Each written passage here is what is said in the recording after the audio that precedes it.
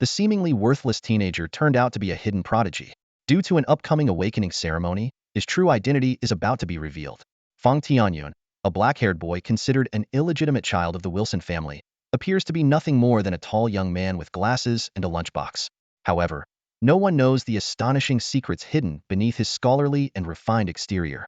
Today, another girl in the family, Gina, has just become a beast master through the awakening ceremony, and the whole family is overjoyed.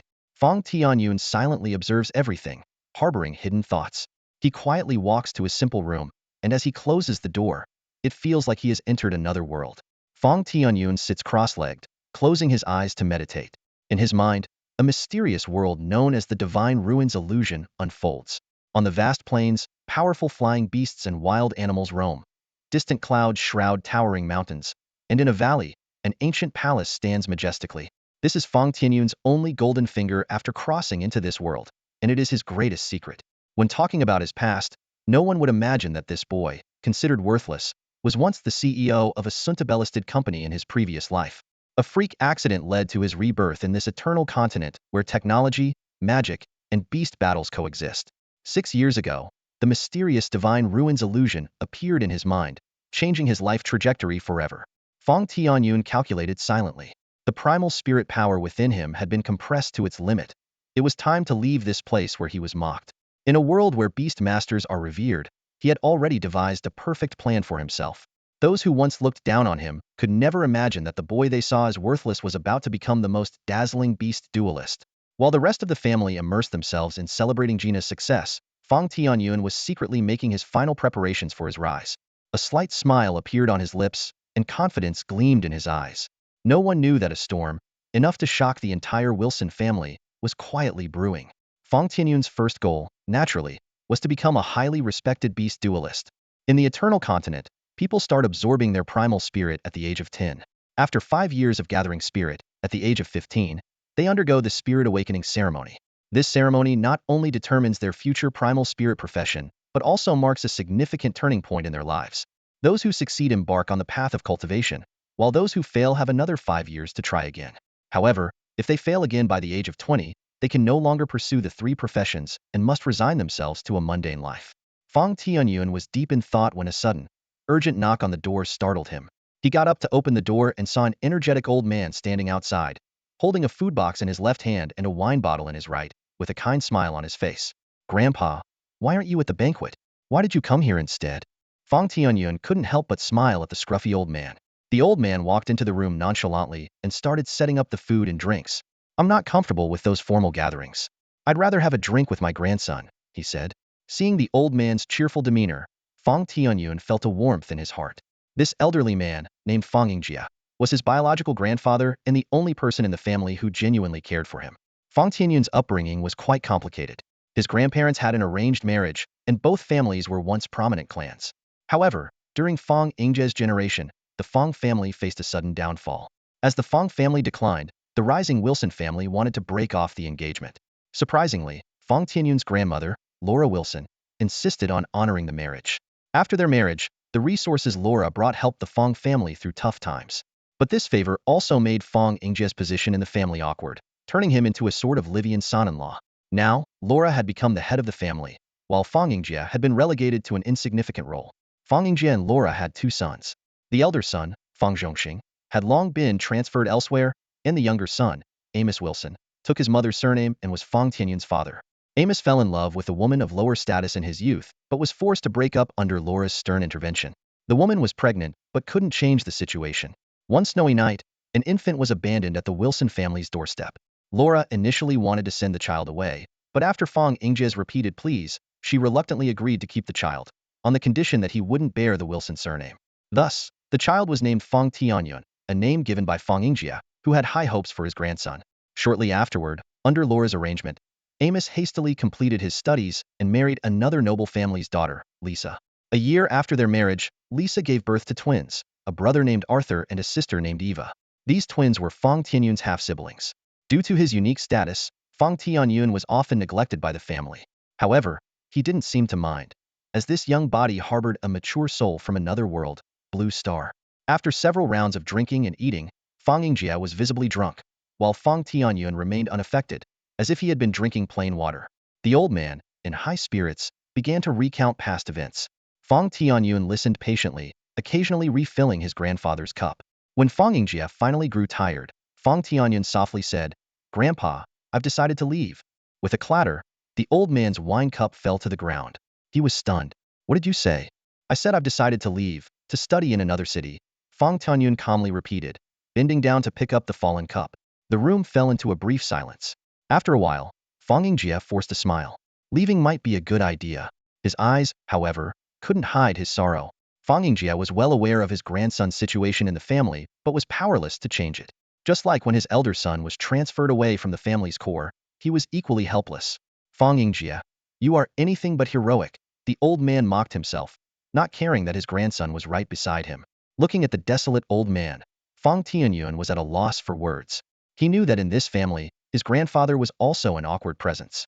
Even his daughters-in-law and grandchildren sometimes treated him coldly.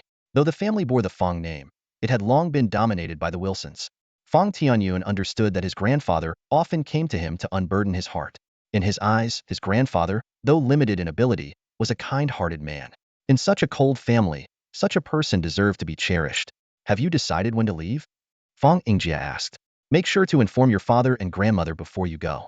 Even though they are biased against you, the formalities must be observed." "Don't worry, Grandpa," Fang Tianyun nodded. "I plan to say goodbye to father and grandmother tomorrow and then leave. If the world outside is better, don't come back," the old man said, a hint of reluctance in his eyes. He knew that leaving might be the best choice for his grandson, but it also meant that no one would be there to secretly share a drink with him anymore. "By the way, have you kept that cultivation manual safe?" Hearing his grandfather's words, Fang Tianyun froze, his mind going blank. Seeing his grandson's reaction, the old man's face changed, and he spoke urgently. "You didn't lose it, did you? Even though you failed the spirit awakening ceremony last year, you still have another chance in 4 years. Don't give up." The old man was deeply worried. He had gone to great lengths to secretly obtain that spirit gathering manual for Fang Tianyun, without his wife's knowledge. If it were lost, all his efforts would have been in vain. Fang Tianyun snapped back to reality and hurriedly said, "Oh, no, I've kept it safe." Hearing this, the old man finally felt relieved. However, what the old man didn't know was that Fang Tianyun had merely glanced through the spirit gathering manual he brought years ago and then tossed it into a corner, deeming it worthless. To Fang Tianyun, that manual was nothing but trash. In reality, the spirit gathering manual wasn't of poor quality. Even Eva and Arthur used the same manual. However, in the Palace of the Divine Ruins Illusion, Fang Tianyun had obtained a book called Divine Origin Qi. This book integrated body refining, meridian clearing, and spirit gathering into one system, far surpassing any spirit gathering manual in their world. In this world, the core of spirit gathering techniques lies in gathering, which means storing as much primal spirit energy in the body as possible. The spirit awakening ceremony uses a formation to guide the accumulated primal spirit energy within a person and operate the formation's trajectory, ultimately completing the professional inscription. The higher the stored primal spirit energy, the higher the success rate. If it fails, the guided primal spirit energy cannot be reversed, rendering years of accumulation useless and forcing the person to start over. Thus, the efficiency and speed of gathering spirit energy determine the quality of a spirit gathering manual in this world. Crude, too crude. After practicing Divine Origin Qi, Fang Tianyun truly understood the saying, "Comparison breeds discontent." Concepts like celestial circulation, refined transformation, and control were unheard of in 90 of the spirit gathering techniques on the Eternal Continent. Last year, after participating in the Spirit Awakening ceremony, Fang Tianyun earned the nicknames 24K Pure Waste and Primal Spirit Insulator, dripping with mockery. Not one of the 3 professional formations reacted at all, not even a tiny flicker. The mages overseeing the ceremony were stunned. "We've seen failures, but never something this pure," they whispered among themselves. Even ordinary people who don't practice spirit gathering techniques have a bit of primal spirit, but this 15-year-old seems to have none at all. Fang Tianyun became somewhat infamous for this, as reaching an extreme in any regard draws attention. He could still recall the furious expression of Amos, which almost made him burst out laughing. But being an illegitimate child, the family had no expectations for him, so the attention soon faded. However, no one knew that Fang Tianyun had deliberately failed the spirit awakening ceremony. If gathered primal spirit is like a bucket of water, the ceremony is like poking a hole in the bucket's bottom, draining everyone else's primal spirit entirely. But Fang Tianyun had frozen his water into ice, preventing any from leaking out. Thanks to practicing Divine Origin Qi, he had achieved an extraordinary level of control over his primal spirit. As for why he did this, it was simple: to prepare for leaving the family tomorrow. Most people in the family assumed this low-status illegitimate child would work hard to climb the family ranks. But Fang Tianyun never thought that way. To him, the Wilson family was insignificant. He didn't need the family's approval. Leaving this cage, he would find his own sky. Having built a business from scratch in his previous life, Fang Tianyun was never short on confidence. Moreover, he had the divine ruins illusion as his golden ticket. By showing no value, the family wouldn't have a chance to exploit him. If he succeeded in the spirit awakening ceremony, it would be harder for him to leave. The old man poured himself a drink, smiling bitterly. Sigh. I'm a 000 in primal spirit. My eldest son is also a 000, and now you, Tianyun, are a 000. What did our Fang family do to deserve such fate? Seeing the old man, the only one who ever loved him in this family, drinking in sorrow, Fang Tianyun finally stood up and gently patted his grandfather's back. Grandpa, don't be so pessimistic. Don't ask the world for the way. My fate is in my own hands, not the heavens. My fate is in my hands, not the heavens? Fang Yingjia looked at his grandson in a daze. That faint smile on Fang Tianyun's face seemed like a breeze, dispelling his sorrow and worries. When he shook his head and looked again, Fang Tianyun had already turned away to clean the dishes. Was it an illusion? The old man muttered to himself. Early the next morning, Fang Tianyun went to take care of the formalities. When Amos heard that Fang Tianyun wanted to see him, he was taken aback. He put down his pen and furrowed his brows, recalling the bits and pieces about this illegitimate son. For 16 years, this son had never sought him out, making Amos inevitably suspicious. In Amos's memory, Fang Tianyun was like a shadow, quietly existing on the fringes of the family. Words like honest, reclusive, and introverted seemed to stick to this young man like labels. Amos had mixed feelings about him, not quite satisfaction, but not dissatisfaction either. Compared to the troublemaking twin children, Fang Tianyun was remarkably well behaved. Amos recalled that this child had never caused any trouble that required his intervention. At least he doesn't make a fuss, he thought to himself. But then he also remembered that, apart from his good looks, this child didn't seem to have any outstanding qualities. Especially the complete failure of that spiritual awakening ceremony, which cast a shadow over Amos's heart. Let him in, Amos finally decided, setting aside the documents at hand. Fang Tianyun pushed open the door and greeted him respectfully. Good day, father. His actions and tone were impeccable, yet devoid of warmth. Amos habitually ignored his son's expressionless face and asked directly, what brings you here? I'm planning to apply to Baifeng Academy in Yunfei City and came to bid you farewell, Fang Tianyun said calmly, his voice betraying no emotion. Amos was slightly taken aback. He had thought this illegitimate son had caused some trouble again. Did your mother agree? He asked reflexively. Upon hearing this question, Fang Tianyun's lips twitched almost imperceptibly, and a trace of disdain flickered in his eyes. He knew this so-called father all too well, doting on his legitimate children, concerned about appearances, with average mental resilience, and something of a mama's boy. Of course, in Amos's eyes, children clearly didn't include this illegitimate son with a different surname. I will seek grandmother's permission next, Fang Tianyun replied calmly. Amos waved his hand dismissively, as if eager to end the conversation. Then go ahead, as long as grandmother agrees, he said. The truth was, he felt a sense of relief about this illegitimate son's departure. Fang Tianyun's presence had always been a thorn between him and his wife, Lisa. If this child left, perhaps his marital life would improve. Fang Tianyun turned and left the room, his footsteps echoing down the hallway. However, just as he was about to descend the stairs, he unexpectedly encountered the last people he wanted to see. The air instantly filled with an invisible tension, causing Fang Tianyun to stop in his tracks. Seeing Lisa approaching with her beloved children, Fang Tianyun maintained a polite smile, but inside, he was cursing his luck. What rotten luck! The three who had been chatting and laughing together immediately stiffened when they saw Fang Tianyun coming their way. The atmosphere froze, plunging into an icy chill. Greetings, madam, young master, young miss. Fang Tianyun initiated the conversation, his voice gentle and his smile impeccable. On the surface, he never gave anyone a chance to criticize him. Technically, he should have addressed them as mother, brother, and sister, but Lisa and her children refused to let him call them that. The reason was simple. They considered this illegitimate son unworthy and even found it disgraceful. However, what they didn't know was that Fang Tianyun felt exactly the same way. He, too, had no desire to be associated with this family. In this regard, they were of one mind, mutually despising each other. The difference was that Fang Tianyun kept his loathing well hidden, while Lisa and her children displayed it openly on their faces. With her hands on her hips and a stern expression, Lisa demanded, "What are you doing here?" She had no affection for this illegitimate son and saw him as a thorn in her side. Fang Tianyun respectfully replied, Madam, I am here to bid farewell to Lord Amos. Farewell? Lisa looked puzzled. I plan to study in another city, Fang Tianyun explained at the right moment. Upon hearing this, Lisa's expression brightened instantly, a broad smile spreading across her face. This brat was finally leaving. Given her status and personality, Lisa was always disgusted by the sight of her husband's illegitimate child. Now that he was leaving voluntarily, she couldn't be happier. Although she was technically the later comer in the relationship, this wealthy heiress clearly lacked any such awareness. Her obvious delight made Fang Tianyun inwardly sneer. This so-called mother of his was spoiled, temperamental, and cunning, quite a match for his father. The silver-haired young man, Arthur, sneered disdainfully, going to another city? At least you know your place. With your lack of talent, you don't belong in this family. Fang Tianyun immediately played along. Indeed, I could never compare to you, young master. You've already passed the warrior's test at such a young age. Truly a model for the younger generation of our family. He emphasized the words warrior's test. Arthur, oblivious to the underlying sarcasm, was pleased with the flattery. Influenced by his mother, he also harbored intense dislike for his half-brother. But whenever he was in a bad mood and wanted to pick a fight, a few compliments from this older black-haired boy would make him feel elated, and his desire to cause trouble would dissipate.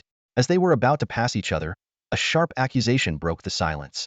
The blonde girl, Eva, scowled and said disdainfully, "Hey, are you blind? You stepped on my dress." Fang Tianyun's heart skipped a beat, but he maintained an apologetic smile. "I'm sorry, Mississippi. Let me clean it for you." He bent down as if to do so. Eva quickly lifted her dress, her face full of disgust. "Don't touch me with your filthy hands. Just get lost." She stepped up 2 stairs to put more distance between them. Despite the humiliating words, Fang Tianyun showed no sign of displeasure, retreating with a look of sincere apology. Lisa, in high spirits, hummed a tune and said to her children, "All right, kids, let's go. We have an important luncheon to attend as a family." She led the way forward, her face radiating undisguised joy. Arthur felt indifferent. Although he and his illegitimate brother lived in the same castle, they rarely saw each other. Their worlds were so different that they had little interaction. However, Eva's expression grew serious, as if she were contemplating something. Noticing his sister's unusual demeanor, Arthur said, "It's just a dress, and it doesn't even look dirty. If needed, a servant can clean it for you. There's no need to get upset over someone like him. Besides, he's leaving soon." "Idiot." Eva snapped coldly at Arthur before turning into her room and shutting the door. Arthur's face flushed red. His sister was not only spoiled and willful, but also had a particularly sharp tongue. Only in front of their grandmother did she restrain herself a bit. Inside her room, Eva's expression remained dark. She knew perfectly well that the black-haired boy hadn't stepped on her dress. She had fabricated the incident. If he had argued, denying the act, she had many ways to humiliate him and make him suffer. But she hadn't expected him to accept guilt without hesitation for something he hadn't done. Is Fang Tianyun really that passive? Eva's mind conjured up his sycophantic smile from the past, and she couldn't help but fall into deep thought. She remembered his humble demeanor and frowned, her thoughts scattered. Is he truly cowardly and weak, or? Eva suddenly shook her head, a trace of a mocking smile appearing on her lips. What am I even thinking? She lightly tapped her head, forcing herself to shake off those chaotic thoughts. That guy is nothing more than a nobody in the family, she sneered to herself. What else can he do besides grovel? As she reflected on the vast difference in their abilities, she couldn't help but laugh at her own absurd thoughts. I must be losing my mind, Eva muttered under her breath, a hint of disdain flashing in her eyes. Meanwhile, in the corridor, Fang Tianyun recalled the recent events, a smirk of contempt forming on his lips. So young, yet so conniving, he silently assessed. Suddenly, Fang Tianyun looked up to see a tall female warrior approaching him.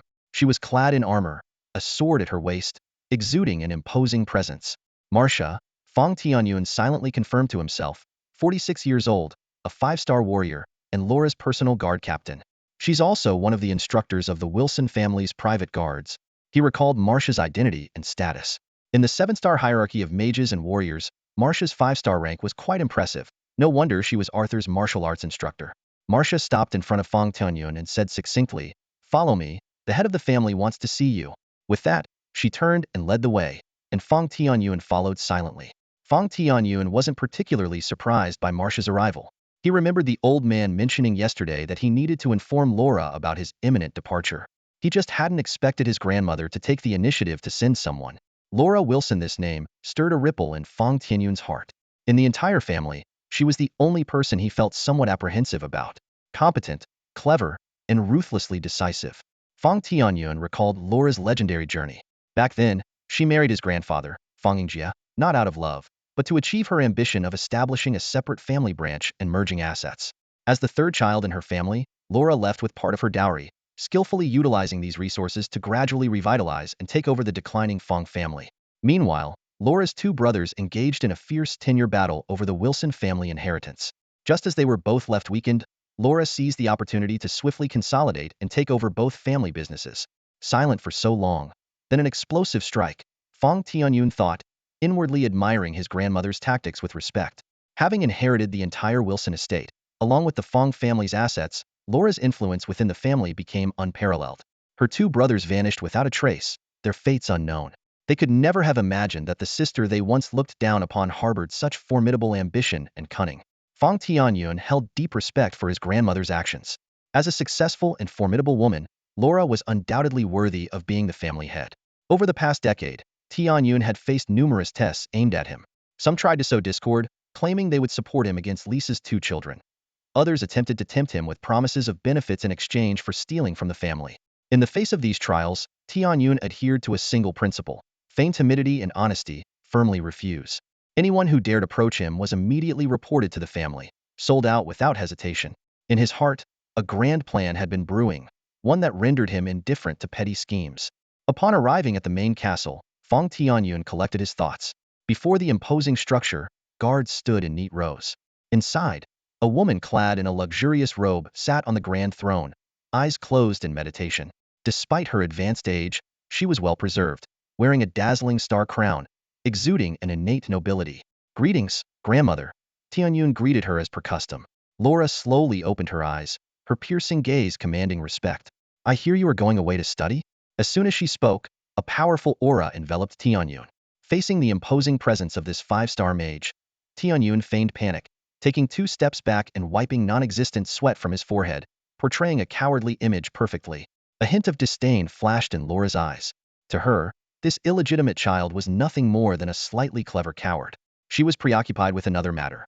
Gina, the niece of her youngest daughter-in-law, had been living with the family since her parents' death and had just passed the spirit awakening ceremony yesterday, becoming a beastmaster.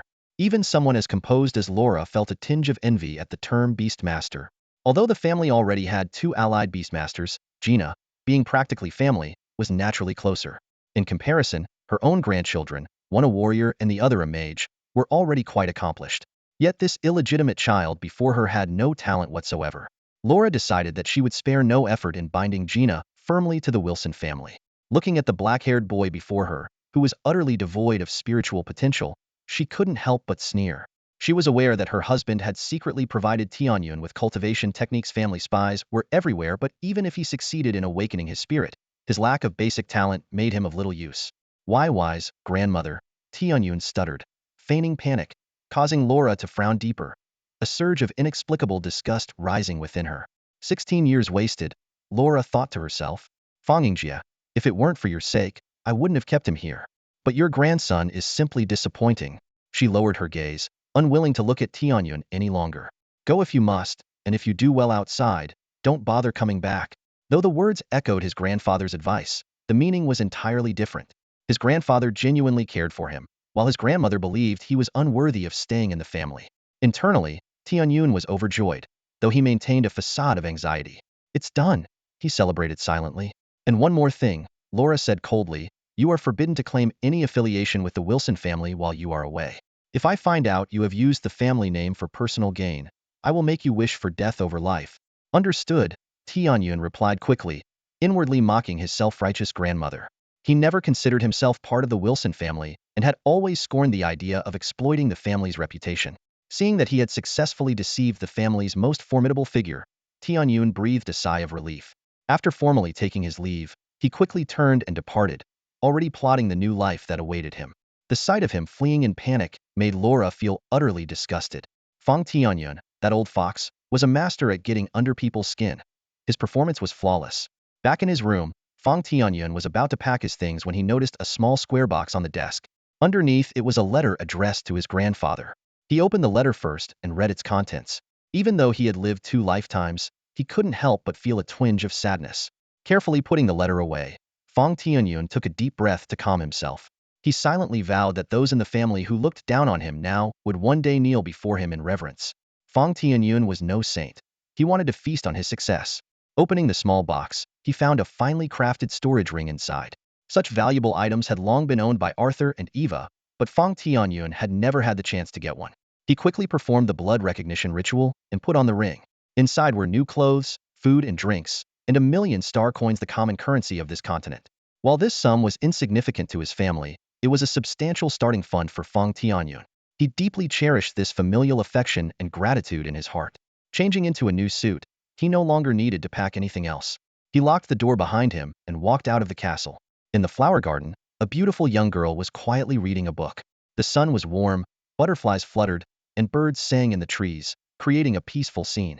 "Your name is Gina, right?" Fang Tianyun asked. The girl looked up and saw the refined and gentle boy her age. She quickly closed her book and stood up, politely responding, "Yes, hello? May I ask who you are?" Though she had seen him a few times and heard about him from her cousin, Gina still didn't know his name. "Me." Fang Tianyun laughed boldly and slowly took off his glasses. In an instant, his demeanor transformed dramatically. His eyes became sharp like a hawk's, his brows like blades, and his gaze deep and intense. His hair seemed like steel bristles. His spine straightened, and his body stood tall like a sturdy pine. Muscles bulged, filling out his suit, making him appear even more robust. His height shot up to nearly 6 feet 1. "Just a nobody," he replied. Plop. The book fell from Gina's hands to the floor, but she didn't seem to notice. Her beautiful blue eyes suddenly contracted, and her palms were slick with cold sweat. The scene before her seemed to change. It was as if she saw a ferocious beast awakening. The usually refined and slender figure vanished, replaced by a dangerous presence. Fang Tianyun nonchalantly bent down to pick up the book, gently brushed off the dust, and placed it on a chair. He turned to face Gina, a mischievous smile playing on his lips. "When that day comes, I hope it won't be too boring, Miss Gina the Beastmaster." Leaving these cryptic words behind, Fang Tianyun walked away with steady steps. He felt a sense of smug satisfaction. Pulling off a cool exit felt great. With someone like Gina, who had just arrived and was cautious in everything she did, Fang Tianyun wasn't worried she'd spill any secrets. 30 meters away was the castle gate. By the time Gina snapped back to reality and turned around abruptly, she only saw a broad back disappearing into the distance. She looked down at the shattered glasses on the ground, momentarily speechless, with one question echoing in her mind. What kind of person is he? Finally, Fang Tianyun reached his destination. After leaving the airport, he stretched and let out a big yawn. Huangming City, located on the eastern border of the Ozisan Federation, bordered the Fengyuan Ridge Mountains to the east, the Bone Burial Desert to the south, and the Silver Vale Sea 500 miles to the north. It was a well-known city of adventure within the Federation. In comparison, Xingluan City, where Fang Tianyun previously resided, held a status in the Federation akin to Shanghai in China, ranking among the top 5 in economic strength. The Wilson family, a top-tier business family in Xingluan City, lived in a private castle. Although Huangming City was remote and rugged, with a tough populace and economic strength that couldn't compare to Xingluan City, it was an adventurer's paradise. The surrounding landscapes were home to various battle beasts and rare mineral resources, making it an ideal place for training and treasure hunting. This was precisely Fang Tianyun's destination. As for the Yunfei City and Baifeng Academy he had mentioned earlier, those were just made-up names to placate his family. Fang Tianyun took a taxi to the Primal Spirit Association. Along the way, he noticed many people carrying staffs and greatswords, with occasional street vendors hawking primal spirit stones or other treasures.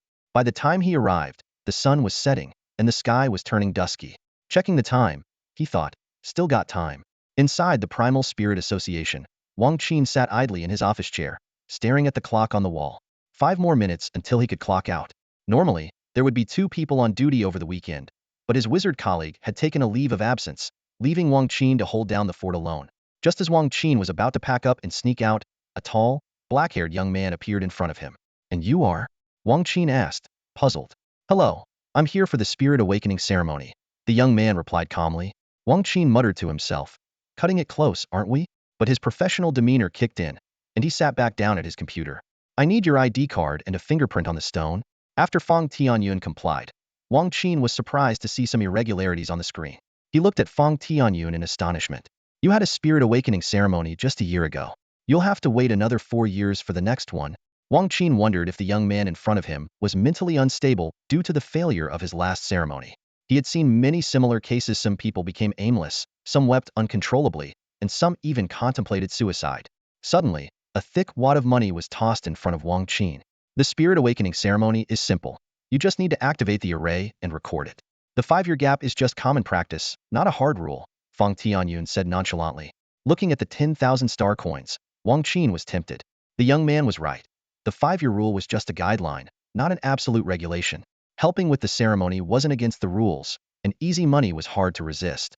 Despite his temptation, Wang Qin tried to persuade him one last time. Are you sure you want to go through with this? It's only been a year since your last failure, and you haven't gathered much primal spirit energy. Just conduct the ceremony. Don't worry about anything else, Fang Tianyun insisted. Seeing his determination, Wang Qin gave up on arguing. He quickly pocketed the money and led the way. Beastmaster? Wang Qin asked tentatively. Yes, Fang Tianyun replied curtly. Wang Qin thought to himself, no surprise there. The first choice, without a doubt. After navigating through several twists and turns for a few minutes, the two finally arrived at their target room. Inside the spacious chamber, a mystical array on the floor emitted a faint glow. Before Wang Qin could prompt him, Fang Tianyun had already seated himself cross-legged in the center of the array, his expression calm as he said, let's begin. Wang Qin nodded, quickly walking to the wall to activate a cylindrical switch. Instantly, the brightness of the array on the floor surged, and complex patterns began to flow with mysterious energy. Fang Tianyun felt a powerful force pulling into his body, and this time, he decided to hold nothing back. Suddenly, a deafening roar erupted as a blue elemental force burst from Fang Tianyun like flames. The intense shockwave swept through the entire room, catching Wang Qin off guard and causing him to stumble and fall to the ground, his eyes wide with shock. What the hell? Wang Qin exclaimed, stunned. In all his years of conducting the spirit awakening ceremony, he had never witnessed such a powerful outburst of elemental energy, leaving his mind momentarily blank. Fang Tianyun, however, ignored the commotion around him, focusing intently on guiding the array and actively engraving his profession. With his exceptional control over the elemental force, the process was smooth and seamless, as if his energy moved even faster than the array's operation. In no time, Fang Tianyun sensed a stirring within his consciousness. It's done. Battle pet space, open, he mentally commanded, and immediately, a black space rapidly expanded within his mind. Simultaneously, the numbers on the array's connected display began to climb rapidly. 1, 2, 3, 4. When the number reached 10, Wang Qin's mouth had formed a large O. At 15, he was in a daze. By 20, he could no longer contain his shock. Impossible! Wang Qin shouted in disbelief.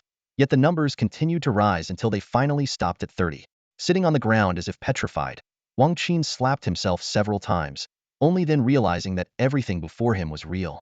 He mumbled to himself, a monster. Where did this monster come from? Watching the tall figure slowly rise from the array, Wang Qin felt his legs go weak and his throat dry. He knew well that the numbers on the display represented the size of the battle pet space, measured in units of magical energy.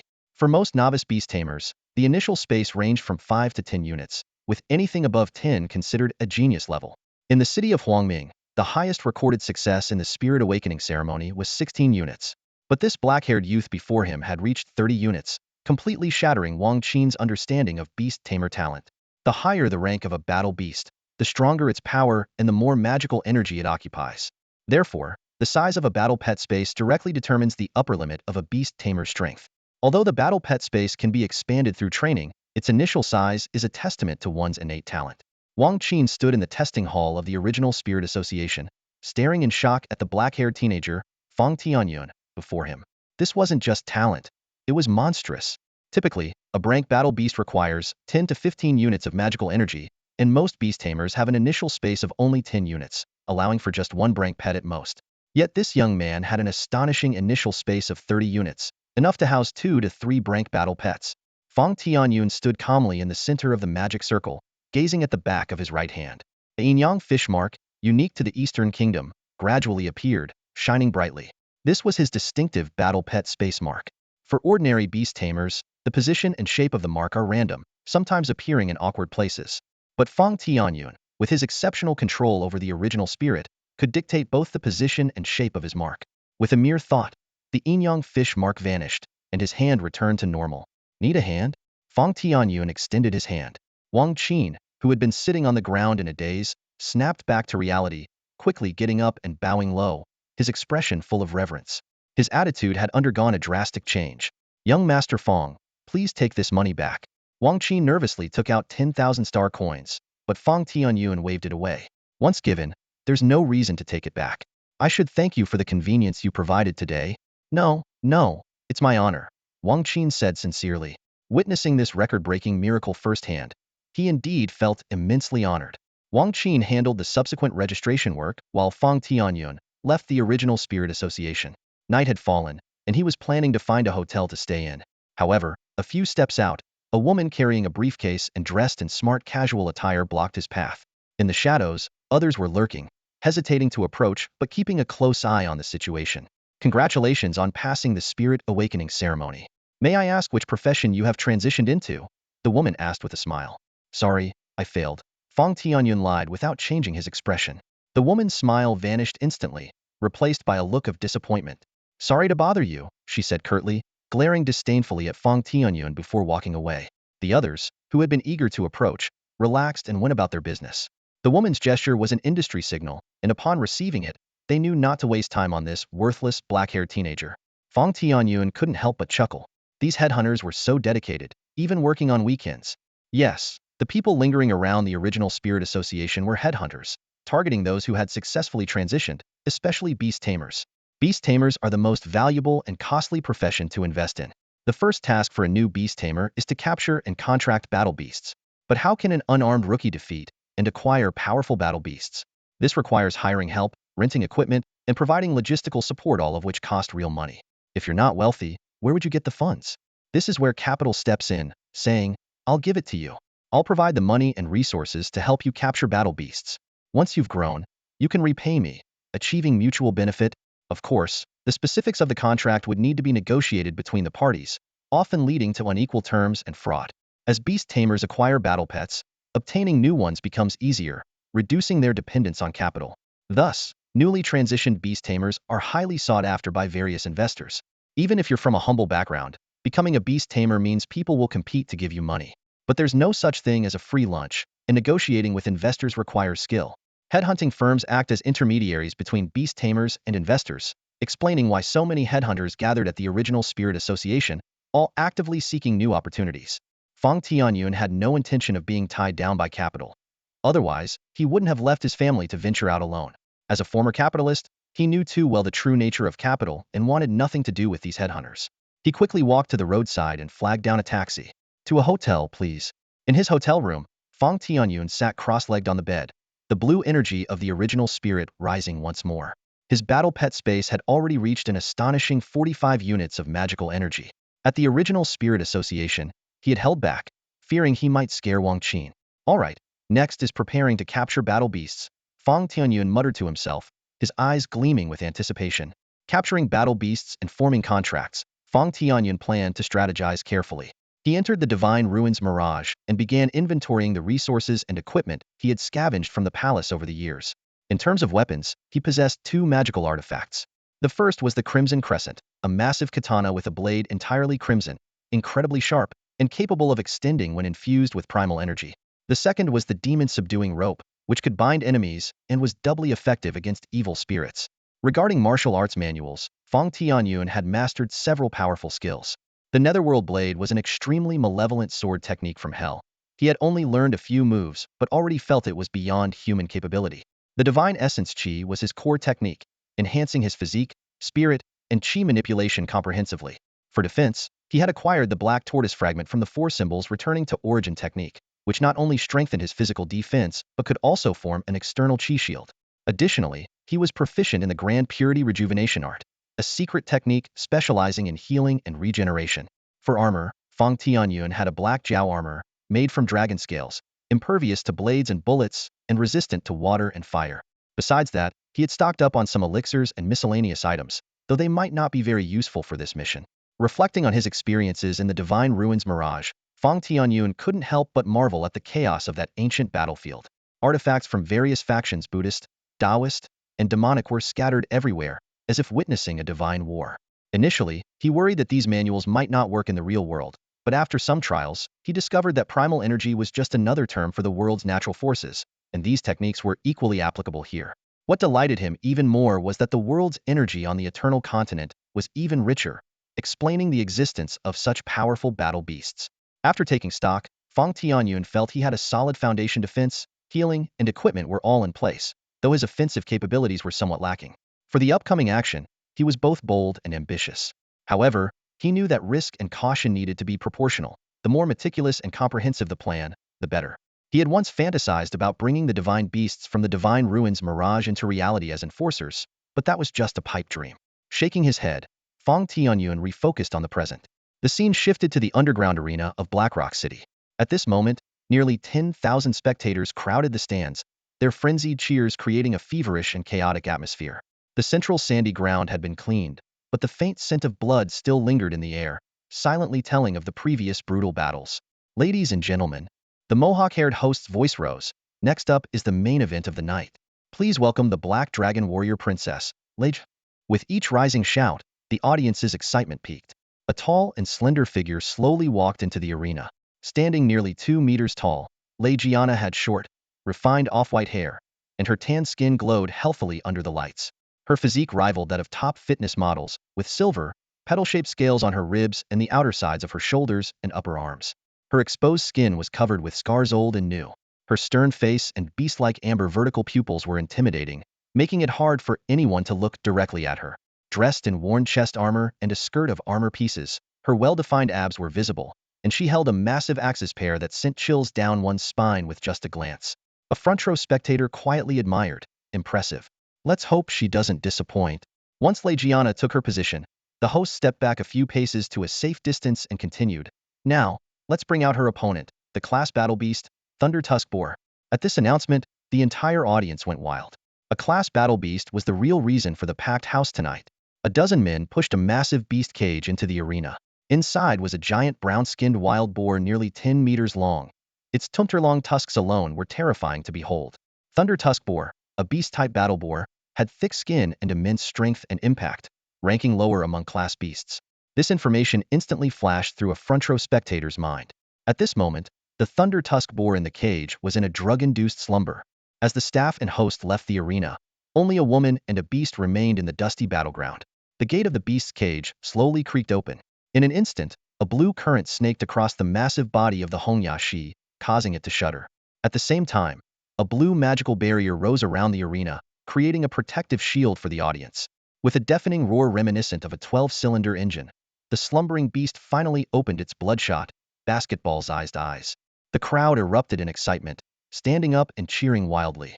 Their enthusiasm was clearly directed more at the colossal creature than the beauty in the arena. Regina stared into the fierce eyes glaring at her from a distance, her brow furrowed and her muscles tense. She gripped her axis pair tightly, assuming a battle stance. Only she could feel the immense pressure radiating from the Hongya. The audience held their breath. A Class C battle beast, even a lower-tier one, required a 5-star martial artist to handle. As a 4-star martial artist, Regina, despite her dragon blood lineage, faced a formidable challenge in this confrontation. With an earth-shaking rumble, the Hongya began to paw at the ground, its massive body moving like a mobile mountain, charging towards Regina's striking figure. The beast's simple yet brutal rush made Regina's imposing height seem diminutive next to the 10-meter giant pig. At the critical moment when the beast's razor-sharp tusks were about to impale her, Regina swiftly dodged to the side. Simultaneously, her axis pair struck like lightning at the passing pig's body. The clash of metal and flesh produced a burst of sparks. Though the wound was not deep, it elicited a pained grunt from the Hongya. However, the pain only fueled the beast's aggression. It quickly turned, its enormous head swinging side to side, tusks slicing through the air like a pair of sharp swords. Though its attacks were wild and uncoordinated, their sheer power forced Regina to stay on high alert.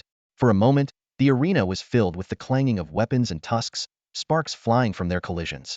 Both sides exchanged blows, locked in a brief stalemate. The spectators' breaths seemed to sink with the fierce battle, eagerly anticipating the ultimate outcome of this man-beast showdown. The cheers of the crowd echoed around the arena, the intense combat making them feel their ticket was worth every penny. Regina moved nimbly, retreating while maneuvering around the massive Hongya. She knew she couldn't afford a prolonged battle with this behemoth. Despite lacking formal martial training, years of life-and-death struggles in the dark arena had honed Regina's mindset to be exceptionally calm. Her moves swift and ruthless, and her experience quite extensive.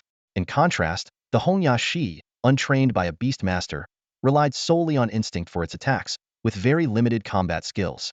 Take this, Regina shouted, her axis pair slicing through the air with a brilliant flame aura, striking the Hongyashi's face with a powerful blow. The massive creature, standing 10 meters tall, staggered back several steps in pain. After dozens of rounds, the Hongyashi was covered in gruesome wounds, its flesh mangled and bloody, yet it hadn't sustained any fatal injuries due to its thick hide and abundant blood.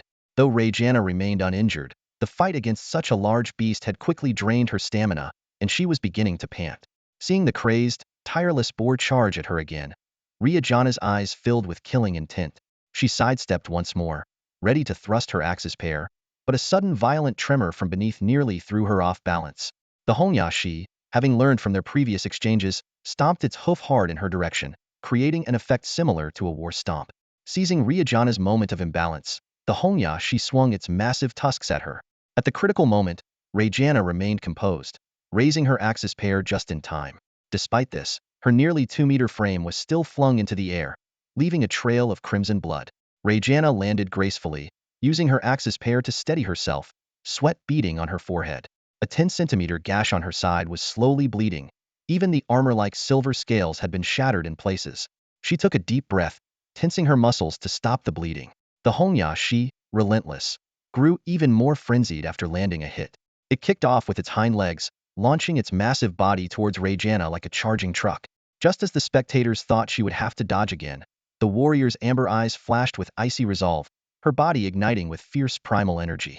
As the boar bore down on her, Rajana gripped her axe's pair with both hands and thrust upward violently.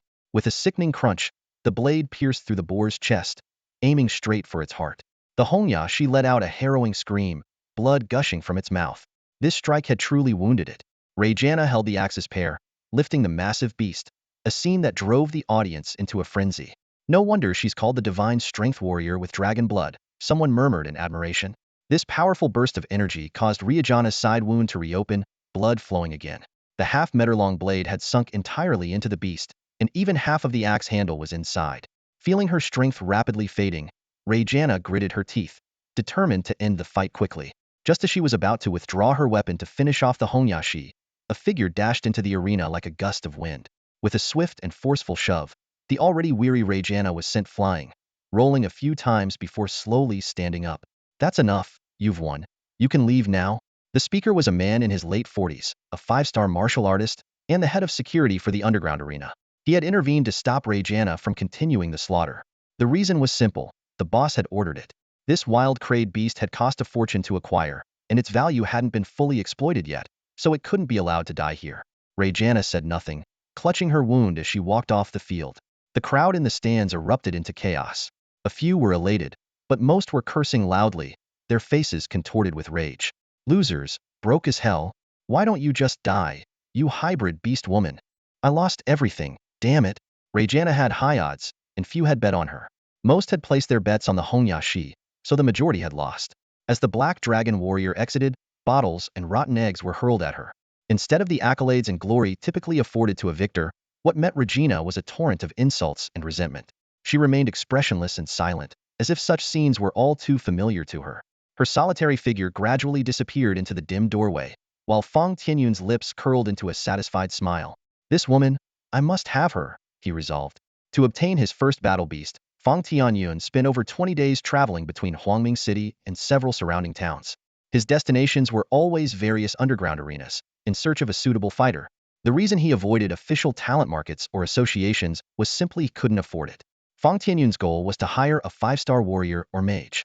Employing such high-caliber experts to accompany him into perilous territories would cost a fortune. Moreover, he couldn't predict how long he would need to stay in the wilderness, making expenses even harder to estimate. Besides hiring someone, other costs were also significant. After careful calculation, his 1 million yuan seemed substantial but was actually quite insufficient. To save money, Fang Tianyun decided to take an unconventional route and set his sights on the dark arenas. These places were starkly different from the glamorous, official arenas, filled with violence, bloodshed, and death. Those who fought there were mostly society's outcasts, illegal residents, criminals, oddballs, desperados, and even lunatics. Apart from those willing to risk their lives for money, the rest would never set foot in such a perilous place if they could find decent jobs in normal society. Most people would never think of hiring from such places. The reasons were obvious. First, there were no rules or guarantees. Second, these individuals were often unruly and hard to control. Third, many believed it would lower their own status. And finally, the arena owners might not be willing to let their fighters go. However, Fang Tianyun was a thorough pragmatist, and these concerns meant nothing to him. He scoured the dark arenas of multiple cities, but couldn't find a satisfactory candidate. It wasn't until a week ago, in the underground arena of Haiyan City, that he discovered this remarkably skilled half-blood female warrior. Regina is a unique existencia half-human, half-dragon hybrid with innate divine strength and a powerful physique. However, this uniqueness has brought her endless suffering. From a young age, she was seen as an outcast, enduring relentless rejection from those around her. In this world, only lower-tier dragons can mate with human women to produce offspring. The higher-tier dragons, with their massive bodies spanning tens or even hundreds of meters, find it nearly impossible to engage in such activities with humans. This is common knowledge. Therefore, as the offspring of a lower-tier dragon, Regina is likely the product of a union between an ugly giant lizard and a human woman. Such an origin naturally drew widespread disdain and rejection. The insults hurled at her by spectators after losing bets reveal that the so-called Black Dragon Warrior Princess is just a gimmick. In the dark arena, these warriors and mages are not respected. They are merely tools for entertainment and emotional release. However, Beast Masters are an exception. The dark arena specifically hosts Beast Master competitions, with investments and equipment far beyond what small-time capitalists can afford. More importantly, even in the dark arena, the prestigious status of Beast Masters remains unaffected. Their sole purpose for participating is to make money, and their earnings far surpass those of the exploitative human shaman or humans beast matches. Beast Masters contracts are cooperative employment agreements, whereas the contracts for warriors and mages are akin to indentured servitude. Just a week ago, Fang Tianyun came here and witnessed Regina defeating 3 opponents single-handedly. This half-blood warrior immediately caught his attention. Despite being a 4-star warrior, she could unleash combat power comparable to a 5-star warrior. Over the next few days, Fang Tianyun closely monitored her, and after today's match, he made up his mind. She's the one. As Fang Tianyun was deep in thought, a knock on the door interrupted him. "Boss, a guest wants to see you. He says he has a big business deal to discuss." The secretary's voice came from outside the door. Buck, sitting behind his desk, frowned. "A big deal? What's his name?" "He didn't give his name, but he said he is a beast master." "A beast master?" Buck pondered for a moment before deciding to let the secretary bring the guest in. A moment later, a young man with black hair strode into the office. His demeanor was composed and dignified, clearly indicating a noble background. "Hello, owner of the Blackthorn Arena. My name is Fang Tianyun, and I'm here to discuss a deal with you," the young man said directly, waving his hand to create a faint spatial rift in the air, proving his identity as a beast master. Though Buck didn't recognize the young man as a seasoned businessman, he immediately put on a warm smile. "Oh, what kind of business are you looking to discuss?" "The Black Dragon Warrior Princess. I want her," Fang Tianyun said bluntly. Buck was taken aback, unsure of the young man's intentions. Why would a noble beast master want that lowly dragon girl? Did he have some peculiar fetish? However, seeing that the young man seemed wealthy, Buck decided it wouldn't hurt to make some money. "You're interested in that dragon girl?" Buck smiled. "But Regina is our arena's star attraction. What kind of price are you offering?" While Regina was indeed strong and had some appeal, she was not irreplaceable. Warriors and mages in the dark arena often met their demise, and they had no fanbase to speak of. The audience's interest was fleeting, and new fighters continuously replaced the old ones. So, Buck was quite interested in the deal. 10,000, Fang Tianyun said calmly. "What?" Buck's eyes widened in disbelief. Seeing the nonchalant expression on Fang Tianyun's face, Buck couldn't help but laugh. "Are you here to mock me?" If it weren't for Fang Tianyun's status as a beast master and Buck's uncertainty about his background, he would have had him thrown out already. A million might have sealed the deal instantly, but 10,000 was a joke. "Don't misunderstand. 10,000 is just a token gesture," Fang Tianyun said confidently. "The important part is, I have an offer you can't refuse." Buck's heart skipped a beat. "What do you mean?" he asked, signaling his bodyguards to be on alert in case things turned hostile. But Fang Tianyun remained unfazed. He stood up, approached Buck, and whispered something in his ear. "What? You can really?" Buck jumped up, excitement written all over his face. He steadied himself and waved for everyone else to leave the room. "You can really cure my illness?" Buck asked in a low voice. "I can start the treatment now, and you'll see immediate results," Fang Tianyun said confidently. Half an hour later, Buck respectfully escorted Fang Tianyun out of the office. "All right, I'll come back tomorrow. If everything's in order, just have the contract ready for me," Fang Tianyun said. "Rest assured, I'll have everything prepared." Buck nodded repeatedly, though he hesitated for a moment. "But, about Regina, she has quite a temper." At that moment, Buck's face was flushed, and his eyes sparkled with joy, as if he had encountered the greatest fortune of his life. His respectful demeanor left the secretary and bodyguards beside him utterly astonished, exchanging looks of disbelief. Fang Tianyun, with a calm smile, said, "I know what I'm doing." With that, he turned and left the place. Even before the deal, Fang Tianyun had spent some money to gather crucial information. He knew well that for some people, certain things are more valuable than money. Buck was one such person, having suffered from a disability for years with no cure in sight. This had become his greatest sorrow. Fang Tianyun, skilled in the Taiching rejuvenation technique, keenly seized this opportunity. After a few sessions of acupuncture combined with medicinal pills, Buck finally felt a long-lost sense of hope. The arena owner was so moved that he nearly wept, his hands trembling slightly. Fang Tianyun arranged to meet him again the next day, confident in his success. The following day, Fang Tianyun arrived as promised. From a distance, he saw Buck, looking radiant and energetic, walking briskly towards him, a stark contrast to the previous day. Fang Tianyun understood instantly that the matter was settled. Overwhelmed with excitement, Buck gave a thumbs up, his eyes filled with admiration. "You are incredible. Last night, amazing," he said, his words laden with implied gratitude. Naturally, the $10,000 in prize money was no longer needed. Fang Tianyun had completed the transaction without spending a penny. Thud, thud, thud. A knocking sound echoed, followed by nearly 10 seconds of silence before a cold voice from inside responded, "Come in." The door slowly opened, and a young stranger walked in. On the bed, Regina instantly became alert, sitting up abruptly with her right hand gripping the large poleaxe by the wall. She demanded sharply, "Who are you?" Her muscles tensed, ready for battle. Regina hadn't initially reacted to the knocking, as the regular staff were never so polite. The appearance of a new face only heightened her vigilance. Fang Tianyun was unperturbed by Regina's wariness, and instead took a keen interest in examining the approximately 40 square meter room. Though simple, it was well equipped, clean, and orderly. As the starfighter of the Blackthorn Arena, Regina had her own room, a significant upgrade compared to the cannon fodder fighters. After surveying the surroundings, Fang Tianyun's gaze unflinchingly settled on the formidable black dragon warrior before him. He carefully observed Regina's every move, forming an initial assessment in his mind. Regina sat boldly on the edge of the bed, her abdomen wrapped in bandages. Despite her injuries, her presence remained formidable, especially with those amber-gold, beast-like eyes that exuded an intimidating aura. She looked every bit the part of a mountain bandit leader. Faced with the man's unabashed gaze, Regina felt momentarily perplexed. Typically, anyone who dared to scrutinize her would meet a nasty end. But this man's eyes didn't evoke her usual disgust. Instead of the familiar disdain, fear, or panic, his dark eyes held curiosity and, surprisingly, admiration. Though Regina wasn't entirely sure, she could tell this man bore her no ill will. "Who exactly are you?" Regina's tone carried a hint of anger. Even without animosity, being stared at so intensely was uncomfortable. "Let me treat your wound first," the man replied, frowning at the crude bandaging. Regina was already under his care, and he naturally was concerned about her condition. He casually sat on the bed's edge, a familiar gesture that took Regina by surprise. "What's going on? Is he not afraid of me?" she wondered. "Don't move."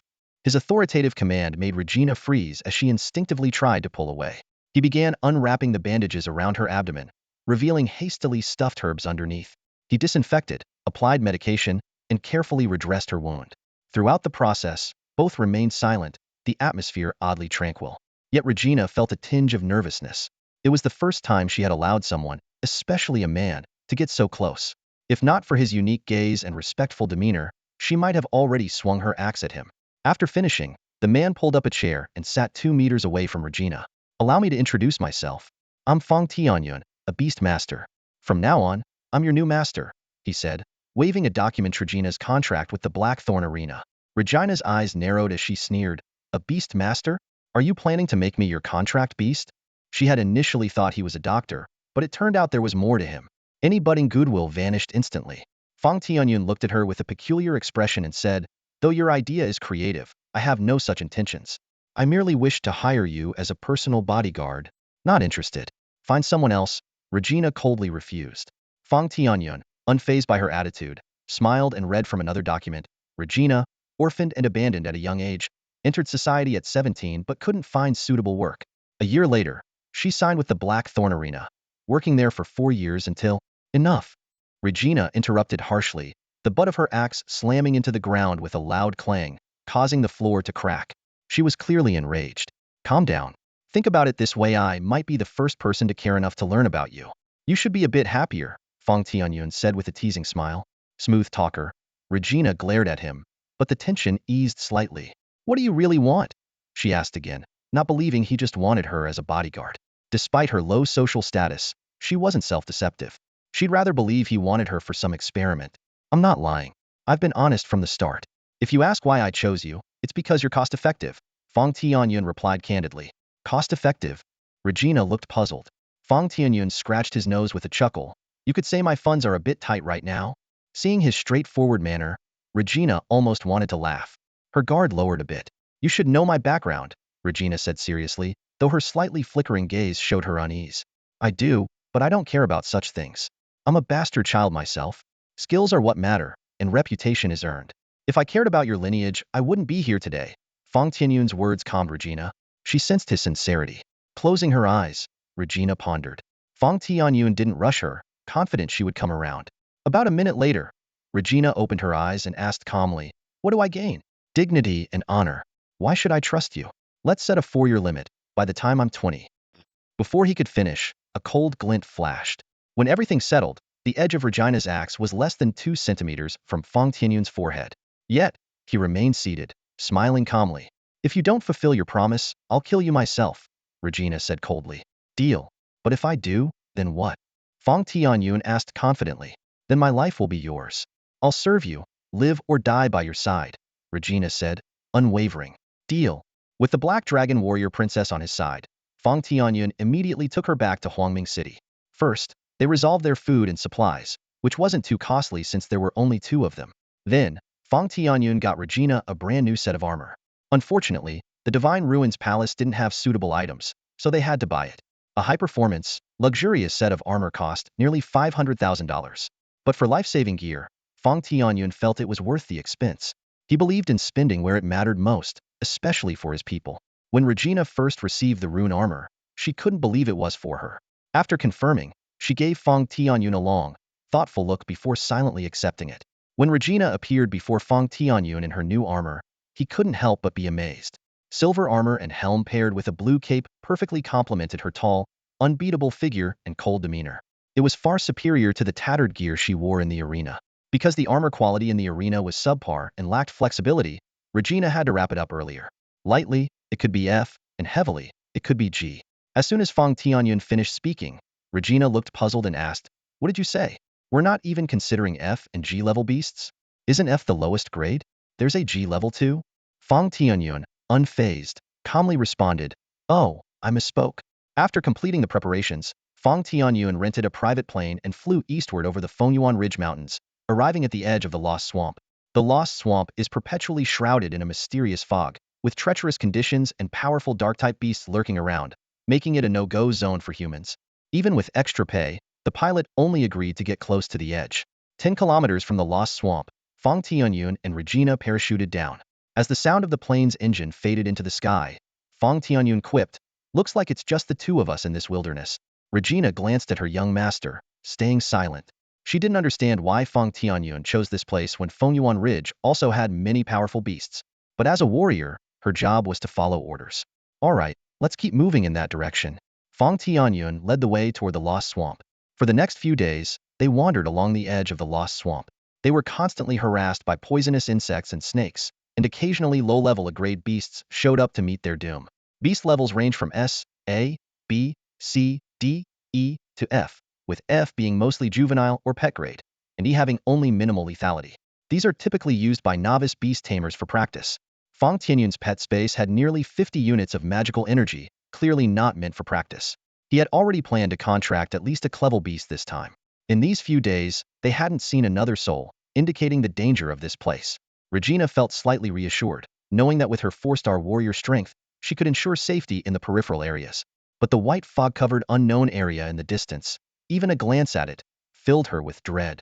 It was said that many human experts were buried there. By the campfire, as Regina was gnawing on roast chicken, she suddenly heard Fang Tianyun say, tomorrow we go in. She didn't react immediately, her cheeks puffed out, making her look somewhat cute. Over the past few days, Fang Tianyun had noticed that this dragonborn female warrior not only had a stunning figure, but also an astonishing appetite, comparable to Luffy's.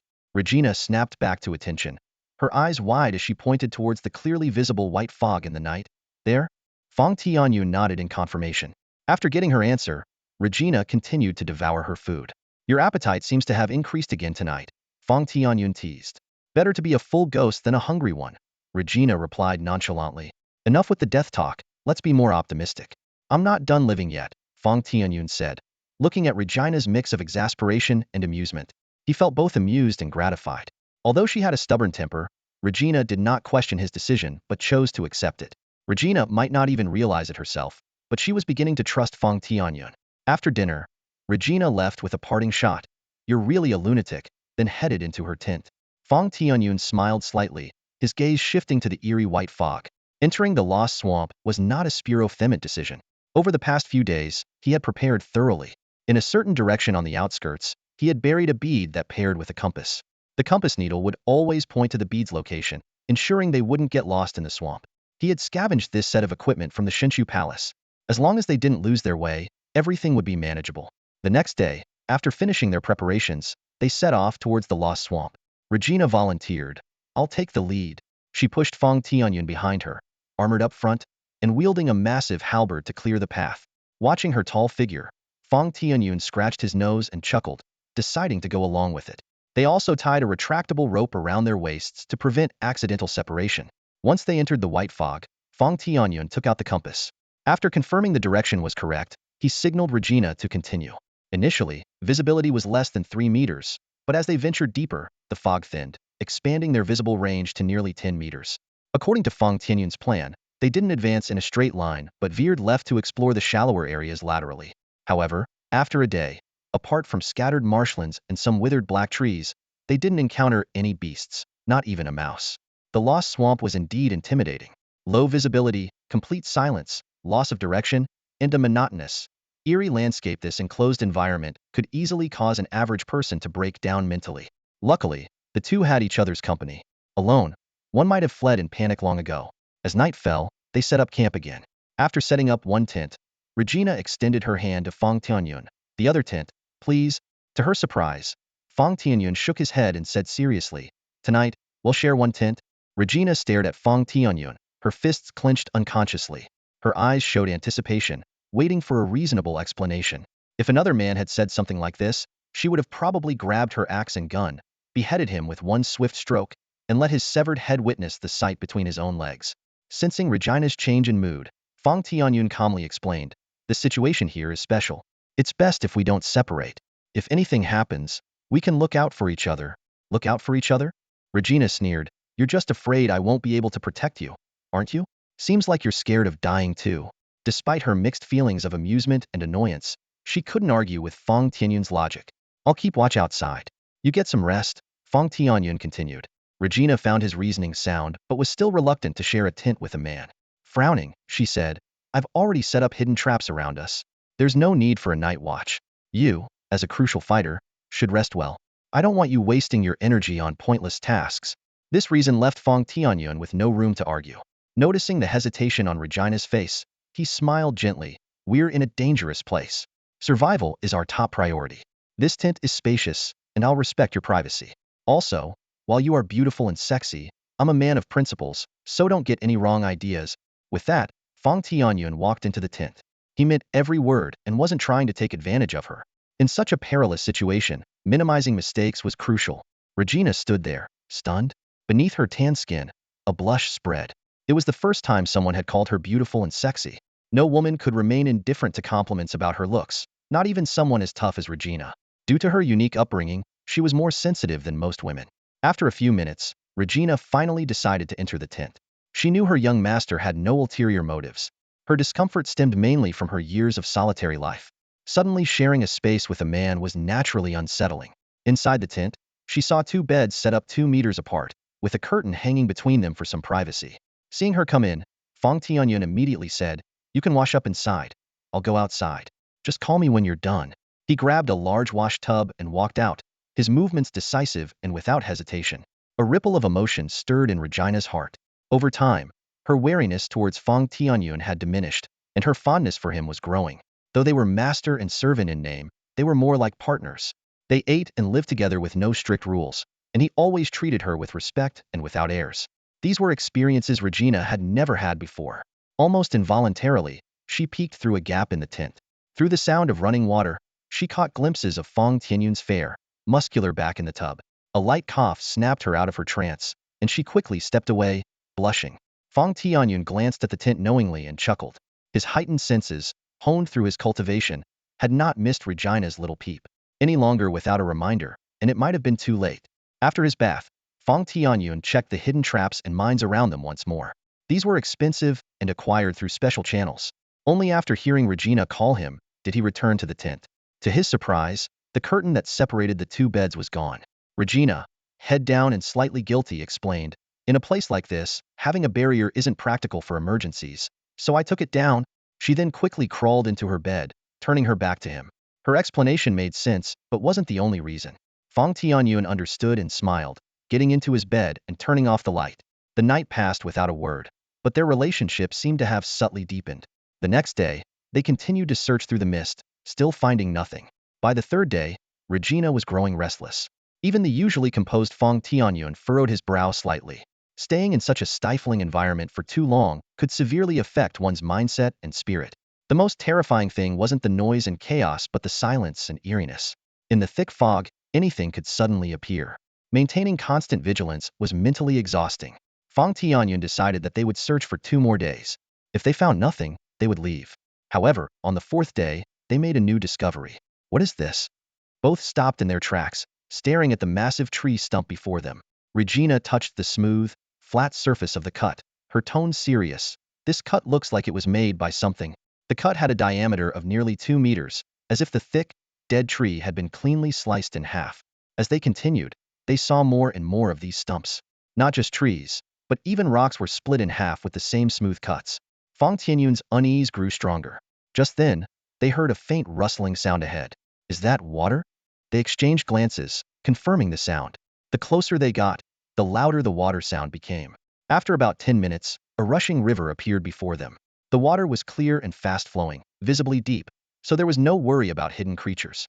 But the fog still obscured the view upstream, downstream, and across the river. "It's noon. Let's rest here for a while," Fang Tianyun suggested. After confirming the water was safe with their instruments, Regina picked up a bucket and bent down to scoop some water. Suddenly, a deathly chill ran down their spines, making their hair stand on end. Both, with their keen senses and experience, felt an imminent threat. "Watch out!" Fang Tianyun shouted, kicking Regina's side. Using the force, they both dodged in opposite directions. At that moment, a terrifying blade of energy slashed through the river, passing between them. The rope connecting them was instantly severed, leaving a deep gash in the ground. The gust of wind from the blades stung Fang Tianyun's skin. He witnessed the terrifying air slash that momentarily halted the river's flow, marveling at the power of the strike. Regina's eyes were filled with deep dread. As a seasoned 4-star martial artist, she knew that this strike could have easily split the fierce hogtooth boar in half. Fang Tianyun's gaze was fixed on the other side of the river, where the attack had come from. The terrifying slash had not only left a deep gash in the ground, but also dispersed the surrounding mist, greatly improving visibility. As the mist cleared, a towering figure began to stride across the water. It was a nearly 5-meter humanoid creature, with a bare, muscular upper body resembling that of a bodybuilder. Its skin was a dark purple, adorned with light gold patterns, and a string of large red prayer beads hung around its neck. Its forearms bulged with veins, and its long, sharp nails exuded an eerie beauty. Atop its head, a light gold bony structure extended from the forehead to the back, resembling a menacing curved hat. Under the large brim of this bony hat, no eyes were visible, only a mouth full of sharp teeth. A thick, long black scorpion tail braid hung down to its lower back, with its end tightly bound by a large red prayer bead. It wore a light gold bony skirt armor on its lower body and rhinoceros horn boots of the same material. In its hand, it wielded a massive light gold bone sword, which was even more imposing than Regina's axe gun. The whole figure looked like an oversized, bare-chested ronin, exuding an air of dominance and style. Regina gripped her axe gun tightly and turned to ask, "What kind of battle beast is this? Put on your scanner and check it out." Fang Tianyun, however, didn't put on the scanner. He had already memorized the contents of the Battle Beast Encyclopedia. Seeing the giant creature across the river, he immediately recognized its identity, feeling both bitter and excited. Dark type, Demon class, rank mid-tier rare battle beast, Demon Sword Saint, also known as Blind Blade Warlord, Galuosha, Fang Tianyun said. Upon hearing this, Regina felt as if she had fallen into an ice cellar, utterly shocked. Although she didn't know the specifics, the words brank, mid-ear, and rare were enough to make her want to retreat. What do we do? Should we retreat? Regina asked, her voice filled with hesitation. Retreating means death. We fight, it's either it or us, Fang Tianyun replied firmly. Despite the dire situation, he knew that retreating from Guluosha would only lead to certain death. Regina bit her lip and suggested, how about you go first and I'll cover you? Fang Tianyun joked, aren't you afraid of dying? But inside, he felt a strange emotion. Regina glared at him fiercely, not expecting him to joke at such a critical moment. Fang Tianyun straightened up and said, all right, it was my decision to come here. There's no reason for you to cover me. This is a risk, but also an opportunity. I've never considered retreating without a fight. As soon as he finished speaking, a single-soldier rocket launcher suddenly appeared in Fang Tianyun's hands. Idiot! Times have changed, he shouted, firing a missile that trailed a white line straight into Guluosha's chest. However, as the smoke cleared, the towering figure walked out unscathed. All right, maybe times haven't changed, Fang Tianyun shrugged, putting away the rocket launcher. Regina shot him an exasperated look. Chest muscles block missiles. Guess I'm the clown here. Damn this crazy physique. Fang Tianyun cursed under his breath. With a flash of blood-red light, the scarlet crescent blades were now in his hands. A spherical protective shield, like a turtle shell, flickered around him, readying him for the imminent battle. Regina was momentarily stunned, her eyes darting back and forth between her master, as if trying to make sense of what she was seeing. You? She stammered. Weren't you a beast master? How did you suddenly become a martial master? The voice of the black dragon warrior princess came from nearby, tinged with a hint of mockery. Don't just stand there dumbfounded. Haven't you ever seen a beast master who can fight hand-to-hand? Regina instinctively nodded. She had indeed never encountered such a beast master. Just then, a deafening roar interrupted their conversation. Roar. Although the rocket hadn't injured the massive creature, the pain had enraged Gu Luosha. With its mouth full of sharp teeth wide open, it let out a furious roar filled with violent rage. Its enormous arms swung mightily, sending its giant blade slashing through the air. A terrifying blade energy, spanning 7 to 8 meters, sliced through the sky like a bolt of lightning, heading straight for Regina and Fang Tianyun. Regina leaped agilely into the air, while Fang Tianyun chose a seemingly clumsy but effective method, dropped to the ground. Despite their different methods, both managed to avoid the ferocious attack. Fang Tianyun looked up at the trees that had been cleanly cut and the suddenly widened field of view, feeling both alarmed and exhilarated. Hell/, truly brutal, he muttered, eyes gleaming with a strange light. I have to take it down. However, Gu Luosha didn't give them any respite. Missing with the first strike, it immediately launched another assault. With a powerful stomp, it sent waves crashing, its towering figure leaping from the water like a moving mountain. Gu Luosha's bone blade, raised high above its head, gleamed coldly in the sunlight, aimed directly at Regina. This was a forceful and decisive blow. Don't engage, Hedon. Move. Fang Tianyun's warning rang out, though Regina already knew better than to face this demonic sword saint directly. Even a 6-star martial master might struggle to match its strength, let alone her, a 4-star martial master. With a swift movement, Regina narrowly avoided the deadly strike, almost brushing against the blade. With a loud boom, the ground was once again slashed open, leaving a deep trench, and the powerful shockwave nearly knocked Regina off balance. But her experience allowed her to use the momentum to flip away and quickly create distance. Seeing his strike miss, Gu Luosha immediately adjusted his stance. His massive body turned with unimaginable speed, and he chased after Regina with his blade. In the blink of an eye, he was already in front of her, moving with ghostly swiftness. So fast, Regina's pupils contracted sharply, surprised at the speed concealed within his massive frame. Standing nearly 2 meters tall, Regina felt like a tiny hobbit before Gu Luosha. Just as Regina gritted her teeth, preparing for a hard fight, a violent blade sound suddenly rang out from the side. Move aside. Netherworld / Ghost Burial Blade. A chilling wail of ghosts pierced the air, causing Gu Luosha's body to suddenly stiffen. Despite the limited effect of her mental attack, Regina seized the momentary hesitation, quickly putting some distance between them. As the unexpected wail from the Netherworld echoed, a blood-red arc sliced through the air. A 7 to 8 meter-long crimson crescent, infused with Fang Tianyun's primal energy, came slashing fiercely. Gu Luosha was forced to halt his pursuit and raise his blade in defense. With a resounding clang, the two blades collided, sparks flying. The impact left Fang Tianyun's hand numb, but the sharp crimson crescent had deeply embedded itself into Gu Luosha's bone blade. If not for the bone blade's width, it might have been severed. However, this strike also put Fang Tianyun in a precarious position.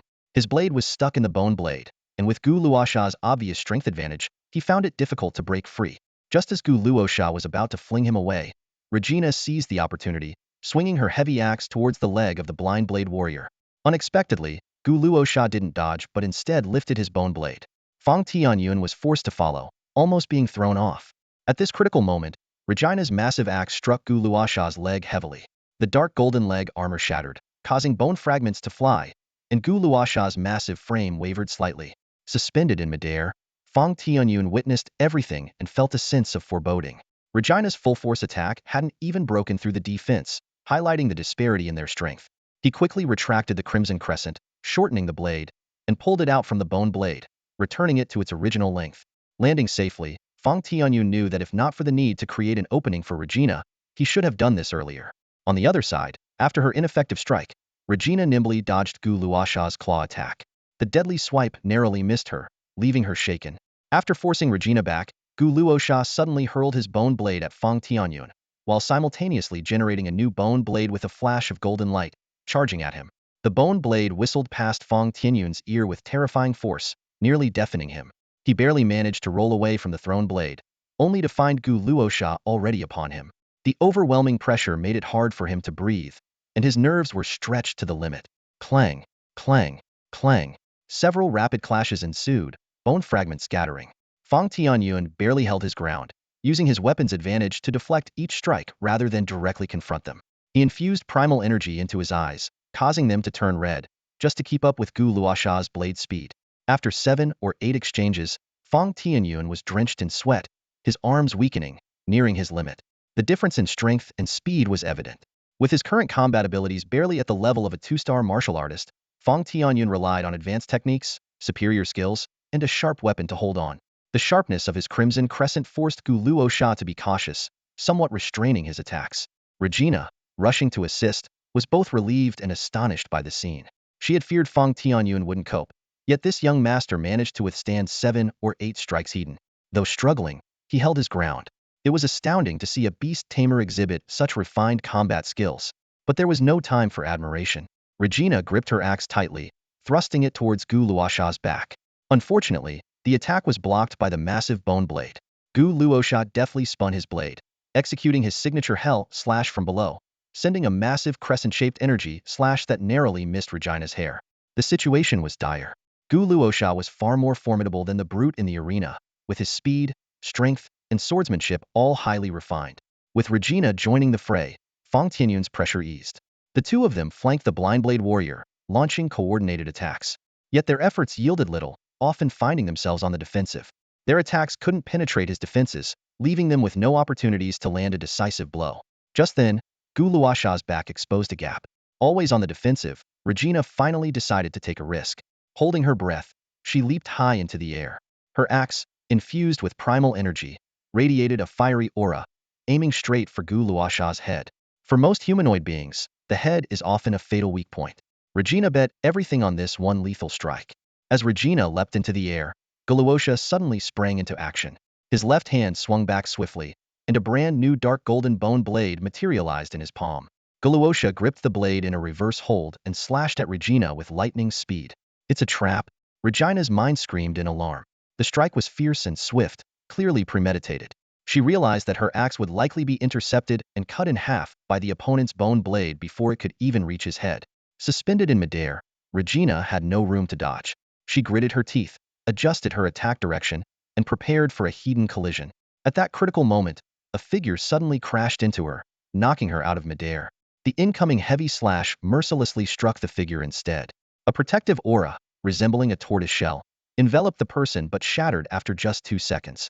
Nonetheless, this brief moment allowed Fang Tianyun to adjust his position and narrowly avoid the bone blade's edge. However, the ensuing blade energy was unavoidable. The crescent-shaped energy, 5 to 6 meters long, struck Fang Tianyun directly, sending him hurtling into the distance, like a new moon carrying a person swiftly through the sky. Regina landed and stared blankly in the direction where Fang Tianyun had disappeared. Suddenly, she snapped out of her daze and let out a heart-wrenching scream. No! Her amber vertical pupils blazed with golden flames, yet they couldn't dry her tear-filled eyes. You will pay with your life. Regina roared in fury, swinging her axe, which gleamed with golden light. The tremendous clash that followed left both sides evenly matched, each retreating 5 or 6 meters. The strike was evenly balanced. Regina glared at the massive figure opposite her, her aura intensifying with each passing second. At that moment, a golden rope, like a cunning serpent, shot out from the mist behind her. Completely focused on Guluosha, Regina remained unaware until she felt a tightness around her waist, and her body was involuntarily yanked backward. It's not the time to reveal your trump card yet. A familiar voice suddenly rang out, startling Legiana, who was immersed in grief and anger. She quickly turned her head to see Fang Tianyun leaning against a large tree, his face as pale as paper, with a trace of blood at the corner of his mouth. You're not dead? Legiana's emotions surged with joy, almost bringing her to tears. Fang Tianyun managed a weak smile, barely hanging on. I can probably take 2 more hits. 1 more and I'm half dead. 2 more and I'm critically injured. 3 and it's game over. As he spoke, he quickly performed a healing spell. Instantly, a green mist rose around him like steam. As the spell took effect, his condition visibly improved, with some color returning to his pale face. It was then that Legiana noticed Fang Tianyun's upper garment had been reduced to rags, revealing a pitch-black armor underneath. It was the legendary black Jiao armor. Without this extraordinary piece of defensive gear, Fang Tianyun would likely have been cut in half by the previous attack. Even so, the impact from the Hell Slash had inflicted significant internal injuries on him. He could feel at least 2 broken ribs and internal organs shaken up. I'll cover you, you go first, Legiana said, raising her axis pair and positioning herself in front of Fang Tianyun. Leave. Fang Tianyun's eyes widened, his voice resolute. How could I leave without taking it down? I said there's no retreat in this battle. Seeing the determined, excited, and slightly crazed look in her young master's eyes, Legiana bit her lip and stopped trying to persuade him. She realized that this man's inner strength far surpassed her expectations. At that moment, the sound of heavy footsteps approached from the distance. Gu Luosha, wielding a blade in each hand, advanced slowly, exuding a powerful sense of oppression. Without hesitation, Fang Tianyun drove the crimson crescent into the ground and channeled his primal energy into it. The blade extended rapidly, burrowing several meters into the earth before Fang Tianyun grabbed the hilt, and the blade shot upwards, stopping at a height of about 6 or 7 meters.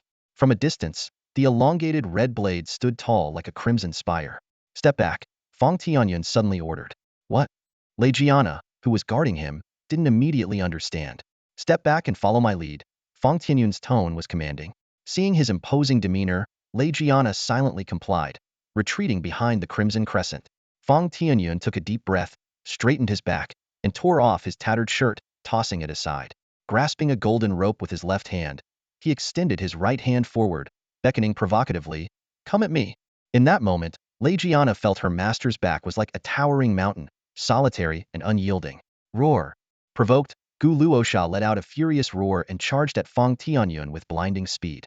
Legiana instinctively wanted to rush forward but suppressed the urge. Good timing. As the crisis loomed, Fang Tianyun, wearing the black Jiao armor, suddenly slid forward, passing between Gu Luosha's legs. Yes, he slid. Exploiting their significant height difference, this unexpected move allowed him to slip through and emerge behind his opponent. Throughout the maneuver, Fang Tianyun's actions were smooth and fluid. He quickly donned a helmet and tossed out 2 grenades, one a flashbang, the other a smoke bomb. Gu Luosha, despite its lack of eyes, was somehow affected by the close-range grenades. Although the effect was minimal, the fraction of a second was all Fang Tianyun needed. Protected by his helmet, Fang Tianyun wasn't harmed by his own grenades. He leaped into the air, and as he turned, the golden rope in his hand coiled around Gu Luosha's leg like a snake. With primal energy infused into his boots, they transformed, revealing a series of precision wheels and exhaust-like metal tubes at the heels. As the primal energy surged, blue flames shot from the tubes, propelling Fang Tianyun like a missile. Holding the rope, Fang Tianyun ran circles around Gu Luosha at high speed. As the loops tightened, Gu Luosha's roars of rage and fear grew louder. Activating the 4 symbols unity technique, Fang Tianyun's body lifted off the ground, gradually rising as he flew in circles. This technique, when mastered, allowed for flight.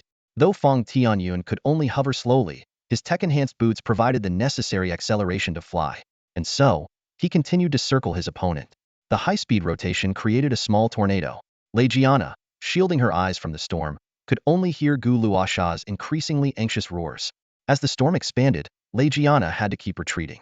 Suddenly, a harsh screeching sound pierced the air, causing her to cover her ears in discomfort. A figure emerged from the edge of the storm. Fang Tianyun, sparking and flashing beneath his feet, finally came to a stop. His face was ashen as he shouted to Lei Jiana, "Stop staring and get over here." Lei Jiana rushed over. Fang Tianyun handed her the trembling golden rope, then removed his helmet and vomited violently. His actions left Lei Jiana dumbfounded. Fang Tianyun continued to retch, his stomach churning. As he stepped back, the artificial storm began to dissipate, revealing Gu Luosha bound tightly to the extended crimson crescent by the golden rope. The crimson crescent now resembled a crucifix. Despite Gu Luosha's violent struggles and roars, the golden rope, glowing brightly, held firm. This golden rope, known as the demon-subduing rope, was effective against dark forces and one of Fang Tianyun's trump cards. Gu Luosha, a dark creature, was naturally restrained by it. This was why Fang Tianyun had come to the edge of the Lost Marsh. His target was a dark beast. He hadn't expected such a formidable opponent and had almost failed. Finally recovering from his nausea, the exhausted Fang Tianyun tried to stay alert. The task wasn't over yet. "Hey, stop spacing out. It's your turn," he said to Lei Jiana. "Huh?" Lei Jiana was momentarily confused. Regina stood there, her mouth agape and eyes wide in disbelief at the scene before her. The powerful Brank Mitir beast, Galuosha, was securely restrained, a sight she found hard to comprehend. Her gaze darted between the slightly shorter Fang Tianyun and the over 5 turtle Galuosha, a sense of admiration and awe welling up inside her. Throughout this grueling battle, Fang Tianyun's display of bravery, wisdom, and courage had left a deep impression on Regina. What moved her even more was that he had turned around to protect her. "What are you staring at?" Fang Tianyun chuckled, giving Regina a playful knock on the head with his knuckle. "You don't expect me to knock him out, do you?" Fang Tianyun explained that this was his limit for now. To form a contract, the beast either had to agree willingly or be in a weakened state of mind. Unconsciousness or severe injury could achieve this, but he currently lacked the means to do so. However, he believed Regina could handle it. I can't guarantee success," Regina said, uncharacteristically nervous. She suddenly feared failure and disappointing this man. "Stay calm and do your best. I believe in you." Fang Tianyun encouraged her gently. He had suspected she had a hidden ace up her sleeve when she had previously suggested covering his retreat. Buoyed by his encouragement, Regina felt her nervousness dissipate, replaced by a surge of inexplicable strength. She strode toward Galuosha, her expression unusually calm. She removed her upper armor, revealing a base layer shirt underneath, and then swallowed a pill Fang Tianyun had given her. In an instant, Regina's aura surged dramatically. Her body began to transform. Silver scales appeared on her forehead and forearms, her muscles became more defined, and she seemed to grow taller. Her eyes filled with a golden flame, and a pair of imposing silver antelope horns slowly emerged from her forehead. Her back arched as the skeletal structure of nascent dragon wings began to form. Fang Tianyun watched in silent admiration, thinking this was the true essence of Beast Girl aesthetics. Unique orange primal energy erupted from Regina like a pillar of fire, shooting skyward. This powerful aura made Galuosha roar and struggle even more fiercely, forcing Fang Tianyun to tighten his grip on the demon-subduing rope. Suddenly, the axe spear in Regina's hand ignited with orange-eared flames. She leaped high into the air and brought the weapon down with a powerful strike. The blinding light was like a small sun rising from the ground, forcing Fang Tianyun to put on sunglasses. The axe's back struck Galuosha's forehead with a resounding boom. The impact was so powerful that it lifted Fang Tianyun off the ground. Amidst the flying debris, Regina flipped and landed, only to collapse unconscious, her transformation naturally reverting. Galuosha, too, lay motionless, its head tilted to one side. A sudden silence fell over the scene. Fang Tianyun's heart skipped a beat as he rushed to check on her. He breathed a sigh of relief upon discovering that Regina had merely exhausted herself from the intense outburst, and Galuosha was simply knocked out. The axe spear was completely shattered, leaving only the handle, and Galuosha's bone helmet was half destroyed, a testament to the strike's immense force. Thanks to the vitality-restoring pill Regina had taken earlier, she was fine. The most pressing matter now was to form her first battle pet contract. Time was of the essence. The opportunity was fleeting. Fang Tianyun clasped his hands together, and a rotating yin-yang symbol appeared before him. The black and white fish separated, and a 1-meter diameter circular portal opened with a roar. A beam of light shot from the portal, illuminating Galuosha. Fang Tianyun closed his eyes, entering a mental duel. Since Galuosha was only knocked out, its mental strength was not fully weakened, leading to a stalemate. In the mental space, Fang Tianyun pulled on Galuosha's form, trying to drag it back, while the beast resisted with all its might, retreating stubbornly. "Damn, it's really stubborn," Fang Tianyun muttered. He could feel the beast's unyielding spirit, clearly indicating that Galuosha was a highly intelligent species. "Fine, let's win it over with virtue." Fang Tianyun decided to change his strategy. Fang Tianyun suddenly shifted from impatience to a mysterious smile. Lowering his voice, he spoke with a tempting tone. Would you like to learn a more powerful blade technique? You should know, my blade skills are not bad. It's just my physical condition that limits my performance. Guluosha, who had been roaring in anger, suddenly quieted down, seemingly intrigued by the offer. Seeing this, Fang Tianyun wasted no more words and directly demonstrated a blade technique called Ming Luo Wu Jin. Despite his limited practice, the intricacy of the technique captivated Guluosha's attention. Seizing the moment, Fang Tianyun continued, stick with me, and this blade technique will be yours. Not only that, but I'll also give you the red blade Crimson Crescent. How about it? Guluosha fell silent, seemingly weighing the pros and cons. Eventually, it agreed. From Guluosha's perspective, Fang Tianyun was destined to win this battle in the mental space. Its body was already restrained, and as long as the female warrior continued to inflict damage, its mental strength would keep weakening. Defeat was only a matter of time. Better to agree now and gain some benefits. Fang Tianyun breathed a sigh of relief. He knew that if Guluosha had held out to the end, he might not have won. Rajana had already fainted from exhaustion, and there was no telling when she would wake up. If Guluosha recovered first, he would have no choice but to retreat with Rajana, abandoning this opportunity. At that moment, in the real world, Guluosha's restrained body suddenly radiated a brilliant light. Then, its body disintegrated into specks of starlight, forming a purple galaxy that flew into the space gate. The beast contract was successfully sealed. Though exhausted, Fang Tianyun remained vigilant.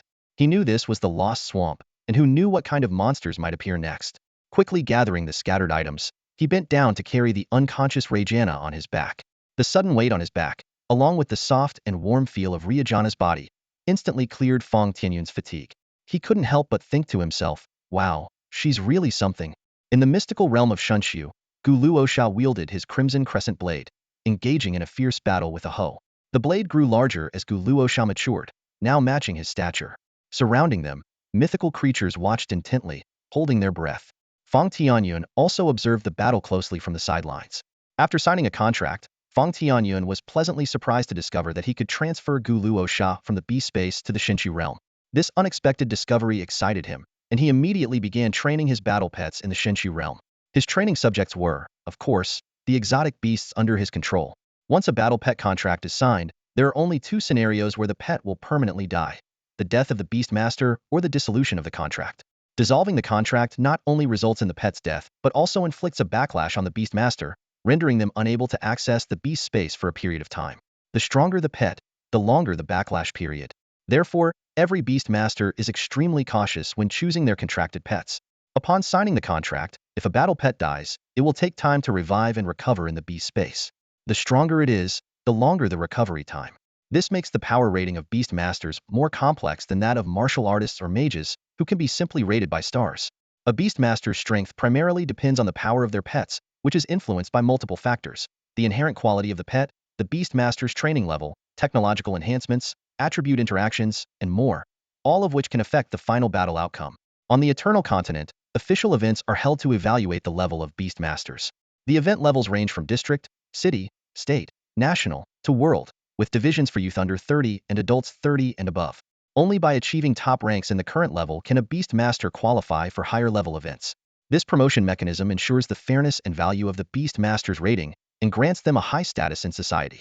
Guluosha occupied 15 mana units in Fang Tianyun's beast space, which had expanded to 48 mana units. With 15 units occupied by Guluosha, 33 units remained available. The amount of mana a pet occupies is also an important metric for evaluating its strength. As pets grow and train, their power increases, and so does the mana they require. Fang Tianyun believed that with continuous resource investment and training, Guluosha could evolve to a level or even higher in the future. While Fang Tianyun focused on training Guluosha, Regina fell into a disturbing dream.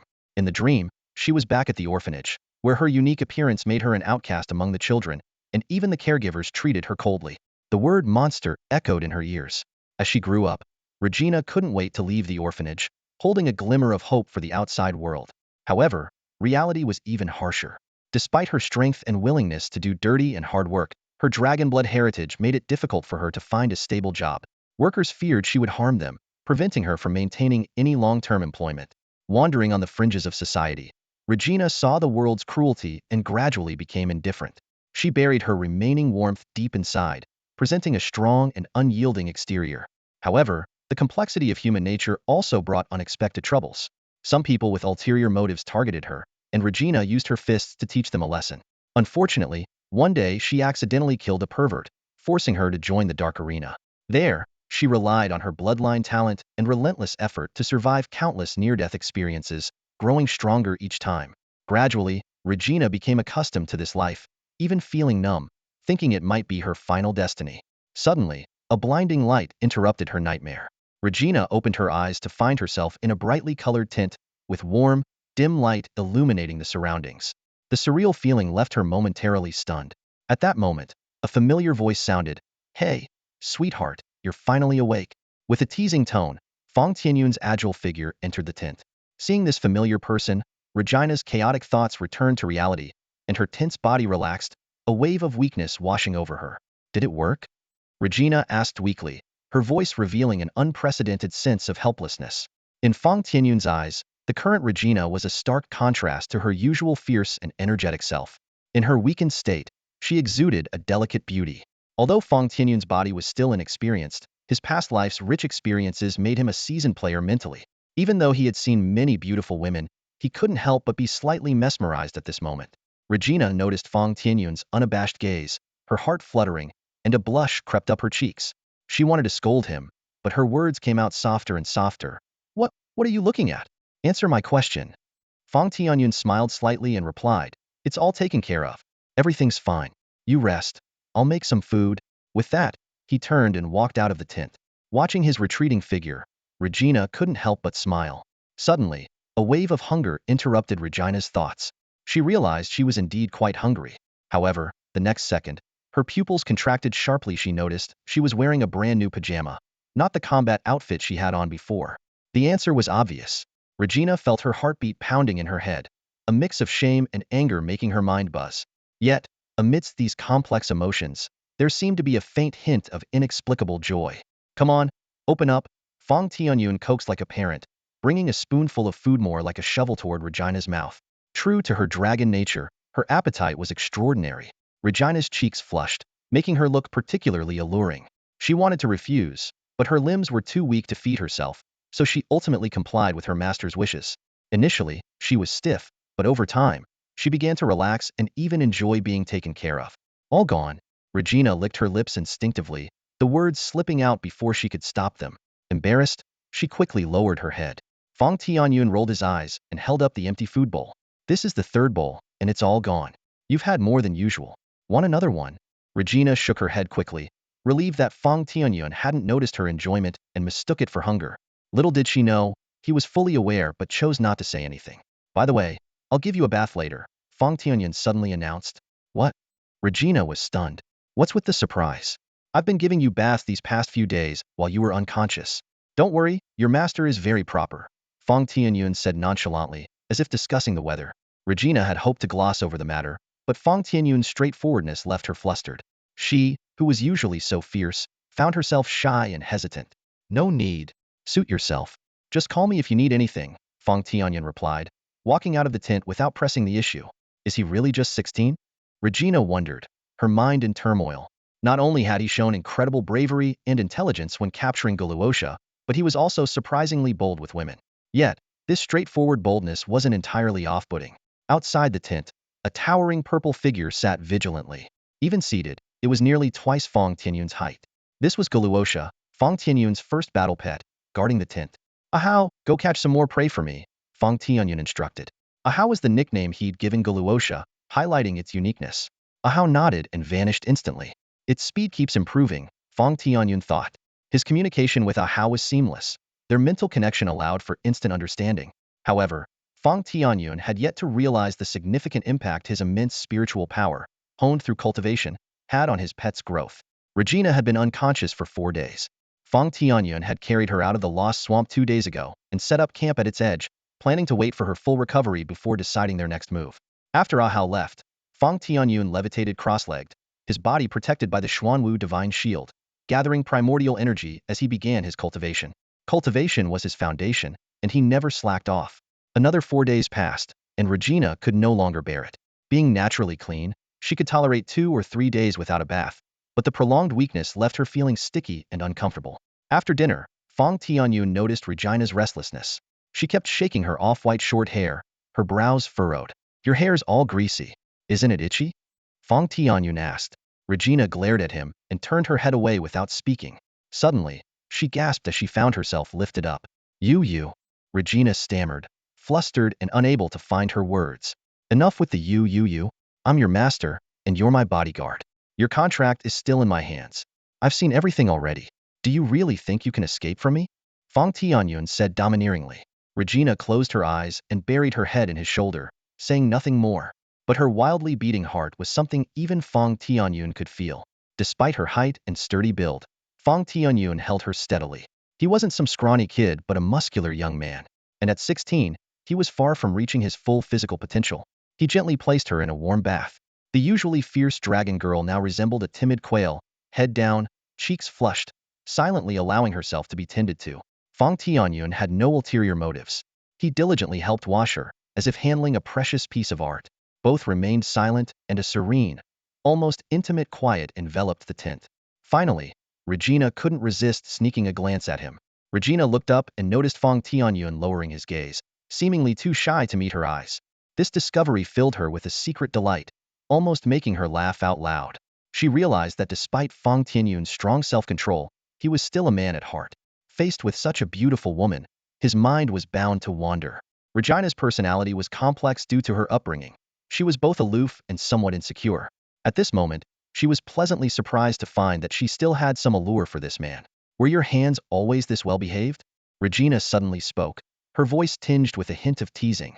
Fang Tianyun was taken aback for a moment, then he smiled and candidly replied, How could that be? Of course, I took advantage a bit. With a gem like you, it took all my effort to keep from crossing the line, you know? His straightforwardness left Regina at a loss for words. Before she could react, Fang Tianyun's hand started to move restlessly. Ah, Regina exclaimed, her cheeks instantly flushing red. See, honest men never deceive their own. Fang Tianyun continued his playful actions. I didn't ask for a demonstration. Stop it. You stop. Regina protested in a panic, her heart racing. She had never experienced such a situation before. Faced with such a bold person, combined with her unique physical condition, she felt both nervous and helpless. In matters of the heart, Regina was as innocent as a blank slate. If Fang Tianyun were to get serious, she might not be able to handle it. All right, I'll stop. Fang Tianyun withdrew his hand, and Regina's emotions gradually calmed down. He carefully wiped her clean and then helped her change into a fresh nightgown. Gently, he carried her back to bed and meticulously tucked her in. Call me if you need anything. His familiar words echoed in her ears as Fang Tianyun left the tent once more. Regina watched his departing figure, feeling an inexplicable sense of loss. It was as if something important had vanished with his departure. She realized that the strong facade she had built was gently cracked open by this young man's tenderness, and that crack was exclusively his. After overcoming the initial hurdle, a subtle shift occurred in the relationship between Fang Tianyun and Regina. Especially for Regina, her feelings for this man became more intense than ever before. Although Fang Tianyun wasn't oblivious, he noticed the change in the dragon girl's attitude but chose not to take advantage of the situation. This wasn't arrogance. It was out of respect. After all, Regina was bedridden due to injuries sustained while protecting him, and taking advantage of her would be far from honorable. They began sharing a bed, but it was limited to Fang Tianyun holding Regina while resting, with the occasional affectionate touch, but nothing more. Regina nestled against Fang Tianyun's strong chest, listening to his powerful heartbeat, and slept soundly. Fang Tianyun, on the other hand, held this beauty in his arms, staring wide-eyed into the night before finally drifting off to sleep. Regina's recent outburst of bloodline power left her bedridden for nearly 10 days before she began to recover slowly. Fang Tianyun continually massaged and medicated her, sensing that her bloodline power seemed unusual. It wasn't until 20 days later that Regina fully recovered. Looking at the towering figure of Guluosha, Regina couldn't help but marvel at how a former enemy had become an ally. Curious, she asked, how does it observe its surroundings without eyes? Fang Tianyun explained that Guluosha possessed a unique psychic eye, similar to radar, with a perception surpassing that of humans. With Regina healed, Fang Tianyun decided to have Ahau, who had been acting as a guard, return to the Divine Ruins space for training, and the two of them continued their journey. This time, they chose to walk through Fengyuan Ridge instead of flying. With his first battle pet, Fang Tianyun felt more confident, looking forward to potential new gains along the way. Compared to the Lost Marsh, Fengyuan Ridge was less dangerous. For several days, they didn't encounter a single battle beast. Fang Tianyun didn't mind. Their gains had already exceeded expectations, so he let things happen naturally. It felt like a leisurely outing, with Regina occasionally dealing with small wild animals, not even needing a house help. However, Fengyuan Ridge was still an adventurous place. Before long, they encountered a 3-meter-long grade mid-tier, flower-scaled viper. Fang Tianyun didn't let Regina take action but instead released Galuosha. Ahau unleashed a hell slash as soon as he appeared, the massive blade energy instantly slicing the viper in two, and even the surrounding trees fell, clearing a space. After the strike, Ahau sat down cross-legged without looking back, exuding an air of nonchalance. This scene gave Regina a profound understanding of why Beastmasters were so highly regarded. Galuosha's current combat power was already comparable to the peak of a 6-star human warrior, a level that would take a human martial artist at least 30 to 40 years to reach. It was said that a grade battle beast had already surpassed the limits of human martial artists and mages, and as for Scrade, there were no more than 5 recorded across the entire Eternal Continent, all controlled by centenarian monsters. In this world, the upper limits of humans were far behind those of battle beasts. Even with advanced technology, humans had yet to conquer battle beasts and sometimes faced the threat of beast tides. Regina realized that the master she once needed to protect had now far surpassed her. And this was merely the beginning for him. Fang Tianyun glanced at the flower-scaled viper writhing in pain on the ground, its fangs bared. He couldn't help but twitch the corner of his mouth. Luckily, snakes have a strong life force. Otherwise, this strike would have been fatal. He quickly pulled out a scroll from his chest pocket and tossed it gently into the air. The scroll hovered and slowly unfurled. Fang Tianyun then opened his battle pet space. A dazzling light of contract poured out from the space, illuminating the open scroll. The scroll, like a magical mirror, reflected the contract light onto the dying flower-scaled viper. In an instant, the viper's body transformed into countless tiny stars. However, this time, the shimmering stardust didn't rush into the battle pet space but was instead absorbed by the floating scroll. As the special runes lit up, a lifelike image of the flower-scaled viper appeared on the previously blank scroll. Fang Tianyun closed the battle pet space and reached out to catch the now-sealed scroll. This was a beast sealing scroll, which only beast tamers could create using their battle pet space. It was also one of their primary sources of income. The flower-scaled viper was now sealed within, waiting for a future buyer to open the scroll, release the intact viper, defeat it, and form a contract. However, the beast sealing scroll had its limitations. Currently, it could only seal beasts up to crank. Beasts of rank and above had powers that exceeded the scroll's capacity. "Don't you want this snake?" asked Regina, who stood nearby, curiosity in her voice. "It's just drank. I don't need it," Fang Tianyun replied calmly. Regina was speechless. Her master had been a beast tamer for less than 6 months, essentially still a novice. Although she didn't know much about the profession, she had picked up some knowledge along the way. A drank beast was already a luxury for a novice still practicing with and frank beasts. Yet, this man before her started with top-tier beasts and dismissed a drank as insignificant. It was almost defying logic. Fang Tianyun, on the other hand, was gleefully calculating his earnings. This easy catch was worth a cool 5 to 600,000, and he couldn't be happier. Only beasts of at least level would make Fang Tianyun consider keeping them. If it's a D-level beast and not a special breed, there's only one word for it: sell. That's how decisive he is. Over the next few days, Fang Tianyun collected 2 more D-level beasts in his scroll. Without exception, each was taken down with a single strike. Using a second strike would mean he lost. The power disparity was too great. These D-level beasts were no match for him. As night fell, Fang Tianyun was preparing to set up camp and cook when a piercing wolf howl shattered the silence. Oh whoa! The sound grew louder and more intense, echoing through the mountains as if calling for something. A glint of interest flashed in Fang Tianyun's eyes. "Let's go check it out," he said. He and Regina followed the sound, climbing over 2 secluded hills until a magnificent scene unfolded before them. Hundreds of wolves surged forward.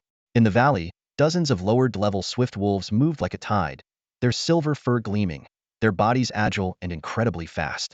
Halfway up the mountain, a large, majestic gray wolf howled into the sky. This was the leader, the lower-level swift wolf king. Fang Tianyun carefully observed the battlefield. The valley floor was shrouded in a pink mist, and the wolves were charging down the hillside toward it. "There's definitely something in that mist," Fang Tianyun speculated quietly. The wolf pack dashed into the pink mist, but soon the wolf king let out a sharp howl, and the wolves began to retreat. Fang Tianyun clearly saw several wolves staggering out of the mist, only to collapse as if intoxicated. "That pink mist is toxic," he concluded. Under the wolf king's command, the remaining 70 or so swift wolves opened their mouths, forming swirling white vortices.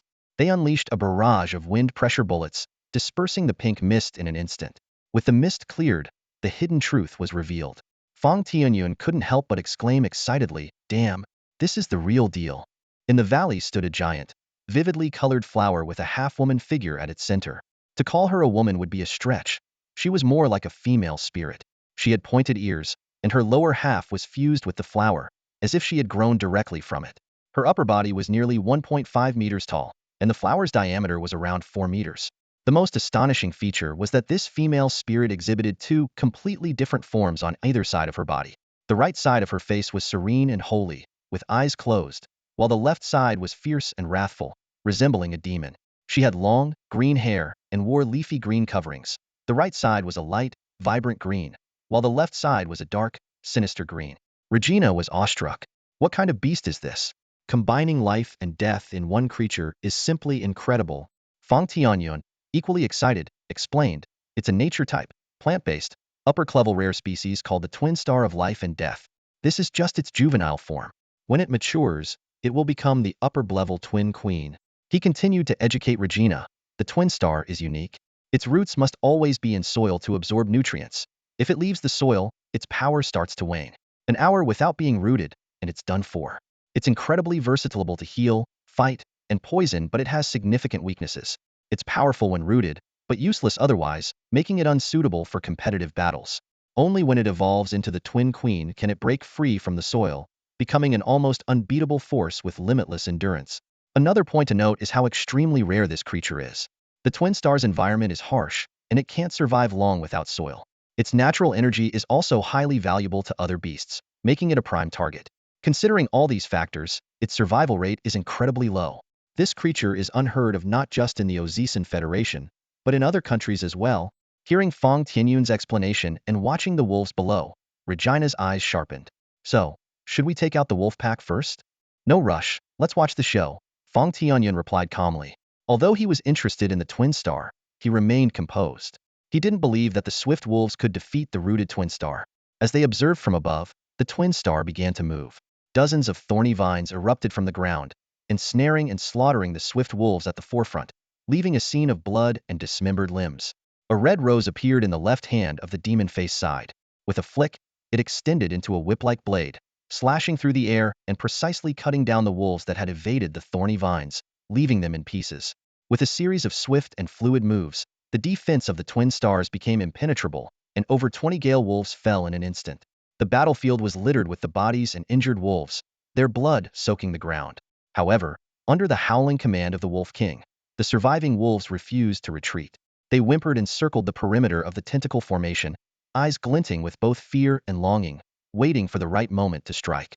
Seeing this, the twin stars waved their right hand, scattering a handful of bean's-eye seeds. As these seeds hit the ground, they rapidly sprouted, and in a flash of green light, a dozen or so wooden guards, each about 1.6 meters tall, appeared in front of the twin stars. These wooden figures were rounded in shape, with sharp wooden spears for left arms and heavy wooden hammers for right arms. A playful sprout topped each of their heads, resembling a tuft of hair. The wooden guards pounded their chests, emitting loud howls, and then charged at the wolves with no regard for their own safety. The clash was immediate and fierce, with splinters and wolf blood flying through the air, and the sounds of battle echoing through the forest. Seizing the opportunity, the twin stars formed a seal with their right hand, and a green glowing orb materialized in their palm before being cast to the ground. Instantly, moss spread like a tide, quickly covering the entire battlefield. The wooden guards, standing on the moss, seemed to come to life, moving with increased agility and swinging their weapons with renewed vigor. Even their wounds began to heal rapidly. In stark contrast, the wolves struggled on the slippery moss, frequently losing their footing. The tide of the battle turned sharply, and the number of gale wolves dwindled rapidly to just over 20. If not for the twin stars' limited mobility, the entire pack of gale wolves might have been wiped out. Sensing the dire situation, the Wolf King let out a reluctant, skyward howl, signaling a retreat. However, just as it lowered its head, the Wolf King's pupils contracted sharply, and its fur stood on end. On the steep cliffside, a massive purple figure with a sword at its waist was charging towards them at an astonishing speed. With a swift motion of the bone blade in his hand, the Hell Slash reappeared. A massive crescent-shaped blade energy tore through the ground, its terrifying momentum even catching the attention of the battling wolf pack and the Gemini twins. The swift-winged Wolf King was momentarily stunned, leaping frantically to dodge, narrowly avoiding the blade energy.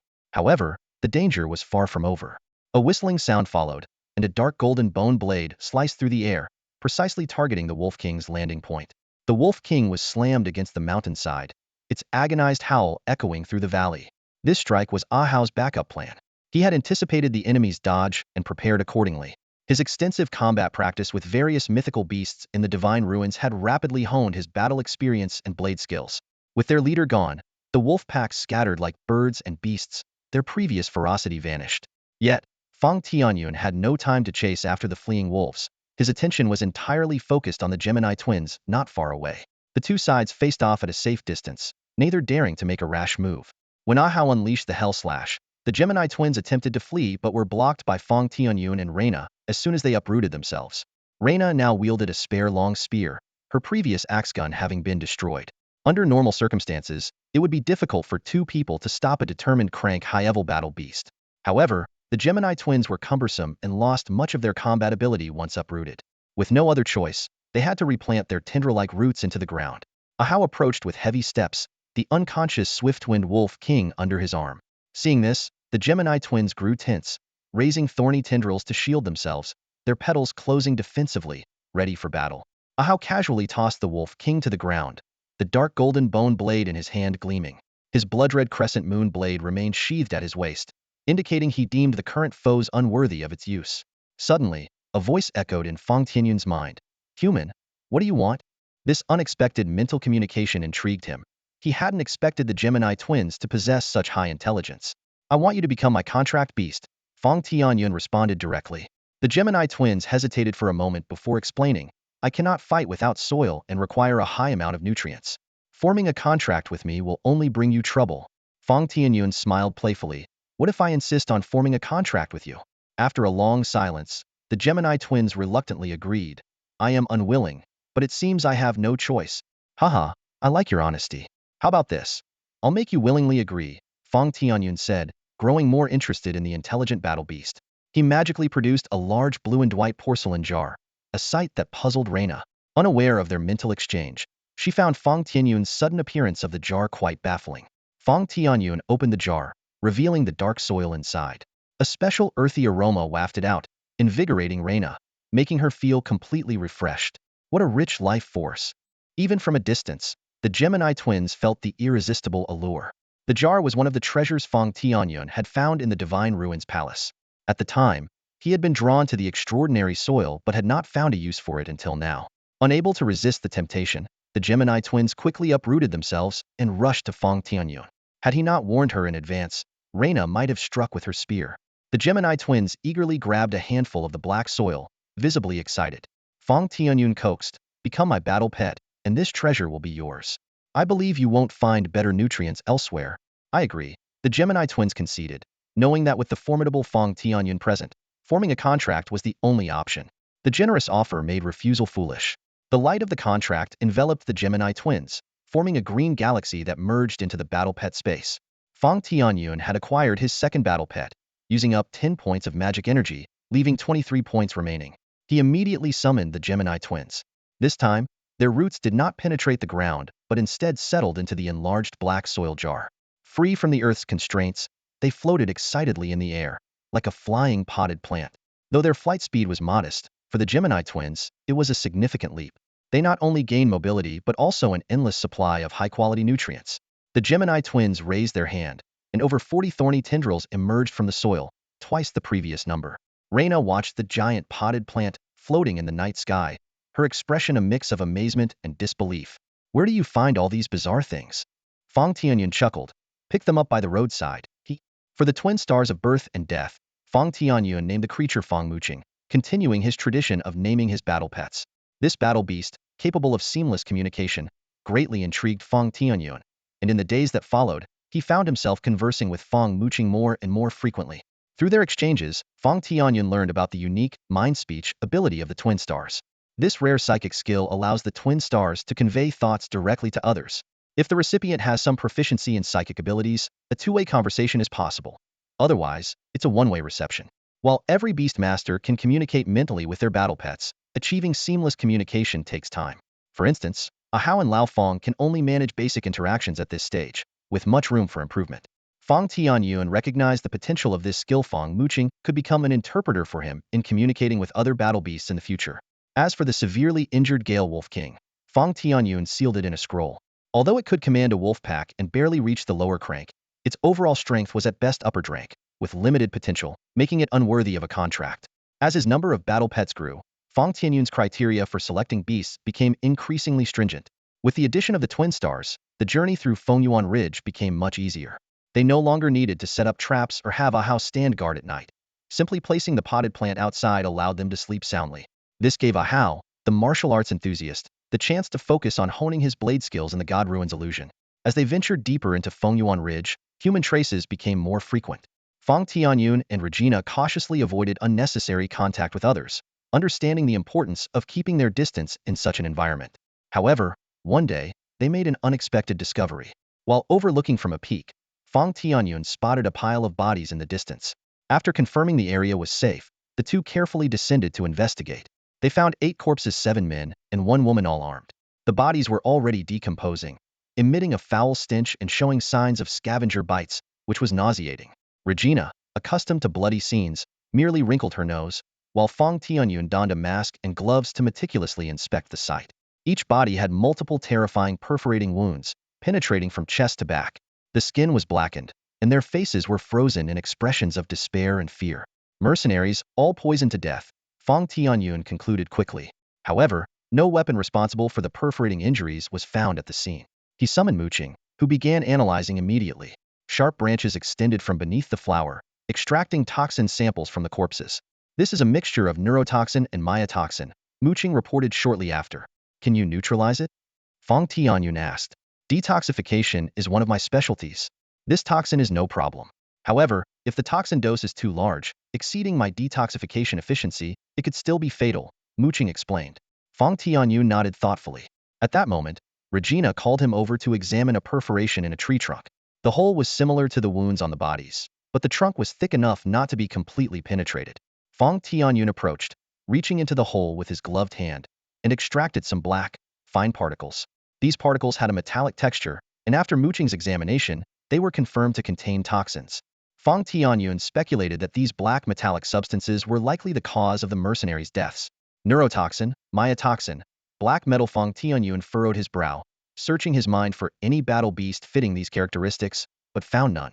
Though he disliked meddling in others' affairs, this unusual incident piqued his interest. He suspected the perpetrator might be a formidable battle beast. While searching the bodies again, they unexpectedly found a working communicator. Signaling Regina to stay quiet, Fang Tianyun dialed the direct call. Initially, there was only static, but soon a response came through. Team B, are you still alive? A slightly agitated male voice asked. The Team B you mentioned, 8 members, 7 men, 1 woman, are all dead. I'm an adventurer passing by who found the communicator. Do you need help? Fang Tianyun replied. Damn it. The other party cursed, then reluctantly calmed down. Sorry, I didn't mean to direct that at you. We do need help. How many people do you have? Don't worry, we have a big client here. Money is no issue. 2 4-star warriors. How much can you offer? Fang Tianyun replied with a straight face, making Regina nearly burst out laughing. She knew her young master had some skill, but at best, he was a 2-star warrior. This was pure bluff. Great, the voice on the other end exclaimed. Hold on, I'll give you a surprise. The call paused for a few seconds. Brother, 1 week, 10,000 star coins for each 4-star warrior. How about it? The offer was far above market rate, indicating they were in significant trouble. No problem. Now tell me the address, and we'll head over immediately. After noting the address, Fang Tianyun asked, can you tell us what you're dealing with, so we can be prepared? Ugh, don't get me started, the voice sighed. It's a mutated gray king vulture. This damned beast is killing all my men. Alright, we'll get there as soon as possible. After hanging up the phone, Fang Tianyun had a peculiar expression on his face. He furrowed his brow, recalling the information he had just received.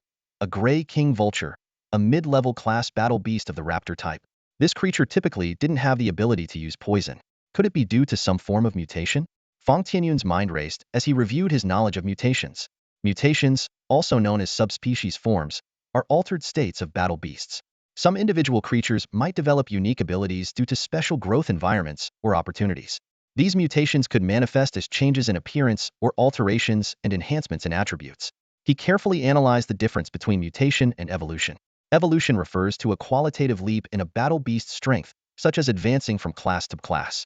Whether through natural growth, training, or technological modification, any cross-tier enhancement is considered evolution. Mutation, however, can affect a battle beast's strength positively or negatively, classified as either beneficial or harmful. After weighing his options, Fang Tianyun decided to investigate personally. Although terms like mid-level class and mutation didn't particularly interest him, the phrase raptor type piqued his curiosity. His current battle beast lineup lacked aerial and aquatic combat capabilities. On their way to the destination, Fang Tianyun and Regina repeatedly came across the corpses of mercenaries. Among the dead were not only ordinary mercenaries, but also a 4-star mage and a 3-star martial artist. All the bodies exhibited the same death characteristics: puncture wounds and poisoning. This discovery made Fang Tianyun uneasy. Even a beneficially mutated mid-level class Grey King Vulture should only be able to reach upper-level class strength. How could a group of well-trained, well-equipped mercenaries, along with high-tier martial artists and mages, meet such a tragic end? Could it be that the Grey King Vulture had undergone a qualitative transformation through mutation, advancing from class to class? With these questions in mind, the two of them traveled for 3 days and finally reached the location provided by the mercenary leader, a well-defended cave. Fang Tianyun did not approach rashly, but chose to observe from a concealed spot on a nearby hill. Using a high-powered telescope, he saw that the cave had been artificially blasted out from a narrow gap between 2 mountains. The entrance was fortified with a security line, electrified barbed wire, and heavy machine gun posts. 8 mercenaries guarded the line with grim expressions, clearly exhausted. Fang Tianyun patiently observed for several hours. As time passed, the guards' vigilance waned, and some even started to doze off. At that moment, a shadow flashed by, and one guard's head disappeared instantly. Fang Tianyun was shocked to see a massive black bird with a wingspan of nearly 10 meters snatch up 2 guards and soar into the sky. A group of panic-stricken people rushed out of the cave, but the giant bird had already vanished into the clouds, leaving behind 3 corpses and a group of despairing survivors. A middle-aged man in a black leather trench coat, seemingly the mercenary leader, emerged from the cave, attempting to rally his men. Lowering the telescope, Fang Tianyun's expression became grave and somber. He realized a disturbing truth. That giant bird was not the Grey King Vulture at all. Although the bird moved with ghostly speed, Fang Tianyun barely managed to catch a glimpse of its dark silhouette. He immediately adjusted his binoculars and replayed the footage several times. After careful analysis, Old Fang was certain that it was definitely not the so-called Grey King Vulture. The two were vastly different even from the back. By observing the mercenary team's behavior, Fang Tianyun deduced a crucial clue. The primary activity time of this blackbird was likely at night. This was in stark contrast to the Grey King Vulture, which lacked night vision and was far less effective in nighttime combat. This discovery further ruled out the possibility of it being a Grey King Vulture. Unfortunately, Fang Tianyun didn't get a clear view of the blackbird's front. However, he was certain of one thing. The mercenary leader had lied to him. With these doubts in mind, Fang Tianyun retreated to his tent for a rest. He knew that the real action would begin tonight. As evening fell, Fang Tianyun and Regina refrained from lighting a fire to avoid detection and settled for a simple meal of rations. Old Fang shared his findings with Regina. Did that leader lie on purpose, or did he really not know? Regina asked curiously. It doesn't matter whether it was intentional or not, Fang Tianyun replied nonchalantly. We have our own objectives here. As long as they don't interfere with us, it's fine. He paused, a cold glint flashing in his eyes. Otherwise, well, why are mercenaries and those mages and martial artists here at Fengyuan Ridge? Regina continued to probe. It's obvious someone with deep pockets hired them, Fang Tianyun analyzed. And that someone is likely inside that cave. As night fell, Fang Tianyun and Regina lay side by side on the hilltop, each with a pair of binoculars, quietly observing the direction of the cave. Old Fang thoughtfully placed some sunflower seeds, drinks, and bottled water in front of them. Compared to the tense atmosphere on the other side, the two spectators here seemed quite relaxed, just waiting for the show to start. The people on the other side were on high alert after dinner, but nothing happened until around 1 a.m. At about 3 a.m., Regina shook the deeply asleep Old Fang awake. It's happening! Fang Tianyun woke up instantly and quickly grabbed his night vision binoculars. Chaos erupted in front of the cave, with gunfire and shouts filling the air. The black giant bird was on a rampage. Its enormous black wings flapped, releasing countless black feathers that shot through the air like flying knives, propelled by a strong gust of wind. The sound of feathers piercing flesh was accompanied by screams, and several people were hit almost instantly. These black feathers, nearly 40 centimeters long, were lethal upon impact. Fang Tianyun now understood the source of those penetrating wounds. A blue magical barrier appeared in front of the cave, temporarily blocking some of the feather attacks. However, the 4-star mage maintaining it was visibly strained and wouldn't last much longer. Mercenaries equipped with night vision goggles began to retaliate. The black giant bird twisted and turned agilely, and even when hit by stray bullets, they only left insignificant sparks on its metallic feathers, failing to penetrate its defense. Several RPGs whizzed through the air, trailing white smoke. The black bird spread its wings, generating a visible, violent whirlwind around it. The incoming rockets were caught in the whirlwind's trajectory, and with a flap of its giant wings, the rockets bizarrely turned around and headed back towards the cave. Did it just use some kind of Tai Chi move? Fang Tianyun marveled. Amid the thunderous explosions, the errant rockets detonated at the cave entrance, causing chaos. The black giant bird didn't press its advantage but instead silently flew to a hidden spot, eventually perching on the trunk of a massive ancient tree. At that moment, Fang Tianyun finally saw the full appearance of the mysterious creature through his binoculars. Standing on the tree trunk, it was over 4 meters tall, just slightly shorter than a Hao. Its entire body was pitch black, with a round, stout physique and a short, round tail. Its yellow talons were strong and sharp, and its black eyes with dark gold sclera added to its menacing look. The beak was tough and hooked, and there were sharp, feather-covered bone horns on either side of its head, resembling the head blades of a serow. The face was a scaled-up version of an owl's, looking both fierce and somewhat adorable. But despite its seemingly chubby appearance, a single wing swipe could decapitate a person, and a claw swipe could easily tear someone apart. Based on these characteristics, Fang Tianyun finally identified the giant bird, a beast type, raptor class, rank lower tier, ghostly screech owl, and it was a mutated one. Ordinary ghostly screech owls had gray feathers, which were strong but not metallic, and they possessed wind magic abilities but were non-toxic. This mutated one, possibly due to ingesting some kind of metal, had metallic feathers that were as sharp as knives and highly toxic. No wonder old Fang didn't recognize it at first. With these beneficial mutations, this ghostly screech owl's combat power was already on par with a brank mid-ear beast. Fang Tianyun realized that they were facing a far more dangerous opponent than he had initially thought. The terrifying night vision and silent flight make this creature a true killer in the dark. The ghost owl's predatory behavior isn't just about feeding. It seems to be toying with these humans. The survivors are both mentally and physically broken, their eyes filled with fear and despair. However, the ghost owl is not an inherently aggressive creature towards humans. Unless provoked, it usually avoids them, as humans are not part of its diet. But once angered, this creature reveals a chillingly vengeful nature, determined to fight to the death. At that moment, the ghost owl launched another ferocious attack on the cave entrance. Despite their panic, the surviving mercenaries had developed a response mechanism after days of brutal training. The sentries immediately opened fire, weaving a web of bullets in the air. However, these live rounds were harmless toys to the ghost owl. Black feathers fell like rain as the mage quickly erected a defensive barrier, and the mercenaries provided fire support from the rear. Just as all attention was on the feathered assault, the massive shadow suddenly charged into the crowd from the other side. With a single wing, it swatted away a 3-star warrior rushing to block it and, under the horrified gaze of everyone, snatched 2 more mercenaries. Amidst the desperate screams, the crushed bodies of the 2 mercenaries plummeted to the ground. The ghost owl's figure vanished into the night, as if it had never appeared. This scene was undoubtedly a blatant mockery of humankind. One mercenary finally broke down. He ran out of the perimeter, firing wildly and screaming, "Come out, you beast! Face me in a duel, you coward hiding in the shadows." As the mercenaries' rage gradually subsided, the surrounding forest remained eerily silent, as if nothing had happened. "Go drag that fool back here." The leader emerged from the cave, fuming as he gave the order. 2 mercenaries exchanged glances and reluctantly started walking out. But after taking just a few steps, they froze in place as if struck by lightning, their teeth chattering uncontrollably. Is that? The familiar yet terrifying shadow of a black bird silently appeared behind the deranged one. The mercenary, who was gasping for breath with hands on his knees, seemed to sense something, and a chill ran down his spine, making his hair stand on end. Trembling, he lifted his head to see the familiar faces filled with fear within the perimeter. "Open fire!" A hysterical shout shattered the silence, jolting everyone's nerves. Without hesitation, the mercenaries pulled their triggers, the gunfire erupting as if it were their only source of safety. As the mercenary fell into a pool of blood, his eyes widened in disbelief. He never imagined he would die by his comrades' bullets. Meanwhile, the ghostly bird, Gue Huang Shao, vanished like a specter from their sight, leaving behind only a cold corpse felled by friendly fire. The mercenary leader looked around furiously, the dead silence and the numbed, soulless faces giving him a splitting headache.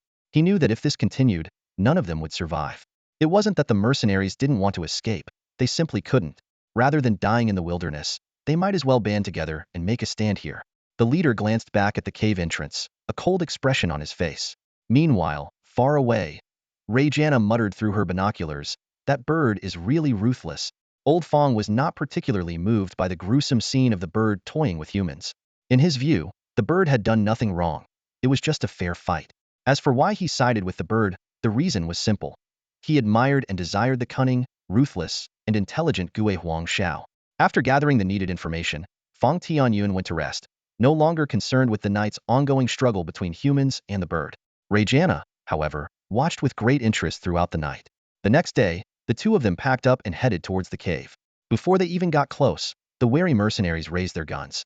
Upon realizing they were humans, the mercenaries breathed a slight sigh of relief, even showing a bit of joy.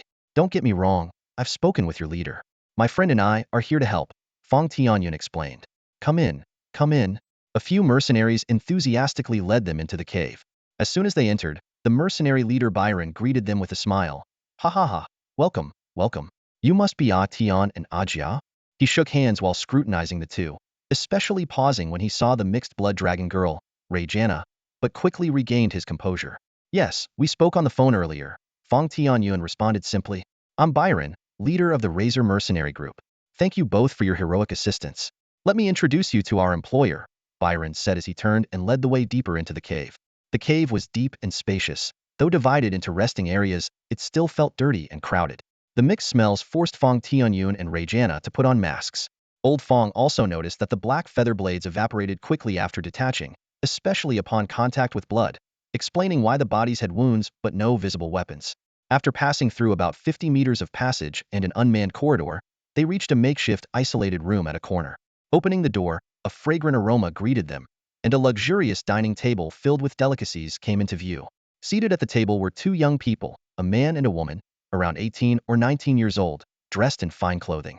On the other side sat a middle-aged man with his eyes closed, wearing a 5-star badge indicating he was a high-ranking mage. "Atian, let me introduce you," Byron began. "This beautiful young lady is Michelle, a distinguished beast master from the renowned Brown family in Xiangjin City, and our employer for this mission. The young man is Chad, Miss Michelle's friend.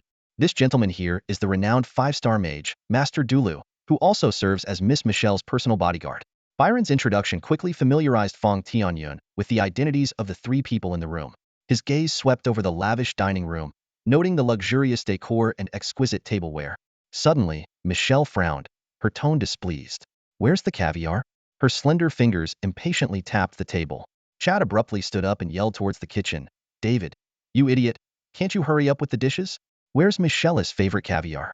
His voice echoed through the empty room. Chef David rushed in, his plump body quivering under his apron, carefully holding a silver tray. "Coming, coming," he panted, placing the tray on the dining table. The caviar glistened enticingly under the light. Watching the scene, Fang Tianyun smirked inwardly. He recalled an ancient saying, "Behind the red gates, meat and wine go to waste, while out on the road lie the bones of the frozen poor." The stark contrast between the two worlds inside and outside the room highlighted the disparity between the rich and the poor. From the moment the two entered the room until Byron finished his introduction, the three at the table didn't even spare them a glance, their arrogance on full display. It wasn't until the caviar was served that Michelle finally looked up to appraise the newcomers. Her gaze lingered on Fang Tianyun for a moment, clearly intrigued by the handsome man. Meanwhile, Chad cast a hostile glance, his eyes filled with suspicion and animosity. However, when Michelle's eyes fell on Regina, her expression instantly darkened. Regina's strikingly beautiful and strong features, coupled with her curvaceous figure, seemed to hit a nerve.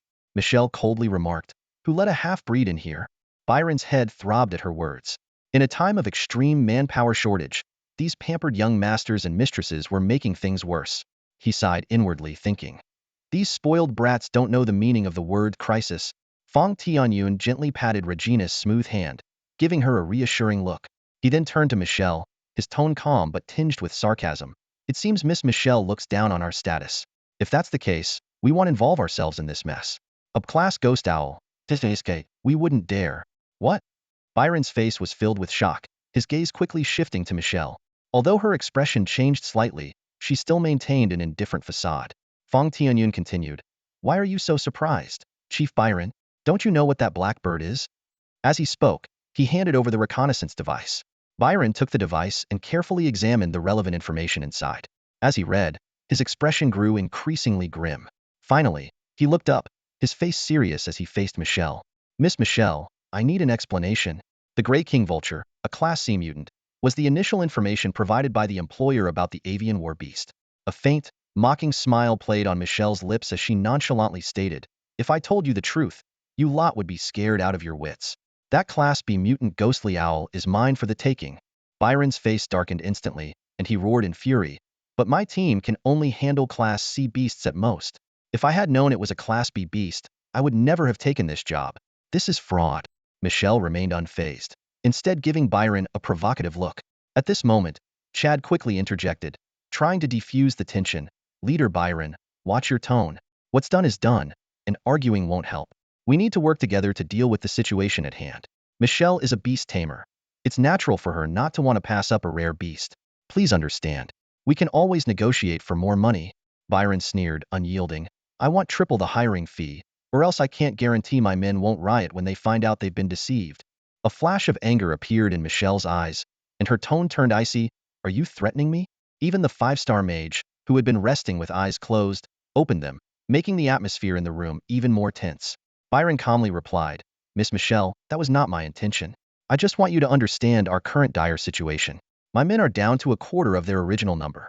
If you think you can handle that beast on your own, we can leave right now. Seeing this, Chad stepped in again to mediate. Michelle, don't get angry. Leader Byron has a point. That ghostly owl is no easy opponent. Michelle glared at Byron, but eventually waved her hand, signaling Chad to handle it. Chad quickly nodded and turned to Byron. Triple it is. I hope your team gives it their best. If you can take down that ghostly owl, I'll even add a bonus. At this point, Fang Tianyun spoke up. We want triple as well. If we had known it was a Class B beast, we wouldn't have come. Of course, we can also leave now. Chad's face changed, but he gritted his teeth and agreed. He knew well that in this dangerous environment, they desperately needed manpower. Meanwhile, Michelle enjoyed her meal, indifferent to the fates of Byron and Fang Tianyun's men. Her focus was solely on the ghostly owl. After receiving half of the advance payment, Byron led Fang Tianyun and Regina to a separate room to rest. The room was simple, but better than squeezing in with the other mercenaries. Once Byron left, Regina whispered to Fang Tianyun, Byron seems like a decent guy. That woman, though, deserves to be killed. Fang Tianyun shook his head with a smile. You're brave and tough, but you're still too naive in the ways of deceit and cunning. What do you mean?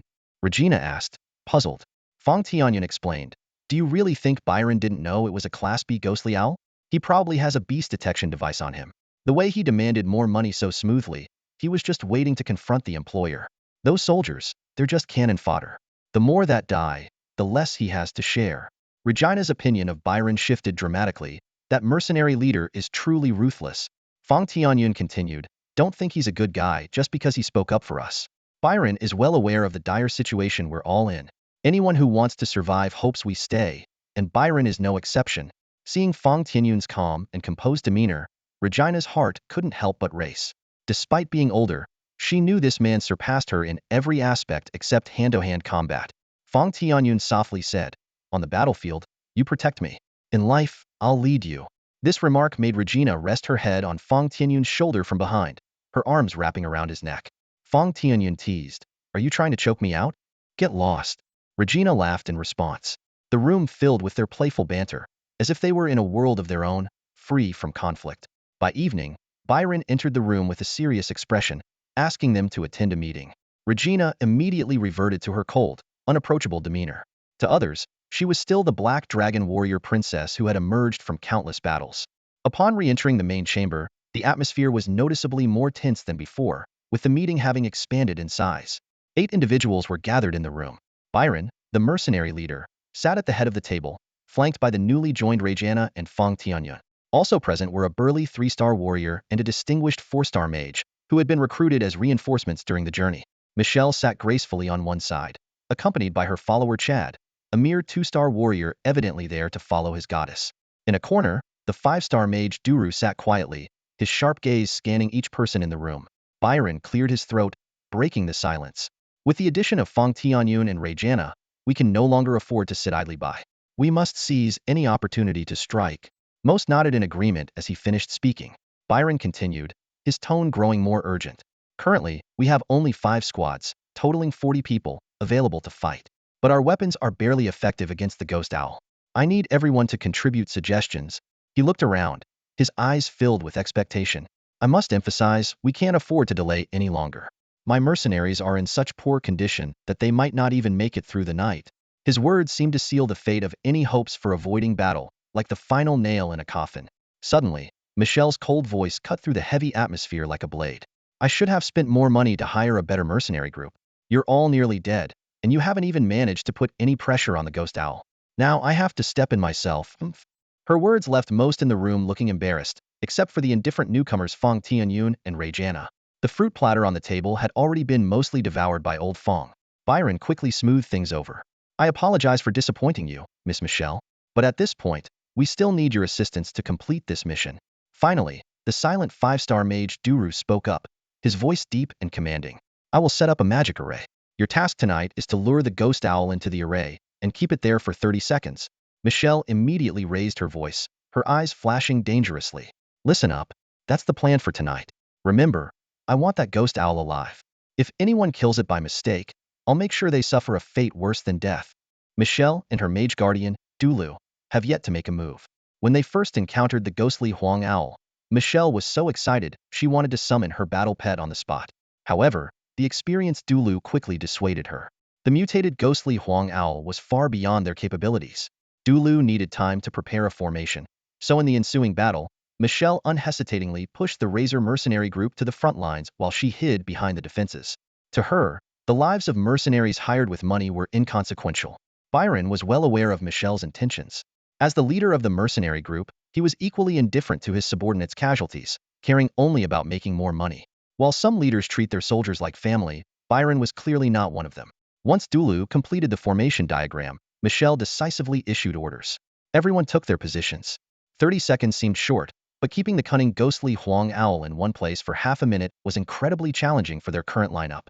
Compared to the others' tense busyness, Fang Tianyun and Regina stood leisurely nearby, each holding a metal spear. To them, risking their lives wasn't worth the hundreds of thousands they earned weekly. Usually, martial artists undergo strength assessments when hired, but due to the current manpower shortage, this step was skipped.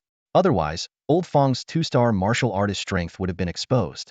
Not that they cared at this point, exposure wouldn't change much. A massive formation had already been set up on the cave's ground, camouflaged with sand and mud.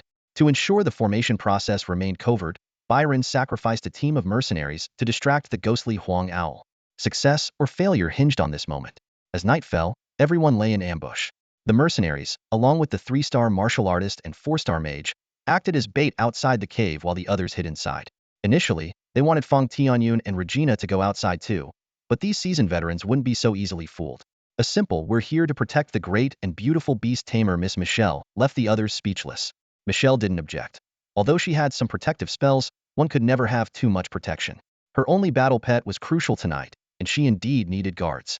Chad, clad in ornate armor, volunteered, claiming to be the first knight ever loyal to the goddess. But facing this 2-star martial artist who had been thrashed by her summoned beast, Michelle merely sneered and ignored him.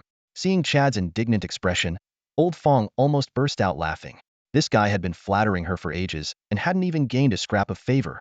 Having faced the ghostly Huang owl multiple times, Byron had gained some understanding of its habits. He placed a mercenary at the formation's center as bait, with others keeping a clear distance, making him appear isolated. The sound of artillery fire rang out again. The ghostly Huang owl had returned. Amidst terrified screams, it charged into the formation with reckless abandon, like a tiger among sheep, unleashing a bloody massacre. Its black wings, covered in metallic feathers, were like 2 massive cleavers, cutting through everything in their path. The 3-star martial artist, wielding a double-bladed axe, seized an opening and attacked from behind, only to swing his axe into thin air. "Above!"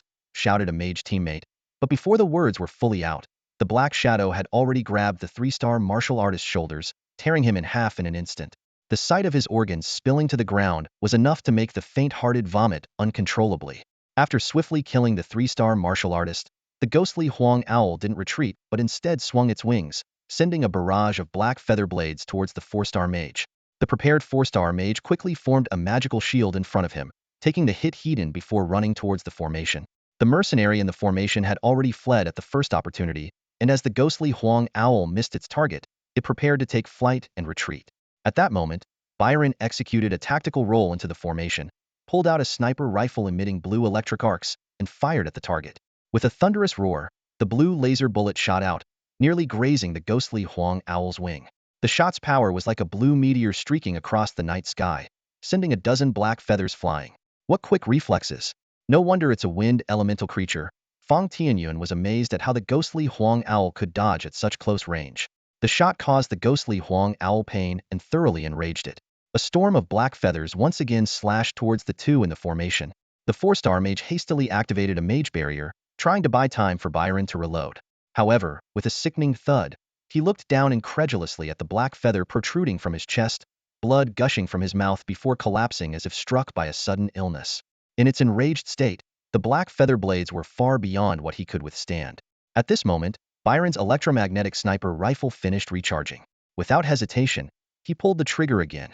Facing the incoming blue laser, the ghostly Huang owl, standing still, dodged with a slight tilt of its head, the laser barely grazing past. In the process, it seemed to mockingly smile. Even a bird can look this cool? Fang Tianyun felt a rush of heat, while Michelle's eyes were already filled with fanaticism. The ghostly Huang owl, now grounded, boldly walked towards the pale-faced Byron in the formation. Its gaze seemed to say, "Nice weapon, but can you hit me? How many shots can you fire at this range?" Just as the ghostly Huang owl stepped into the formation's edge, Byron turned and ran. Seeing its prey about to escape, the ghostly Huang owl immediately spread its wings, preparing for a low-altitude flight. "Now, do it!" The roar was almost heart-wrenching. He was giving it his all. The mercenaries around, on high alert, immediately sprang into action, pulling out their trap guns and firing. Metallic nets shot out like spider webs toward the ghostly Gue Huangxiao within the formation. Simultaneously, a portal of space suddenly opened in front of Michelle, and an 8-meter-long white spider leaped out. This was a top-tier class beast, a forest white strangler, one of the most high-end war beasts available on the market. As soon as the strangler appeared, it spewed white webs from its sharp mouth, covering the formation. Although Gue Huangxiao easily broke free from the metallic trap net, it was caught by the more advanced web and was temporarily immobilized. Gue Huangxiao flapped its wings furiously, slicing through the web with its metallic wings. Despite the web's extraordinary toughness, it began to break under the continuous assault. Just as Gue Huangxiao was about to escape, Byron fired another electromagnetic sniper shot. Gue Huangxiao shielded itself with its wings, taking the hit heaten but being pushed back several steps by the impact. "You idiot! Stop shooting!" Michelle yelled angrily, stopping Byron's suppressive fire as Gue Huangxiao moved further from the center of the formation. At this moment, the strangler shot thick webs from its mouth and front limbs, accurately binding Gue Huangxiao's limbs. Both sides were now locked in a fierce struggle. Surprisingly, the massive strangler was being dragged around by Gue Huangxiao, and would have been in a worse state if not for its hind legs stabilizing it. Seeing that Gue Huangxiao was about to break free from the magical formation, Old Fang signaled Regiana. Understanding his intent, Regiana rushed out of the cave, spear in hand, leaping up and delivering a fierce downward strike aimed at Gue Huangxiao's head. Caught by the strangler, Gue Huangxiao couldn't react in time and took the hit directly. Although it didn't suffer substantial damage, the heavy blow momentarily dazed the giant bird. The strangler seized the opportunity to drag Gue Huangxiao back a bit. Having landed her strike, Regiana swiftly retreated to Fang Tianyun's side. At this point, the 30-second limit had been reached, and Dulu, who had been chanting with his eyes closed, suddenly opened them wide. Instantly, a red circular formation lit up on the ground, with mysterious runes flickering. Sensing the danger, Gue Huangxiao tried to force its way out, but the ground formation suddenly shot out numerous iron chains and hooks, firmly pinning it down within the formation. This was a powerful binding spell. Regiana looked anxiously at Fang Tianyun, who gave her a reassuring glance. Old Fang knew well that although the long-prepared binding formation seemed effective, it was far from enough to subdue Gue Huangxiao.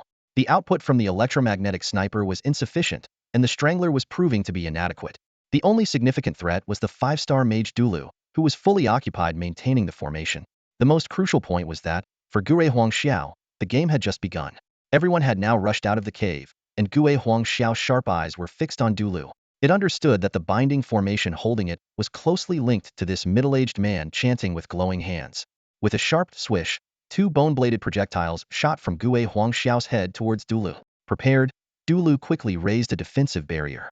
The projectiles were deflected with a burst of sparks, causing Dulu to stagger back several steps. The deflected projectiles, still carrying momentum, slashed at the unprotected strangler, severing 2 of its front legs. "Damn it!"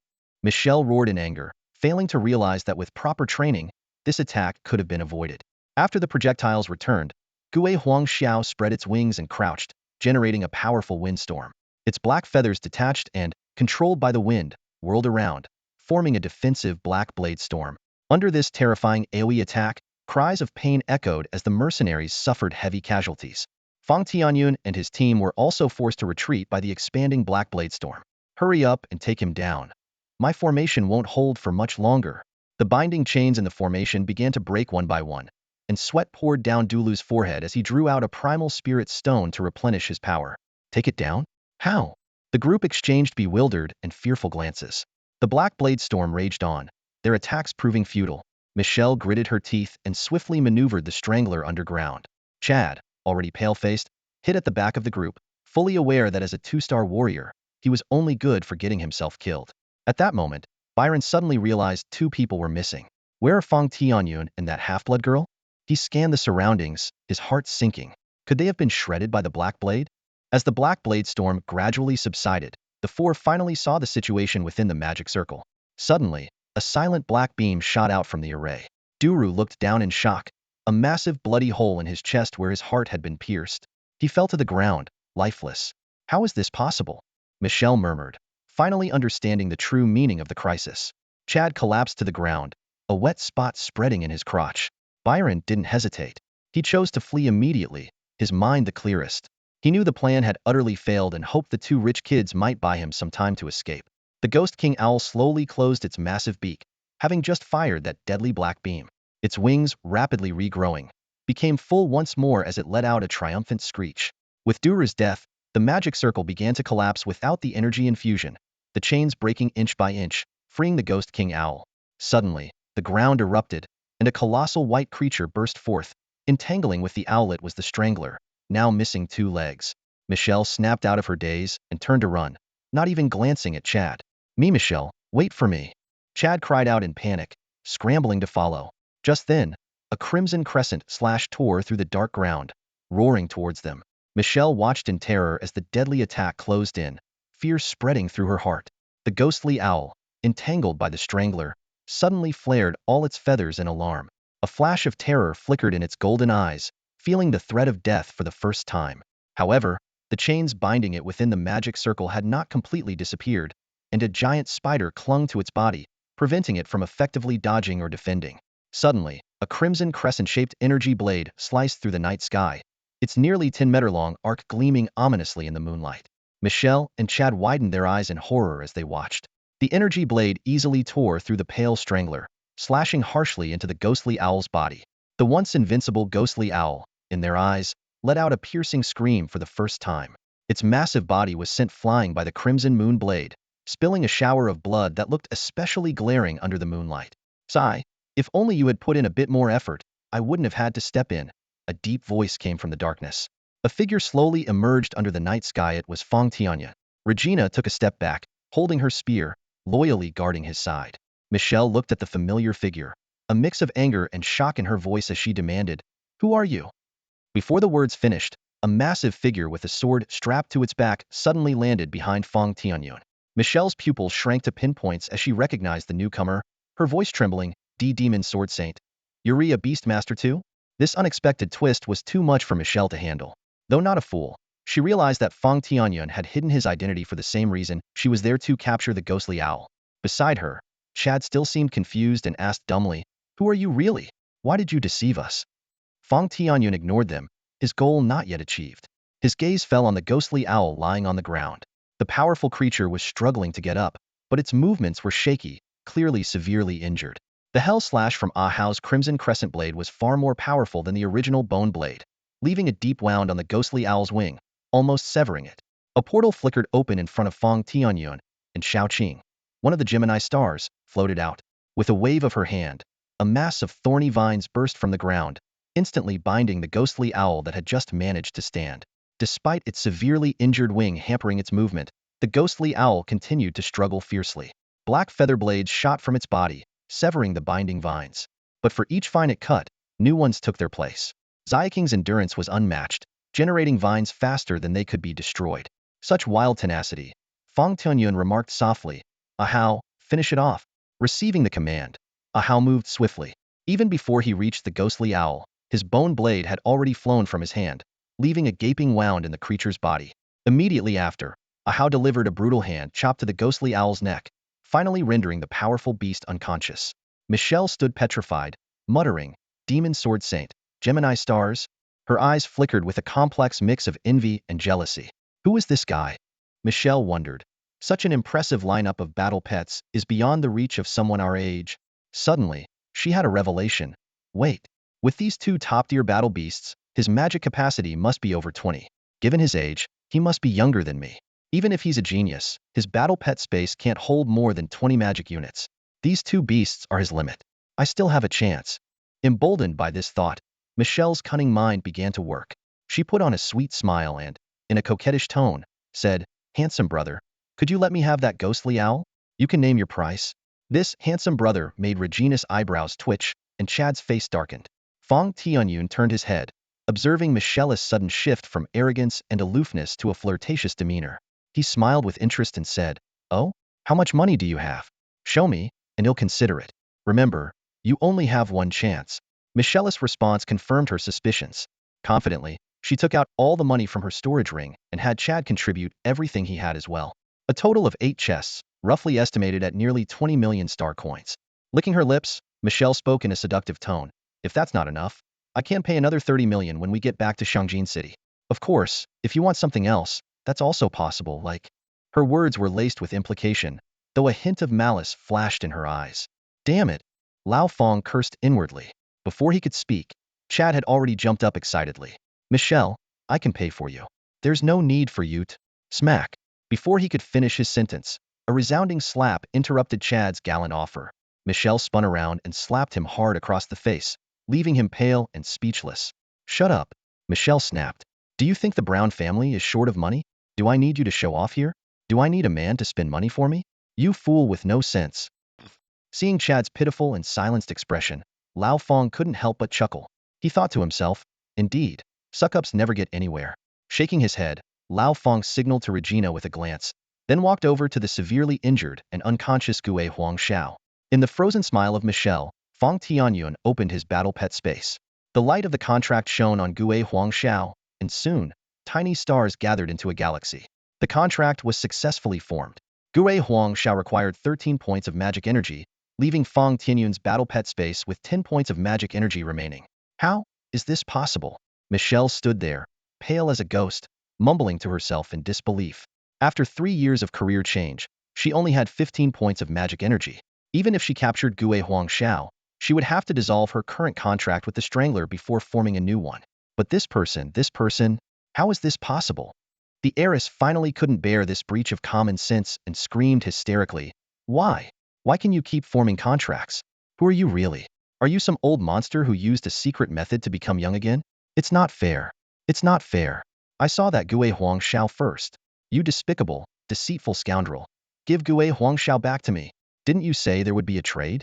You fraud. You're untrustworthy. You deserve to die a horrible death. If I go back, I'll make sure you die painfully." Michelle completely lost her mind, no longer pretending, and charged at Fang Tianyun like a mad dog ready to bite.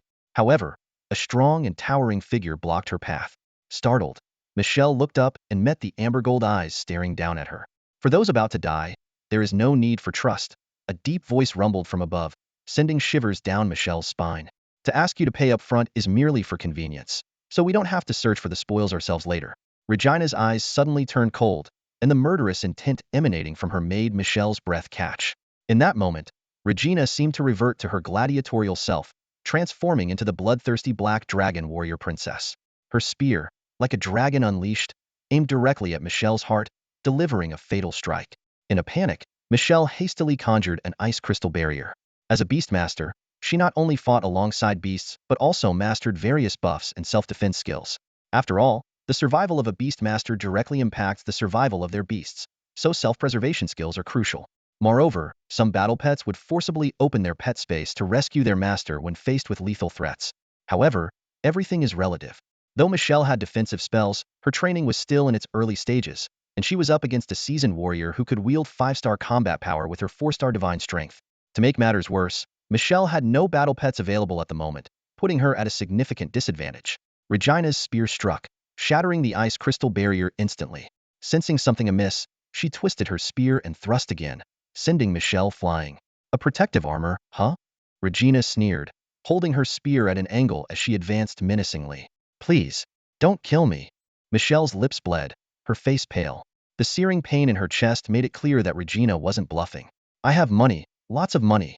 I can give you all the money you want. Raised in luxury, Michelle had never been so close to death. Her only battle pet, the Reaper, was still recovering from a previous battle, leaving her with no cards left to play.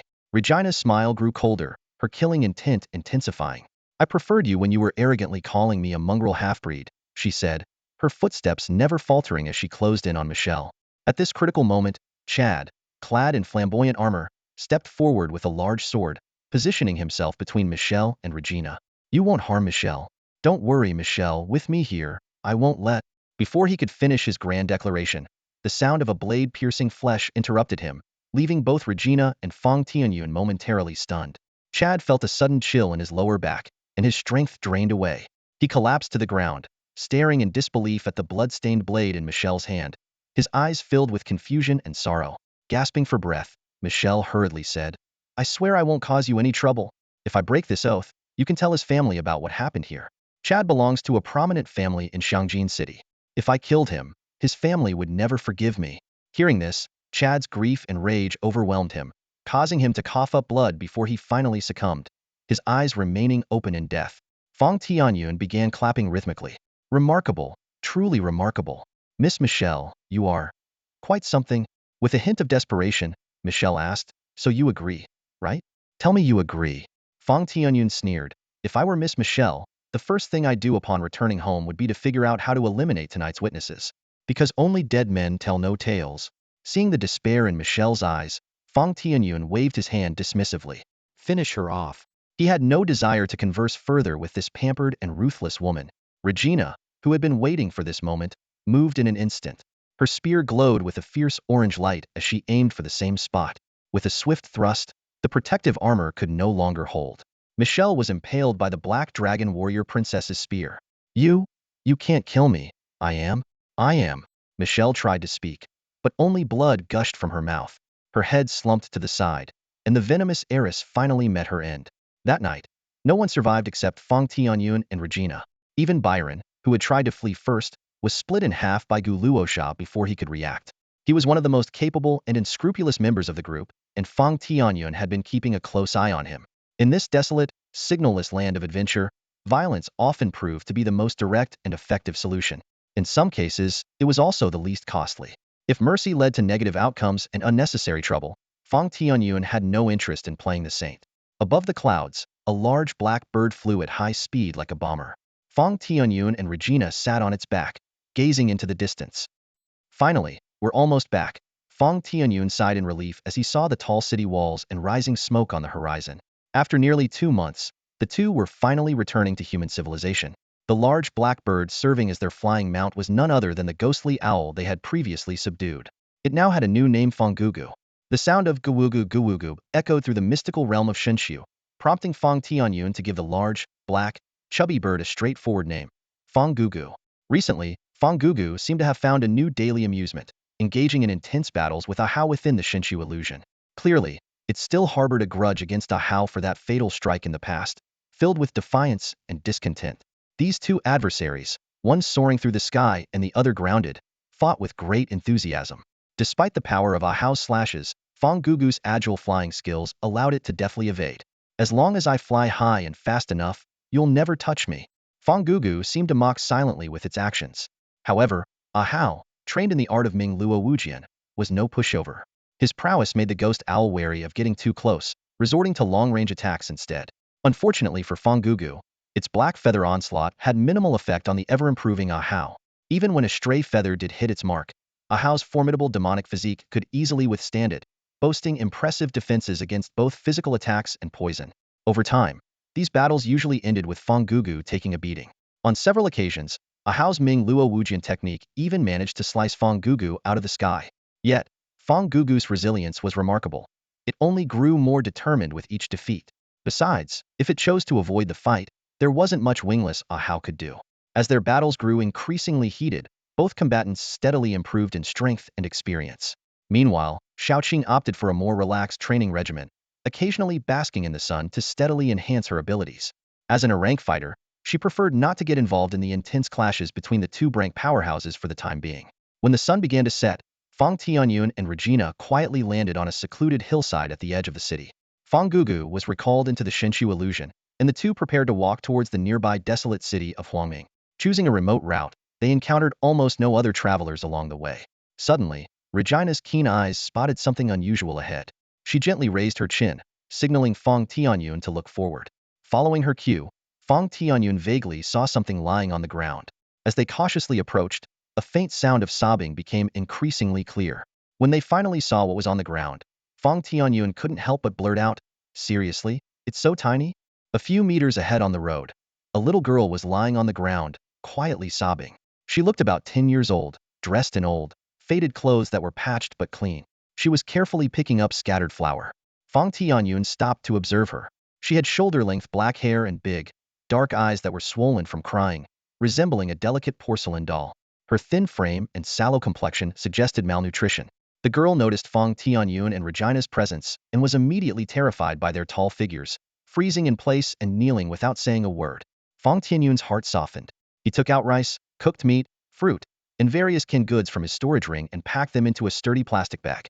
After confirming the weight was appropriate, he squatted down and smiled, saying, "Stop picking it up. The flour on the ground is dirty and could make you sick. Here, take this." The little girl was stunned and didn't reach out to take it.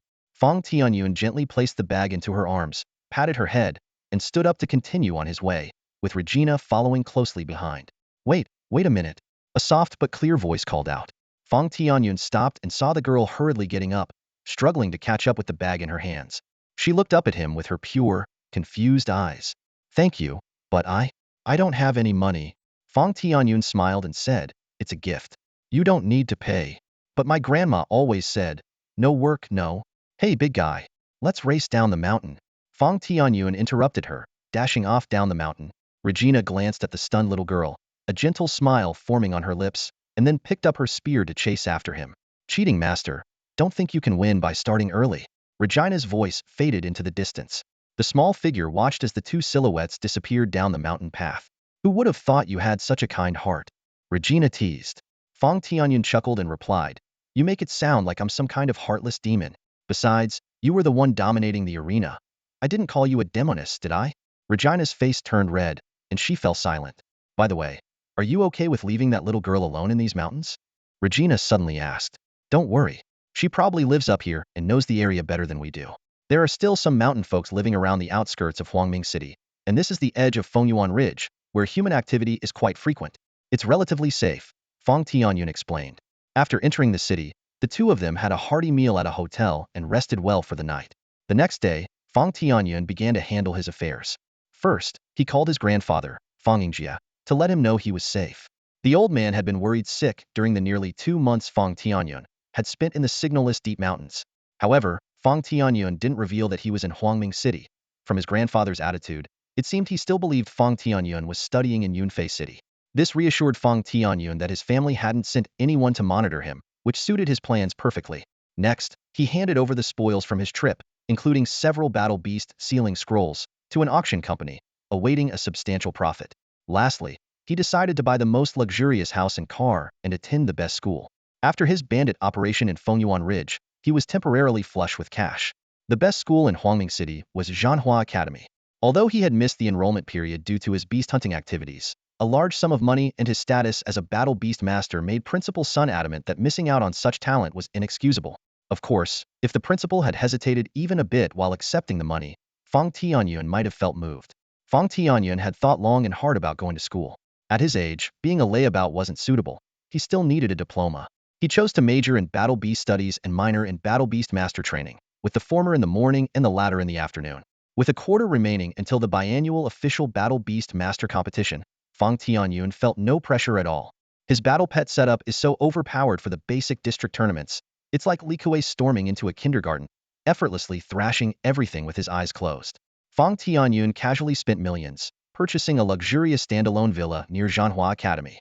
He moved in with Regina, clearly having no intention of staying in the dorms. At this moment, Regina stood in the center of the living room, dressed in a black and white maid outfit. It wasn't the suggestive kind.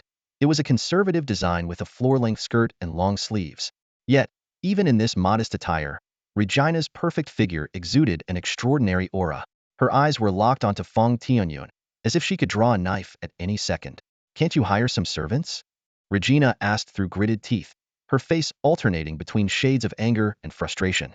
Unfazed, Fang Tianyun replied, "I'll handle hiring servants later. For now, you'll have to manage. Think of it as a break from wielding weapons. Cooking and cleaning can be relaxing." His gaze hinted at long-term plans, clearly preparing for something grander. Until he found trustworthy people, he'd rather keep things simple. Regina hesitated. "But I really don't know how to do this." She was an expert in combat, but cooking, especially for Fang Tianyun, was a different story. Since they met, they always dined out in the city or had Fang Tianyun cook when outdoors. She rarely had to cook herself. "Don't worry, you'll learn. I'm not picky," Fang Tianyun reassured her. "Okay, but remember, you said it. Don't get mad if I mess up." Regina still sounded unsure. "I won't, I promise. I'll be too busy praising you," Fang Tianyun assured her. Feeling more at ease, Regina eagerly pulled out her phone to look up recipes. Just as Fang Tianyun was about to go out for household supplies, his expression changed abruptly. He turned and quickly headed upstairs. "Until tomorrow night, don't let anyone disturb me, no matter how important it is. Wait until I come out." Seeing her master's rare serious demeanor, Regina didn't understand but nodded firmly. "By the way, Tianyun, tomorrow is your first day at the academy," Regina reminded him. "Screw that. I'm taking a leave." Fang Tianyun replied without looking back, his tone brooking no argument. Under the dim sky, the charred land stretched to the horizon. Broken mountains and scattered enormous skeletons dotted this desolate landscape, resembling a battlefield after an apocalyptic war. Amidst the rough terrain, a young man with black hair moved swiftly, holding a shovel and carrying a burlap sack over his shoulder, embodying a scavenger in a post-apocalyptic world. This young man, named Fang Tianyun, was drenched in sweat but wore a radiant smile. Suddenly, he stopped, crouched down, and sniffed the ground intently. "The scorched earth can't hide treasures from me," he murmured to himself, "because I can smell their unique scent." With practiced ease, Fang Tianyun swung his hoe, and soon unearthed a skeleton along with some tattered clothing. He quickly rummaged through and found a few porcelain bottles, carefully opening one to sniff its contents. Fragrant and well-sealed, not spoiled.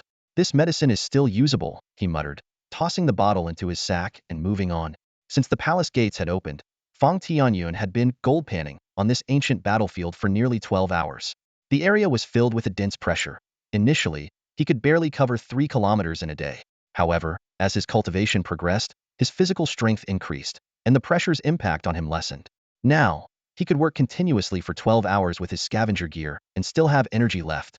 Despite this, the unique environment here still limited his abilities. He couldn't use his original spiritual power, and even his divine sense was greatly compressed. But Fang Tianyun believed that as his cultivation level improved, his efficiency in treasure hunting here would also increase. During these 12 hours, his most significant find was the White Tiger chapter of the Four Symbols Return to Origin technique. This treasure, which he had been seeking for years, finally in his hands, made him grin like a child. Continuing his search on the vast battlefield, Fang Tianyun found many small trinkets. Suddenly, he came upon a colossal object. A gigantic skeleton stood before him, so enormous it was hard to imagine what kind of mythical beast could possess such a body. A bold idea formed in Fang Tianyun's mind. He tied the sack to his waist and began climbing the skeleton by hand. He had already made a good haul, and he wanted to take this chance to climb higher and see if he could discover something different. After climbing for an unknown amount of time, Fang Tianyun noticed something embedded in the skeleton. As he got closer, he saw it clearly: a crescent moon blade. The handle was entirely green, made of an unknown material, but had a delicate, translucent quality. The blade's hilt featured a golden dragon's mouth biting the blade. The blade itself was inscribed with blue characters, emitting a sharp golden light. A red tassel hung from the spine, adding a touch of elegance to this Chinese weapon. Fang Tianyun placed his hand on the blade's spine and was surprised to find it warm. Suddenly, his whole body trembled, and sweat poured down like rain. In that instant, he seemed to see a pair of giant bronze eyes filled with fury and hatred capable of overturning the heavens. Although the vision vanished quickly, the intense malice left him shaken. He quickly released his grip and instead grabbed the green handle. This time, it was icy cold, yet not slippery, instantly dispelling his sweat. This sensation of balance between heat and cold intrigued him. "What a divine weapon!" Fang Tianyun exclaimed, decisively pulling the crescent moon blade from the skeleton and holding it aloft. I'll call you the dragon-slaying crescent blade.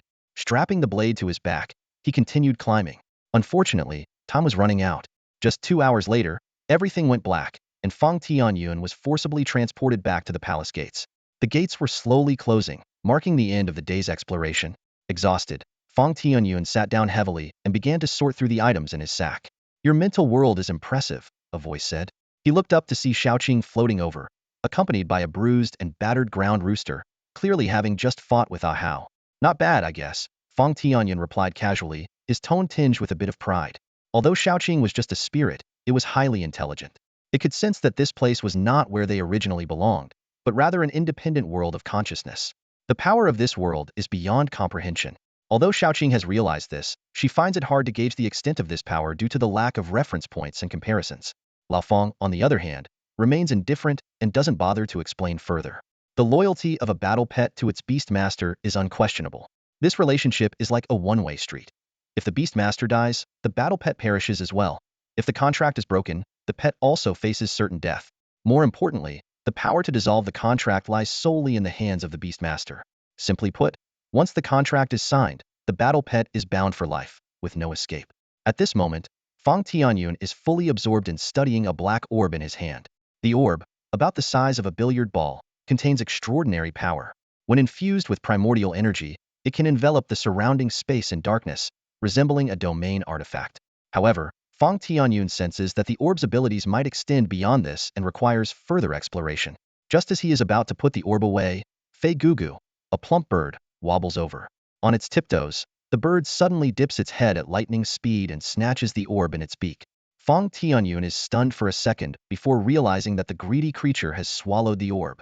Fang Tianyun quickly stands up, not out of concern for the orb, but worried that the ghostly owl might fall ill.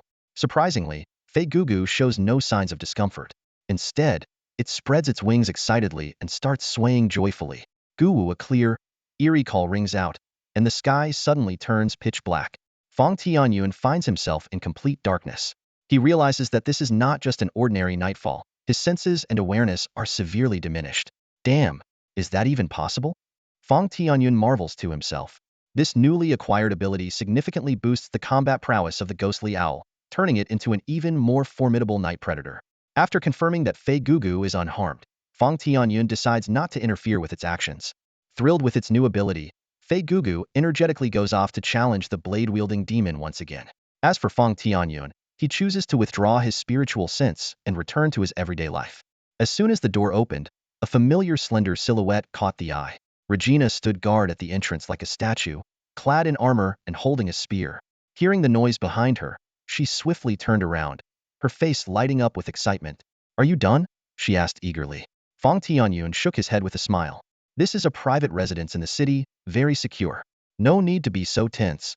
His gaze swept over Regina's slightly weary face. Looks like you didn't sleep at all last night. Regina shrugged it off and playfully flexed her biceps. No worries. You know my physical condition, don't you? She beamed with pride.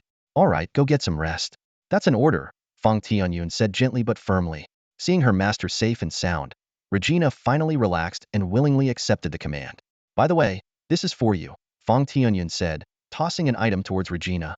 With swift reflexes, Regina caught it and found herself holding a magnificent, weighty polearm. Her eyes sparkled instantly. It's called the Dragon Crescent Blade. It can slash and stab, similar to your axis pair style. It should suit you well, Fang Tianyun explained, pleased with his foresight. Thank you, Regina exclaimed, rushing forward to plant a quick kiss on Fang Tianyun's cheek before dashing off to her room with the weapon. Moments later, her flushed face peeked out from the door. Oh, by the way, the food is ready in the pot. Just heat it up. With that, the door shut with a snap. Next time, aim for the lips. What's with the cheek? Fang Tianyun shouted at the closed door, chuckling as he headed downstairs. The scene shifted to a classroom where the voice of a middle-aged, balding professor echoed. Class, let's have a round of applause to welcome our new transfer student for a self-introduction. As soon as he finished speaking, Fang Tianyun, dressed in a suit-like school uniform, strode confidently to the podium. His tall stature, handsome face, and solid build immediately captured the attention of the entire class. Wow, he's so handsome, a girl couldn't help but exclaim. Yeah, he looks really fit. I heard he's only 16, another girl chimed in. TCH, This guy skipped his first day after transferring. Definitely not a studious type. A boy muttered jealously. Ignoring the chatter, Fang Tianyun maintained his smile and introduced himself succinctly. Hello everyone, my name is Fang Tianyun. It's an honor to transfer to Zhanhua Academy. I look forward to interacting with you all and making progress together. Thank you. Despite the standard nature of his speech, it garnered considerable applause, especially from the girls. Fang, please find an empty seat, the professor instructed. Fang Tianyun nodded and made his way to an empty seat by the window in the back of the classroom, pleased to find the main character seat unoccupied. All right, let's begin the lesson, the teacher announced, refocusing the class. This class on war beasts was quite popular, with nearly 100 students enrolled. The course primarily covered the habits and applications of war beasts. Fang Tianyun listened attentively and took notes, an attitude that earned him a nod of approval from the initially skeptical professor. The morning lessons gave Fang Tianyun a deeper understanding of war beast knowledge. After lunch, he went home for a short rest before returning to school in the afternoon. The afternoon war beast trainer course had noticeably fewer students, less than 30. This high-barrier profession attracted many affluent young men and women. The instructor, Gavin, was 32 years old and ranked 14th in the city's adult division of war beast trainers. His age and ranking suggested mediocre talent, as he hadn't even qualified for state-level competitions. However, for these 15 and 16-year-old novices, his skills were more than adequate. Gavin rarely stuck to the curriculum, preferring to boast about his glorious experiences. The young students, lacking life experience, listened with rapt attention, frequently cheering, creating a lively classroom atmosphere. Fang Maoren sat idly on his throne at the back of the classroom, his gaze drifting through the window to the group of girls playing volleyball on the field. The lively scene in the sunlight was far more interesting than the teacher's mundane bragging. His thoughts had already wandered to the afternoon classes, pondering what excuse he could use to skip them. Thus, the first day of student life at Zhanhua Academy quietly came to an end. He hadn't met any new campus beauties, but he didn't mind. To Fang Maoren, school was just an ordinary distraction in life. As night fell, Fang Maoren pushed open the door to his home and was immediately enveloped by the enticing aroma of food. Not bad, your cooking skills are getting better, he genuinely praised. Dressed in a maid outfit, Regina was just bringing out the last dish. Hearing the compliment, a sweet ripple of happiness spread through her heart. So, are there a lot of pretty girls at school? Regina asked casually. There are quite a few, Fang Maoren replied bluntly. Why are you asking? Are you jealous? Regina looked down guiltily. Who's jealous? I'm just asking. I'll go get the soup. She turned to escape into the kitchen but was stopped by a strong hand. Fang Tianyun pulled Regina back with a firm tug, bringing her face to face. They stood so close that they could hear each other's breathing. What are you doing? Regina felt the strong hand around her waist, making her nervous. The usually fearless dragon lady found herself defenseless under the man's intense gaze. I want you to remember what I'm about to say. Fang Tianyun's voice was low and resolute. No matter how many other women there are, you, Regina, are irreplaceable in my heart. No woman can ever take your place. Got it? Hearing his firm and powerful words, Regina's tense body gradually relaxed. She lifted her head, her beautiful vertical pupils no longer avoiding his gaze, but filled with determination. The next moment, Fang Tianyun felt a warm body leap into his arms, and a sudden heat on his lips nearly took his breath away. Regina's passionate kiss conveyed all her love and attachment. The morning sunlight filtered through the curtains, and Lao Fang opened his dark eyes right on time, like a precision alarm clock. Years of habit had made him a stranger to sleeping in, but feeling the warmth of the person sleeping beside him, he couldn't help but let his mind wander. Lao Fang gently picked up his phone and skillfully requested a day off. Taking 2 days off in 3, that's something, he thought to himself with a wry smile. Carefully tucking the blanket around the person next to him, he quietly got out of bed. After ensuring that they were still sound asleep, he went about his morning routine and then silently slipped out to buy groceries. I need to make something nourishing, he thought. After purchasing the ingredients, he realized it was still early and decided to take a walk. Unknowingly, he wandered into a residential area. The streets here were clean and tidy, with no sign of beggars. Most of the residents hadn't awakened or cultivated their primal spirit powers. Despite their limited economic conditions and cultural levels, they were generally kind and gentle. A few children playing nearby greeted Lao Fang warmly, bringing a slight smile to his face. As Lao Fang shopped, the vendors were respectful and a bit reserved towards this well-dressed, distinguished young master. However, their business practices were fair, and the prices were reasonable, making Lao Fang consider coming here regularly for his shopping. A flower girl passed by, and Lao Fang casually bought a large bouquet of fresh roses. It wasn't until after the purchase that he remembered Xiao Qing could conjure a bunch with a mere wave of her hand. Just as he was chuckling to himself, he noticed a familiar small figure by a job posting board. It was the little girl he had helped outside the city a few days ago when he returned from Fengyuan Ridge. She was waving her small hands, trying to push her way through the crowd of adults, only to be squeezed out repeatedly. Her persistent spirit struck a chord with Lao Fang. Are you looking for a job here? Lao Fang approached and asked. The little girl turned and recognized him with delight. Oh, it's you, big brother. She stood up happily and carefully took out a crumpled little pouch from her pocket, extracting a handful of small star coins. Thank you for the other day, big brother. She stood on tiptoe, offering the coins with hopeful eyes. Lao Fang felt a bit troubled by her principal. Is this what you've saved from working these past few days? Yes, she nodded. Put the money away, Lao Fang said. I don't need it. How about you repay me in another way? Hearing this, the little girl cautiously put the money back into her pouch. Lao Fang waved his hand, and a job posting flew into his hand. He was surprised to see that traditional job postings were still used in the residential area. Afternoon shift at the bakery, 6 hours, 60 star coins. Lao Fang knelt down and placed the job posting in her hands. This is the most suitable job for you right now with a decent wage. As for heavy labor like moving bricks or gas cylinders, let's leave that to someone more suited for it. Thank you, big brother, she said, her face beaming with gratitude. Lao Fang continued, I also need help at my new home, with tasks like cleaning and cooking. It's a long-term job with room and board included. Would you be interested? 2 would. The little girl responded excitedly after a moment's hesitation. Great, here's the address. You can start tomorrow if you can. Okay, thank you. She carefully read the address on the paper and then tucked it safely into her wallet. By the way, what's your name? Lao Fang asked. My name is Ling, she replied. When Fang Tianyun returned home, Regina was still asleep, clearly exhausted from the previous night. It wasn't until evening that the dragon lady finally awoke. Finding herself alone, she hurriedly dressed and opened the door. The smell of food wafting up from downstairs eased her momentary panic. You're awake? If you're still tired, you can rest a bit more. Dinner will be ready soon, Lao Fang said without looking up, focused on his cooking. No need, I slept well, Regina replied. Leaning against the kitchen door, her eyes filled with tenderness as she watched him. After last night's intimate moments, her demeanor had become even more mature and alluring. Naturally, her appetite had also increased, and she devoured the entire spread of food without leaving a crumb. These are for you, Lao Fang said, handing her the bouquet of roses. Regina was taken aback. Thank you. She took the flowers, inhaling their scent deeply, trying to hold back tears, but her trembling hands gave away her emotions. These days were the happiest she'd ever experienced. I need to go out tonight. You should stay home and rest, Lao Fang said. Hearing the word rest, Regina blushed, her demeanor becoming even more charming.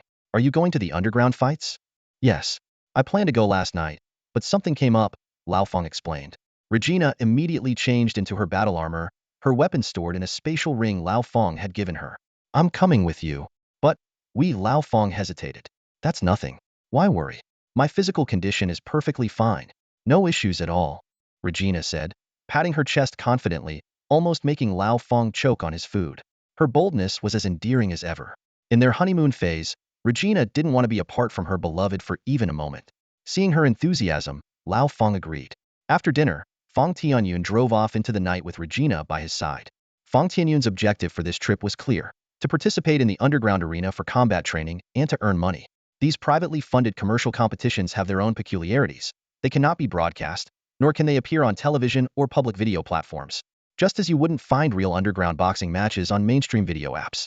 The competition rules are similar to regular events, but the main feature is their lack of restrictions. Regardless of the contestant's age or the level of their battle beasts, as long as they meet the required energy standard, they can compete. This rule results in a wide range of participants, with significant disparities in strength. In top-tier underground arenas, you might encounter contestants with national-level skills, or you might face opponents who rank among the lowest in the city.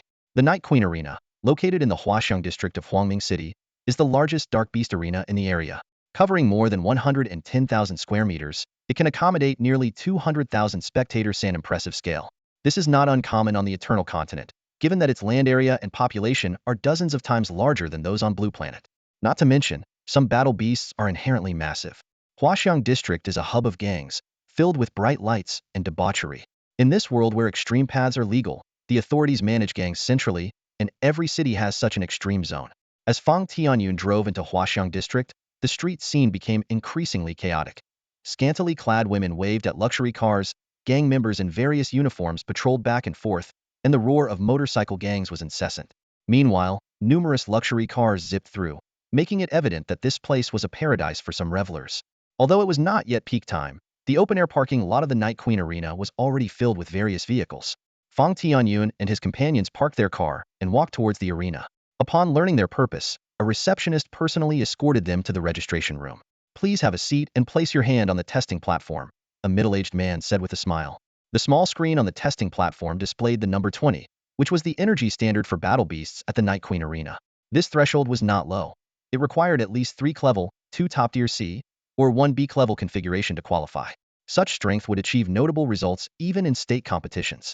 Without hesitation, Fang Tianyun placed his palm on the platform, and a yin-yang symbol slowly appeared, with the gray number 20 lighting up instantly. His 3 battle beasts combined for a total energy of 38 points, far exceeding the standard. "Please give me your ID card for record-keeping," the middle-aged man said, smiling even more. However, when he took the ID card, he froze on the spot. 16 years old. The receptionist couldn't help but exclaim. He repeatedly confirmed the information on the ID card, and then scrutinized the serene-looking black-haired boy in front of him, his throat dry. If the information was correct, this boy named Fang Tianyun was undoubtedly a prodigy with limitless potential. Having a battle beast with 20 energy points at the age of 16 was unheard of. The previous youngest contestant at the Night Queen Arena was 22 years old, already considered exceptionally talented. This black-haired boy had set a record unlikely to be broken. "Sir, would you like to hide your identity as a contestant?" The receptionist stammered, his attitude growing increasingly respectful. Even if this young man performed averagely in the arena, his potential was simply too astonishing. "No need to hide my age. As for my name, just call me Tianyun," Fang Tianyun replied calmly. The underground arena respects the privacy of its beastmasters, allowing them to decide how much information to disclose on their player cards. Fang Tianyun stood at the reception, carefully examining the registration form in his hand. Unlike those renowned beastmasters, he didn't mind sharing some personal details. After all, as a newcomer who had never even participated in a regional competition, he had virtually no reputation to protect. As Fang Tianyun filled out the basic information on the form, he pondered the possible paths his future might take. He imagined that one day, when he became famous, today's registration form might be unearthed and become a topic of fascination among his fans. Unlike the bloody human fights, beast battles didn't result in real deaths, so participating wouldn't tarnish his reputation. Nonetheless, Fang Tianyun cautiously decided not to reveal his real name just yet. He didn't want to be overwhelmed by attention before he made a name for himself. After completing the form, he handed it to the receptionist. The receptionist quickly entered the information into the system, then stood up respectfully and said, "Young Master Fang, here is our detailed matchup schedule. Whether you want to challenge someone or be challenged, you can register here." Following the receptionist's guidance, Fang Tianyun adeptly navigated his phone to download the arena's exclusive app, Night Queen.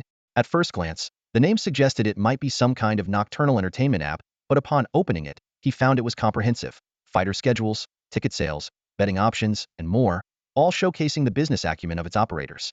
Fang Tianyun casually browsed tonight's match schedule and noticed that out of 5 matches, only 4 were confirmed.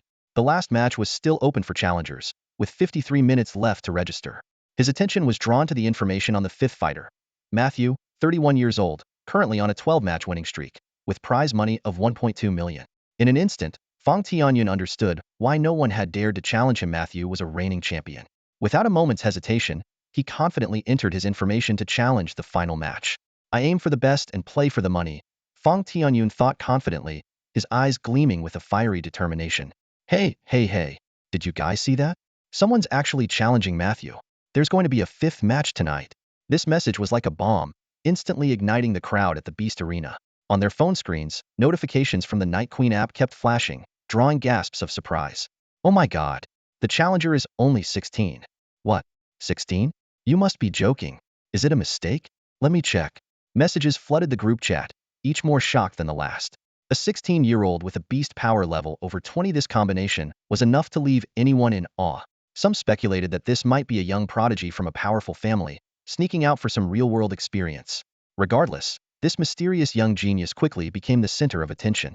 "Guys, I'm already in the car with my wife, heading over there. See you tonight." Damn, I was all set to go to bed, and then I see this on my phone? Spectators who were about to sleep got up and drove towards Huaxiang District. At 10 p.m. sharp, the first match kicked off.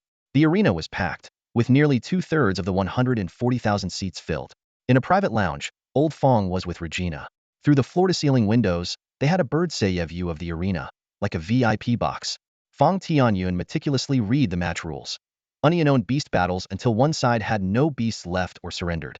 Beastmasters could use beneficial spells but were prohibited from attacking each other. Violators would be disqualified.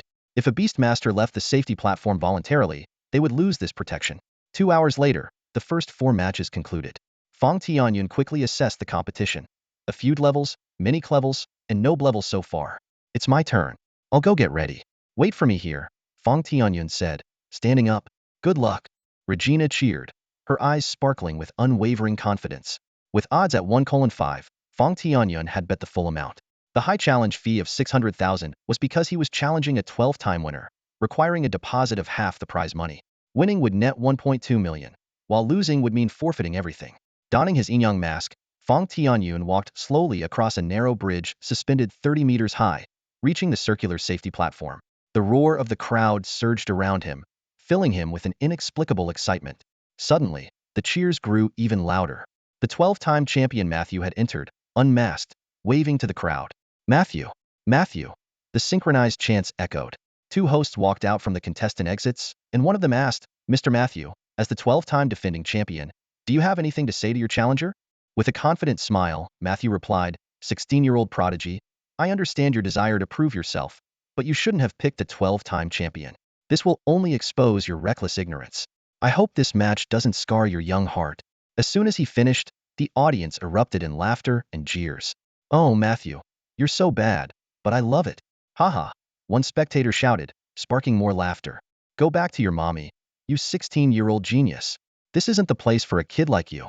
Some of the audience members and fans supporting Matthew jeered loudly from the stands, taunting Lao Fong on the platform.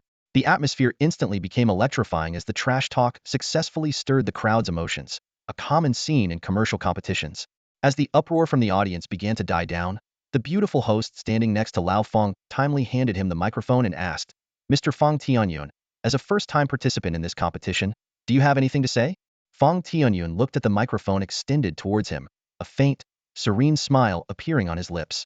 His voice was deep and calm, resonating throughout the venue. First of all, Mr. Matthew might be a bit mistaken. I chose him not to prove myself, but simply because his head is worth more.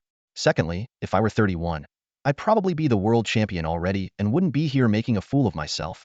Lastly, I hope Mr. Matthew, after losing to a 16-year-old like me, doesn't lose hope in life. After all, you can still regain your confidence by challenging a 15-year-old beast tamer. The crowd erupted once again. Young spectators clapped and cheered, while others booed and jeered. Some exclaimed, wow, young but with a sharp tongue. Others admired, this kid's got spunk, and some excitedly shouted, bold, I love it. Of course, there were also skeptical voices, just youthful arrogance. If he loses, it'll be embarrassing. Matthew's face visibly darkened. Although it was just a trash talk segment, this kid's words cut deep. Despite his young age, his verbal skills were sharp. The interview concluded, and the atmosphere was set. The 2 hosts stepped off the stage as the doors at the contestants' entrance slowly closed. The 5th and final match, Fang Tianyun's first official competition in this world, was about to begin. At the edge of the arena, a protective barrier slowly rose, safeguarding the audience. Blue energy ripples shimmered through the air. Then, a thick, black magical curtain descended from the center of the field, completely obscuring the contestants' view of each other. This curtain would lift in 30 seconds, giving the competitors time to strategize and release their battle pets. The rules were clear. Anyone who failed to release their pet within those 30 seconds would lose the current round. The black curtain wasn't just for suspense, it ensured fairness. It prevented beastmasters from preemptively learning their opponent's choice, avoiding situations where a ground pet would be entirely countered by a flying one. Seconds ticked by as the timer board's numbers flashed. For the first 20 seconds, the 2 contestants stood motionless on the platform, like statues. The air was thick with tension, and the audience held their breath in anticipation. In the final 3 seconds, as if by a mutual understanding, both contestants released their first battle pets almost simultaneously. With a dramatic flourish, the black curtain lifted, and the arena erupted in gasps and cheers. The massive multifaceted display screens showcased the information of the 2 battling pets. Crank High Tier, Twin Stars of Life and Death. Crank High Tier, Thunderhowl Beast. The audience's reactions varied. Some were well acquainted with the Thunderhowl Beast, as it was Matthew's signature pet. However, the appearance of the Twin Stars of Life and Death sparked widespread curiosity and excitement. Seasoned spectators widened their eyes in awe, as if they were witnessing a rare treasure. Why are you so stunned? Crank high tiers are rare, but you see them here occasionally, one spectator teased his open-mouthed friend. You know nothing, his friend retorted sharply. That's the twin stars of life and death. Do you have any idea how rare that is? When fully grown, it evolves into a brank high-tier twin queens. As the experts explained, more and more spectators realized the rarity of the twin stars of life and death, igniting the arena's atmosphere even further. Matthew was equally taken aback by this unexpected opponent. He knew how rare the twin stars of life and death were, but this was his first time seeing them in person. A question loomed in his mind. How could a pet that needed to root in soil perform in an arena mostly made of metal alloys with hardly any nutrients? Due to his limited perspective, Matthew hadn't noticed the flower vase cleverly hidden beneath the giant blossom. Old Fong quickly relayed the opponent's information to Xiaoqing. Thunderhowl beast, beast type, canine family. It's fast, has explosive power, and can control lightning. Be wary of its ranged attacks and try to lure it into close combat. This was the advantage of seamless teamwork. Just then, the Thunderhowl beast opened its mouth, and a dazzling white light began to form within, gradually shaping into a ball of lightning. Boom! The lightning ball shot forward, a probing attack from the opponent. In an instant, the rose in Xiaoqing's hand expanded into a sharp whip blade. She swung it gracefully, shattering the incoming lightning ball. Then, with a flick of the petals, Xiaoqing leapt into the air, closing in on the Thunderhowl beast. However, the experienced Matthew didn't let the Thunderhowl beast engage directly. The blue giant dog leapt with lightning speed, quickly widening the gap. Meanwhile, its horn flickered with electric light, and another thick bolt of lightning struck toward Xiaoqing. Xiaoqing swung her rose whip again, dispersing the lightning. This pattern continued. The Thunderhowl beast unleashed bolts of lightning, and Xiaoqing skillfully deflected each one. The arena echoed with thunderous roars and scattered sparks, thrilling the audience. Since the Thunderhowl beast's lightning attacks had intervals, Xiaoqing's whip speed was more than enough to keep pace. Fang Tianyun felt a surge of joy. Engaging in a war of attrition with Xiaoqing was a fool's errand. Matthew remained perplexed. How could the twin stars of life and death be so formidable when not rooted in the ground? It wasn't until he saw the Thunderhowl beast panting slightly that he realized they couldn't continue this way. The opponent must have found a way to overcome the need for soil. Changing tactics, the Thunderhowl beast ceased its ranged attacks. It crouched low, electricity crackling around its body, first standing on end like needles, ready to pounce. It's charging up, probably preparing for close combat. Watch its speed, Old Fong warned just as the Thunderhowl beast, fully charged, vanished from its spot. A blue lightning blur appeared in front of Xiaoqing, its gaping maw ready to tear her apart. But Xiaoqing was prepared. She raised a massive petal shield, precisely blocking the ferocious attack. The Thunder Beast missed its initial strike and quickly bounced away, immediately adopting a zigzag maneuver to find a new point of attack. Seeing this, Xiaoqing swiftly controlled the petals to gather upwards, forming an impenetrable spherical shield around herself. The Thunder Beast launched a frenzied assault like a rabid dog. Under the relentless storm of attacks, the petals began to shatter and scatter. A blue streak of light darted around the massive flower bud at an astonishing speed, constantly changing angles to charge and bite. Each failed attack was followed by an immediate retreat, never lingering in battle. Its terrifying speed seemed to weave an impenetrable electric net around Xiaoqing. The situation on the field quickly reversed, putting Xiaoqing on the defensive and seemingly at a disadvantage. The surrounding spectators cheered excitedly, their shouts resounding. See? Experience beats youth. I told you, betting with me is a sure win. So much for being a genius. Both at the top of Class C, but there's still a gap. Look at the Thunder Beast. That twin star won't last much longer. Well, it can't be helped. Looks like Matthew's going for his 13th win. Due to the betting odds, most gamblers had placed their bets on Matthew, naturally making their support louder. At this moment, Old Fong shouted internally, 0.3, 0.4, 0.5, 0.6. Now, as if receiving a signal, Xiaoqing, who had been on the defensive, suddenly opened her petals. Instantly, a circle of pink dust rippled outwards like a shock wave. Simultaneously, a faint green ripple emanated from her feet, spreading in sync with the dust. Wherever the ripple passed, moss grew and spread rapidly. The Thunder Beast, about to launch a fatal strike, was caught off guard and ran headfirst into the pink dust. Suddenly, its head felt muddled, and its speed drastically dropped. Not good, it's poison. Matthew, who had been smugly confident, suddenly realized. Fortunately, the Thunder Beast reacted quickly, mobilizing internal electricity to stimulate its brain, slightly alleviating the confusion. In that split second, Xiaoqing's whip blade attacked. The Thunder Beast swung its front claws to counter, using electrical stimulation to boost its muscles, matching the force of the clash. However, it was airborne and couldn't leverage its strength, causing it to be flung to the ground by the impact. Matthew broke out in a cold sweat and was about to command the Thunder Beast to pull back and regroup. However, he and his beast had already lost the upper hand. As soon as the Thunder Beast landed, it slipped on the suddenly grown moss. Before it could regain its footing, dozens of thorny tendrils burst from the ground, tightly wrapping around its limbs and neck. With a horrifying whistle, the rose whip blade struck the Thunder Beast heavily. Blood splattered, and the air was filled with the familiar, sharp whimpering of a dog in pain. The thorn-covered tendrils of the bramble plant bound the Thunder Beast tightly in midair, stretching it out like a crucifix. Xiaoqing, wielding a rose whip blade, lashed out mercilessly at the restrained beast. The whip cracked through the air, and the Thunder Beast whimpered in pain. The audience watched this dramatic scene in stunned silence. Just moments ago, the Thunder Beast had the upper hand. Now, it was suspended and being thrashed, a complete reversal that left everyone speechless. The arena fell silent, save for a few spectators who had bet on Tianyun, cheering ecstatically. "We're rich. Five-fold returns," they shouted, jumping up and down in excitement, wishing they had wagered more. Old Fang understood well that while the Flash Thunder Beast was incredibly fast, it lacked stamina. He had instructed Xiaoqing to adopt a defensive strategy, deliberately not repairing the defensive pedals to give the opponent a false sense of victory. Meanwhile, he meticulously tracked the Thunder Beast's attack intervals. Initially, the trapped Thunder Beast released electric currents in defiance, but as the bramble tendrils injected venom and the heavy lashes continued, it soon ceased struggling, lying motionless like meat on a chopping block. Mashu's face turned red with embarrassment. Losing was one thing, but the current spectacle was humiliating. His battle beast was helplessly suspended and beaten, unable to fight back. Worse still, the opponent seemed to be holding back, making the scene even more degrading. Boos erupted from the audience, and Mashu angrily pressed the surrender button. The red light flashed, and Old Fang waved his hand. Xiaoqing controlled the bramble tendrils to fling the nearly unconscious Thunder Beast, which slid across the floor for several meters before passing out. Round 1. Tianyun wins. The announcer's voice barely finished when the audience erupted in applause. Despite most having placed bets, they still appreciated the thrilling match. The curtain fell again. Old Fang judged that the Flash Thunder Beast was likely the opponent's trump card and decided to have the still energetic Xiaoqing continue. 30 seconds later, the second round began.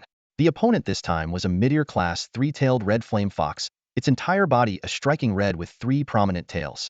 Fang Tianyun immediately saw through Mashu's strategido counter wood with fire. However, not all plants feared flames.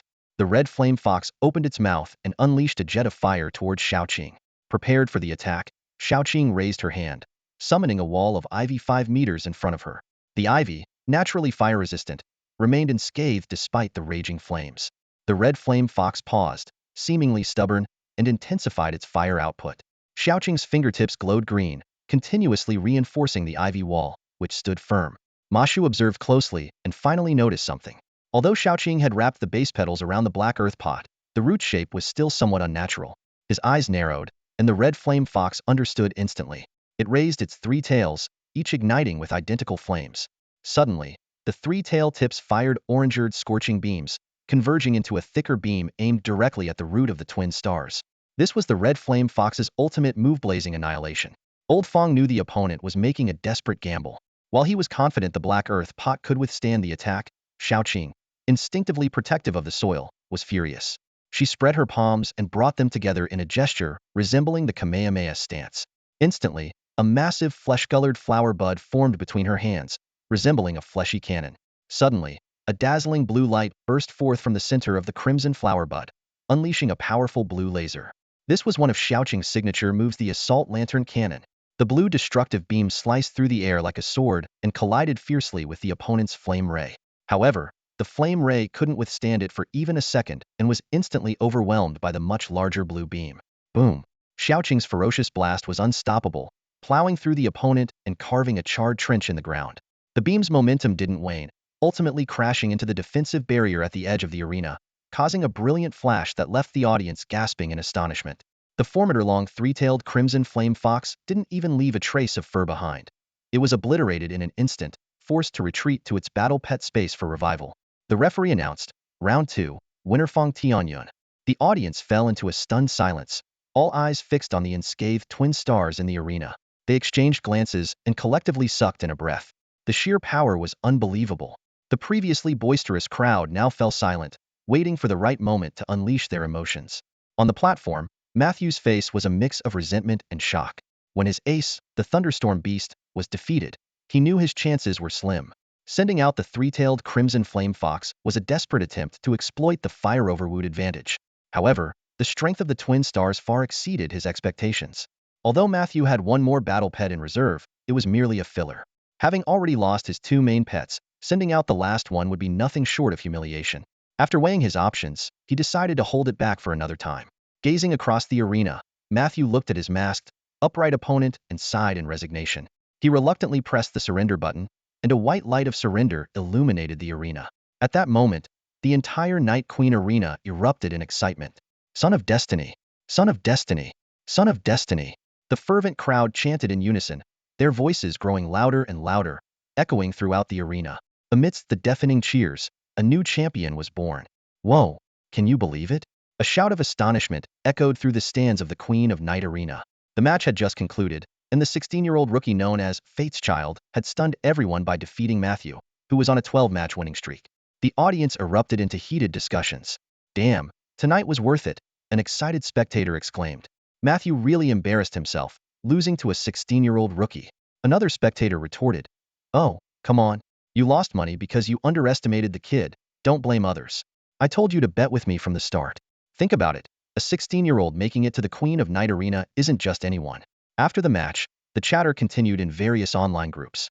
People frantically searched for information on Fate's Child, only to find that the profile page listed just his age 16. Everything else was blank, and his avatar was a generic cartoon image. Despite the lack of information, most people assumed he was from a wealthy family.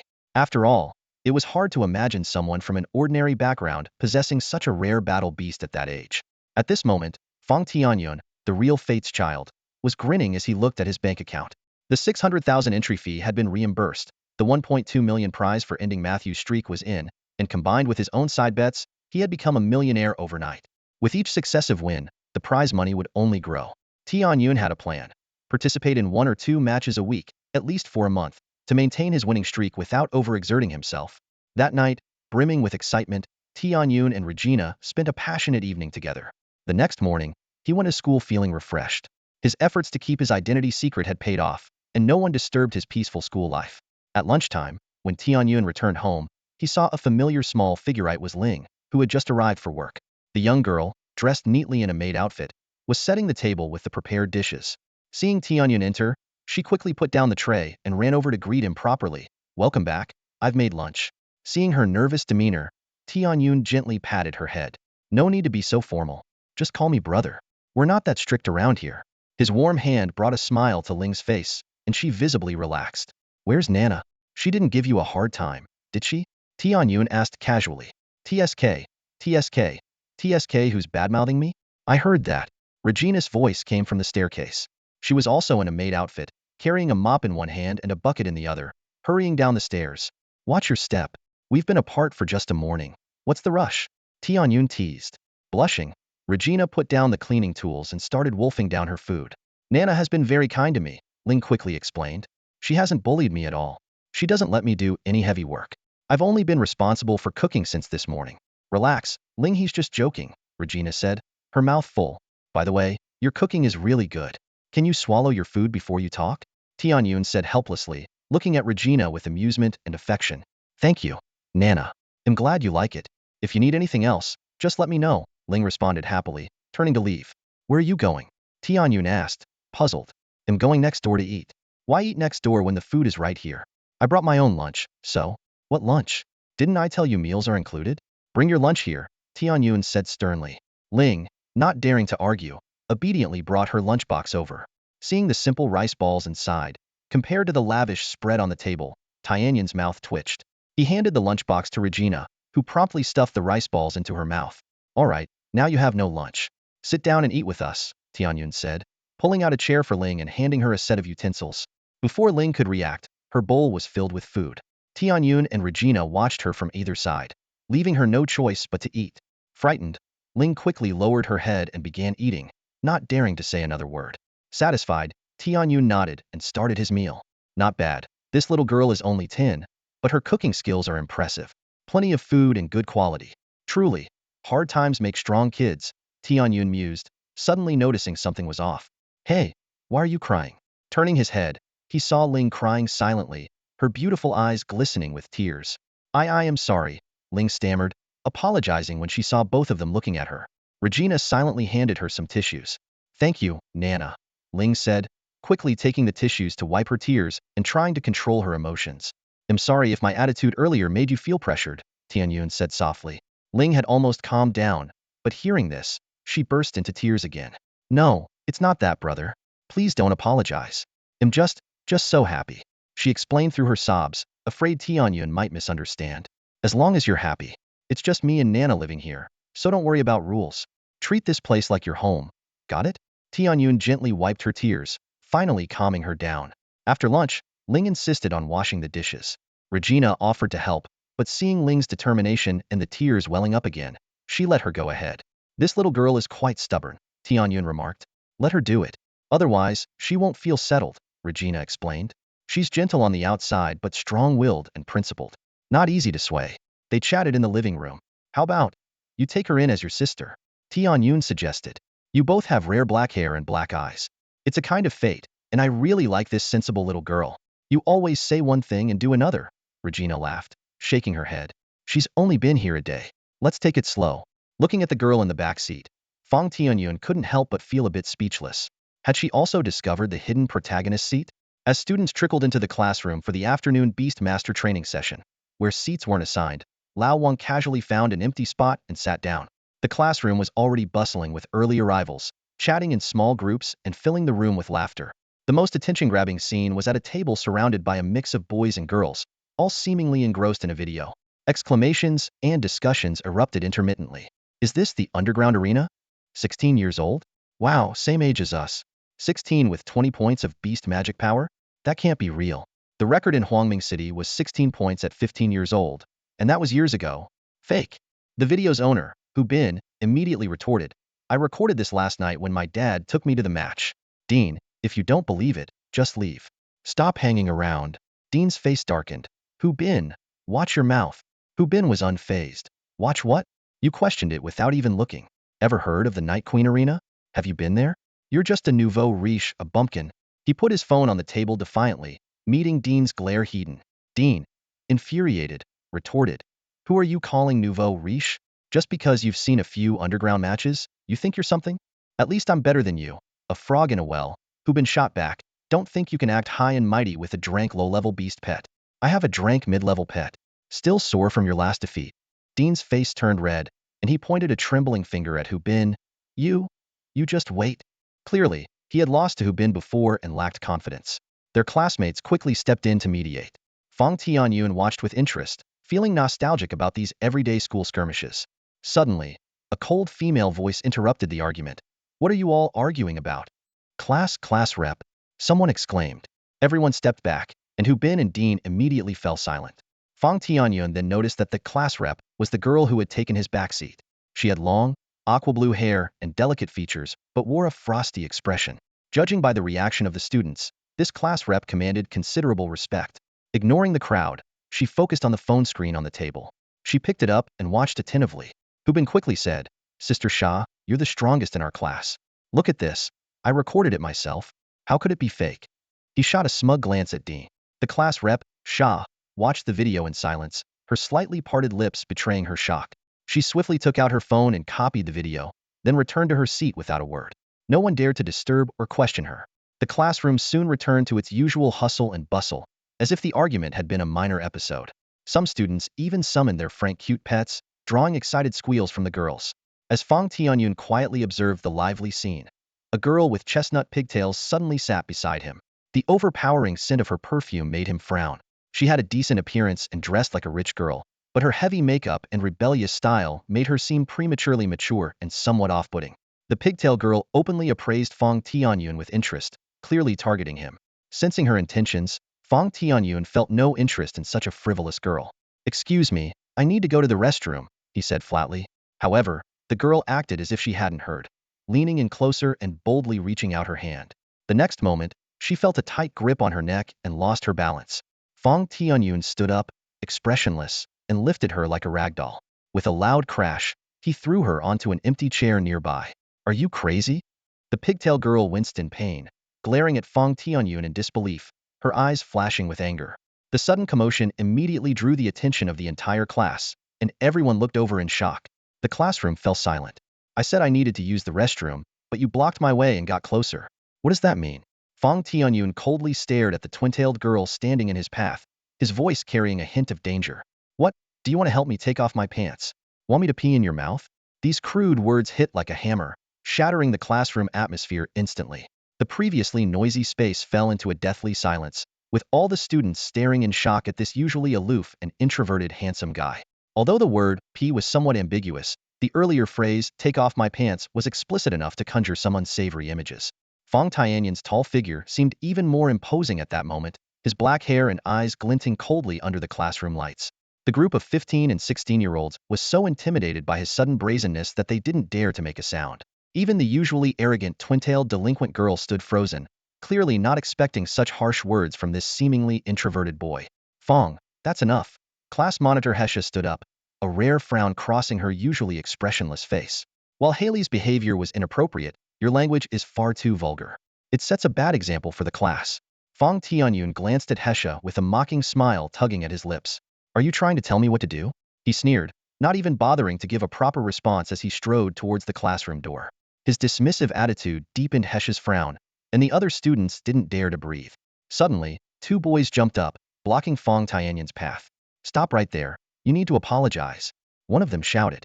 Yeah, this is a classroom. You can't behave so rudely, the other chimed in. Looking at these self-proclaimed justice warriors, Fang Tianyun couldn't help but smile sarcastically. He wondered where these defenders of justice were when he was being harassed by the delinquent girl. They'll give you 3 seconds to move, or face the consequences. Fang Tianyun's voice was low and dangerous, a flicker of impatience in his eyes. What did you say? Are you threatening us? Two hot-blooded boys glared at Lao Fang, showing no signs of backing down. The atmosphere in the classroom instantly became tense, and all eyes were on the confrontation. Unfazed, Lao Fang calmly began counting down. 3 seconds left. 1. The two boys, undeterred, took a step forward, adopting a provocative stance. 2. Lao Fang continued counting, his tone chillingly calm. One of the boys was about to speak, ready to summon his prized battle pet, child of flames, prodigy of tomorrow, come forth, Lita. 3. Before the boy could finish, Lao Fang moved like lightning. A precise chop to the neck of the first boy, who didn't even have time to groan before he rolled his eyes and passed out. Immediately, Lao Fang twisted his arm, and the second boy also lost consciousness in an instant. The entire process was fluid and swift. In the blink of an eye, the two boys blocking the way were lying flat on the ground. Lao Fang sneered inwardly, thinking, adding so much preamble to your summoning chant, are you complaining that your battle pet comes out too quickly? The classroom fell silent. Most of the students looked at Lao Fang with a mix of fear and awe. Just then, a whistling sound pierced the air, and an E-class battle beast suddenly leapt out from its summoning space, lunging at Lao Fang. Lao Fang reacted quickly, twisting his waist and gripping his spear. With a swift backward thrust, he impaled the attacking beast. The student who had released the beast stared at the spear tip inches from his nose, his face turning pale as he trembled uncontrollably. Attacking from behind. What trash? Lao Fang scoffed, swinging his spear and sending the would-be attacker flying. Another student joined the ranks of the unconscious. The entire class was dumbfounded. Some even wondered if Lao Fang was a martial artist who had mistakenly entered a beast masterclass. But Lao Fang paid no attention to their reactions. Retracting his spear into his storage ring, he swaggered out of the classroom. This time, no one dared to stop him. After leaving the classroom, Lao Fang didn't head home. Instead, he wandered around the city of Huangming. He had originally used the excuse of going to the bathroom to get away from a troublesome girl. Now, he could just skip class altogether. Walking aimlessly, Lao Fang eventually found himself at the Lingying Battle Pet Training Ground. The grand structure, even more impressive than the Night Queen Arena, piqued his interest. Although he had the Divine Illusion Realm as a natural training ground, checking out real-world facilities wouldn't hurt. As soon as he entered the training ground, a smiling female staff member approached him. Hello, handsome. Is this your first time here? Yes, it's my first time. Can you give me an introduction? Lao Fang nodded and asked. Under the guidance of the saleswoman, Lao Fang got a general understanding of the layout and functions of the training ground. When she began explaining the membership system, Lao Fang interrupted her lengthy explanation. I'll take the diamond membership, the most expensive one. The saleswoman's eyes widened in surprise and excitement. She quickly inquired about the payment method and reminded Lao Fang that he could get discounts if he achieved high rankings as a beast master. However, at that moment, A familiar figure caught Lao Fang's attention. Is that person also a member here? Fang Tianyun asked, following the direction indicated. He saw a burly man instructing some trainees. The saleswoman gave a professional smile and enthusiastically introduced, "That's Master Matthew, one of our renowned trainers here. If you're interested, I can arrange a onion session with him, and we can offer you a discount." Fang Tianyun chuckled and politely declined. "No, thanks. I don't need it for now," he thought to himself, not expecting to see last night's defeated opponent working as a personal trainer here. After completing his membership registration, Fang Tianyun left the gym and headed straight to the auction house. Several sealed beast scrolls he had consigned had been sold, and he needed to sign and collect the money. He browsed through other items but found nothing that caught his interest, so he didn't make any purchases. When he returned home, it was dinner time. Ling, who usually left after cooking, was invited to stay for dinner. After the meal, Fang Tianyun handed her 3 100-star currency notes. The young girl quickly waved her hands, stammering, "Thighs is too much." She was used to earning only about 60-star coins a day, so receiving 300 was overwhelming. Fang Tianyun insisted, "I set the salary, and I'm very satisfied with your work. You deserve this." He then tucked the money into Ling's small pouch. "Thank you, brother," Ling whispered, her eyes glistening with gratitude. Fang Tianyun then took out a bag and handed it to Ling. "By the way, since it's your first day, I got you a gift." Before Ling could refuse, he added, "No refusals. It's reasonable for your boss to give you a gift on your first day." Ling looked at the new clothes in the bag, her eyes welling up again. "Thank you, brother. I'll work even harder tomorrow," she said, bowing slightly and looking at Fang Tianyun gratefully before preparing to leave. Fang Tianyun suggested, "You can stay here if you like. I have plenty of empty rooms, and as I mentioned before, food and accommodation are included." Ling politely declined and insisted on going home. As she disappeared into the distance, she turned and waved goodbye to Fang Tianyun. Watching her leave, Fang Tianyun couldn't help but feel a pang of sadness for the sensible young girl. At that moment, a sweaty Regina appeared beside him, carrying her dragon crescent blade. Gasping for breath, she asked, "Where's the little one? Did she leave?" "I didn't want to disturb you while you were training, so she left just now," Fang Tianyun explained. Regina looked anxious. "Oh no, she's so frail. What if she runs into trouble on the way? I should go see her off." Fang Tianyun reassured her, "The security in Huangming City isn't as bad as you think, and there aren't as many bad people as you imagine. Ling has been working for a year now. She'll be fine." After saying that, he stretched and walked inside, only to find Regina staring at him with a peculiar expression. "What? Do I have something on my face?" Fang Tianyun asked, puzzled. Regina confidently stated, "No way. My master is a cautious person. Are you really okay with the little one being out there alone?" Fang Tianyun shrugged and admitted, "All right, you got me. I have Feigu watching from above." "Haha, I knew it." Regina cheered and rushed forward to hug him. "All right, enough. Go take a shower first. We're still in the living room." Fang Tianyun hurriedly stopped her affectionate gesture. In the following days, Fang Tianyun's life became more routine. He attended classes in the morning, took indefinite sick leave to train at home in the afternoon, and spent his evenings resting or working out.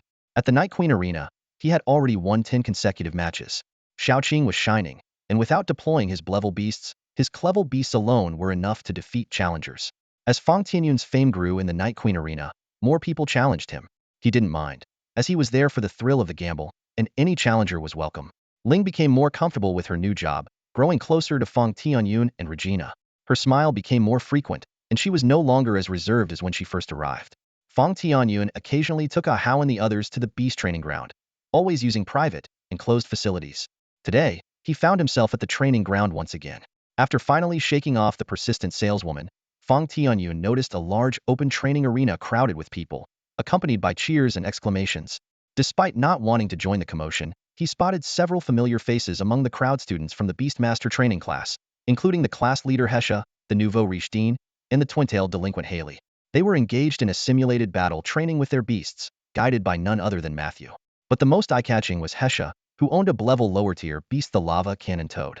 This amphibious beast stood at 8 meters tall, covered in thick grayish-blue rock layers that hinted at its formidable defense. The rock surface was crisscrossed with red veins, resembling magma-filled cracks in the earth.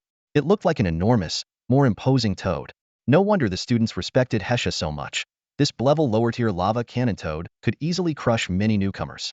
It also indicated that Hesha came from a wealthy family and had a bit of luck, as money alone couldn't guarantee finding a high-level beast. Apart from Hesha, the other students had at most level upper-tier beasts, a significant gap. Everyone's attention was fixed on the lava cannon toad, with some admiring some exclaiming, and others taking photos, treating it like a celebrity. Even the usually aloof Hesha couldn't help but smile slightly in satisfaction. Class leader, please go easy on us in the district competition next month, someone joked, their tone filled with a mix of respect and fear. A month later, as the official district competition approached, the pet training arena was bustling with activity. Hesha stood at the center of the crowd, basking in the compliments and admiration of her classmates, while Haley stood nearby, clenching her teeth in silent frustration, a flicker of resentment in her eyes. Haley recalled the moment she captured her first battle beast, investing a significant amount of money and resources, only to end up with a drank upper-tier beast. She couldn't help but imagine that with a bit more luck, she might have secured a crank or even a brank beast. But reality was often harsh. At that moment, Haley's gaze fell upon a familiar figure in the training hall. Fang Tianyun. The sight of her old nemesis, who had once humiliated her, ignited a burning rage within her. For the past 2 months, Fang Tianyun had been absent from the afternoon classes, denying Haley any chance for revenge. She had even enlisted some friends from outside school to teach him a lesson, but to no avail. Act tough and run away? Haley cursed inwardly. Coward. Seeing Fang Tianyun finally appear, Haley could no longer contain her anger. She shouted, Fang Tianyun, you finally showed up. What's the matter? Afraid of coming to class after hitting me? If you've got the guts, come in here and duel me. Haley's outburst drew the attention of her classmates. They all recognized Fang Tianyun and remembered his domineering presence in class, sparking a wave of whispers and discussions. Fang Tianyun ignored Haley's provocation and continued walking towards the exit. This only infuriated Haley further, and she continued to yell, running away again. Huh? Weren't you so arrogant before? Let me tell you, Fang Tianyun, if we weren't in the classroom back then, my pet Little Knife would have already beaten you up, you coward. Little Knife was the name of Haley's drank upper-tier battle pet, the Blade Mantis. Seeing Fang Tianyun still ignoring her, Haley's fury reached its peak, and she issued an attack command. Little Knife, go cut him down. The Blade Mantis responded, its scythe-like forelimbs swinging as it charged towards Fang Tianyun. Stop! Haley! Shouted Instructor Matthew and Hesha simultaneously, but it was too late. Facing the incoming Blade Mantis, Fang Tianyun abruptly turned around, his face fierce, and let out a tiger's roar. A faint white tiger head shadow flashed, followed by a deafening sonic wave that swept across the entire arena. Everyone present was stunned, some even losing their balance and falling to the ground. The Blade Mantis, taking the brunt of the attack, was instantly dazed and collapsed, twitching on the floor. Without any expression, Fang Tianyun lifted his foot and stomped down hard on the fallen Blade Mantis. A loud crack echoed as its neck snapped, killing it instantly. There are cameras here. Unprovoked attacks with your battle pet? Haley, the Security Bureau will be having a word with you, Fang Tianyun said coldly. Seeing her pet killed, Haley lost her composure and screamed, trying to attack Fang Tianyun, but others quickly restrained her. Hesha tried to mediate. Fang Tianyun, Haley was wrong, but you went too far. Fang Tianyun retorted bluntly. Too far? That Blade Mantis of hers could slice a person's head off with one strike. Don't act all righteous just because you're the class monitor. It's disgusting. The perpetrator doesn't complain, and you as the victim do? You don't look at the cause and effect, only who's weaker and who's crying. What nonsense. Get lost. Hesha was speechless, left to comfort Haley. Dean wanted to stand up for Hesha but reconsidered when he saw the Blade Mantis corpse. Haley turned to Instructor Matthew for help. Instructor Matthew, this jerk is bullying me too much. Please help me get justice. Matthew was reluctant to intervene, but Haley's tears and subtle touches softened his resolve. He turned to Fang Tianyun and said, this is a battle pet training arena, not a place for martial artists. Unauthorized entry means we're not responsible for any attacks from battle pets. Fang Tianyun sneered, raising his hand to reveal a glowing yin-yang symbol on the back. Who said him a martial artist? This revelation shocked everyone present. Someone exclaimed, what? A battle beast master? Can a battle beast master be this strong? Defeating a drank upper-tier Blade Mantis with just his body? Fang Tianyun replied, what? As battle beast masters, don't you all train your bodies? The crowd was left speechless, their faces flushed. Matthew was also stunned, thinking, wow, instead of practicing life-saving and support spells, he's been building muscle? Hesha found Fang Tianyun's behavior somewhat baffling. While some beast masters can multitask, physical training tends to yield the lowest benefits for them due to the presence of their beasts. Even their own battle pets might not support the idea of beast masters charging into battle themselves. However, what they didn't know was that Fang Tianyun sought well-rounded development. Physical training didn't mean neglecting other aspects of cultivation. Deeply influenced by socialist ideology, Fang Tianyun understood the principle that a strong body is the foundation of revolution. Besides, he wasn't just physically exceptional. He also excelled in magic and mental strength, although he hadn't yet showcased these abilities. After confirming Fang Tianyun's identity as a beastmaster, Matthew felt a bit awkward.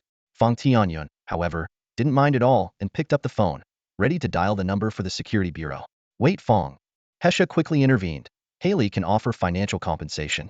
We're all classmates. There's no need to blow this out of proportion. Fang Tianyun glanced at Hesha with amusement. Hesha, you're quite interesting.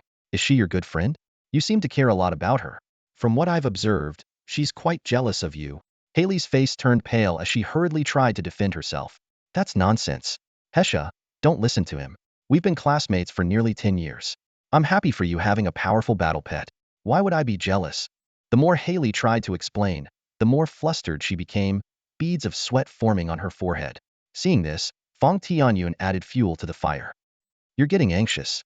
The more anxious you are, the easier it is to slip up. Think carefully before you speak. Haley's face turned ashen, her thoughts in disarray, on the verge of breaking down. All right, Haley, you don't need to say any more. I believe you, Hesha finally spoke. Calming Haley down a bit, Fang Tianyun clapped his hands and laughed. Well, what a kind class monitor we have here. Impressive. Unfortunately, I'm not familiar with her, nor do I need money. I just want her to spend some time in detention. He then turned to Hesha with a serious tone. Here's a piece of advice. Kindness is not that cheap. With that, Fang Tianyun dialed the security bureau's number in front of everyone and reported the incident in detail. Haley gritted her teeth in anger, and the others realized that this black-haired boy was not someone to be trifled with. All right, I believe Haley will have a wonderful night at the security bureau. Goodbye. Even with Haley's affluent background, the fact that she attacked someone was undeniable, and she could only be bailed out after 24 hours. Tonight, she was destined to spend time behind bars. As Fang Tianyun turned to leave, Matthew spoke up again. Since you're a beastmaster, how about I personally train with you? If you win, my classes will be free for you from now on. Of course, if you feel you're not up to it and fear embarrassment, you can refuse. This obvious provocation brought a gleam of delight to Haley's eyes, as if she could already see Fang Tianyun being defeated. Hesha frowned, feeling that things had gone far enough and didn't need to escalate further. Besides, Fang Tianyun was different from the other classmates, unpredictable and hard to read. Trash talk is still trash. Fang Tianyun's words left everyone puzzled, but Matthew felt a shiver, sensing something ominous. Train with me? Heh. Even with his back turned, everyone could hear the disdain in Fang Tianyun's voice. This arrogant attitude surprised everyone. After all, Matthew had competed in state-level matches. Though not highly ranked, he was once among the top 10 in the city. Training a novice beastmaster should be a piece of cake for him. Are you even qualified? As Fang Tianyun slowly turned his head, his face partially covered in darkness like a mask, everyone was taken aback. Unlike the others' confusion, Matthew recognized that half-black face instantly and felt a chill run down his spine. His face turned from ashen to pale. It's you, Matthew stammered, causing even more confusion among the onlookers. How could Matthew forget the devilish boy who ended his 12-match winning streak? Shu Lao Fong pressed his index finger lightly against his lips, a strange smile spreading across his face. Without another word, he turned away and left the scene without looking back. The crowd, who had been watching with bated breath, exchanged puzzled glances, their eyes darting between Lao Fong's retreating figure and the frozen Matthew. They were utterly bewildered. The crowd, which had been eagerly anticipating some drama, was now engulfed in confusion. Haley was especially stunned. She couldn't believe her eyes and thought to herself, wasn't he supposed to teach that guy a lesson for me? What does this mean? Is he playing me? This sudden twist left her both perplexed and infuriated. Matthew seemed to be in a state of shock as well. Without a word, he turned and walked away, his steps so erratic they were almost like he was fleeing. Hesha watched the direction in which both men had disappeared, deep in thought about their relationship. She couldn't help but wonder who this Fang Tianyun really was. At that moment, a group of girls excitedly gathered around Dean. Dean, was that handsome guy with black hair from your class? One of the girls asked eagerly. Dean's expression immediately turned sour. Nothing much, we were just asking. Another girl quickly chimed in. We'll treat you to a drink later if you tell us his name and contact info. Seeing the undisguised excitement on their faces, Dean felt a surge of inexplicable jealousy. That guy skips classes all the time and doesn't study properly, he said coldly. I don't know his contact info. What's so great about knowing someone so arrogant and unruly? Sensing Dean's bad attitude, the girls wisely chose not to press further and started asking others instead. Their chatter still reached Dean's ears. That handsome guy was so cool. Too bad we didn't get his contact info. Yeah, he took down that drank Scyther in one hit. So impressive. Even Matthew's trainer was too scared to speak afterward. I wonder what his background is. Taking on a group alone and looking that good's awesome. These comments only made Dean more frustrated. He couldn't help but grumble to himself, that kind of domineering, sharp-tongued guy has girls interested in him? Damn it, why couldn't I be the one showing off? The agents from the bureau arrived and, after reviewing the footage, they took the reluctant Haley away. Old Fang, on the other hand, continued training with his battle pet in a secluded training facility. Fang Tianyun stood in the training hall, his eyes scanning the floor littered with sparking debris. He was secretly amazed. 10 class training robots were no match for Ahau, who destroyed them all in just 10 minutes. Ahau's strength was increasing at an alarming rate, making him a formidable opponent. Due to practicing the Netherworld Sutra, Ahau occasionally emitted a unique red aura, resembling an executioner from hell, exuding an intimidating presence. Although he was still some distance from reaching a class evolution, at the class level, very few could match him, except for those with special abilities. Night fell, and Old Fang returned home, only to find two girls arguing. What's going on here? Old Fang asked with a frown. Regina explained. Tianyun hurt her ankle coming down the stairs this afternoon. It's swollen. I told her to rest here tonight, but she insists on going home. Regina, being impatient, forced Ling to sit down and not move. The little girl looked at Old Fang with teary eyes, pleading, Nana, Brother Fang, I want to go home. Though it was already late, Tianyun's plea softened Fang Tianyun's heart. All right, I'll take her home, Old Fang sighed, picking up Ling and heading to the backyard. Under the astonished gaze of the little girl, he summoned his battle owl, Feigu. By the way, be careful lately, Old Fang cautioned Regina. If anyone causes trouble, you can disable them, but don't kill them. We still need to follow the rules of a civilized society. Someone's looking for trouble? Regina's eyes lit up, eager to fight. Just minor issues, probably just some small fry. Just a heads up to stay alert in daily life, Old Fang replied, relieved that he had given her a heads up. Otherwise, with her fiery temper, she might have buried someone in the backyard. Old Fang sat on Feigu's back with Ling, patting its feathers. The battle owl understood and soared into the sky. Brother Fang, are you a beast master? Ling curiously touched Feigu's sleek, metallic feathers. You know about beast masters? Yes, I heard about them when I was working, Ling said, her face lighting up with excitement as she felt the night breeze. Hey, this big black bird seems to know where I live. Ling noticed that the owl knew the way without her giving directions. She looked up at Old Fang, thinking for a moment, then hugged him tighter. Thank you, brother, she said, understanding everything. 6 or 7 minutes later, Feigu landed on a hill outside the city. Old Fang was taken aback by the sight of a dilapidated shack. This is your home? Ling lowered her head, nervously twisting her clothes. Old Fang sent Feigu to roam freely, worried it might accidentally collapse the fragile house. Inside, Old Fang felt even worse. The decaying, damp wooden house was filled with cobwebs. Besides the essential fire pit, bed, wardrobe, and washbasin, there was hardly any furniture. The walls were patched with small wooden boards, clearly Ling's work to fix holes. The roof was full of leaks, with buckets placed to catch rainwater. Old Fang felt a pang of sadness as he watched Ling joyfully boil water to serve him tea. Her bright, happy eyes broke his heart. Brother, have some tea. I picked it myself, Ling said with a beaming smile, clearly unused to having guests. The tea was bitter, but had a sweet aftertaste. Old Fang noticed a photo frame by the bed, showing a kind old man with Ling. He knew it was her late grandmother. Old Fang pondered why Ling's home was still in such a state despite her earning money over the past 2 months. Then it dawned on him. With her strength, how could she transport furniture from the city? Hiring someone would cost a fortune. However, small items like bowls, cups, and bedding were clearly new. Suddenly, Ling stood up, limping to the door. What's wrong? Old Fang followed her. Xiaojin didn't come to eat. Ling pointed to a large bowl of mixed food. I rescued a big cat 2 weeks ago while picking fruits on the mountain. It looks a bit strange and has a bad temper, but it eats a lot. A big cat? Old Fang was alarmed. Why didn't you tell me earlier? What does it look like? Worried it might be a dangerous beast, he pressed for details. Don't worry, Brother Fang, Ling reassured him. Xiaojin means no harm. It comes here every day to eat and sometimes brings me fruits from the mountain. Though somewhat reassured, Old Fang remained cautious. Wild beasts were unpredictable. As for Xiaojin not showing up, he had a hunch it was likely due to Figa's presence. At that moment, a strong gust of wind blew from behind. Damn, it really came. Old Fang muttered, bracing himself. With exceptional reflexes, Old Fang quickly ducked as a sleek, agile figure leaped overhead. With a thud, the figure landed steadily in front of Ling. Just as Fang Tianyun was about to rush forward, the figure turned to face him, back towards Ling.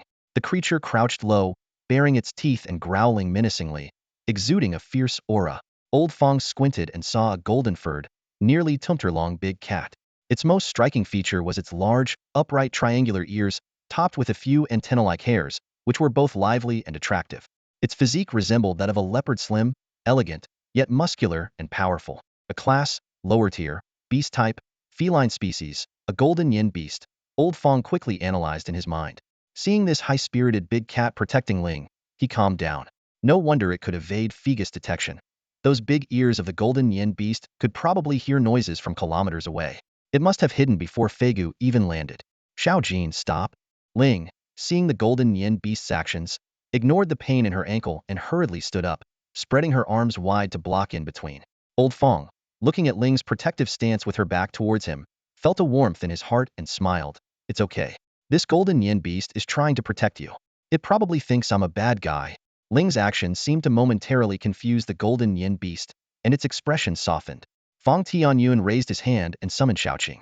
As Xiaoqing appeared, Ling stared in amazement, while the golden yin beast took 2 steps back, growling lowly with renewed tension. Xiaoqing, calm it down, Old Fong ordered. As Xiaoqing conjured a rose whip, Old Fong quickly stopped her. Hold on. What are you doing? Didn't you say to calm that cat down? Xiaoqing asked, puzzled. Old Fong laughed helplessly. I meant to communicate with it, not to physically calm it down. Have you been fighting too much lately? Xiaoqing rolled her eyes at her master and put away the rose whip, then began to communicate telepathically with Xiao Jin. Thanks to Xiaoqing's translation, it only took a few sentences for the golden yin beast to visibly relax. However, it remained cautious towards everyone except Ling. Old Fong didn't mind. After all, even domestic pets need time to build trust, let alone a wild battle beast. Watching Ling casually playing with the obedient big golden cat, Fang Tianyun was secretly amazed. It seemed that this kind-hearted and resilient girl not only attracted people, but also had a way with beasts. While Ling and Xiao Jin played inside the house, Old Fong took a stroll around the mountain area where Ling lived, carefully observing. He began to form some ideas in his mind. Before long, Feigu returned, carrying a vine net full of mountain fruits in its beak. It wobbled over to Ling and placed the net in front of her. As Ling smiled and thanked it, Feigu took the opportunity to flap its wings and send the unsuspecting golden yin beast flying into a nearby bush. This mischievous act amused Old Fong. If Ahau was becoming more and more of a show-off, then Feigu was naturally a troublemaker, always coming up with cunning tricks. By the time Xiao Jin shook its head and came back, Feigu was already hanging upside down from a tree branch, leaving Xiao Jin bewildered as to why it had suddenly been sent flying. Given Ling's sprained ankle, Old Fong naturally insisted she stay home to rest for a few days and temporarily not go to work. Although he initially wanted to take Ling back after seeing her living conditions, considering her stubborn personality and his own plans, he decided not to force it. Besides, with the golden yin beast around, there was no immediate concern for her safety. Returning to the city with mixed feelings, Old Fong set out early the next morning with Regina to the market to buy various furniture and supplies. By noon, they returned to the cabin, much to Ling's excitement. Regina, visiting for the first time, was also stunned by the living conditions and was visibly moved to tears. Old Fong took out the ingredients he had bought and personally cooked a delicious meal. After everyone had a satisfying meal, he released all 3 of his battle pets at once. Xiao Jin was so frightened that it lay flat on the ground, not daring to make a sound. Xiaoqing, you go plant the seeds. The vegetable plot is at the back, and I've already planned it out. Ahau, you go chop some wood. I need lumber. Old Fong began to organize the tasks. Feigu, keep watch and see if there's anyone around. Fang Tianyun ordered, his eyes gleaming with determination. Ling's dark, bright eyes were filled with confusion. Nana Jia, what's going on? Ling asked timidly. Regina gently explained, your brother Fong couldn't sleep last night. At the crack of dawn, he dragged me out to buy materials. We're planning to give your home a complete makeover. Ling's face turned bright red, a mix of excitement and guilt swirling inside her. Thank you. Thank you, Nana Jia and brother Fong. Regina affectionately ruffled Ling's hair, and everyone got to work. Xiaoqing busied itself in the fields that Fang Tianyun had planned, improving the soil and nurturing seeds. Its farming skills were unparalleled. In the forest, Ahau swung his large knife, felling trees one after another. Even while working, this martial arts fanatic couldn't forget his training. Though Ling was reluctant, she agreed to tear down the dilapidated old house and rebuild it. Fang Tianyun and Regina processed the wood Ahau had cut and began constructing the new house. Despite her injured foot, Ling insisted on helping, her face beaming with happiness. By evening, thanks to everyone's hard work, a brand new, luxurious wooden house stood proudly. They painted and oiled the house, moved in new furniture, and had Xiaoqing plant flowers and vines around it. The 2 plots of land in the backyard were also fenced and covered. Looking at the fairy tale-like house before him, Fang Tianyun felt an indescribable sense of satisfaction. Ling stood quietly, her eyes glistening with tears of joy. Ling, Fang Tianyun said softly, I put in 2 extra beds and made partitions inside. From now on, when Nana Jie and I visit, we'll stay here. Consider today's labor and material costs as future room and board, so don't feel bad about it. Before he finished speaking, he felt a weight on his leg. Looking down, he saw Ling hugging his leg tightly. The little girl looked up with tear-filled eyes and gave a pure, healing smile. This smile was contagious, and Fang Tianyun couldn't help but smile back with childlike innocence. Regina watched in a bit of a daze. It was the first time she had seen her master smile so genuinely and purely. The warmth of the moment almost brought tears to this tough woman's eyes. Brother Fang, Nana Jia, Ling said softly, this will always be our home. The mountain breeze gently brushed against their faces, the bright moon hung high in the sky, fireworks illuminated the night, and the aroma of delicious food filled the air. It was a beautiful and heartwarming evening, and Lao Fang and Regina were savoring every moment of it.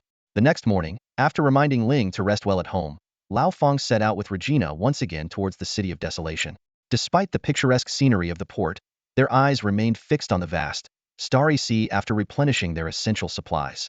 Henry, a small-time leader of the Viper Gang. Don't talk to me about studying. That stuff doesn't suit me. I've been in the streets since I was 17, hustling and surviving, even spending some time behind bars. It took 3 grueling years of blood and sweat to climb to my current position. Although I'm still far from the big shots in Huaxiang district, I can now command a dozen or so men. Usually, we collect protection fees, intimidate the clueless, and occasionally back up some shady businesses. Life's pretty decent. Recently, a big deal came our way. A delinquent from Zhanhua Academy arranged a meeting, saying some rich kid was willing to pay big money for us to rough up one of his classmates. This kind of low-risk, high-reward job is a no-brainer for me.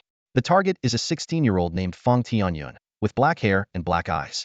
Apparently, he only attends classes for half a day, reminiscent of my younger self. After a few days of staking out the school entrance, we finally confirmed our target. He's tall and well-built, and I heard he's a beast warrior. Ha! A rookie beast warrior. Who's he trying to scare? But I'm not reckless. I didn't act immediately. Instead, I observed him for a few more days and learned where he lived. Turns out he resides in a luxury home in the school district. Another silver spoon kid. Damn, I hate those born with a head start. So, I made up my mind to not only teach him a lesson but also make him suffer. From what I know, the kid's mansion employs a child laborer. Humph, the face of capitalism. Even our gang has age restrictions for membership. But this actually made our plan easier. That afternoon, the sky was dark and foreboding, as if a storm was brewing. The mansion area was almost deserted, and the target had just left. The opportunity was perfect. I led my men, slipping on long socks and tucking our tools in our belts, and we scaled the wall into the house. The plan was to steal some valuables first and then extort a sum. We were pros at this, practically routine work. I was already planning which nightclub to hit with the boys that night. But then, a tall, mixed-race maid blocked our path. We laughed, and she laughed too. But soon, we weren't laughing anymore. The 2 guys at the front suddenly went flying, their screams nearly deafening me. When they hit the ground, their eyes rolled back, and they clutched their groins, convulsing. That kick not only sent them airborne but hit them where it hurt the most. I had to admit, even as the leader, my knees went weak for a moment. That single strike shattered at least 30% of our morale.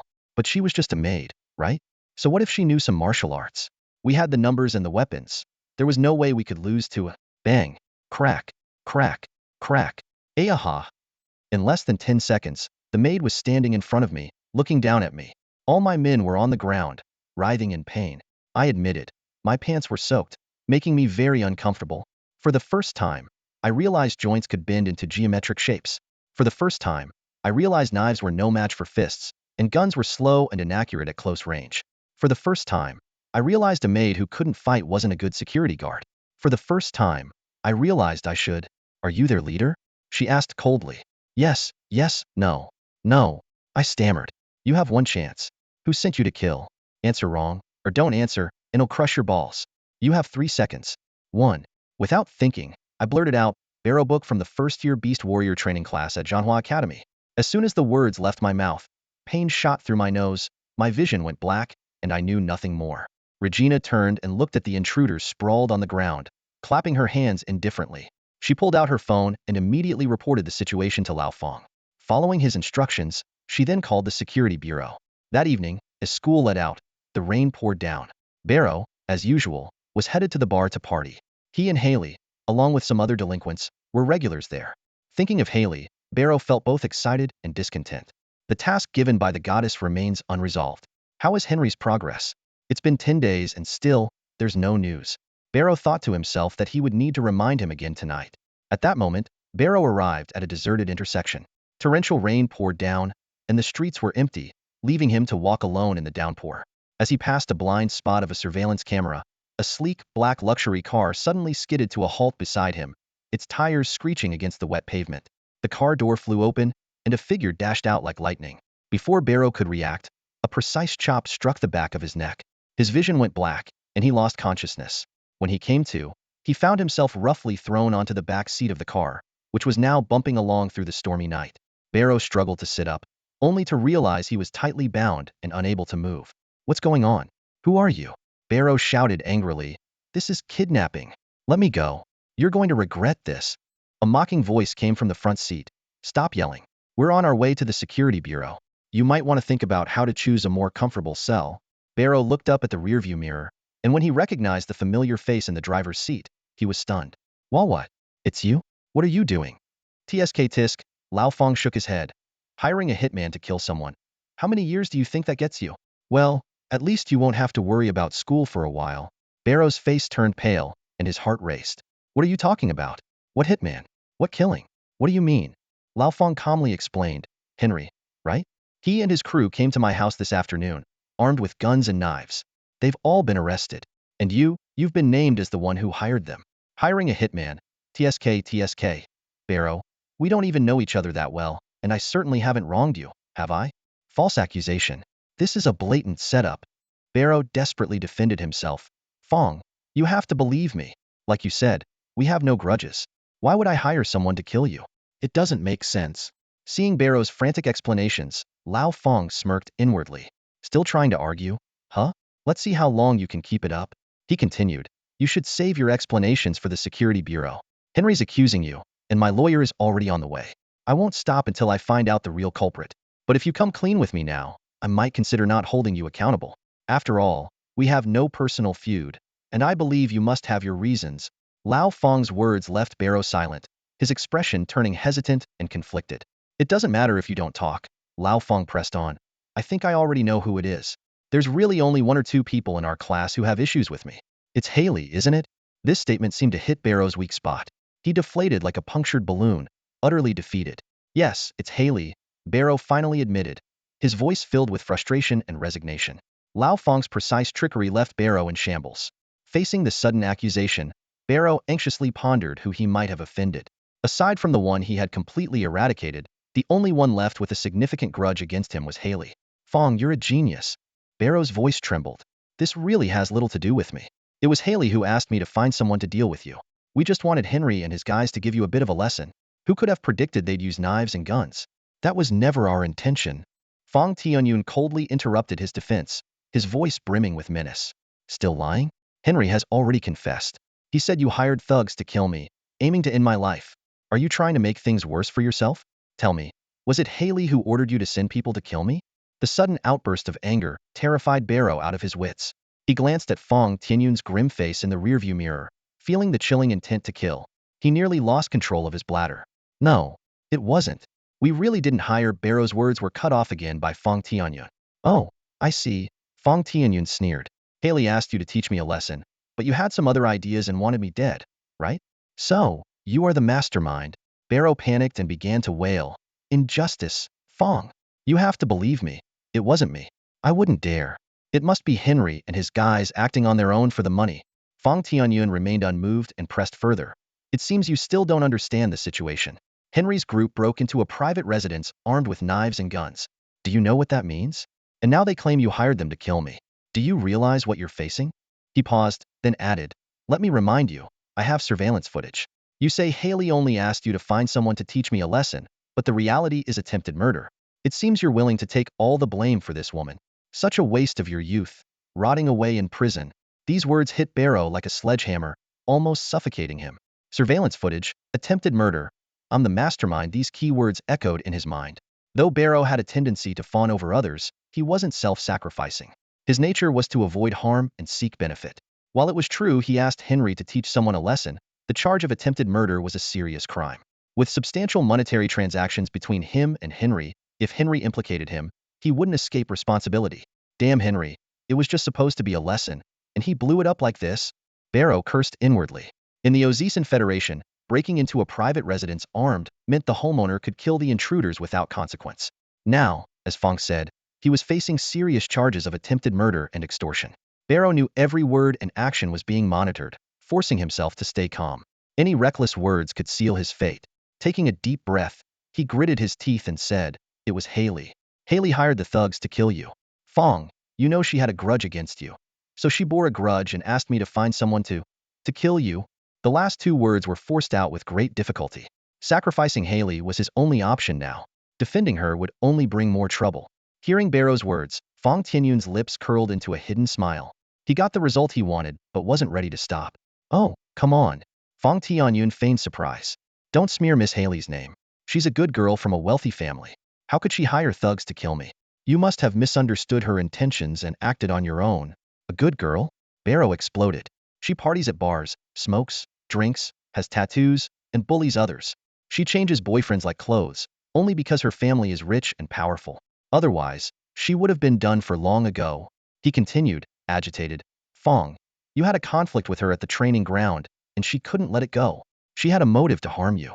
She really wanted to kill you. She transferred a large sum of money to my account.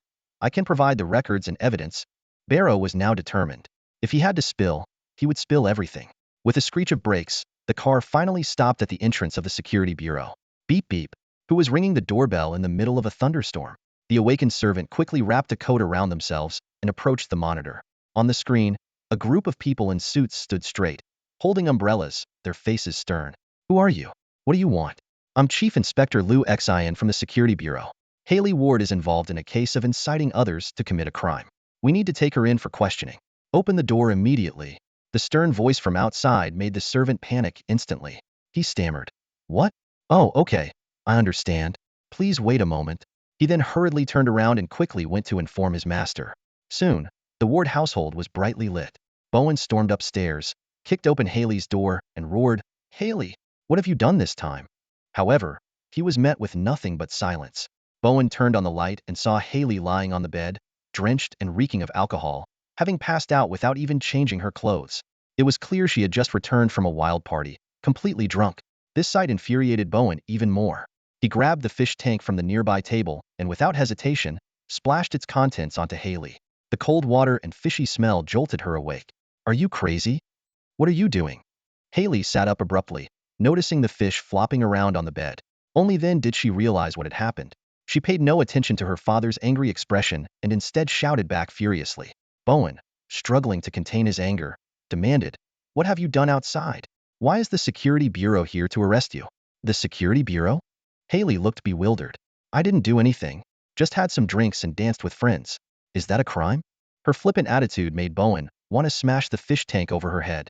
At that moment, a woman burst into the room, breathless, and shouted, "Bowen, what are you doing? Put that fish tank down. Haley is a beastmaster. If she gets hurt, can you take responsibility?" She positioned herself protectively in front of Haley, glaring at Bowen. "Indulge. Indulge. Just keep indulging her." Bowen sighed helplessly. "Look at how arrogant and rebellious she's become. Even the chief inspector of the Security Bureau is here to arrest her." The woman retorted disdainfully. "So what if he's a chief inspector? Haley is still a child. How much trouble could she cause? Besides, we have plenty of money. If you, as the head of the family, can't handle this little issue, I'll take Haley back to my parents' house." Here we go again. Bowen felt a headache coming on. His wife had spoiled their daughter, Haley, since she was a child, forbidding any reprimands or punishments. Ever since Haley became a beastmaster, she had become increasingly rebellious and arrogant. Bowen used to be able to control her a bit, but now every attempt to discipline her turned into a huge argument, and she had started hanging out with some local thugs. Late at night, a senior superintendent from the Security Bureau personally came to their doorstep, clearly indicating something serious. Bowen sighed helplessly and called upstairs, "Wash your face and come down." After that, he went downstairs to greet their visitor. "Superintendent Liu, I'm sorry. I was working late and slept deeply, so I was slow to answer the door. Please forgive me." Bowen apologized. Superintendent Liu nodded understandingly. "Mr. Bowen, you have a big family business and are busy with work. I understand. Please have your daughter, Miss Haley, come out. We need her cooperation in an investigation. Bowen looked puzzled. What exactly has Haley done? Superintendent Liu, please tell me. Superintendent Liu's expression became serious. She is suspected of orchestrating an attempted murder. The criminal gang has already been apprehended, and the evidence against her is substantial. These words hit Bowen like a bolt from the blue. He felt dizzy and almost lost his balance. At this moment, Haley and her mother descended the stairs together. Bowen's face turned red with anger, and his hand trembled as he pointed at Haley. You. Haley, however, appeared indifferent and annoyed. What are you people doing here again? This is my house. Get out, or I'll sue you for trespassing tomorrow. Her mother chimed in. Exactly. What are you doing here in the middle of the night? You already took my daughter once, and now you're back? Are you trying to extort us? Superintendent Liu frowned, glancing at the helpless Bowen and then at his wife and daughter, surprised that they were a family. He took out a document. This is an arrest warrant. Miss Haley, you are accused of hiring someone to commit murder, and the perpetrators have been caught. Please cooperate and come with us. What? Haley was stunned. Are you kidding me? You've got the wrong person. I didn't hire anyone to kill. Superintendent Liu remained calm. The suspects have confessed, and the evidence points to you. You should come with us to the station to explain. No way. Stay back. I didn't hire anyone to kill. Why should I go with you? Haley took a couple of steps back, her face full of anger and defiance. Her mother also shouted. What do you think you're doing? Are you planning to use force? My daughter said she didn't hire anyone to kill. Don't you understand plain language? If you dare to touch her, I will. Just a reminder, resisting arrest is a crime. This is your first warning. Superintendent Liu interrupted her. Seeing the situation, Bowen took a deep breath, trying to control his emotions. He whispered to his wife. Continuing like this won't help our daughter at all. They have an arrest warrant. They will take her no matter what. Let's let her go with them first, and we will follow to understand what's going on. Don't make things worse. His words calmed his wife down a bit. She glared at the officers with resentment and then said to her daughter, Sweetie, you go first. Your father and I will be right behind you. I want to see who dares to slander you. Seeing her mother speak, Haley, though still angry, reluctantly kicked the wall and followed the officers out. By the time they arrived at the security bureau, it was nearly 4 a.m. Meanwhile, old Fang was sound asleep at home, and Haley's family finally understood the whole situation. Superintendent Liu played 2 videos. The first was surveillance footage from the victim's home, clearly showing Henry and his gang breaking in with guns and knives. The second was Barrow's confession video, stating that Haley had orchestrated the attack as an act of revenge. After watching, Haley's face turned red with anger, but she still crossed her arms and argued, This is a setup, a blatant setup. This has nothing to do with me. Superintendent Liu asked, Then can you explain why you transferred 1 million star coins to Barrow's account last Wednesday? It's my money. I can transfer it to whoever I want. That's my personal freedom, Haley said nonchalantly. This response made Superintendent Liu shake his head in disbelief, and even Bowen, outside the interrogation room, felt ashamed. Facing Haley's defiance, Superintendent Liu took out a voice recorder. It played a conversation between Haley and Barrow. Haley, Barrow, you said you have a lot of friends in the underworld. Can you handle that guy named Fang? Barrow, no problem. Give me $1 million, and I'll take care of Fang. How about it? Haley, fine. I'll transfer the money to you tomorrow. Once it's done, I'll give you a bonus as a reward. After the recording finished, Superintendent Liu stared at Haley and asked, Do you have anything to say now? So what? I just asked Barrow to teach him a lesson. What's the big deal? Haley still looked unconcerned. Oh, a lesson? Does teaching someone a lesson require a dozen people with guns and knives breaking into a private residence? Does it require spending 1 million star coins? Superintendent Liu retorted. $1 million is a lot? That's just because you're poor. As for them breaking in with guns and knives, that's their own decision as gang members. It has nothing to do with me, Haley said impatiently. Are you done? It's so late, and I'm exhausted. Let me go home. Superintendent Liu took a deep breath. I'm sorry, Miss Haley, but you can't go home. I hereby announce that you will be charged with orchestrating a home invasion and attempted extortion. The evidence is conclusive. You have the right to remain silent, but anything you say can and will be used against you in court. As soon as he finished speaking, another door in the interrogation room opened, and 2 guards rushed in. Without further ado, they handcuffed Haley and escorted her down a corridor. What are you doing? How dare you treat me like this? Let go of me. Mom, help me. Haley's screams echoed through the hallway. Mrs. Bowen's wailing had just begun when a vigilant guard swiftly stopped her. Liu Xian had just stepped out of the interrogation room when Bowen approached him quickly, a humble smile plastered on his face. Officer Liu, my daughter has been spoiled, and if she has offended you in any way, I ask for your forgiveness. Bowen said in a low voice, his tone full of apology. Liu Xian looked at Bowen's respectful demeanor and was secretly astonished. The stark difference between this father and daughter was striking. He responded bluntly, to be frank, your daughter's behavior during the interrogation was truly disappointing. This remark hit Bowen like a heavy blow, causing his face to turn red with embarrassment. He lowered his head, overwhelmed with shame. Officer Liu, you're right. It's my failure in parenting. I am deeply ashamed of my daughter's actions. I will definitely host a banquet to apologize another day. Liu Xian waved his hand dismissively, his tone cold. There's no need for an apology. You'd better find a good lawyer and try to reduce her sentence. This statement made Bowen's heart tighten. He said urgently, Officer Liu, the video testimony from Barrow in the car shows that Fang Tianyun, the victim, might have been leading the situation. This matter needs careful consideration. Liu Xian remained unmoved. What you're saying is irrelevant. Fang Tianyun's questioning was conducted properly, and the testimony obtained is valid. Barrow's recount at the station matches it. Moreover, Haley practically admitted to everything. Bowen still wanted to argue. Officer Liu, Haley is capricious, but she doesn't have a malicious heart. Maybe she just wanted to teach that classmate a lesson, as she said. Do you have any evidence? Liu Xian's simple 4 words left Bowen speechless. Liu Xian continued, Henry's act of breaking in with a gun constitutes attempted murder and extortion. The recording provided by Barrow and the $1 million indicate that this was far from a simple lesson. Bowen sat down in a chair, holding his head in deep thought. He sternly stopped his wife from causing another scene. If you keep making a fuss, you'll join our daughter inside. This isn't home. You can't act out here. Mrs. Bowen cried and ran out, leaving Bowen alone to sigh deeply. What a mess. Meanwhile, Fang Tianyun woke up on time and stretched lazily. He smiled to himself. I bet some people had a sleepless night again. Downstairs, Regina asked if he needed company to the safety bureau. Fang Tianyun politely declined. Ling might come today. If you go, you might not be able to restrain yourself. Regina shrugged it off. If you ask me, we should just grab Haley and throw her into Fengyuan Ridge. Fang Tianyun laughed at her exaggerated gesture. You, always thinking about fighting. After all this time with me, haven't you learned anything else? After breakfast, Fang Tianyun drove to the safety bureau. Just as he arrived at the entrance, he ran into Liu Xian. Brother Fang, you're early. Liu Xian greeted him with a smile. Fang Tianyun handed over the breakfast he brought. Good morning, Officer Liu. I brought breakfast for everyone as a small token.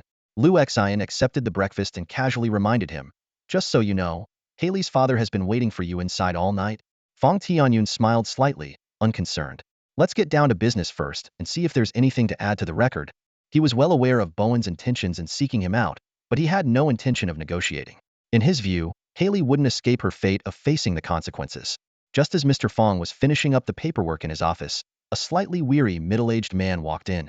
Mr. Fang was taken aback by the man's appearance, as he didn't match the image he had of Haley's father. You must be Fang Tianyun.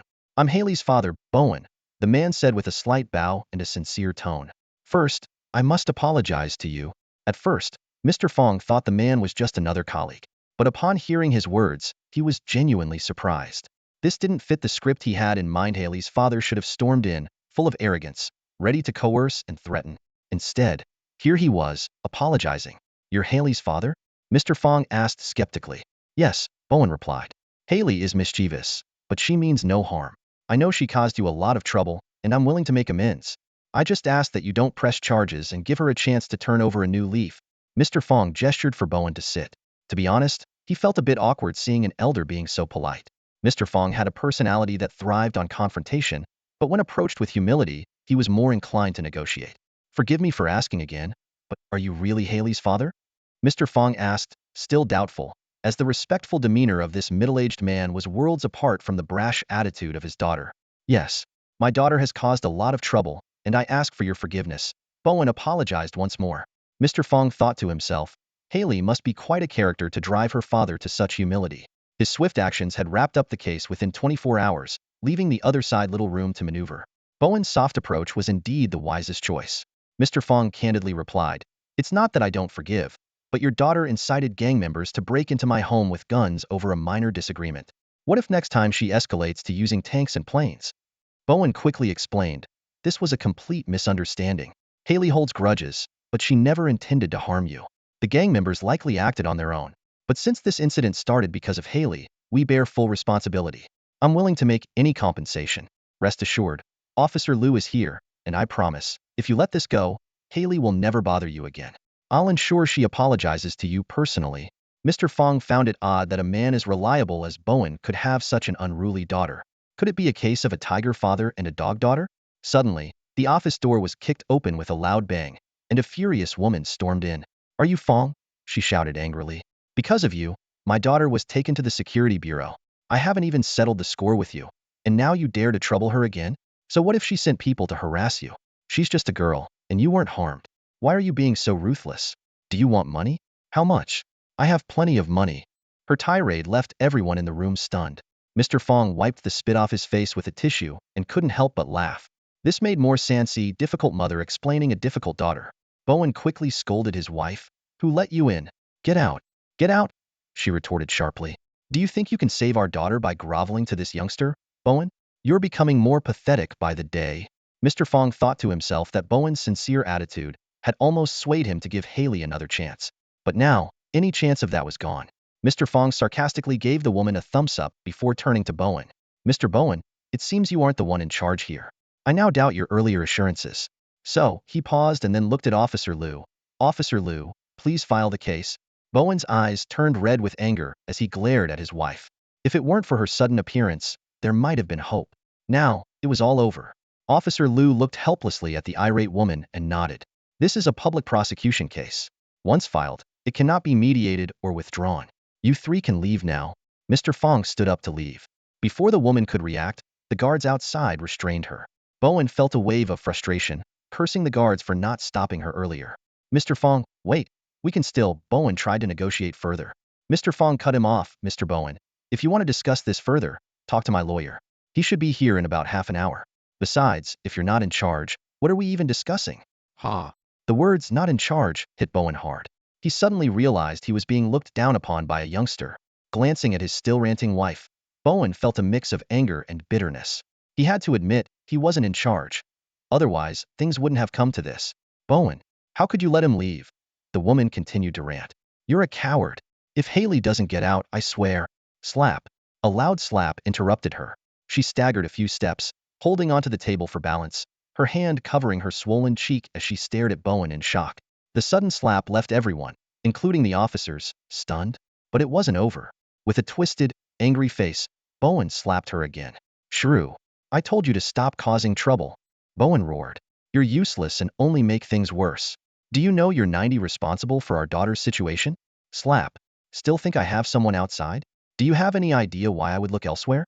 If you gave me even a shred of emotional support, would I cheat? Damn it. Slap. If it weren't for family pressure and arranged marriage, do you think I'd be blind enough to marry a woman like you? Damn arranged marriage. Damn it. Slap. With each slap and sentence, Bowen vented years of pent-up frustration as his wife screamed in pain. This outburst was a culmination of all his dissatisfaction, finally unleashed. Bowen had always harbored a simmering anger towards his wife. Normally, he could restrain himself, but yesterday's events were the last straw. As he racked his brain trying to rescue his daughter, he also had to deal with betrayal from within his own ranks, leaving him utterly exhausted. Just when things seemed to turn around, he was backstabbed internally. Lao Fang's parting words, not in charge, were like a spark in a powder keg, igniting Bowen's fury. He transformed into a furious husband, lashing out at his wife with fists and kicks. Liu Xian gave a signal with his eyes, causing the two officers who were about to intervene to freeze in place. As the wife's screams grew more agonizing and her head was about to suffer a severe blow, Liu Xian finally stepped in with his men to pull the crazed Bowen away. The beating seemed to subdue the woman. She stopped yelling, curled up in a corner with disheveled hair and torn clothes, clutching her swollen cheek and trembling. It was the first time Bowen had shown such ferocity, clearly terrifying her. While the drama unfolded in the office, Lao Fang had already driven away. By the afternoon, a swarm of reporters had gathered outside the Bureau of Security and the Ward family home. Simultaneously, several well-known media outlets in Huangming City broke a shocking story. A wealthy heiress had hired thugs to harm a classmate. The news detailed how Haley had hired gang members for the attack and even released related audio evidence online. The revelation caused a huge public uproar, shaking both the school administration and the top brass at the Bureau of Security, maintaining high levels of attention. Liu Xian looked at the overwhelming reports on his phone and couldn't help but shake his head with a wry smile. That young man's methods were indeed swift and ruthless. This move, cutting off the Ward family's escape, used public pressure to force the Bureau of Security to act impartially. The already precarious Ward family now had almost no chance of recovery. Liu Xian was well aware of what had happened in the Barrow detention room early that morning, but it no longer mattered. Fang Tianyun's maneuver had cornered the Ward family completely. Haley would not escape prison this time. After experiencing her husband's tough love, Mrs. Bowen chose to submit. She remained silent, obediently curling up to the side. Looking at his wife's now docile demeanor, Bowen felt a pang of regret. He blamed himself for not having his husband's authority awaken sooner. If he had intimidated her back at the Bureau of Security, perhaps their daughter wouldn't be in such dire straits. The more he thought about it, the more frustrated he became, his expression growing darker. Sensing her husband's foul mood, Mrs. Bowen quietly shifted back. At that moment, a servant entered, holding an envelope respectfully. "Master Bowen, someone delivered this for you." Bowen frowned and asked, "What did the messenger look like?" The servant was about to answer. He seemed like a sturdy young man, with short black hair and dark eyes, before Bowen snatched the envelope. He eagerly tore it open, revealing a USB drive inside. Without hesitation, Bowen plugged it into his computer. The drive contained 2 video files. After a moment's thought, he called his wife over to watch with him, and she obediently complied. The first video showed Barrow and Fang Tianyun conversing inside a car. "Lao Fang, this is personal time. I want to make a deal with you," Barrow began. "What kind of deal?" Lao Fang asked. "I'll transfer 2 million to your family's account. I have only one condition. If the Ward family tries to bribe you to take all the blame, you must refuse." Huh. Barrow was momentarily confused. "Don't you understand?" Lao Fang elaborated. "The Ward family will almost certainly approach you, offering benefits to make you take all the blame. My only requirement is that you remain impartial and not accept the bribe. Additionally, you need to record a video for me." As he spoke, Lao Fang handed Barrow a button-sized military-grade mini-camera. "Do you agree?" Lao Fang asked. "If you do, I'll transfer the 2 million to your family's account right now. After you get out of prison in 3 years, I'll give you another 2 million. Your family is of modest means. 4 million will last you a long time. If you don't agree, let me be clear. I have other ways. Not only will you fail to take all the blame, but I'll also have my lawyer extend your sentence to 10 years. Then you'll have neither the money nor your youth. You're a smart man. You know what to choose." With a concise and clear explanation of the stakes, Barrow's face instantly filled with tension and hesitation. He took a deep breath and, with a slightly trembling voice, said, I agree. In such a situation, even a fool would know what choice to make. Shouldering all the charges would definitely mean a decade in prison. No matter how much compensation the Ward family offered, Barrow didn't want to waste his precious youth in a cold cell. Frowning with some difficulty, Barrow asked, "But how am I supposed to get the recorded video to you?" Old Fong calmly pulled a business card from his pocket and handed it to Barrow. "Get this person to be your lawyer. Give him the recording, and he'll get it to me."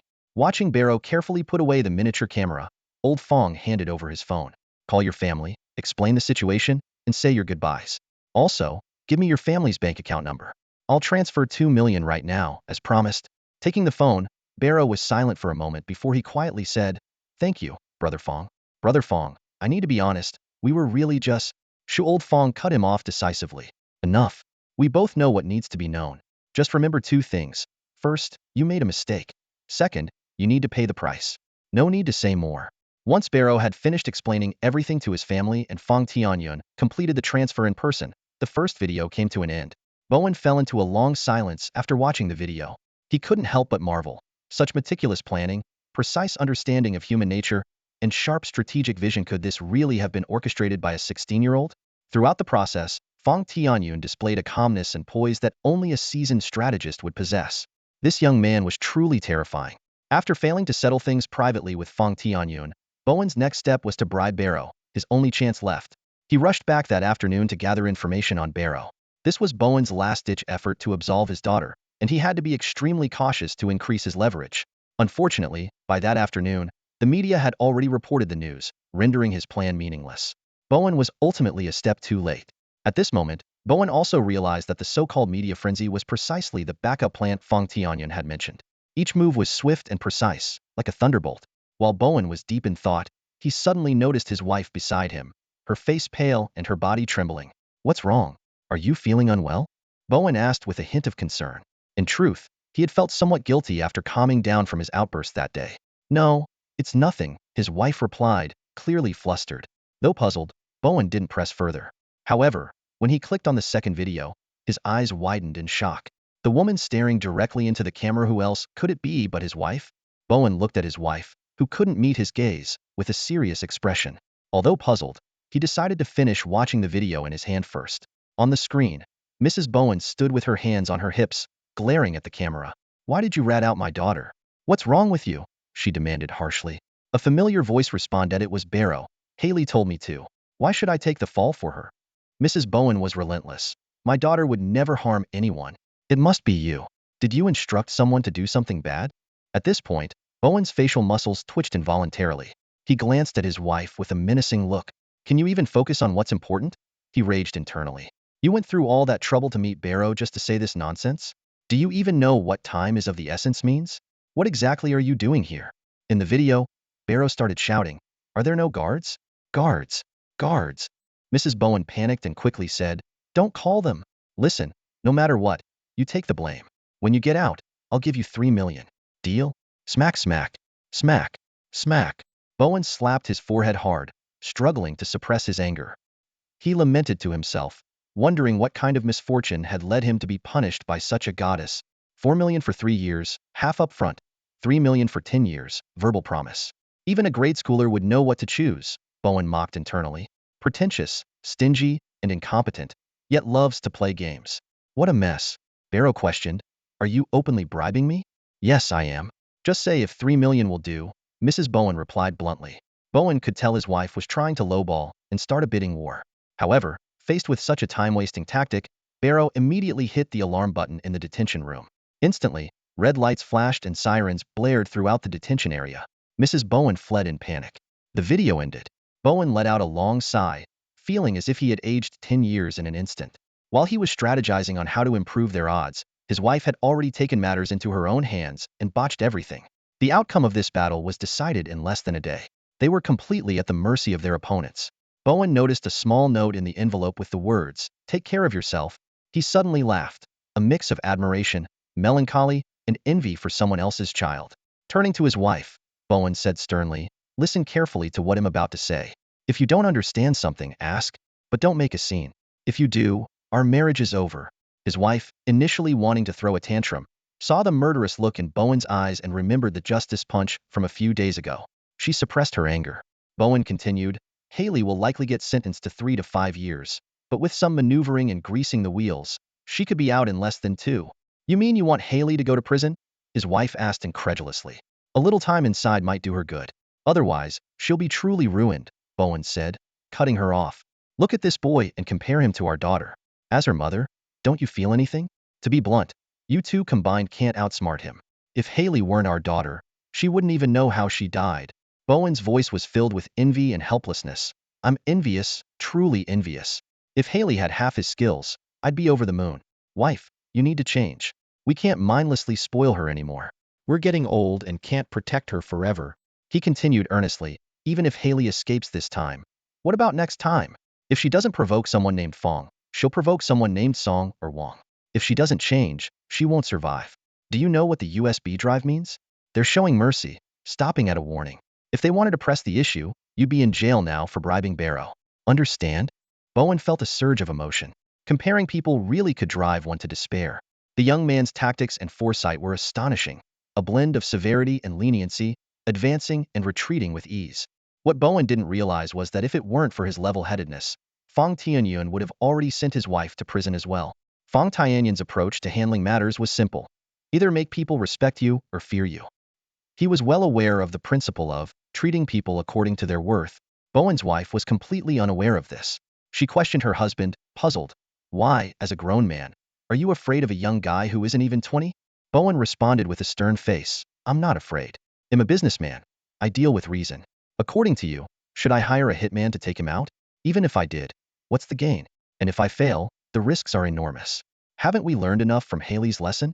His tone grew more severe. "When will you learn to use your brain to control your emotions, instead of letting your emotions manipulate your brain? Remember, this matter ends here. I will hire the best lawyer to handle Haley's case, and you don't need to get involved anymore. If you cause any more trouble, you can go back to your parents' house for good." Meanwhile, Fang Tianyun was unaffected by the turmoil. He left all legal matters to his lawyer and continued with his daily life. The case proceeded quickly, and a verdict was reached in less than a week. Henry got 6 years, while Barrow and Haley each received 3. No one appealed. This outcome confirmed that Bowen was indeed a sensible man, though unfortunately, he didn't have the final say at home. Otherwise, things wouldn't have escalated to this point. Such cases could drag on for half a year, but the Ward family's stance was clear. No delays, a quick resolution, and the sooner the sentence is served, the sooner it's over. Fang Tianyun also understood that his feud with the Ward family was temporarily settled. In fact, after the conflict with Haley at the training ground, Fang Tianyun had spent money to investigate the Ward family's background. They were wealthy merchants, true, but they had no real power within the system and their connections weren't strong. In short, the Ward family didn't have the capability to overturn the chessboard and break the rules. Knowing this, Fang Tianyun had no qualms about taking action when necessary. That morning, after school, Fang Tianyun walked out of the classroom and saw a familiar figure blocking his way. He raised an eyebrow and, with a hint of mockery in his voice, said, "Well, if it isn't the class monitor, what can I do for you?" Fang Tianyun stood in the corridor, a slight frown on his face, looking somewhat surprised at the girl blocking his path. He hadn't expected to run into Hesha, the class president he hadn't seen in ages, here.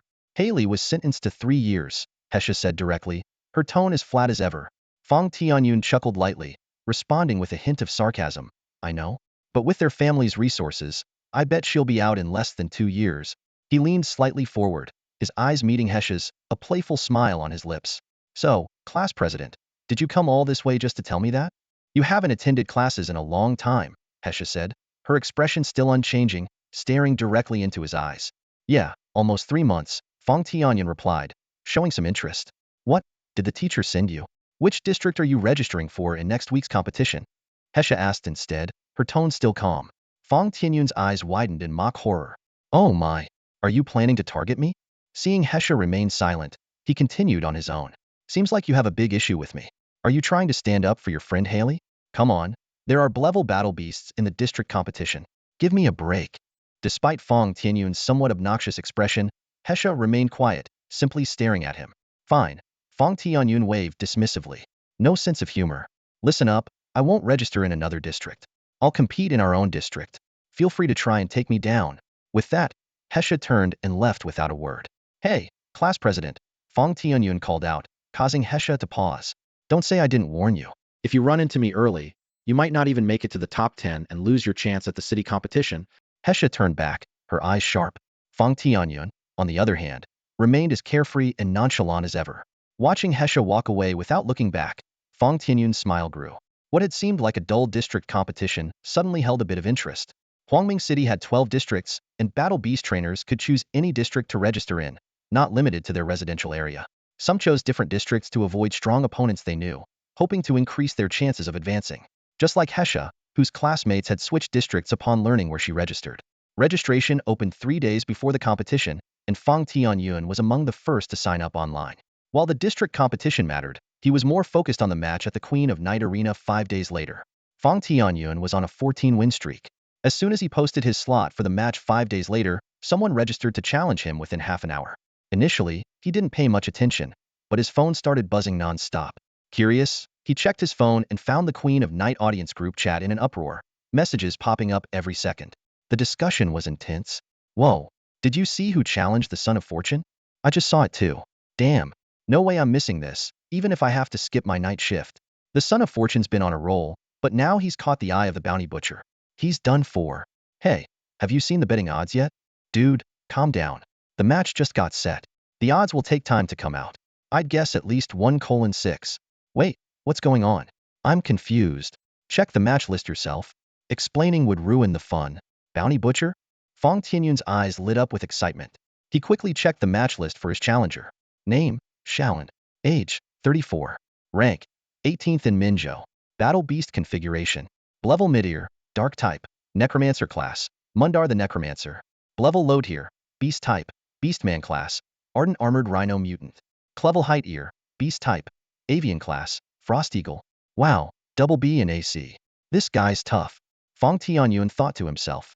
A low-tier level armored rhino, and it's a mutant. Beasts with prefixes like Ardent, Frost, or Thunder were usually positive mutants. No one would add a prefix to a negative mutation, that would just invite ridicule. Fang Tianyun had given his own battle pet, Feigu, the prefix Ethereal Ghost Owl. 18th in a state-level competition was impressive, even if it wasn't in the top 10. For an underground arena, Shaolin was a top-tier competitor. In the adult group, he might not make the top 10, but in the junior group, he'd likely be a contender. As mentioned before, in underground arenas, the more consecutive wins a competitor had, the higher their prize money. Fang Tianyun realized that this match would be a huge challenge, but also a perfect opportunity to showcase his skills. Some top players specifically target those on a winning streak to challenge them. This strategy allows them to earn the most prize money with the fewest matches, much like fattening a pig before slaughtering it. The audience has given these bounty hunters a nickname, bounty butchers. Lao Fang's hometown, Donghuazhou, is far from Minzhou in the northern part of the Ozisen Federation. However, this distance did not stop the bounty butcher named Shaoan from setting his sights here. The full disclosure of match information undoubtedly demonstrated Shaoan's confidence.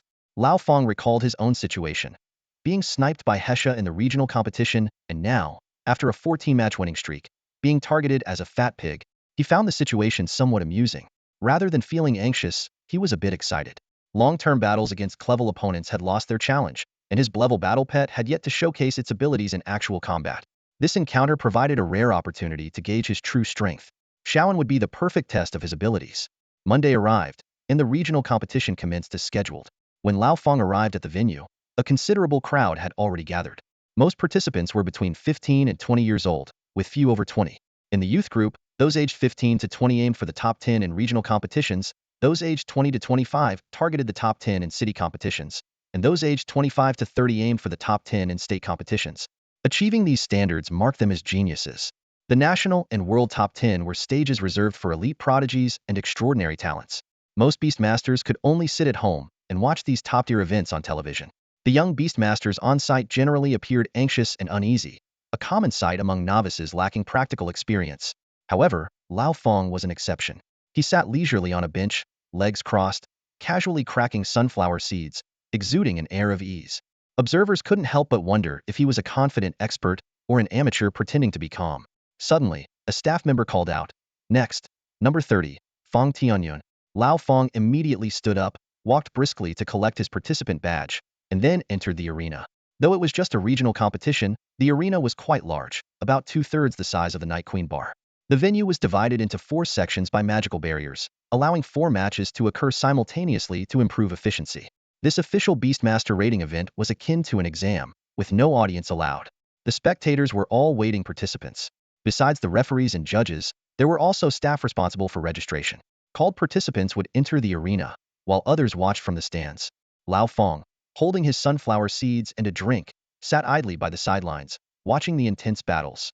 He could feel a faint, intermittent gaze directed at him from a slanted angle. Though he didn't turn around, he knew exactly whose eyes were on him. Although ranking events are not open to the public, they are usually broadcast on television.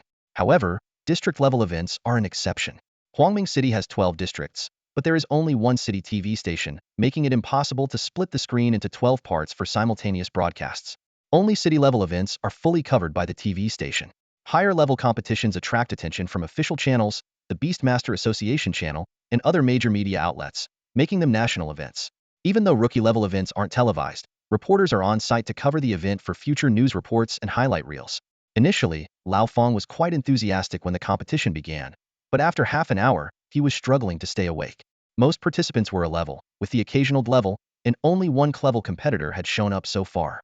For Lao Fang, who was preparing for a BB clever competition, focusing on CD level matches was quite a challenge. Number 42, Hesha, please proceed to Arena 3. This familiar name jolted the drowsy Lao Fang awake. When the massive lava cannon toad appeared in the arena, it instantly drew everyone's attention, causing a wave of exclamations. My god, a lava cannon toad? Is this a joke? A lower level beast? How can anyone compete against that? If I had known, I would have signed up for a different district. This is just overkill. Amidst the gasps of awe, there were also groans of despair. While they envied Hesha, the other contestants felt a deep sense of helplessness. The appearance of a Blevel battle pet also caught the attention of the judges and referees, as it virtually guaranteed an easy path to victory in a district-level competition. Hesha's opponent was a 17-year-old boy whose battle beast was a mid-leveled class Little Rock Golema, 2-meter-tall stone creature with a tough body and some basic earth magic, but nothing particularly special. Faced with the intimidating Blevel battle beast, the boy's legs started to tremble. At this moment, the female reporter became excited and signaled her colleague to focus the camera on Arena 3. Begin. As soon as the referee's voice fell, a bright orange-eyed fire serpent flashed by. With a boom, the little rock golem fell backward, its head missing. Most of the contestants didn't even see what happened. Only through the slow-motion replay on the big screen did they realize that the fire serpent was actually the lava cannon toad's tongue. With its incredibly fast speed, it acted like a flaming meteor hammer, shattering the little rock golem's head instantly. The opponent had no time to react and was defeated in a second. After watching the replay, the crowd let out a collective sigh of disappointment. Excuse me, what are your thoughts on the match that just concluded in Arena 3? The female reporter promptly picked up her microphone for a sideline interview. My thoughts? My thoughts are that if I head home now, I can still make it in time for my mom's lunch. Huh, what do you mean? The reporter looked puzzled. My next opponent is that lava cannon toad, the boy answered expressionlessly. It's okay. You're still young. Better luck next year. The female reporter, realizing she had hit a sore spot, quickly changed the subject and moved on to another interviewee. What do you think about this level lava cannon toad? Not bad, I guess. If it's lucky, it might get second place. This nonchalant answer left the female reporter stunned, and the surrounding contestants turned their heads, mouths agape, eyes wide, all focusing on the black-haired young man. Are you kidding? Dude, we might be young and proud, but there's no need to deceive ourselves. Handsome face, but not much going on upstairs. Stop showing off, will you? Did you pick that line up from the internet? Aren't you afraid of embarrassing yourself later? Blevel beast, not bad? Come on, even pretending has its limits. How thick-skinned do you have to be to say something like that?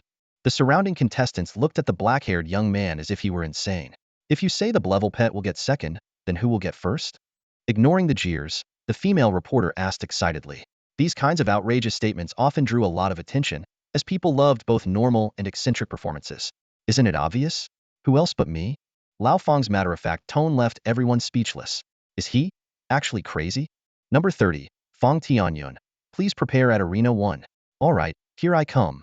Before anyone could start criticizing, Fang Tianyun stood up and walked away briskly. Well, this is going to be interesting. Let's see what this oddball can do after all that big talk. The surrounding contestants began to chatter, filled with curiosity and anticipation for the upcoming match. He might actually have some skills. Yeah, right? No matter how skilled he is, can he be better than that class lava cannon toad? Scoffed one of the contestants. Bragging is one thing, but spouting nonsense is just asking for humiliation. The surrounding contestants began to murmur among themselves, their eyes filled with anticipation for the upcoming spectacle. The TV crew once again focused their cameras on Arena 1, and the atmosphere grew tense under the lens. Hesha's gaze was locked on Fang Tianyun, who stood in the arena. Ever since their last conversation, an inexplicable pressure had weighed on her mind. Despite their limited interaction and Tianyun's somewhat arrogant demeanor, Hesha instinctively felt that he wasn't someone who spoke without backing it up. Let's see if you really have the right to say those things. Hesha thought to herself. Begin. The referee's shout marked the start of the match. Fang Tianyun's opponent was the first to release a battle-peta towering, muscular rat-headed humanoid as tall as Tianyun himself. A mid-leveled class, Mighty Mouse, Tianyun quickly assessed. Initially planning to release his own battle pet, he changed his strategy upon seeing the low-tier opponent. To everyone's astonishment, Tianyun leaped directly from the safety platform and charged at Mighty Mouse. In an instant, man and beast were locked in fierce combat. The scene left everyone dumbfounded. The opponent was stunned, the referee was stunned, the judges were stunned, and the audience was completely taken aback. Even the anticipating Hesha couldn't help but twitch her fair, delicate face. Is this even allowed? Stop. The referee snapped back to reality and immediately called for a halt. Tianyun had just executed a perfect armbar on Mighty Mouse. He looked up at the referee in confusion and asked, "What's the matter? Is there a problem?" The question left the referee even more bewildered. Blinking uncertainly, he replied, is there a problem? It doesn't seem like you broke any rules. Then he asked, "But where's your battle pet?" "It's in my battle pet space," Tianyun answered matter-of-factly. "Then why didn't you release it?" The referee was even more puzzled. Tianyun shrugged.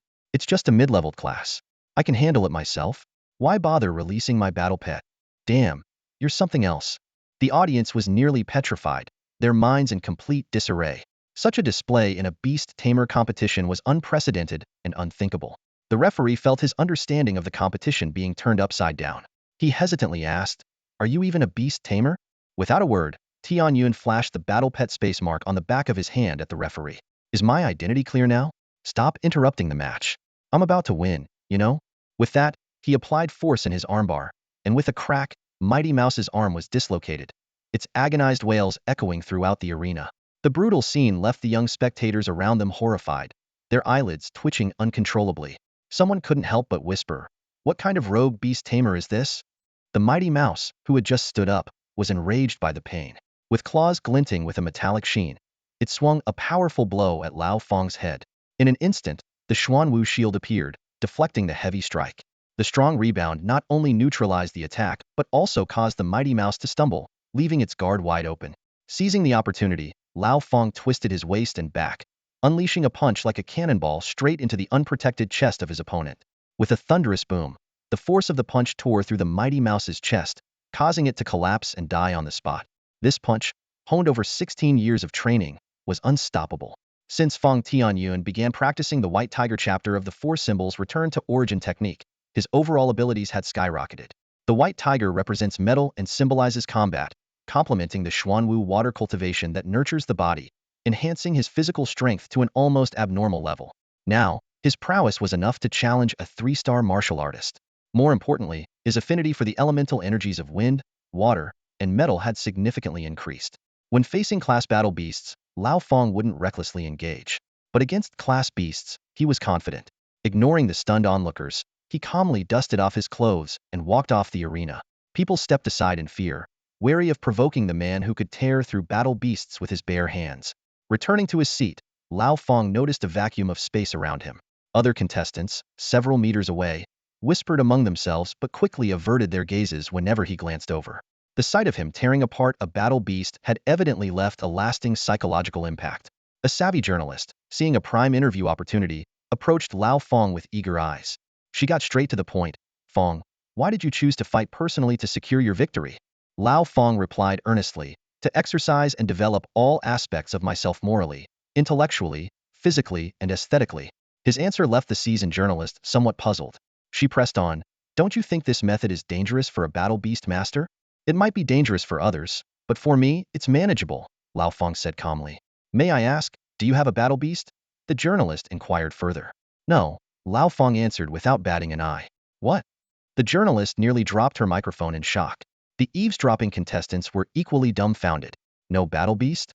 They even suspected he might be a martial artist posing as a battle beast master. "Are you planning to continue competing this way?" The journalist asked incredulously. "Why not?" Lao Fang responded, his slick attitude almost driving the journalist crazy. "What if you encounter a class battle beast? Will you still fight it heathen?" she asked, her tone tinged with urgency. "Well, let's cross that bridge when we get to it," Lao Fang replied nonchalantly. "Didn't you confidently say you could win first place?" The journalist was getting worked up. "One step at a time, and I'll get there," Lao Fang said matter-of-factly. Seeing the journalist's face turn red with frustration, Lao Fang almost burst into laughter. Just then, the judges called his name for the next match. In the following rounds, Lao Fang continued to face class battle beasts in the same manner, with similar results. The other contestants became somewhat numb to his actions, and by the 5th match, his opponent simply forfeited and fled. The journalist approached again. "Fang, could you share why your personal combat skills are so strong?" Without hesitation, Lao Fang replied, "No drinking, no smoking, early to bed and early to rise, low oil and salt intake, 2 hours of exercise daily, love life, embrace nature, prevent sudden death, avoid high blood pressure, learn from me, punch hooligans, kick battle beasts, stay fit, you deserve it." "Are you reciting an advertisement?" The journalist laughed, realizing he was just spouting nonsense. But she was still pleased.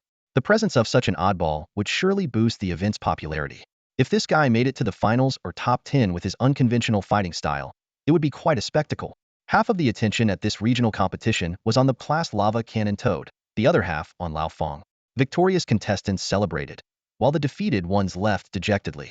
By the afternoon, after several elimination rounds, it was time for the intense top 10 matches. Only 10 out of the remaining 20 contestants would qualify for the city-level competition. The judges drew lots again. Apart from Lao Fang and Hesha, the other contestants were nervously sweating, praying not to face the terrifying toad. Hesha's lava cannon toad had been unbeatable. Then, the first matchup was announced. Number 30, Fang Tianyun, prepare for the arena. Number 42, Hesha Taylor, prepare for the arena. In an instant, the crowd erupted. "This is way too dramatic," an audience member exclaimed, sparking a lively discussion among the crowd. The two most anticipated contestants facing off in the first round had instantly heightened the atmosphere.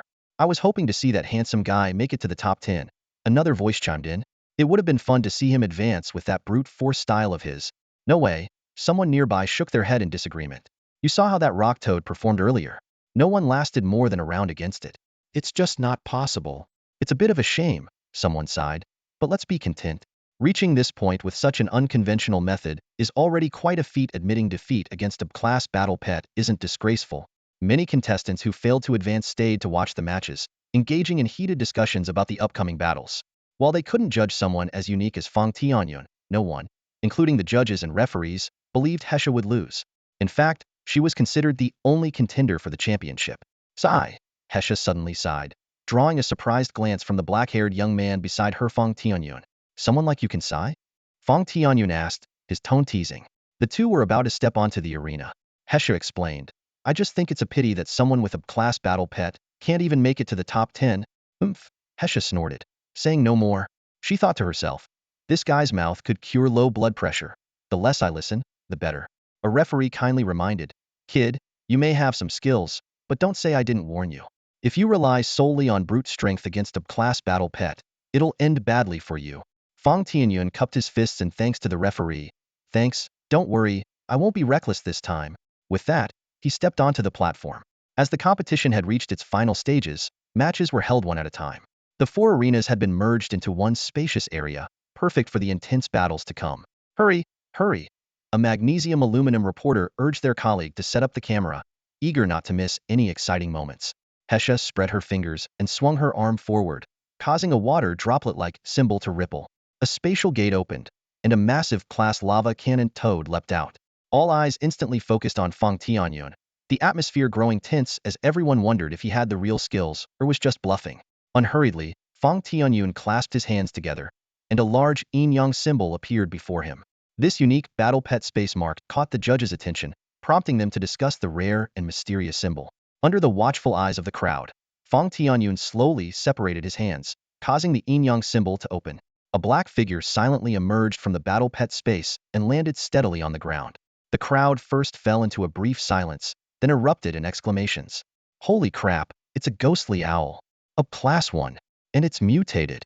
The entire arena went wild. Even the referees and judges were visibly excited.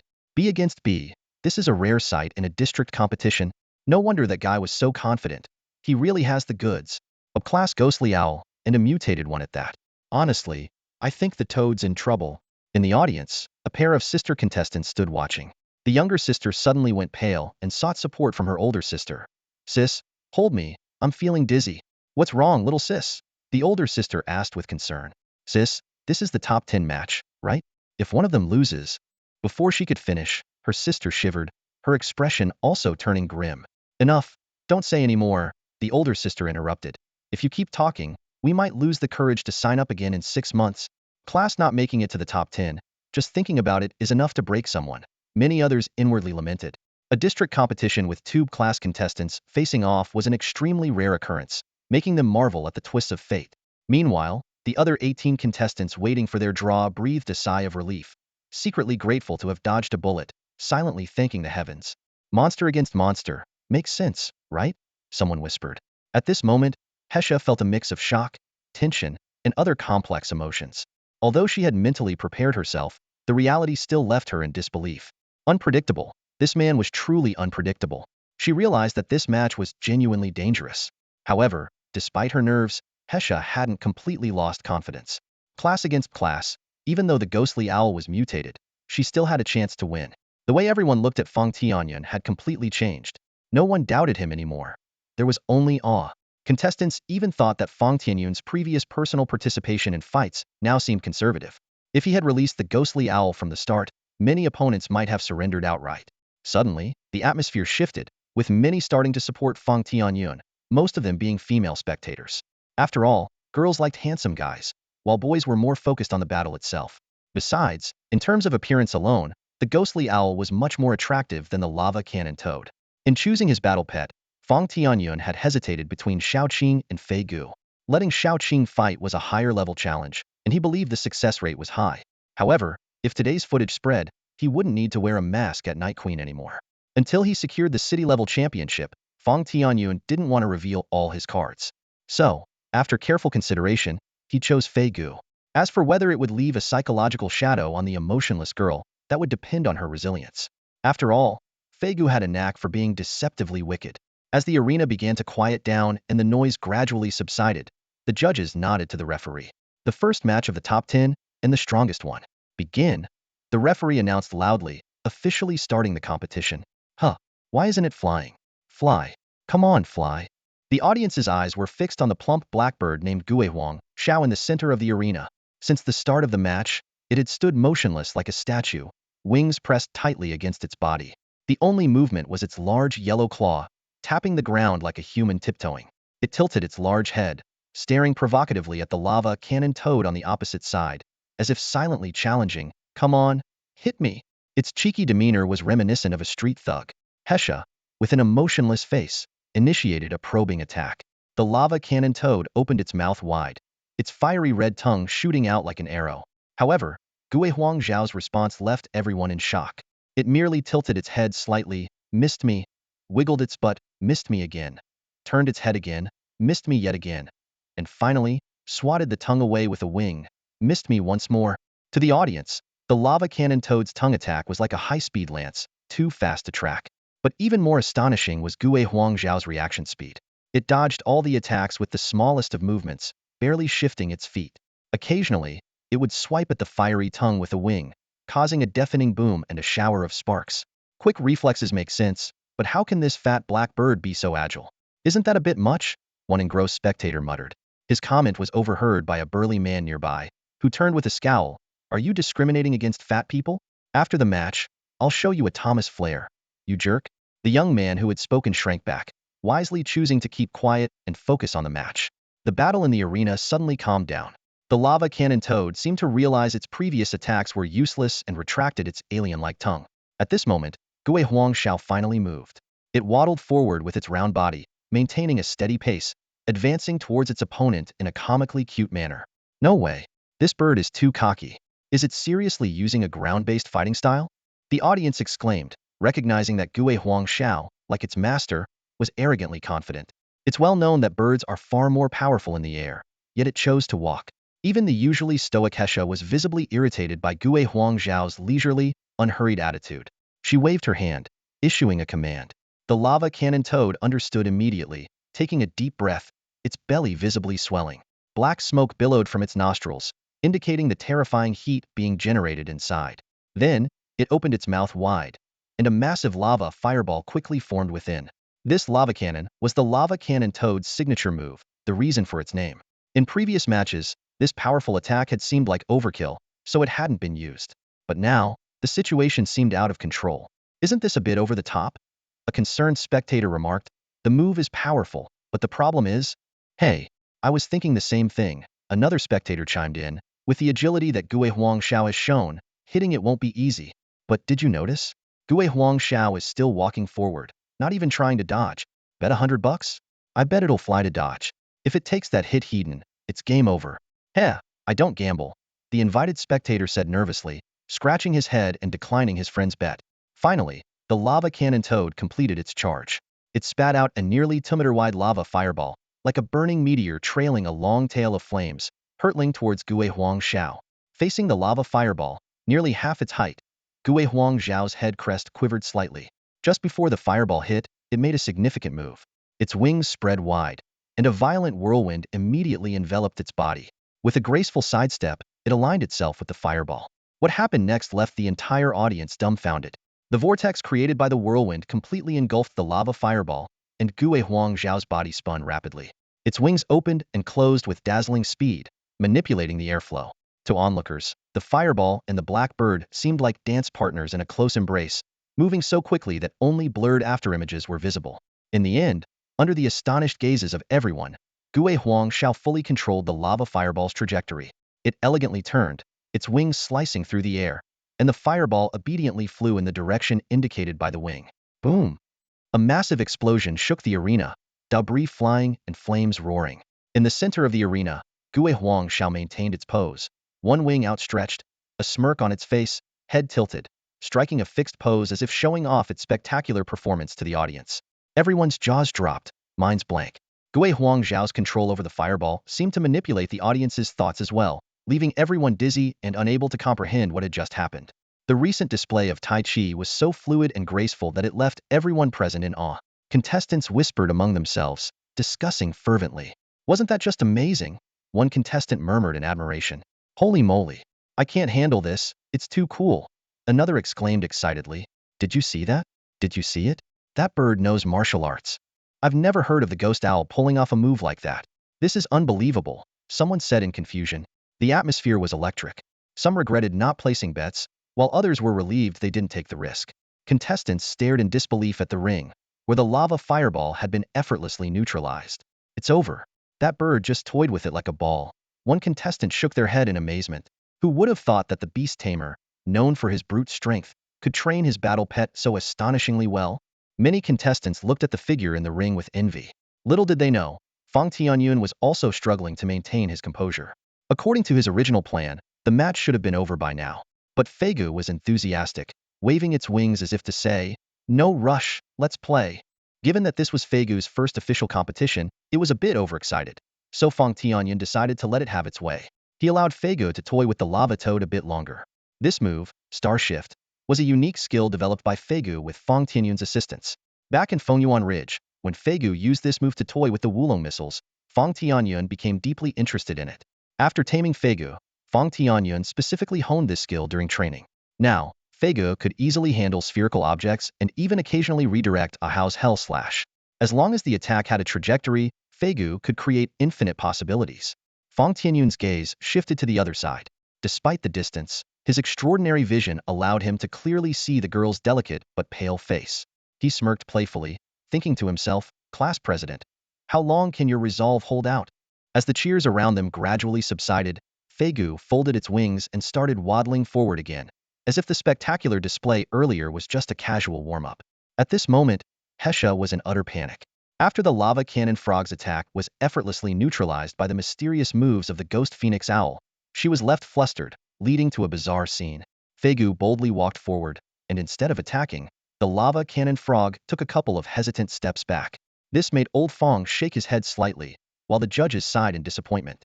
A true bond between a beast master and their battle pet is crucial, and it was evident that the lava cannon frog was affected by Hesha's anxiety, showing signs of fear. Although Hesha had been almost invincible since acquiring the class lava cannon frog, she lacked real combat experience, and her mental fortitude needed improvement. The seasoned beast masters Old Fang had witnessed in the Night Empress's underground arena would never make such a rookie mistake. As Hesha began to regain her composure, Feigu was already standing in front of the lava cannon frog, the two beasts staring each other down. Suddenly, a loud gulping sound echoed, causing the audience to exchange bewildered and amused glances. The lava cannon frog's audible gulp made Hesha wish she could disappear. Despite its larger size, the lava cannon frog was completely intimidated by Feigu. At that moment, Old Fang's voice boomed across the arena. "Hesha, as a classmate, I'll give you one last piece of advice. Surrender now. If you don't, the outcome will be beyond my control, and even more so for you." His words sparked a commotion.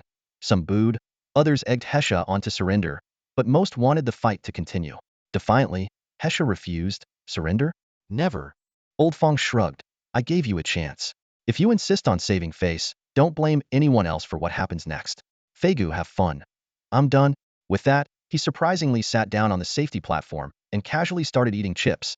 This scene stunned the audience once more, while Feigu, upon hearing Old Fang, excitedly spread its wings and swayed side to side in a comical manner. Furious, Hesha shouted, "Big Bao, burn it." The lava cannon frog immediately spewed fierce flames, only to find Feigu poking its belly with a wing. Frustrated, Hesha ordered more attacks, but the flames only circled around without even singeing a feather. Hesha finally realized that her lava cannon frog was no match for the ghost phoenix owl in agility. Watching Hesha stomp her feet in frustration, Old Fang chuckled to himself. Feigu, having received the most elixirs from him, naturally had exceptional overall abilities. At that moment, Hesha's fury erupted completely. She commanded the lava toad to attack. The massive creature first flicked out its long tongue, then opened its huge mouth and lunged at Feigu. However, Feigu, having grown bored of the same old tricks, easily dodged the tongue strike and launched a counterattack. Its wings swung like lightning, delivering a powerful slap to the lava toad's face. This was no ordinary slap. It resounded with a deafening clang. Sparks flew as the gigantic body of the lava toad staggered sideways from the impact. If it weren't for its massive weight, it might have been sent flying. Although the slap caused minimal physical damage, it was an immense insult. Sensing its master's rage and its own humiliation, the lava toad entered a berserk state. The red veins on its body glowed brightly, emitting intense heat, and its temperature soared rapidly. It opened its mouth again, but this time, instead of flames, it spewed scorching lava onto the ground. In an instant, a high-temperature lava zone surrounded the lava toad. Feigu retreated to the edge of the lava area, tilting its head as if mocking the toad's last shred of dignity. Suddenly, Feigu's lazy gaze turned sharp. It spread its wings wide, and black feather blades shot out like a rain of arrows. The air was filled with the sound of countless impacts. The lava toad's massive body was almost entirely covered by the black feathers. Despite its formidable lava shell, the relentless assault caused sparks to fly, cracks to spread, and eventually, the shell shattered. The fierce onslaught left the lava toad immobilized. The audience gasped in shock, finally realizing that once the seemingly nonchalant ghost owl got serious, the scales of victory tipped immediately. Hearing her beloved pet's cries of pain, Hesha realized the situation was dire. She hurriedly commanded the lava toad to leap away. With its powerful hind legs, the toad pushed off the ground and jumped high, temporarily escaping the rain of black feathers. However, it seemed to have forgotten a crucial detail, whose domain was the sky. As the lava toad leaped, Feigu vanished from its spot. Simultaneously, Lao Feng tossed the last chip into his mouth, as if declaring the end of the game. No one expected the ghostly shadow of Gue Huang Shao to silently appear above the lava cannon toad. The massive toad felt a sudden tight grip on its back, followed by excruciating pain. To its horror, it realized it could no longer descend because Fei Gu's enormous yellow claws were firmly latched onto its back. Even the hardened lava shell couldn't withstand those razor-sharp talons. The spectators gasped in shock as they witnessed this scene. Fei Gu's terrifying strength was awe-inspiring. It effortlessly held its much larger opponent and soared through the air. The sight was so breathtaking that many in the audience stood up in excitement. Unlike the others' gasps and shouts, Hesha's face was filled with anxiety, sweat dripping from her forehead. Fei Gu, clutching the struggling lava cannon toad, circled the arena as if showing off. Despite its desperate attempts to break free, the toad's efforts were futile, suspended in the air with its legs flailing. Sensing the right moment, Fei Gu suddenly stabbed its beak downward. The sharp beak pierced through the lava shell and into the toad's flesh. It then dragged its beak down the center line, showering sparks as it went. The beak acted like a knife, carving a deep, bone-revealing wound on the toad's back. Finally, Fei Gu's massive claws gripped the wound and tore it apart with force. The spectators, heads tilted upward, witnessed an unforgettable scene. The lava cannon toad suddenly split in half. Through the blood and torn flesh, Gue Huangzhao's familiar face emerged. This time, however, what filled the hearts of the onlookers was sheer terror. The young competitors, who had been eagerly watching, froze as blood and gore rained down. This fat bird, what a twisted sense of humor, damn, someone muttered. Almost all the spectators turned pale, frantically searching for bags to vomit into. Some of the more squeamish female students fainted at the sight, collapsing into their seats. Even the excited reporters were so shocked that their microphones nearly fell to the ground. The entire arena descended into chaos and noise, punctuated by screams and confusion. This bird is brutal? The judges exchanged glances, seeing the surprise in each other's eyes. Though they were experienced and not as easily shaken as the young competitors, they were still taken aback by the ferocity of this mutated Gue Huangshao. It had seemed cool and interesting before, but now it was a bloodthirsty executioner, the contrast stark and jarring. Fei Gu casually discarded the remains of the lava cannon toad and silently landed back on the ground.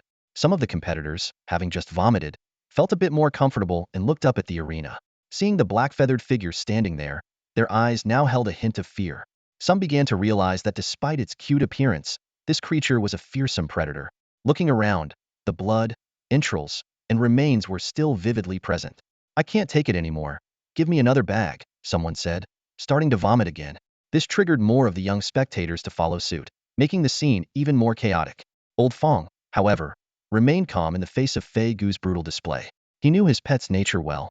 He had warned them that if Fei Gu acted on its instincts, no one could control it. Back in Fengyuan Ridge, it had already been proven that this big black owl was ruthless and merciless in combat. Its predatory nature was deeply ingrained. Old Fang turned his gaze to the other side. Hesha was kneeling on the platform, her eyes vacant, tears dried on her face, looking like a lifeless shell. Even as the dead lava cannon toad turned into stardust and returned to the pet space, she remained unresponsive. Her spirit was shattered, if not entirely broken. It would take time for her to recover fully. Even seasoned battle beast masters would be emotionally affected by seeing their pets brutally defeated and killed. How much more so for a 16-year-old girl? Although battle pets could be revived, the traumatic images couldn't be erased. If not properly addressed, this experience could significantly impact her future growth. Just after that devastating defeat, the lava cannon toad sent by Hesha fell into deep self-doubt. Whenever it faced adversity again, the bloody scenes would involuntarily flash in its mind. These lingering shadows would undoubtedly have a negative impact on its future strategy formulation and mental adjustment. As a result, the mental health of battle beast masters has always been a significant concern. Among the three major professions, battle beast masters experience psychological issues the most frequently, to the extent that there are specialized psychologists dedicated to their mental counseling. This also highlights a fact: becoming a powerful battle beast master is far from something that can be achieved with money alone. A truly outstanding battle beast master needs comprehensive qualities. They must not only be adept at uncovering the potential of battle pets, but also excel at maximizing their abilities.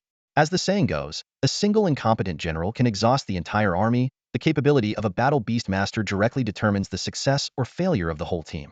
Fang Tianyun looked around and noticed the eyes of his peers, filled with both awe and fear. He couldn't help but sigh. Although the battle beast competition is no child's play, this lesson seemed excessively harsh. He could imagine that many young spectators might have sleepless nights and even nightmares because of this event. With Feigu being recalled to the Divine Ruins realm, the outcome of the match was settled.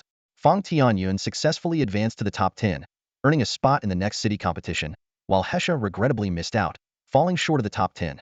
Watching Hesha leave in silence, the other contestants felt a mix of pity for her and relief that they were not her opponents. They thought to themselves that if it weren't for the bad luck of encountering this dark horse, Hesha would have easily made it to the top 10. However, looking at Hesha's departing figure, old Fang felt little sympathy. He thought to himself, "Who told you to come after me? Isn't this just what you deserve? I made it clear before, but you didn't listen and were blindly confident. Now that you've crashed and burned, do you regret it?" Old Fang considered it quite restrained of himself not to mock or ridicule her on the spot. Returning to the audience seats, Old Fang noticed that there was more space around him. Other contestants deliberately kept their distance and avoided eye contact. Whenever his gaze swept over them, they would immediately look down. However, some female contestants would still sneak glances at him. Clearly, Feigu's bloody finishing move had left those present both in awe and fear of Old Fang, with fear outweighing respect. This thrilling level match became Old Fang's final battle in the district competition, because all subsequent opponents, including the final opponent, chose to forfeit. Even though the champion would receive a substantial prize and city competition privileges, they still chose to surrender without a fight. Surprisingly, the audience did not express dissatisfaction but rather thought it was entirely reasonable. After all, if even a Blevel lava cannon toad was torn to pieces, wasn't it normal for others to concede willingly? Thus, Old Fang won the district championship in an unprecedented and unparalleled manner. This legendary experience is destined to be a significant chapter in the history of Battle Beast Masters. Although the district competition had ended, Fang Tianyun's popularity showed no signs of waning. His feats of tearing apart battle beasts with his bare hands and commanding a brank battle pet caused a sensation online. His audacious and unrestrained behavior quickly made him the center of attention in Huangming City. The thrilling brank showdown between Fang Tianyun and Hesha, which saw video clips easily surpassing 1 million views, only added to the buzz. To protect viewers' mental well-being, the final moments of the match were pixelated. Meanwhile, the class monitor was sadly relegated to an unnoticed background figure. Overnight, Fang Tianyun became a rising star. The next morning, when he walked into the Battle Beast research class as usual, he immediately felt a shift in the atmosphere. Over 100 pairs of eyes were fixed on him, as if he were the guest lecturer for the day. The intense stares made Fang Tianyun pause for a moment, but he quickly regained his composure and walked nonchalantly to his seat. To his surprise, his back row, window-side main character spot was spick and span. The chair gleamed, and the top left corner of the desk had his name neatly marked. Was this some kind of special treatment? Fang Tianyun pondered to himself. The classroom buzzed with more energy than usual. Outgoing classmates eagerly came up to greet him, albeit somewhat awkwardly. Even the more reserved ones stole glances at him. The girls were particularly enthusiastic, with some bold enough to strike up a conversation, despite the occasional awkwardness. Fang Tianyun had always been a laid-back, quiet figure in the class. However, his high physical fitness scores had already caught the attention of many appearance-conscious girls. Now, having clinched first place in the district competition, he was seen as the perfect blend of talent and looks, instantly becoming the focus of nearly all the girls in the class. Fortunately, Fang Tianyun had strong mental fortitude and remained calm under the intense gazes. Just then, someone shouted, "The teacher's here." The classroom fell silent, and students hurried back to their seats. Fang Tianyun finally breathed a sigh of relief at the momentary peace. Professor Wang Qing, an elder in his 50s with over 30 years of teaching experience, walked to the podium and scanned the room, his eyes finally resting on a particular corner. Fang Tianyun thought to himself, is even Professor Wang going to join in on this? Clearing his throat, Professor Wang began. Before we start today's lesson, let's congratulate Fang Tianyun for winning first place in the Oakwood District competition. As soon as he finished, the classroom erupted in applause, and all eyes once again turned to Fang Tianyun. He stood up politely, smiling and nodding in appreciation. Fang, would you mind coming up front? Professor Wang continued. Could you give your classmates a live demonstration of your mutated ghost hawk? Consider it a Hansen lesson to broaden everyone's horizons. Of course, if it's inconvenient or you're worried about safety, we completely understand. This is just a personal request from me. Professor Wang had always had a good impression of Fang Tianyun, noting the young man's diligence in class. However, he hadn't expected this black-haired student to possess such remarkable prowess, commanding a rank battle beast and defeating a peer to claim first place. The professor had watched the video of yesterday's match several times, marveling at the mutated ghost hawk. His fascination wasn't out of place. Scholars in the field of battle beast research were almost obsessively curious about rare mutations. It's a professional instinct, akin to a farmer's desire for fertile land, or a detective's drive to catch a cunning criminal. Feeling the anticipation in Professor Wang's eyes and the eager looks from his classmates, Fang Tianyun readily agreed. No problem, I'd be happy to. By the way, Professor Wang, I'll need your help later to create a detailed guide for Feigu. Of course, I'd be honored, Professor Wang replied, his smile widening as the students erupted in applause and cheers once more. As the spatial gate slowly opened, Feigu majestically appeared on the podium. Despite the large podium, Feigu's presence made the space feel cramped. Wow! Many students instinctively took a step back upon seeing the creature in person. They were both curious and nervous, remembering the pixelated but still terrifying scene of Feigu's powerful claw attack from the video. Professor Wang, however, was completely different. Not only did he show no fear, but the excitement in his eyes grew even more intense. They scrutinized Feigu up and down, often comparing it in their minds to a typical ghostly owl. Feigu folded its wings, standing majestically on the podium. After glancing at its owner and letting out a low hoot, it remained as still as a model. This seemingly untamed bird showed an extraordinary level of obedience to its master. The students' curiosity gradually overcame their fear. The tense atmosphere in the classroom began to relax, with some even taking out their phones to snap pictures and record videos. This massive black owl, both imposing and adorable, made people forget its inherent wildness. Professor Wang gently stroked Feigu's feathers with his fingers, exclaiming, "Its feathers are actually metallic?" Old Fang quickly reminded, "Yes, Professor Wang, be careful. The edges of its feathers are still very sharp and poisonous. It even has a poisonous attribute?" The professor's eyes sparkled with excitement. Old Fang boldly speculated, "Yes, it probably ate some metal out of greed, causing this mutation." He wasn't too concerned about revealing Feigu's poisonous feathers. As competitions increased, this trait would eventually be discovered. Moreover, with Fang Tianyun's rising fame, his battle pet's renown would also grow. In the world of beast tamers, the pets of famous tamers were akin to celebrities, complete with dedicated encyclopedias, merchandise, and more. Not only did the tamers themselves have fans, but their battle pets often had a fervent following as well. For instance, in the Ozisan Federation, the national-level champion Long Taiziashu once sparked a craze for dragon-type battle pets. At that moment, Feigu suddenly straightened up. The air in the classroom seemed to freeze for an instant, and all eyes were on this extraordinary owl. It slowly turned to face the crowd, spreading its wings abruptly. A gust of wind rose, and the atmosphere became tense once more. Whoa, what the heck? A sudden exclamation echoed through the classroom. Students quickly covered their heads and dove under their desks. Images of black feathers swirling in the air from a video flashed through their minds, their hearts racing as they held their breath, anticipating impending disaster. However, apart from an initial gust of wind, nothing happened. Coo coo coo. A cheerful cooing sound broke the silence. The students under the desks exchanged bewildered glances. Gradually, some of the braver ones cautiously poked their heads out. What they saw left everyone dumbfounded. A large black bird was clutching its belly with its wings, eyes closed, shaking with laughter. It looked like it was having the time of its life. Did we just get pranked?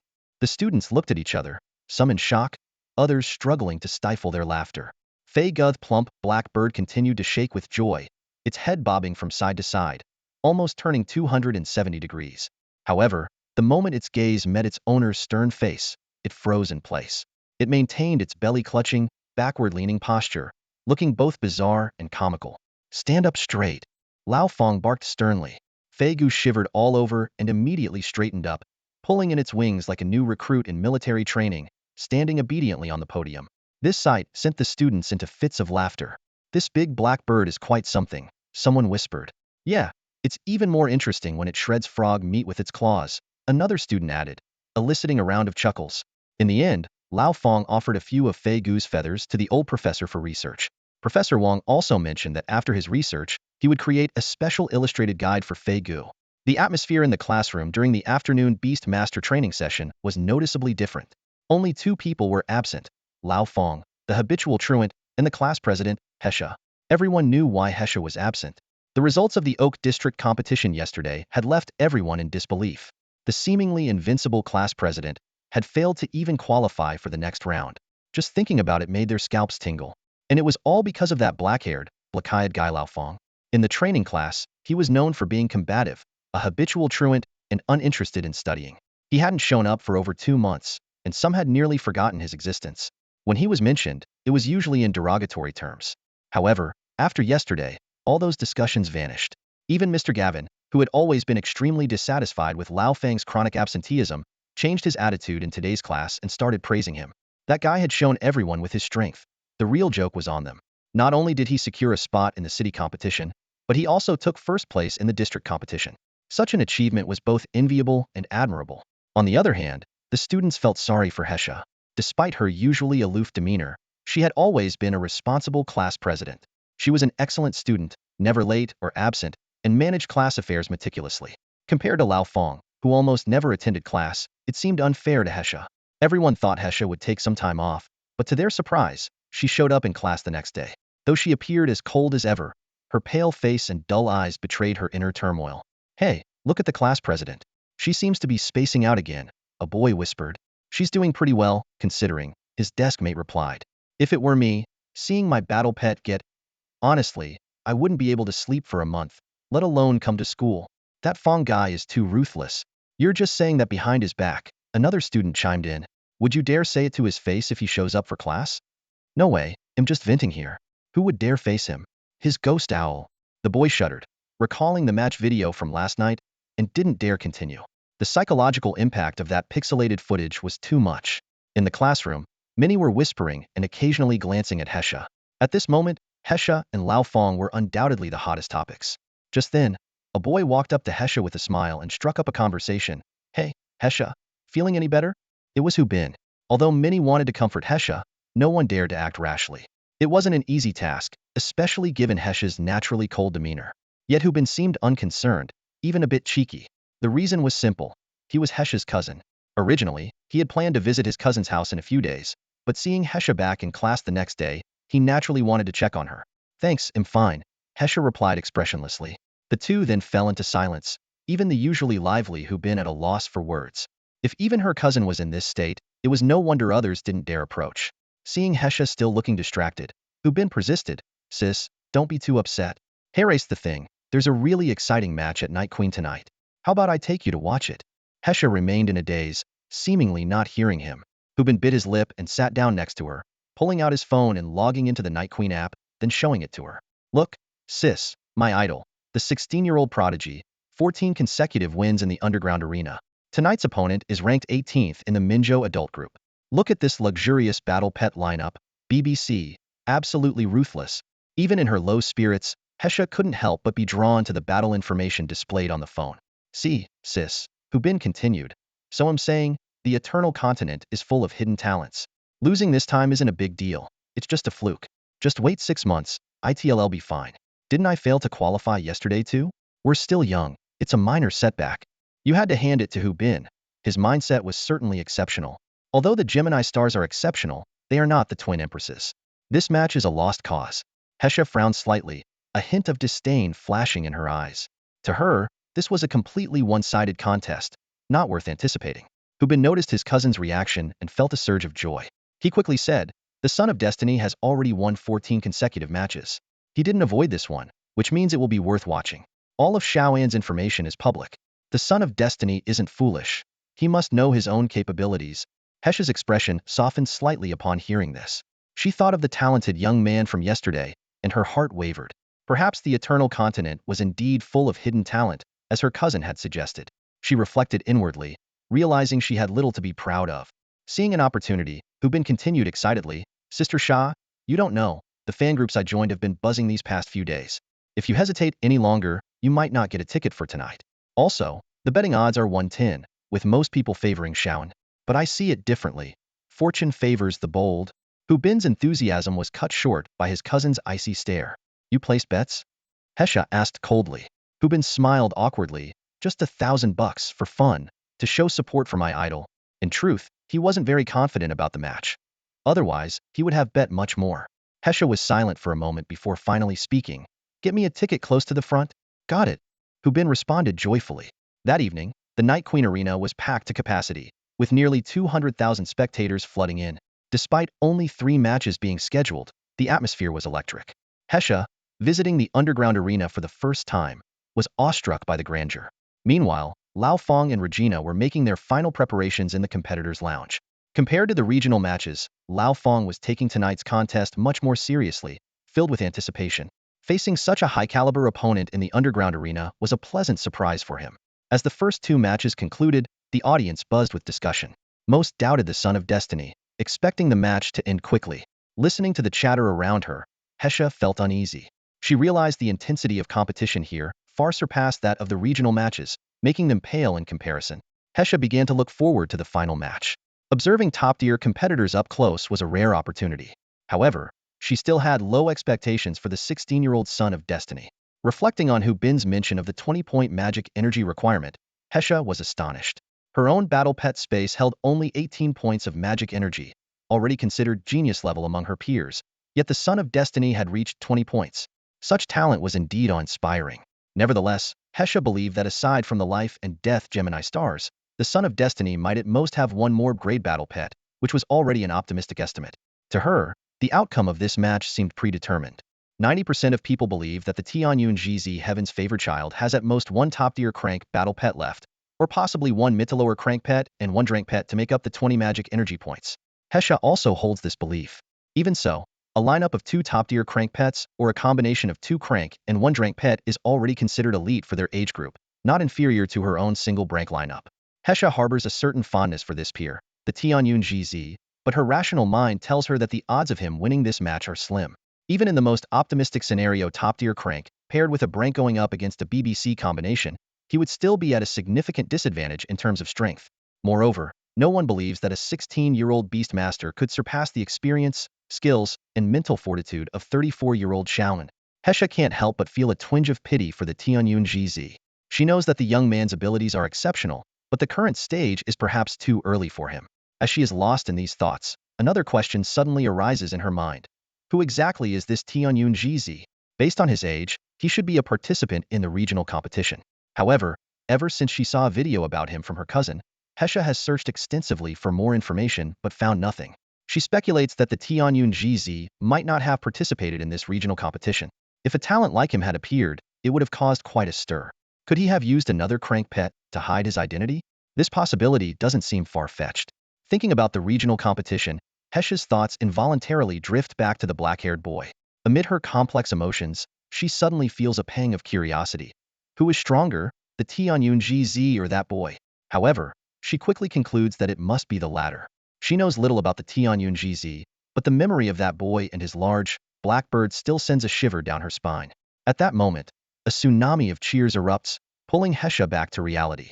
She finally notices that the doors to the contestants' passageways on both sides have fully opened. The long-awaited final match is about to begin.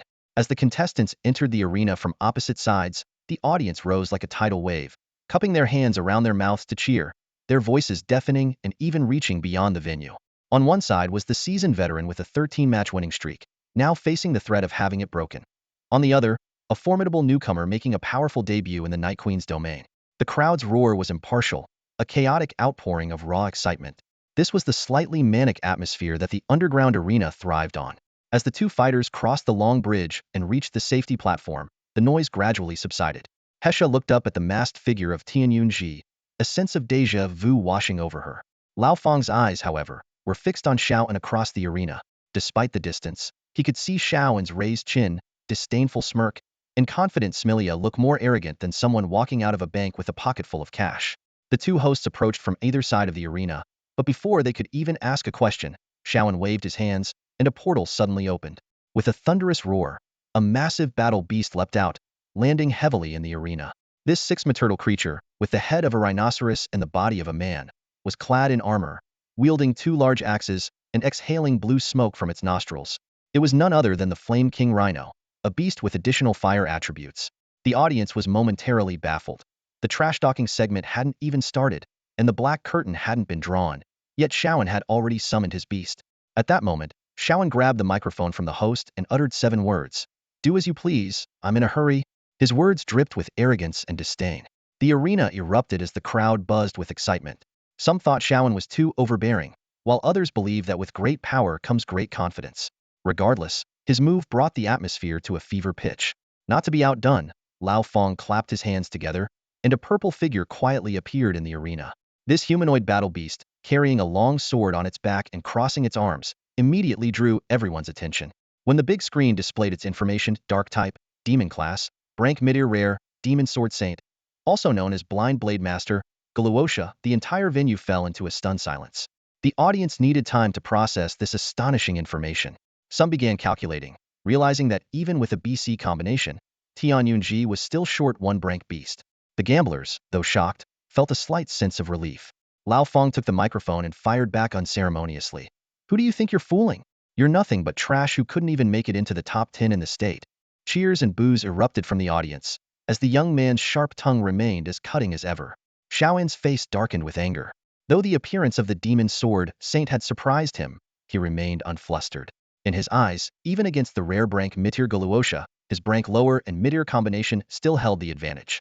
Besides, the kid opposite him was only 16. No matter how talented, it would be hard for him to fully utilize the demon sword saint's power. However, he had to admit that Tianyunji's possession of 2 such rare beasts at his age was indeed enviable. Just as Hu Bin was jumping with excitement, he noticed his cousin Hesha staring blankly, as if lost in thought. He called out to her repeatedly, finally snapping her back to reality. Hesha stood up abruptly, her eyes fixed on the figure on the platform above. She murmured to herself, "Tianyun, it must be him. It has to be that guy." When Hesha saw that familiar Inyang fish symbol, her body froze, as if struck by lightning. 2 figures overlapped in her mind, eventually merging into one. That unique battle pet space mark belonged to the man she could never forget, Fang Tianyun. Suddenly, the scene of trainer Matthew fleeing in panic from the battle pet training center made perfect sense. Hesha's mind raced, connecting the dots. The crank upper tier Gemini stars, the Brank lower tier mutated ghostly owl, and now, the Brank mid-ear blind blade samurai before her. The combination of these 3 battle beasts left her parched and dizzy. These 3 battle beasts together require at least 40 points of magic space to contain. Hesha exclaimed inwardly. Having 40 points of magic battle pet space at just 16 years old? Is that even humanly possible? A wave of shame washed over her, and her cheeks began to burn. She recalled her past judgments of Fang Tianyun arrogant, overbearing, unpleasant. But now she realized that those words were mere misunderstandings born from their vast difference in capabilities. Everything Fang Tianyun had said was true. They simply existed on different levels. Hesha gazed up at the figure above, feeling the distance between them grow ever larger. At that moment, Hu Bin's excited shout brought her back to reality. "Sis, stop daydreaming. The match is starting." Hesha closed her eyes and took a deep breath. When she opened them again, they were filled with fierce determination. "Let me see just how high your level truly is," she resolved silently. As the match officially began, the eyes of more than 200,000 spectators were locked onto the 2 Brank battle beasts in the arena. However, to everyone's surprise, neither the Armor King Rhino nor the Galuosha moved an inch. After emerging from the battle pet space, Ahau stood motionless like a statue. With his arms crossed and head slightly lowered, his face obscured by a hat, he exuded an aura of confidence. The wind rustling through his bead-bound scorpion tail braid only added to his cool demeanor. "Death is like the wind, always by my side," someone murmured, sensing the unique atmosphere. The scene reached a stalemate. Although Shawan and Old Fong displayed immense patience, the audience grew restless. Boos began to echo throughout the stands, most of them directed at Shawan. A state-level ranked 18 fighter, and this is all he's got?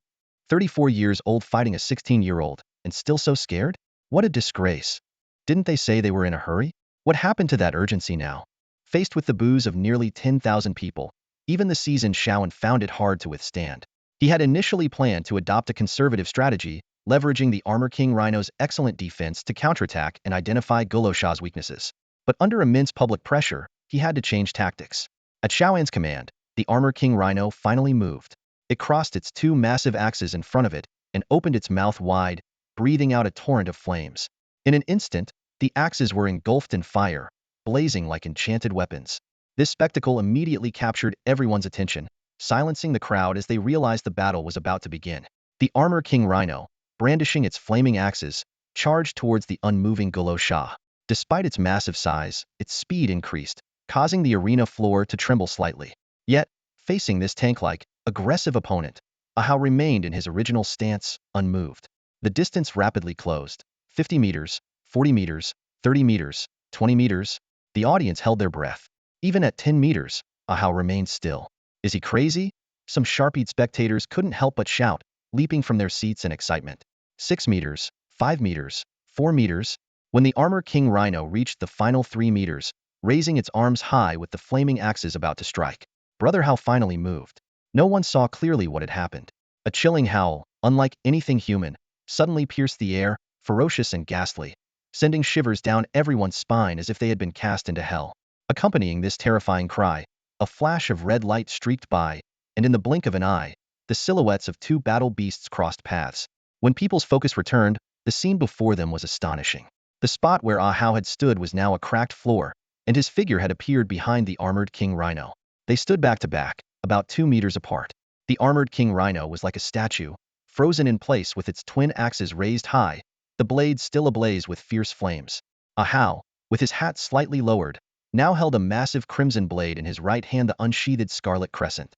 The ghostly howl and red light had vanished, and silence reclaimed the scene. But the eerie spectacle weighed heavily on everyone's hearts, their pounding pulses hinting at an impending dread. The crowd didn't have to wait long.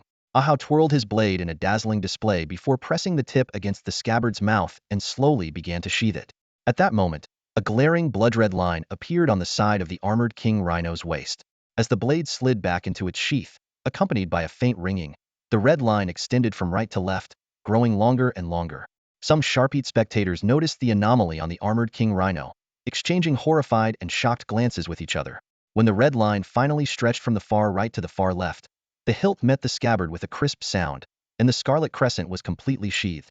Simultaneously, with a resounding crash, the massive upper body of the Armored King Rhino slid heavily to the ground along the red line on its waist, raising a cloud of blood-red dust. The technique, Ming Luo Wu Jian, Ghost Burial Slash, had claimed its victim, the Armored King Rhino, was dead. A mesmerizing slash cut through the air, instantly slicing the opponent in half at the waist. The audience erupted with thunderous gasps, their eyes glued to the unbelievable scene unfolding before them. Is it over already? Someone asked in disbelief. Seems like it, replied the person beside them, shock written all over their face. The big screen kept replaying the stunning slow-motion footage, capturing every detail of the fatal strike. The crowd watched intently, their eyes fixed on the purple figure standing with arms crossed in a signature pose, and then to the bisected body lying in a pool of blood. Their throats went dry, and they swallowed hard, almost reflexively. How can the gap be this wide? Someone wondered aloud. Even if it's a lower rank against a mid-rank, it shouldn't be this one-sided, right? Maybe that armored rhino was just weak, another voice speculated. Weak? In what way? Someone immediately retorted. That was a mutated creature, and it performed normally. But that Gu Luosha was outrageously strong. Its power level is just absurd. And that red blade, it pierced through the rhino's defense and killed it in one strike. Come on, another person scoffed. A good saddle needs a good horse. If you were wielding that blade against the rhino, you'd be the one getting killed. In contrast to the heated discussions in the stands, Xiao An's reaction was starkly different. His nails dug into his flesh, his face twisted with a mixture of anger, shock, confusion, and disbelief. Even in his wildest dreams, he never imagined encountering such a situation. As a seasoned combatant, this was his first experience of being instantly defeated upon entering the arena. He had initially thought the match was a 6,040 split. Even if the armored rhino couldn't defeat Gu Luosha, its high defense should have at least exhausted the opponent significantly. But the reality before him completely shattered his expectations. Am I going to be utterly disgraced today? The terrifying thought barely formed before Xiaoan shook his head fiercely, forcing himself to stay calm. It's not over yet, there's still a chance, he repeated to himself. This first round was practically a freebie, no useful information was extracted, The immense pressure weighed heavily on him, and Shaoan knew he had to focus all his attention and give it his all. Meanwhile, in the stands, Hesha watched the scene silently, lost in thought. That guy had once again shattered people's expectations, displaying unpredictable strength. At that moment, the previously fervent audience suddenly fell silent. It seemed they simultaneously realized a terrifying fact. Most of them had bet on Shaoan staring at the solitary purple figure in the arena. A chill ran down their spines, and cold sweat broke out. "We're doomed," someone said bitterly. "What are we going to do?" "You're asking me? Who should I ask?" Another person responded helplessly. "That guy is a total monster. I put down tens of thousands," someone lamented. "Be content," said a wealthy-looking individual with a wry smile. "I bet my entire house on this. I was hoping to turn one house into 10, but now it looks unlikely." In contrast, some young fans of Lao Fong were jubilantly celebrating. "I told you, fortune favors the bold. I didn't betray my idol, and now I'm going to be rich." With losses come wins, and the atmosphere in the arena grew complex. Some hot-tempered spectators even started brawling with the gloating winners, leading to temporary chaos. But most people remained calm, knowing that the match wasn't over and the Real defeat was still a ways off. Regardless of the uproar in the stands, the match continued. This time, Shaoan didn't adopt a haughty stance. Instead, he pulled up the black curtain and waited for the 30-second preparation time. When the second round began, Lao Fong was surprised to see the blue frost eagle appear on the opposite side. Didn't expect not to see the brank middle-tier Wu Tua beast, he thought to himself. The frost eagle took off immediately, soaring high and distancing itself from the ground. Some quick-witted spectators soon noticed the strategy. "It looks like the demon swordmaster can't reach that bird," someone murmured. Watching the frost eagle circling high above, Lao Fong sneered dismissively, clearly not considering this opponent worthy of concern. Is this a desperate attempt to turn the tables after that instant defeat? Dream big, but reality, not so much. In the arena, the frost sky eagle hovered high above, its wings gently fluttering. With each movement, a powerful chill began to fill the air, slowly accumulating. Gradually, the ground of the arena started to frost over, thin ice spreading across its smooth surface. Old Fang's eyes gleamed with interest. This frost sky eagle could actually alter its surroundings on a small scale, indicating its potential had been well developed by its owner. However, thinking that this level of cold could affect Ahau, who possessed a demon's body, was nothing short of wishful thinking. Ahau stood on the stage, casually brushing off the frost on his body as if swatting away an annoying fly.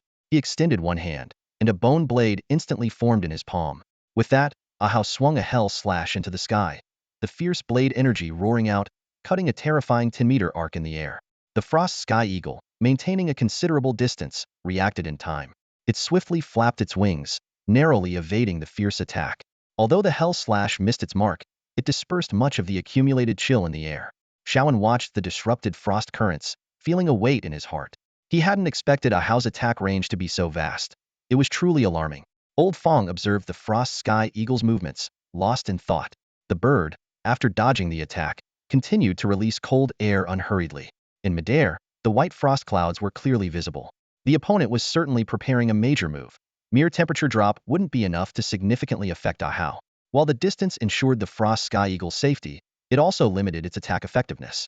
The cold air pouring down from above was, at best, a light snow, utterly pointless.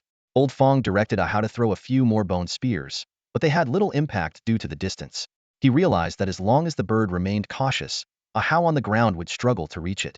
Under the watchful eyes of the crowd, Ahau suddenly crossed his legs and sat down on the ground. Old Fong knew full well that within a certain range, even Fei Gu could be struck down by Ahau, let alone a mere crank frost sky eagle. As long as it dared to come down, everything would be settled. Old Fong looked up with a grin and taunted, "Come on, take your time." After a full 5 minutes, the cold finally ceased its release. The air was now filled with a thick, white mist of ice crystals. Even through the protective barrier, the audience could feel the faint pressure emanating from the frosty cloud. The silhouette of the frost sky eagle was hidden within. Suddenly, the frosty cloud began to churn violently, swirling rapidly. In the blink of an eye, a massive tornado of ice and snow formed in midair. Ice crystals danced, and the dragon-like tornado filled the sky, its power far exceeding the limits of a crank battle beast. The enormous ice tornado gradually extended towards the ground, sweeping towards the seated Ahau. From afar, Shaoan shouted, "You'll pay for your arrogance. Can your blade cut through the wind?" His voice, infused with primal energy, echoed throughout the arena, venting the frustration from the previous match. As the words left his mouth, a blood-red steam, like flames, rose from Ah Hao's seated body. He stood up slowly but surely. Even from a distance, many mage and warrior spectators could sense the intense, menacing aura within the blood-red steam. Hesha was astonished. This was not the original technique of the demon sword saint, and Gu Luosha did not possess such power. Facing the approaching ice storm, Ah Hao conjured a massive bone blade once again. Gripping the blade with both hands, he turned and swung. Ming Luo Wu Jian. Wine prison blade slash. The ferocious energy surged forth with the blade, unleashing a gigantic blood-red tornado. Ah Hao's figure vanished into it, and the blood-red tornado quickly expanded, becoming wild and fierce. In the arena, the two colossal tornadoes clashed, one icy white and the other blood-red. Upon the appearance of the blood-red tornado, the ice tornado's speed suddenly increased, as if being pulled. Under the watchful eyes of the audience, the two tornadoes collided with a thunderous roar. The outcome was unexpected. The ice storm continually shattered and dissipated. The blood-red tornado, like a high-speed meat grinder, tore apart everything that came near. Shaoan was horrified and hastily ordered a retreat, but the terrifying suction of the blood-red tornado left no room for escape. The clash concluded with the complete annihilation of the ice tornado, leaving only the blood-red tornado emitting a sharp, blade-like aura. Old Fang nonchalantly remarked, "Can it cut the wind? I don't know, but cutting your bird is a piece of cake." The blood-red tornado then dissipated on its own, revealing the imposing purple figure standing tall. The frost sky eagle had been completely shredded, not even a feather remained.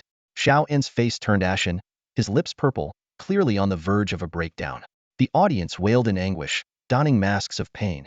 The gamblers were in a frenzy, cursing.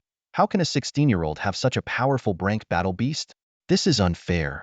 The crowd's mood shifted entirely, with many standing up to hurl insults at Shaoan, venting their anger over their losses. The pressure mounted on Shaoan, who was both furious and panicked, deeply regretting his underestimation of his opponent. Seeing this, Old Fang sneered. "What's the matter? Hesitating? Want to run? Too scared to fight? Then just surrender already. It's your last battle pet anyway. Everyone will understand. No shame in it." "Oh, and you should thank me. You said you were in a hurry, so I had to make Ah Hao take it seriously for your sake." The audience was utterly enraged, throwing rotten eggs and drink bottles at the safety platform, making Shaoan look pathetic. He was consumed with shame and anger, wishing he had concealed his identity. But there was no turning back now. Trapped in a hopeless situation, Shaoan glared fiercely at the young man opposite him, then fearfully glanced at the five-meter purple figure, gritting his teeth as he released his final reserve battle pet. Amidst the eerie green flames, a withered figure appeared in the arena. It was a hunchbacked old zombie, about 4 meters tall, draped in a gray hooded robe, revealing a ghastly, decaying face with glowing green eyes. On its back was a black wooden frame, from which hung a closed lantern emitting a ghostly green light. In its hand, it held a long black wooden staff.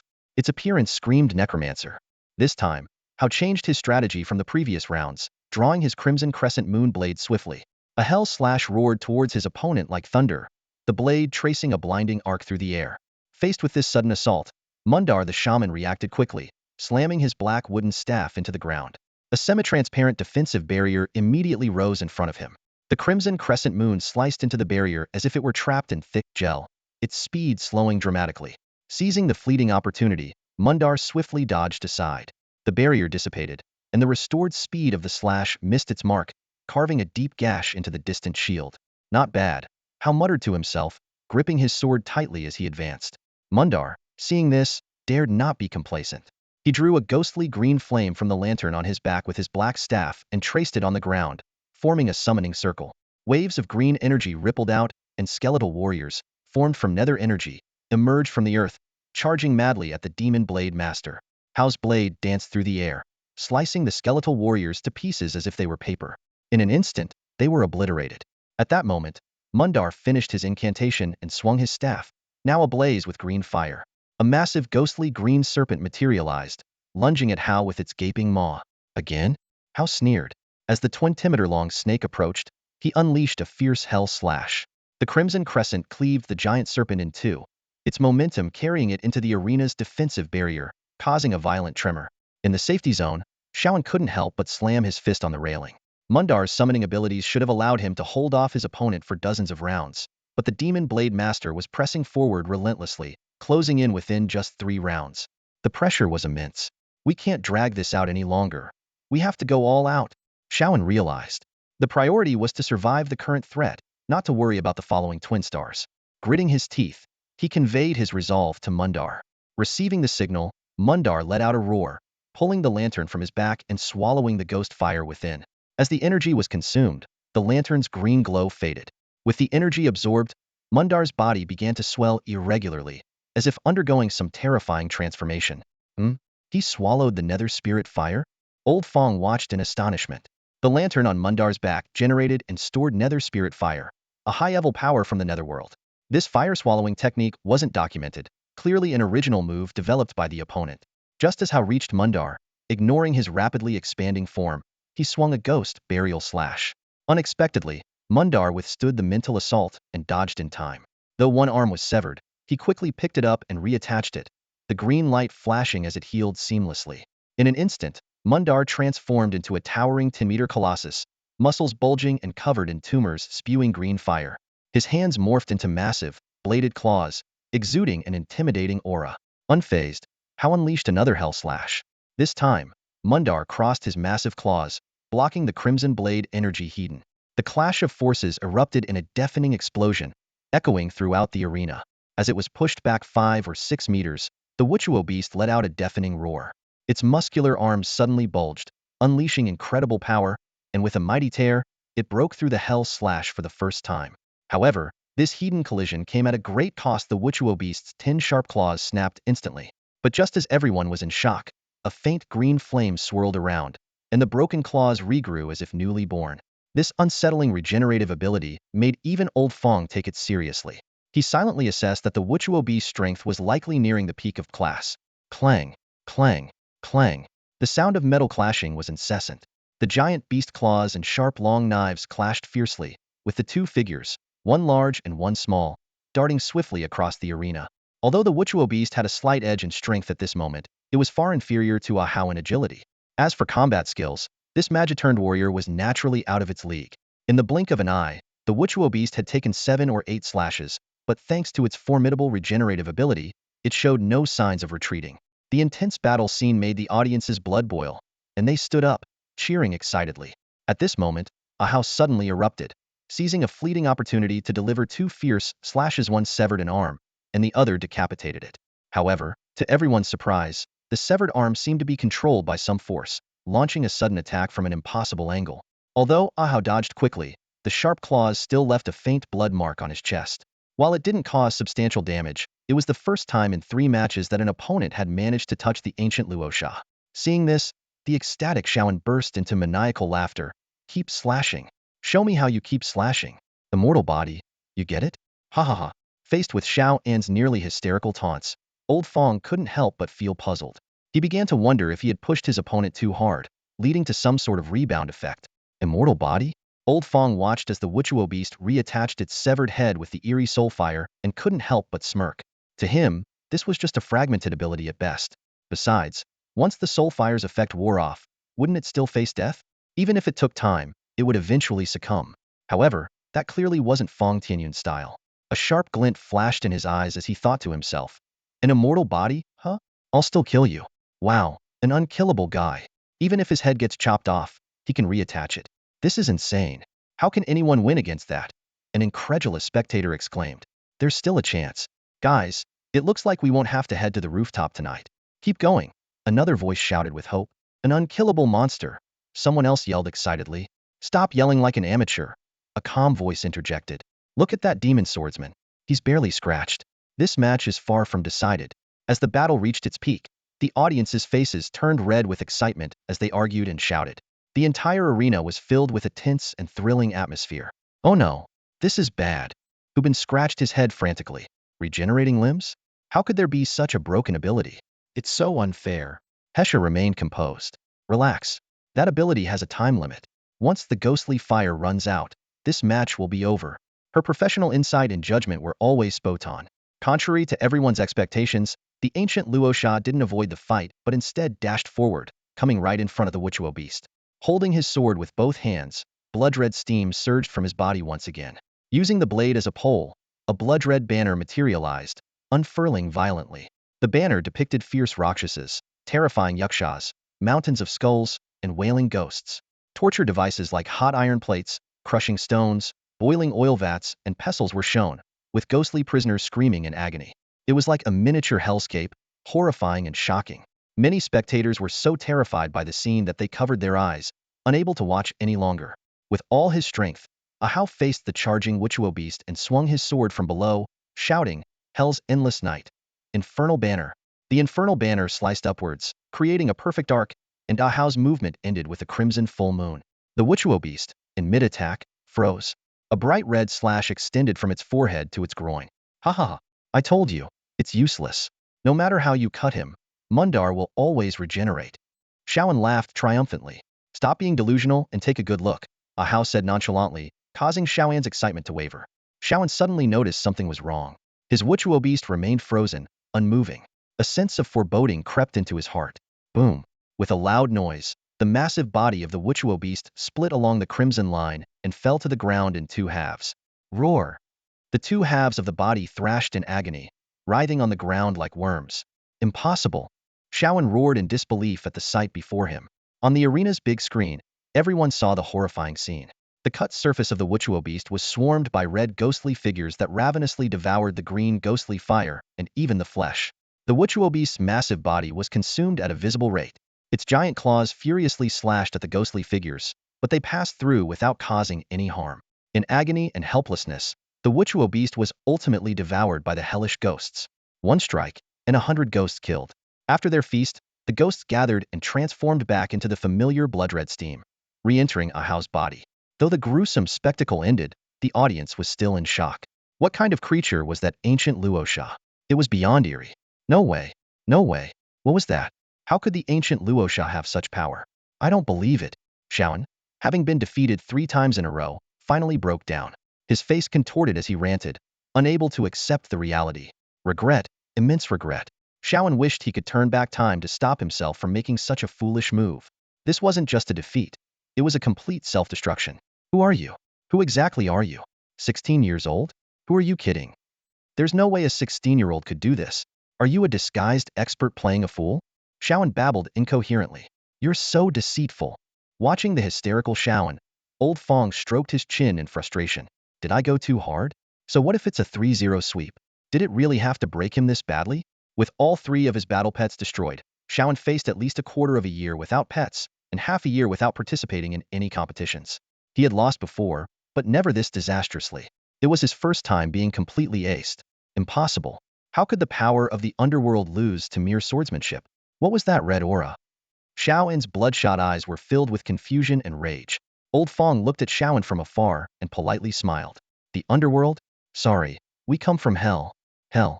Shaoan felt as if all the strength had been drained from his body, collapsing heavily onto the ground. His eyes were vacant, and he fell into a rare silence. At this moment, he finally realized that the masked figure before him was his personal hell. It's over. It's all over. Shaoan's mind screamed. A 10-to-1 ratio? Damn it, how could the betting company set a 10-to-1 ratio? He clutched his hair tightly. This is messing with my sanity. How am I supposed to explain this to my wife? There's no way to explain this. The only thing left to do is to head to the rooftop. As the match concluded, the entire arena was enveloped in a bizarre atmosphere. Among the hundreds of thousands of spectators, half were wailing, while the other half were eerily silent. For the gamblers, this truly felt like the end of days. The match's progression was as smooth as oil, from start to finish.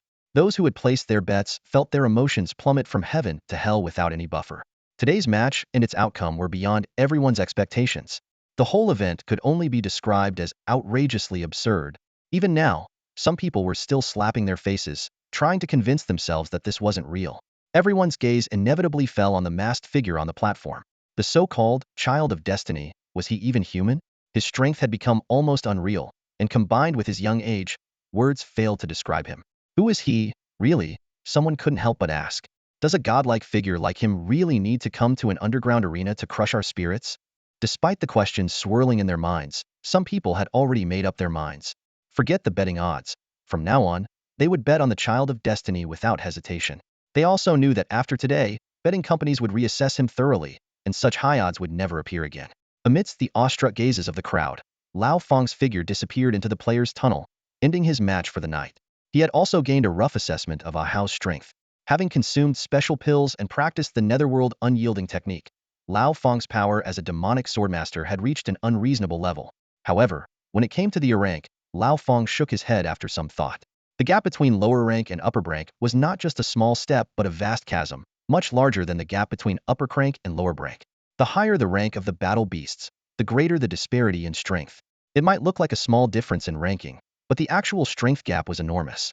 Lao Feng knew that even with Ahao's abundant resources, breaking through the upper rank bottleneck to enter a rank would still be a long journey. Before he knew it, Fang Tianyun had returned to the players' lounge. Congratulations! As soon as he entered, a strong hug enveloped him.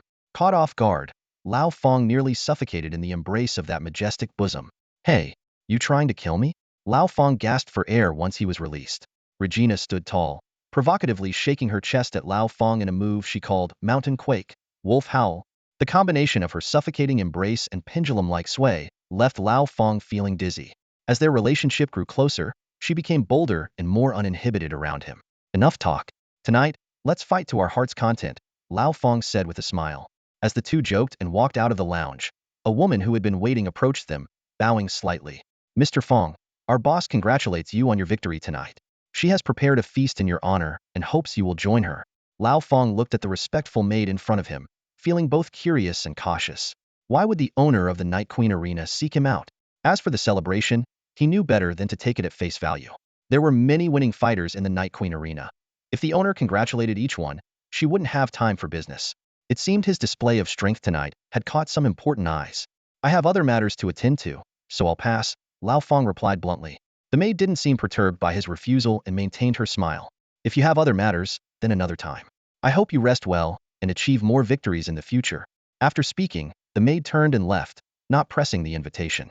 However, after a few steps, she suddenly stopped and looked back, sensing something. To her surprise, the man and woman were following her. Mr. Feng, you?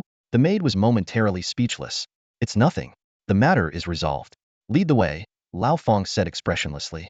The maid opened her mouth but couldn't find the words. She thought to herself, he's really playing hard to get, huh? No wonder he has such monstrous strength. His thick skin is just as impressive. Following the maid for about 10 minutes, they arrived at an opulent golden door. Upon entering, the room was lavishly decorated with intricate carvings and elegant furnishings. The central dining table was laden with steaming delicacies, clearly freshly prepared with great attention to detail. On either side of the table stood rows of maids, ready to serve at any moment. At the head of the table, directly facing the door, sat a woman of extraordinary poise. Her rose-gold hair cascaded like a silken waterfall down to her waist, and her elegant swan-like neck highlighted her flawless, fair skin. Even with a half-faced butterfly mask, the exposed bridge of her nose and her ruby-red lips hinted at her stunning beauty. The most captivating feature, however, was her pair of rose-colored eyes, exuding a mix of calm intelligence and unique allure. She wore a luxurious one-piece gown in shades of rose and black, with soft mink fur draped over her shoulders. Dangling from her earlobes were expensive crystal earrings. The entire ensemble radiated an undeniable aura of opulence. Lao Feng scrutinized the scene before him, and the words lavish and wealthy sprang to mind. Those earrings alone must be worth a seven-figure sum. He was astonished to realize that the owner of the Night Queen Arena was such a young and beautiful woman, seemingly not much older than Regina. As Lao Feng speculated that she might be the owner's daughter or representative, the woman at the head of the table covered her mouth with a graceful smile and spoke in a mature, magnetic, yet calm voice. Honored guest, you wouldn't want to stand there all night, would you? Lao Feng smiled without saying much, pulled out a chair, and sat down. When he moved to pull out a chair for Regina, the dragon woman stood directly behind him. She drew her dragon crescent blade, tapped its hilt on the ground with her right hand, and rested her left hand on her waist. Clad in full armor, she stood tall like a resolute pine tree. Seeing Regina in her protective stance, her face stern, Lao Feng felt a warmth in his heart and didn't insist she take a seat. The two of them understood each other perfectly. No words were needed. A single gesture was enough to convey their thoughts. At home, they could joke and laugh casually, but in public, Regina preferred to take on the role of a close guard. In that moment, Lao Feng deeply felt Regina's sentiment. You may have grandeur, but my man is no less impressive. Even if it's just me, I can uphold the dignity he deserves. Looking at the imposing and formidable mixed-race female warrior standing with a blade in hand, a peculiar gleam flickered in the wealthy woman's eyes. After Fang Tianyun took his seat, the wealthy woman spoke up at the right moment. Hello, Mr. Feng. I'm Maggie, the main person in charge of the Night Queen Arena. Main person in charge? Can I understand that as the boss? Fang Tianyun asked directly. Of course, Maggie replied with a gentle smile that exuded both elegance and approachability. Fang Tianyun thought to himself, becoming the owner of the largest underground arena in Huangming City at such a young age, this woman is no ordinary person. So, Ms. Maggie, what business do you have with me? Fang Tianyun asked straightforwardly. Maggie suggested discussing matters over dinner, but Fang Tianyun declined politely. Sorry, when I eat, I prefer to focus on eating. When I discuss business, I focus on business. Besides, I like to flirt when I eat, so let's talk business first. It's getting late, and I'd like to get home and sleep early. As he spoke, he deliberately yawned, making it hard to decipher his true intentions. Maggie clapped her hands twice, and several bodyguards in suits and sunglasses entered to clear the table. Fang Tianyun observed quietly, thinking, wearing sunglasses at night, so that's what they call professionalism? Interestingly, the task of clearing the table was done by the bodyguards instead of maids. He casually glanced at the maids, thinking, the maids might not be real maids, but the bodyguards are definitely real bodyguards. Soon, the table was cleared. Maggie got straight to the point. Mr. Fang, I want to propose a deal. Here are the details of the contract. You can take a look. A maid immediately brought a prepared document to Fang Tianyun.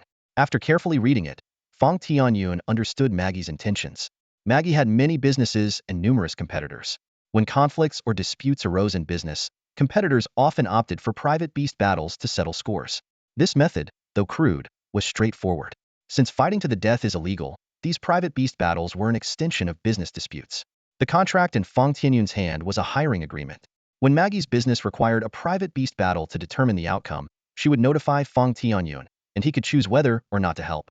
Helping would earn him a generous reward, and not helping would incur no loss. Even if he lost the battle, he would still receive a thank you fee. This contract posed almost no risk to the second party. Helping was not mandatory, and there was money to be made whether he won or lost. But Fang Tianyun thought this contract was fair.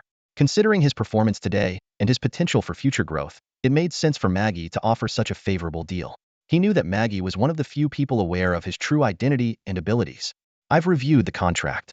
I'll take a few days to consider it and give you an answer next time we meet, Fang Tianyun said, placing the document back on the table. Maggie was slightly surprised. Is there something that doesn't meet your requirements? Please feel free to tell me, and we can discuss it further. It has nothing to do with the contract. We'll talk more next time, Fang Tianyun replied as he stood up to leave. Maggie smiled calmly.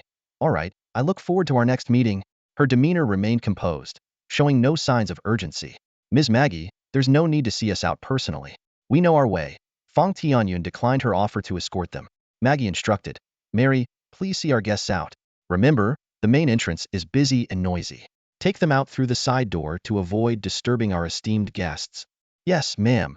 The maid who had led them earlier, Mary, responded. Just before leaving, Fang Tianyun said, oh, by the way, if we meet again, I hope Ms. Maggie can take off her mask. If we're going to talk, it's better to be honest with each other. The atmosphere in the room instantly became tense. The maid's eyes were filled with hostility, some even showing hints of murderous intent. Humph! Regina snorted coldly, stepping in front of Fang Tianyun with her blade. Her tall stature and powerful aura immediately suppressed the maid's aggression. If it weren't for Fang Tianyun not giving the command, she would have already acted against these maids for showing hostility towards her man. No one had expected that a pleasant conversation would turn so tense because of a single sentence from Fang Tianyun. How dare you?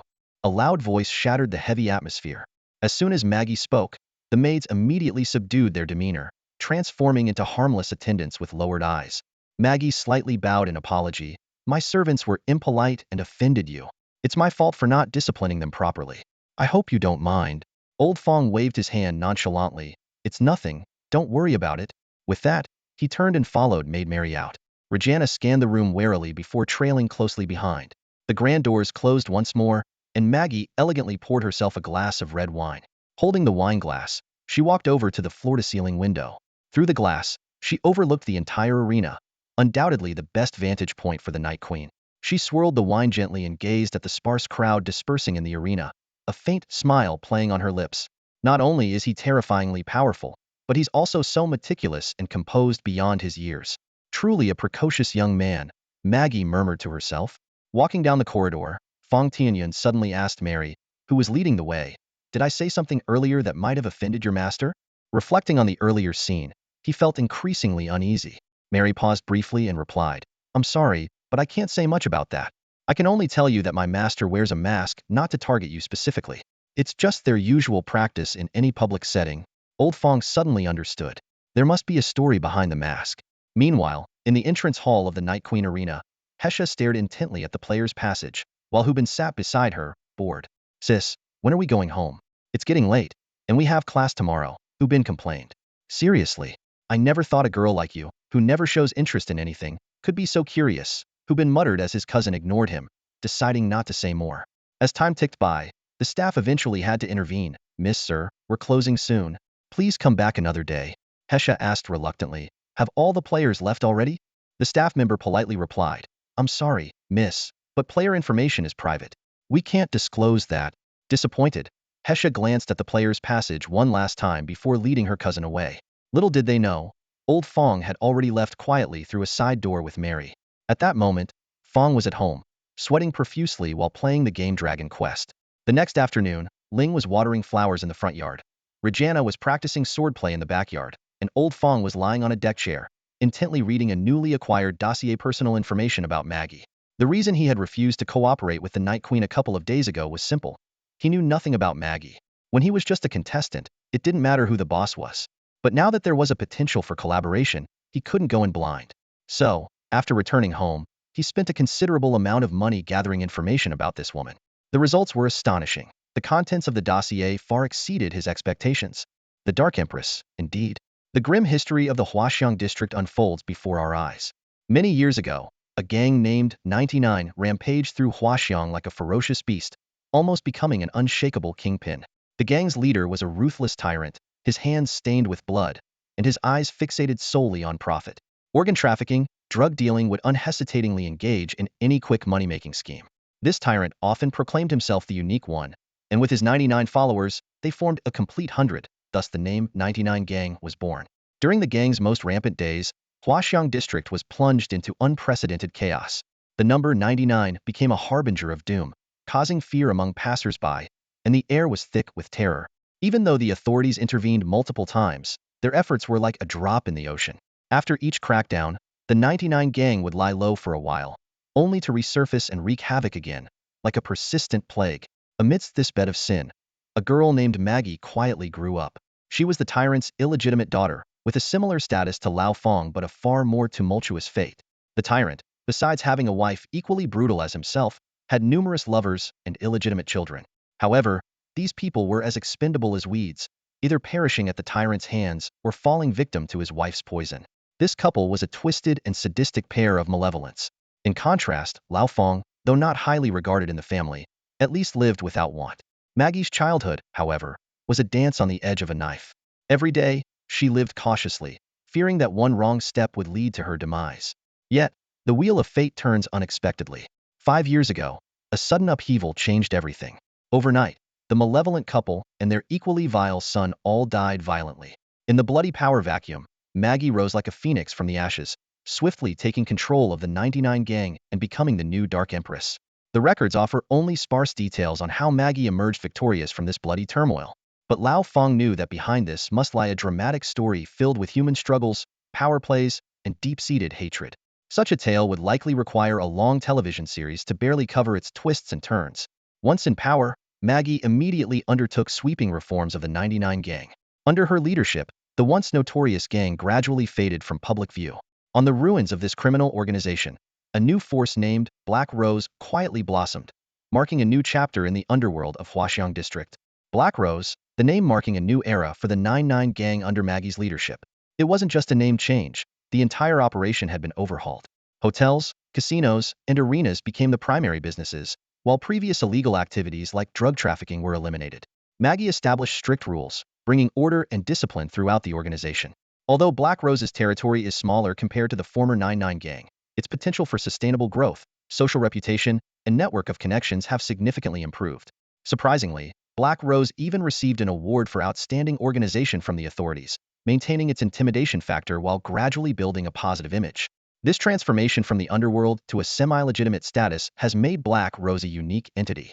Old Fang meticulously studied the information on Black Rose and highly praised Maggie's capabilities and vision.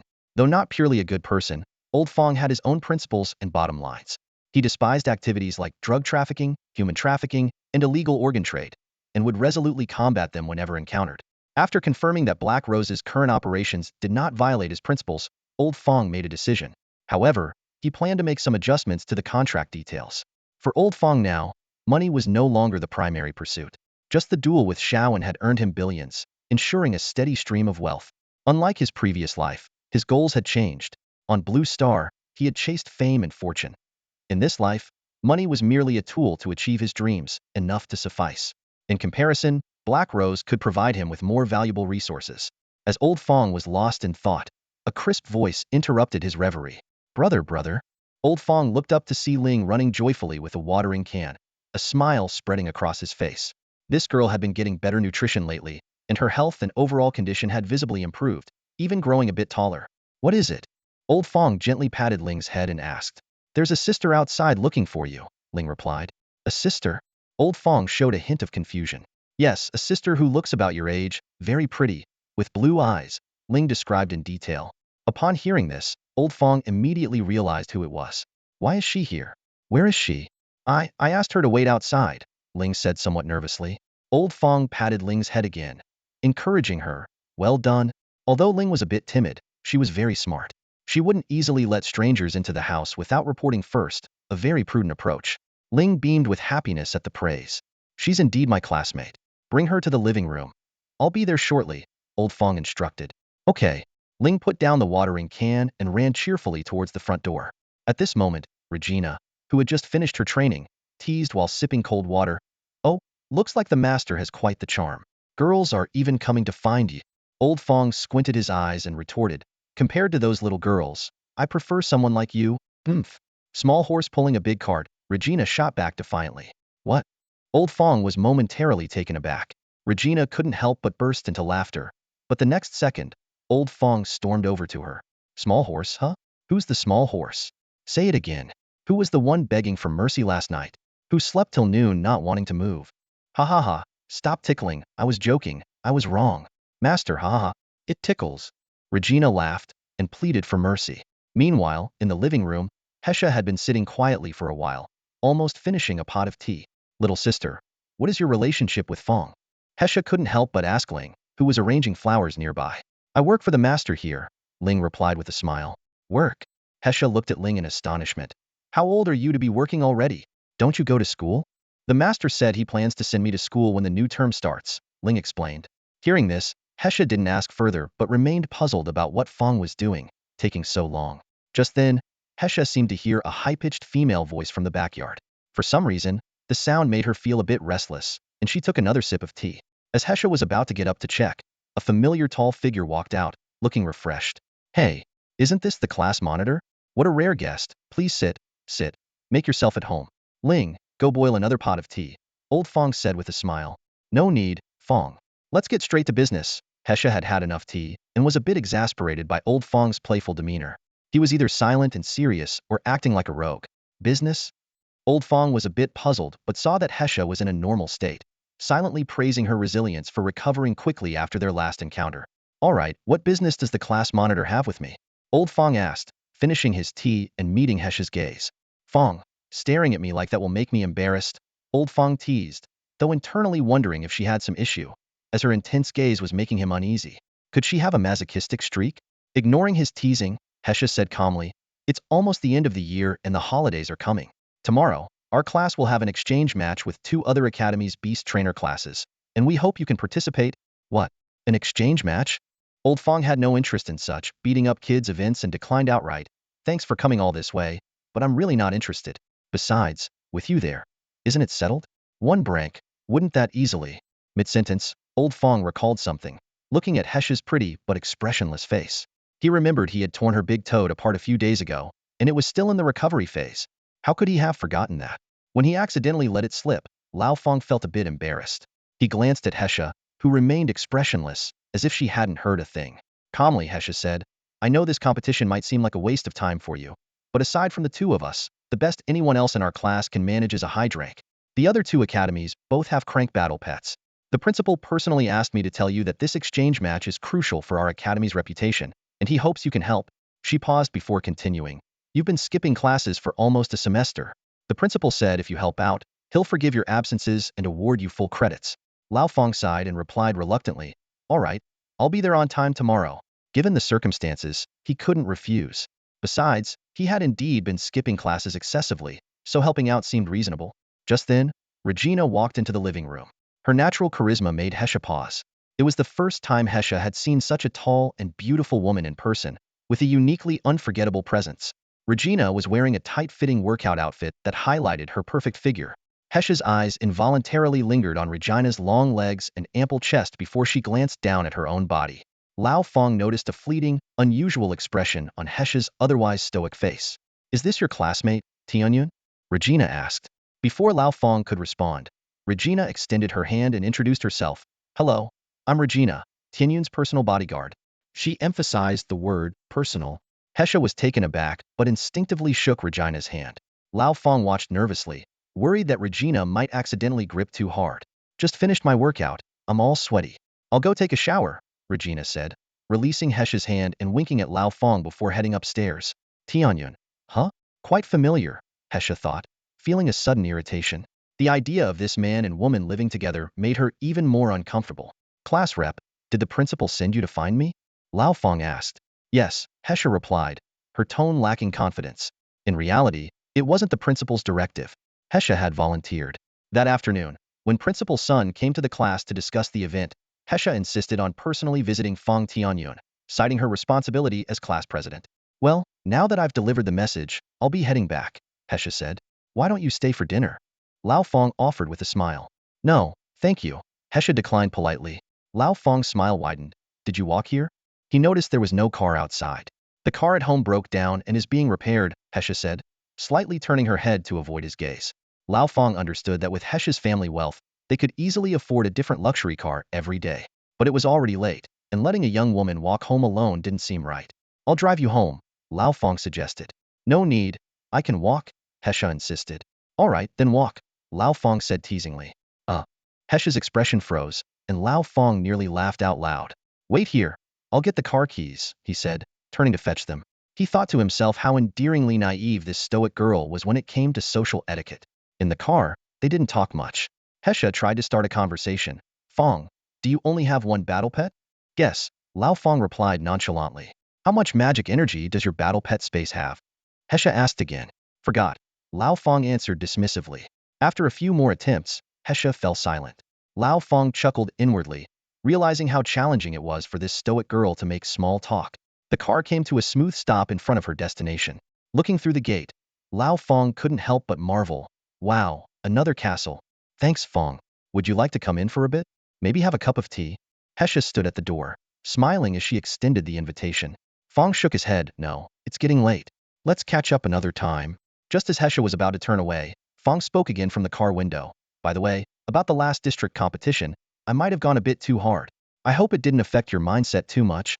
Hesha froze in place, her eyes widening slightly. "No, it's fine. It's all in the past," she stammered. "Are you apologizing to me?" In Hesha's mind, this man, despite his often playful demeanor, was inherently proud.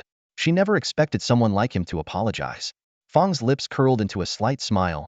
"No, don't get me wrong. I'm just being courteous." With that, he slammed on the gas, causing the car to spin out dramatically before speeding off. Hesha stood there, watching the car disappear into the distance as the wind tousled her hair. She muttered to herself, as expected, completely unpredictable. The next day, Fong arrived punctually at the Zhanhua Academy's Battle Pet Arena. The place was already bustling with students. He had barely taken a few steps when he overheard a conversation between two girls behind him. "Hey, look at that guy with the black hair. Isn't he the district competition champion?" "Really? Where?" Hearing this, Fong quickened his pace. This kind of attention was not uncommon. Throughout the day, students frequently approached him for photos, and some bold girls even asked for his contact information. Feeling cornered, Fong eventually gave out Nana's number. At that moment, Fong noticed a familiar figure walking towards him. It was Principal Sun. "Ah, Fong. You're finally here, welcome." Principal Sun warmly placed a hand on Fong's shoulder, the two appearing quite close. Seizing the opportunity, Principal Sun whispered, "About today's exhibition match." Fong immediately understood, patting his chest in assurance. "Don't worry, I got it. I'll go easy. It'll be perfectly suitable for an audience under 15. But Principal Sun frowned, his tone stern. "Go easy? No, I want you to hit them hard." Seeing Principal Sun's face light up with excitement, Mr. Fong felt momentarily at a loss. Just as he was about to voice his concerns, Principal's son beat him to it. Oh, come on. They're young. They need to be tempered by life's challenges and the harsh realities of the world. Go ahead, let them experience it. After all, people live, but battle pets don't die. It's not a big deal. Mr. Fang was puzzled and couldn't help but ask, what's going on? Isn't that a bit harsh? Principal's son lowered his voice and explained through gritted teeth, to my shame. Our academy has been at the bottom in the exchange competitions for years. Those two old geezers have been mocking me endlessly. Look at me. I've lost all my hair from the stress. He touched his signature bald spot as he spoke. Mr. Fang couldn't help but quip, that seems like a bit of a stretch for explaining your baldness. Principal's son continued, this year, we finally have a chance. Hesha is, well, temporarily unavailable. So we have to rely on you, Mr. Fang, to bring us some glory. I'm counting on you. Only then did Mr. Fang understand the context. Although Zhanhua Academy is the top academy in Huangming City in terms of overall strength, when it comes to the specific field of beast taming, it has indeed been at the bottom among the top 3 academies in recent years. This year, with Hesha's presence, Principal's son was eager to turn the tables. But then Mr. Fang unexpectedly became the dark horse. Seeing Principal's son grinning from ear to ear, Mr. Fang thought that at least for the next few years, he wouldn't have to worry about the academy's beast taming rankings. However, he was still a bit concerned. It seems the principal is quite passionate, but if things go too far, won't the parents come to the school to confront me? Have Hesha's parents caused you any trouble? Principal's son laughed. Not at all. We don't have that kind of negative culture here. Why would you think that? Seeing Principal's son's confused expression, Mr. Fang chuckled awkwardly. Sorry, just some ingrained thinking from Blue Star.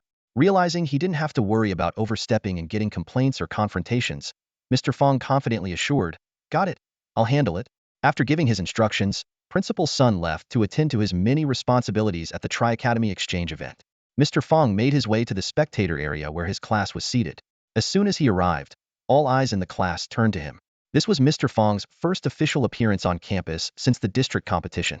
With his current fame, he was undoubtedly an idol-level figure within the academy, so he had grown accustomed to the spotlight over time. He found a corner to sit in, but the attention remained fixed on him.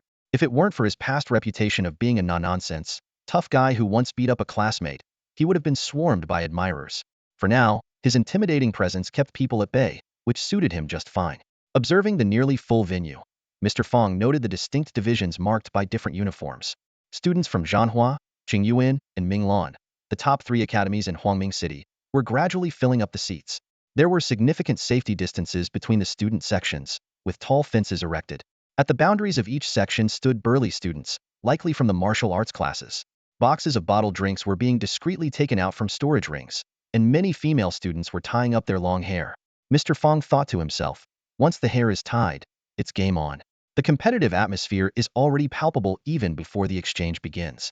Truly, this is a city of fierce spirit. At that moment, Hesha arrived. After a quick scan, she easily spotted her target. Mr. Fang, noticing her presence, greeted with a smile, you're rather late. Hesha replied, there were too many people, so I lingered a bit. Seeing the two of them sitting together in the back corner, the classmates were stunned. What was going on? Had they reconciled already? Even though the class president had visited him yesterday on official business, given their personal history, shouldn't they be ignoring each other for at least a year? Yet here they were, sitting together and seemingly engaged in conversation.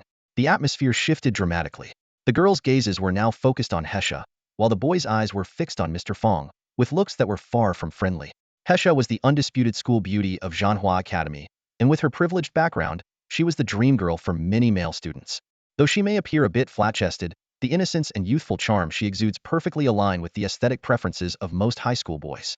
The boys in the classroom couldn't help but steal glances at the slightly slender girl, silently marveling. After all, how could these 16 or 17-year-old boys have experienced the allure of mature, voluptuous women? Their gazes were filled with curiosity and longing. Youth doesn't recognize the charm of older women, mistaking young girls for treasures.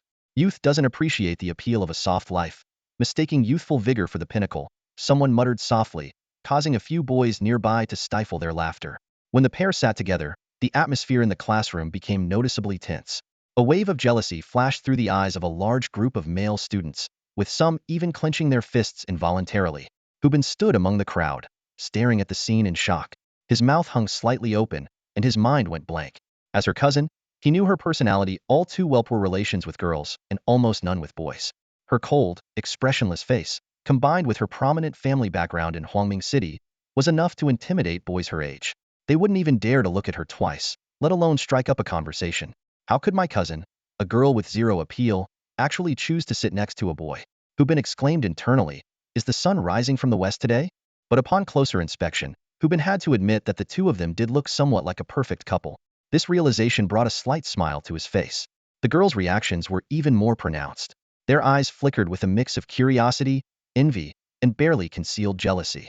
Some even whispered derogatory remarks, their words dripping with bitterness.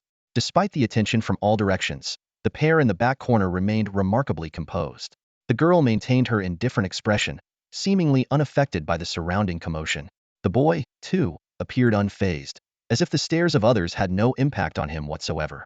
Mr. Fang, glancing up occasionally, noticed the scene and immediately averted his eyes, causing the boys to quickly lower their heads. They all simultaneously envisioned that large black bird, shivering at the thought. Through his conversations with Hesha, Mr. Fang learned that this three-school exchange competition was actually a traditional event. Not only would beast tamers participate, but martial artists and mages would also compete. It served as a sort of year-end assessment, with outstanding students receiving rewards from the academy.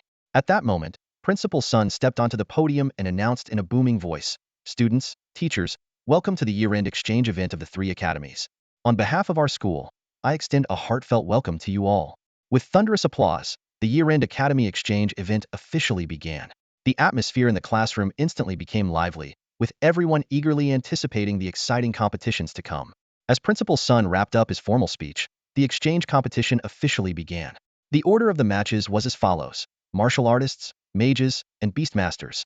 The moment the martial artists from both sides clashed, the atmosphere in the arena erupted.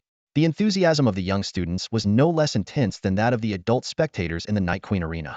The victors wore smug smiles, while the defeated gritted their teeth. Separated by railings, students from both schools pointed fingers and exchanged colorful language, with saliva flying everywhere, creating a palpable tension in the air. The scene was chaotic, with empty bottles, shoes, and even rotten eggs flying through the air, creating parabolic arcs as they crossed the railings and caused mental anguish to both sides. It was practically an olfactory battle, with the stench seemingly enhancing the speed of attacks. If not for the high railings, the students from both schools might have already engaged in a physical brawl. Surprisingly, no one attempted to stop the chaos. Only when a student tried to climb over the railings would a teacher from their own school intervene. In fact, even without the teacher's interference, impulsive students would retreat once they realized climbing the railings made them easy targets for flying debris. Not to mention the menacing presence of opponents wielding sticks on the other side. Without Master Ye's skills, anyone attempting to jump over would likely get beaten to a pulp. The intense scene left old Fong wide-eyed and slack-jawed. Unable to resist, he joined in, tossing a few objects himself for fun. "Ha ha ha, Principal Kevin, it looks like the students are as lively as ever this year," old Fong remarked with a laugh. As the host, Principal Sun was grinning from ear to ear. Although Zhanhua Academy was slightly weaker in the Beastmaster category, they were top-ranked in martial arts and had a good chance of winning in the mage category as well. Watching his school's excellent performance, he couldn't help but feel a sense of pride. The other two principals, however, remained silent and low-key. While basking in his pride, Principal Sun inwardly scoffed, "Damn it, these two old foxes. When they were dominating in previous years, they weren't this quiet. Now they're pretending to be humble?" He knew well that in the past, the second and third-ranked schools would team up against the top-ranked Zhanhua Academy, especially when their Beastmaster results were crushed. But this year was different. Zhanhua Academy had two ranked experts, forcing the others to hold back. It seemed like fate was smiling on Principal Sun, as Zhanhua Academy won first place in both the martial arts and mage categories. Now, all eyes were on the final Beastmaster match. Principal Lee and Principal Kevin's faces grew grim, realizing that they hadn't won first place in any of the previous categories and might face a complete defeat. Old Fong yawned from the safety platform, unfazed by the attention from students of all three schools. If it weren't for the official rating competition only being held every 6 months, he would have already pursued higher levels, rather than spending time here bullying kids. He glanced at the female Beastmaster of the same age across from him, who looked nervous and anxious. She was a dranked upper-tier Beastmaster with her lanwadi. Scratching his cheek, old Fong pondered whether to engage in a boxing match. Ultimately, he decided against it and summoned Feigu instead. The moment Feigu appeared, the entire arena fell silent. Flying drink bottles froze midair, and the previously noisy crowd became eerily quiet. The only sounds were the nervous gulps of some timid students and the clicking of cameras from a few bold ones. Almost everyone present had seen the regional competition videos of this mutated Guihuang owl. Feigu's reputation was well known among the younger generation in Huangming City. When Lanhuidi's ultimate move was effortlessly deflected by Feigu, the girl across promptly declared, "I surrender." She swiftly recalled Lanhuidi back into her beast space. Old Fang showed little reaction. After all, surrendering when outmatched was only natural. However, after this happened 3 times in a row, even Old Fang felt a bit exasperated. Was this their strategy? Enter the arena, unleash an ultimate move, then immediately surrender, not even giving a chance for a proper fight? Zhanhua Academy students booed loudly, making the opposing camp's young people blush with embarrassment. Even they felt a bit guilty about such a cowardly tactic. Old Fang remained emotionally detached, but it was indeed becoming boring. Feigu, standing in the arena, also seemed a bit puffed up with frustration. Acting as a sparring partner, only to have the opponent surrender before any real action, was infuriating. If you think you can't win and don't want to fight, you don't have to. Old Fang's voice echoed across the arena. Such half-hearted efforts insult your identity as beastmasters. Fighting poorly makes the audience bored, and it's embarrassing if word gets out. Why even bother? These words made the opposing students' faces turn even redder, their teeth clenched in frustration but helplessness. A wave of resentment was quickly building. Here's a suggestion, Old Fang continued, since it's rare for colleagues to gather once a year, let's be straightforward. How about all your contestants come at me together? Let's not waste everyone's time. If you're still too scared to fight, just surrender outright. No need to summon your beasts and embarrass yourselves and your pets together. What do you say? The entire arena buzzed with astonishment at his proposal. Full of youthful vigor, a role model for us all.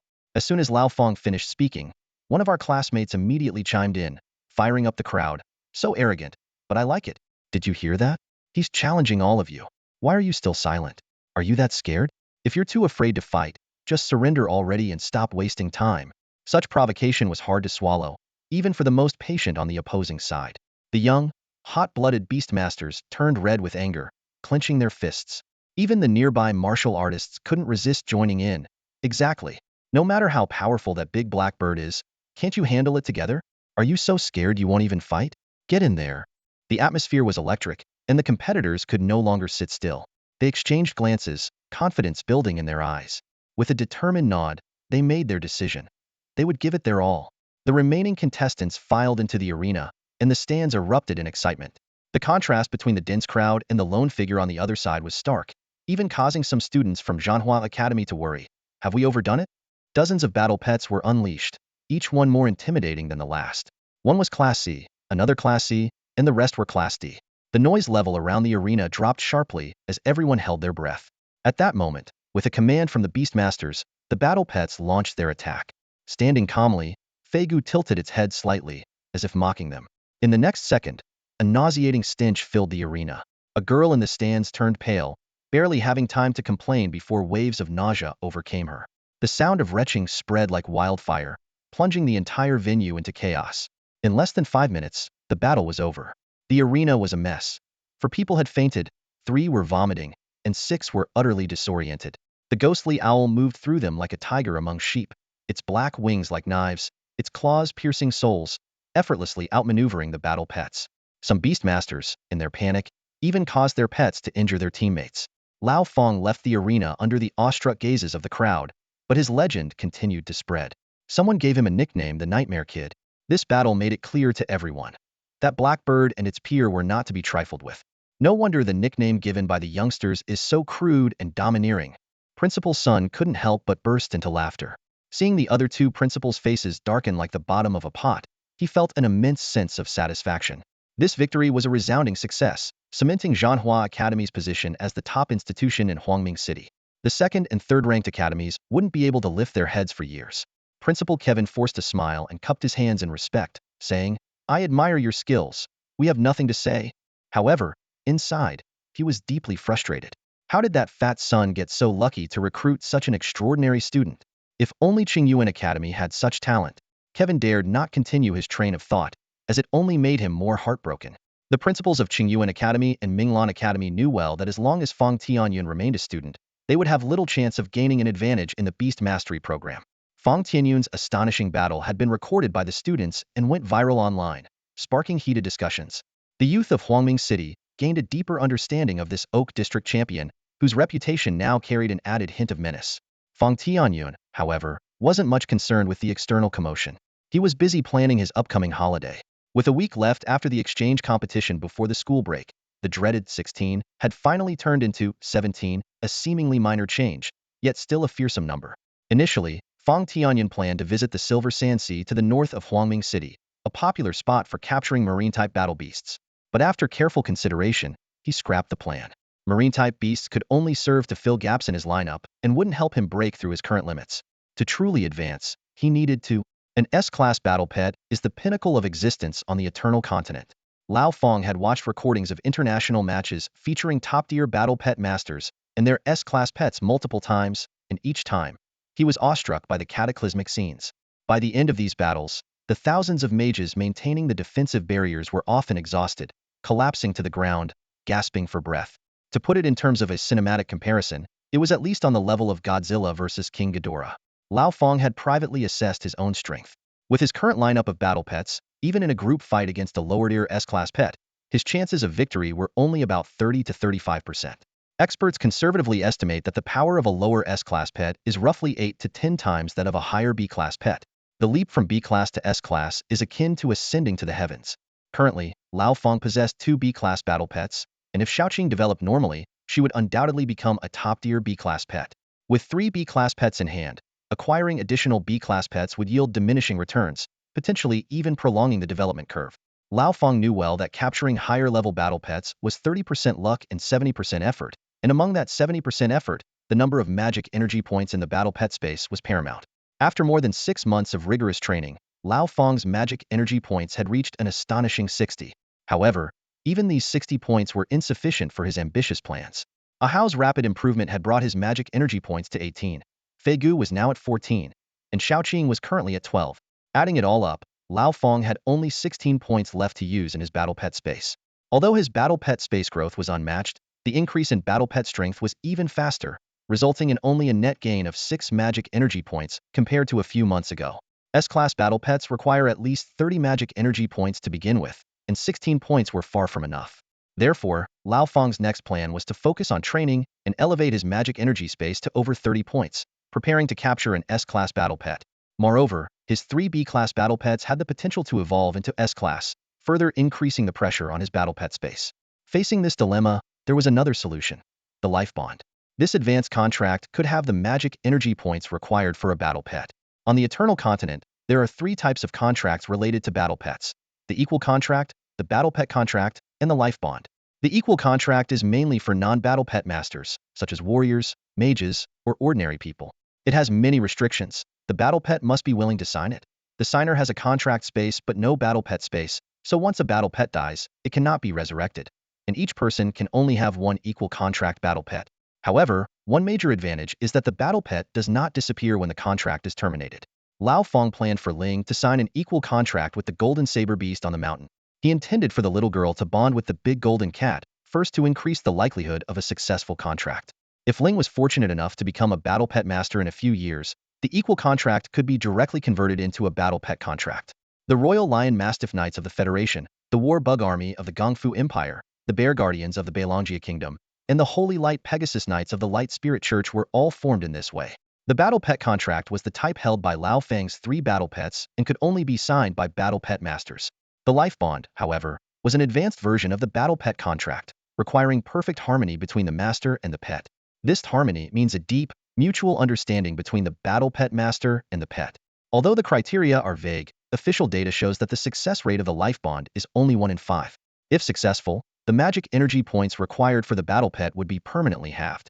However, the cost of failure was extremely high. Not only would the battle pet contract be dissolved, but the battle pet would also die. This high-risk, high-reward gamble deterred most battle pet masters. Even with his exceptional mental strength, Lao Feng was not confident enough to attempt it, as the price of failure was simply too great. An expert once made a vivid analogy. If your battle pet could wield a fine needle and accurately pierce through 100 tiny holes without fail, then perhaps you could consider gambling on a dog fight. Lao Feng had also contemplated this path in depth, and his contract target was fixed on Xiaoqing. With her mind-reading abilities, Xiaoqing undoubtedly had the highest success rate among the 3 battle pets. However, now was not the best time to sign the contract. The day to capture an A-class battle beast was still far off, and the longer this life bond was delayed, the higher the success rate would be. At present, Lao Fang's primary task was to diligently train and gather resources while scouring the internet and real-world channels for traces of a class battle beasts. Finding a battle beast largely depends on luck. Many beastmasters never acquire a class battle beast in their lifetime, which is quite normal. Places where a class battle beasts have appeared often leave behind disturbances and anomalies. Earthquakes, tsunamis, and superstorms may have a battle beast lurking behind them. This is a process that requires long-term perseverance, and Lao Fang could only wait patiently and slowly look for opportunities. In making these plans, Lao Fang seemed to completely ignore his actual age. In a class battle beast, the pressure from the battle pet realm, and 3 class battle pets, these goals were almost fantastical for someone not yet 30. If outsiders heard about this, they might think they were listening to some bizarre tale. As Lao Fang was intently browsing related information online, a knock on the door suddenly interrupted him. Tianyun, someone is here to see you downstairs. Lao Fang was taken aback. Huh? Someone to see me? It was already past 8 in the evening. Who could be visiting at this hour? Lao Fang opened the door and asked, "Who is it?" A rather elegant middle-aged lady. Though he had no idea who this middle-aged lady could be, Lao Fang headed downstairs. In the living room, he saw a middle-aged woman in formal attire standing properly. "Hello, may I ask who you are?" Lao Fang inquired. "Good evening, Baron." The lady responded politely. "I am the secretary to the Lord Mayor, and I am here to deliver an invitation to you." An invitation? Just as Lao Fang showed a puzzled expression, a white invitation with golden patterns was presented before him. Next Saturday, the Lord of the city will host the year-end banquet in the main hall. Lao Fang accepted the invitation from the middle-aged woman, thanking her for personally delivering it. After she left, Lao Fang gazed thoughtfully at the invitation in his hand. In this eternal continent, the Lord of the city is akin to a mayor, the top official of the city. This year-end banquet is undoubtedly a gathering of the elite from the political and business circles of Huangming City. Lao Fang's invitation was due to the title he received for winning the district championship. The official Beast Master Championship awards titles to its winners, ranging from Duke, Marquis, Earl, Viscount, to Baron, corresponding to world, national, state, city, and district-level championships. These titles not only represent privileges, but are also a symbol of social status. Lao Fang couldn't help but smile as he recalled his grandmother, who had spent a fortune to obtain the title of Viscount. Putting the invitation away, Lao Fang turned to Rajana, who had just come downstairs. "Next week, accompany me to the banquet as my date." Rajana was taken aback. "But I have no experience and can't dance." She was more worried about her mixed heritage causing trouble for Lao Fang. Lao Fang held her hand, his voice gentle yet firm. "Remember what I said? One day, you will stand in the light, with dignity and honor. Whatever challenges come, I'll face them with you." Tears welled up in Rajana's eyes as she suddenly hugged Lao Fang tightly. "Who said you need to protect me? I'm supposed to be your guard, remember?" At the Night Empress Arena, Lao Fang effortlessly secured his 16th consecutive win. He lamented the difficulty of replicating the fortune he once made, as the odds against the Child of Destiny had significantly decreased. There were even 2 consecutive rounds without challengers until today, when a perfunctory opponent finally showed up. As he exited the rest area, Lao Fang encountered the familiar maid, Mary. Following her once again to the well-known door, he entered to find the rosered beauty, Maggie, seated at the far end of the long dining table. This time, she wasn't wearing a mask, although a rose-gold fringe still covered the right side of her face. Lao Fang noticed the edge of a scar peeking out from her brow, instantly understanding why she wore the mask. He quickly averted his gaze and got straight to the point. "I agree to the collaboration, but the contract needs to be modified." "How so?" Maggie asked. "I don't need that much money. I might not even need any at all," Lao Fang replied. "What I need is for you to handle some matters that I can't deal with personally." Lao Fang knew that as the spotlight on him grew, there would be some methods he could no longer use directly. An organization like the Black Rose might be able to resolve certain issues in extreme ways, making it the best solution. "Seems like you're someone who enjoys being active." Maggie was taken aback by Mr. Fang's words. The young man's gaze was far more penetrating than she imagined, and his intentions seemed quite clear. Maggie pondered to herself, only the mediocre are never envied. Which top achiever hasn't faced a path riddled with thorns? More often than not, it's the demons and monsters that block the way. She was well aware of her own status, which made Mr. Fang's casual manner of speaking understandable. "Mr. Fang, as a promising beastmaster, getting too close to Jidao isn't good for your reputation," Maggie said bluntly. While Jidao was legal, its social standing was worlds apart from Mr. Fang's professional status and nobility. Mr. Fang chuckled. "Heh, these are minor issues. I'm a pragmatist, and with someone of your caliber, Miss Maggie, I doubt you'll be wasting your time with Jidao forever." "It seems you've been reading a lot at home recently," Maggie said, impressed. "I wouldn't be surprised if you've even figured out the color of my underwear." Smart people catch on quickly. Mr. Fang got straight to the point. A bit of trouble on one hand, friendship on the other. Do you need some time to think it over, Miss Maggie? No need. Black Rose will be counting on you from now on, Maggie responded decisively. Mr. Fang secretly gave a thumbs up to this talented and beautiful queen of Jidao. She had clearly made up her mind to join his cause. After the negotiation, Maggie invited Mr. Fang to stay for dinner. This time, he didn't refuse. Despite the long dining table between them, they chatted pleasantly, with Maggie occasionally covering her mouth to laugh. They talked about everything except business. Maggie was impressed by Mr. Fang's extensive knowledge and witty remarks. Coupled with his not yet fully revealed formidable strength, she found this 17-year-old to be exceptionally outstanding. After a satisfying meal, Mr. Fang stood up to leave. Before departing, he suddenly turned to Maggie and said, I know a bit about medicine. Perhaps I can help improve your condition. A slight flaw on a perfect surface is quite regrettable. With that, he left. Maggie was stunned, nervously fiddling with her bangs to hide something. Mary quickly handed her a prepared butterfly mask, which Maggie put on to regain her composure. Master, is it necessary to go this far? Mary asked, her face showing concern. Yes, it's very necessary, Maggie explained. Mary, you don't understand. This man's potential is beyond our imagination. As it turned out, while Mr. Fang was investigating Maggie, she was also investigating him. An illegitimate child from a wealthy family, left home alone, came to the borderlands, and had his second spiritual awakening at 16. Just over 6 months ago, he was a novice beastmaster with nothing to his name. But after a trip to Fengyuan Ridge, he acquired 3 top-tier battle pets, won the district championship, and crushed the top adult competitors in the state competition. His growth over the past half-year was nothing short of astonishing. The more Maggie investigated, the more addicted she became, finding his story increasingly unbelievable.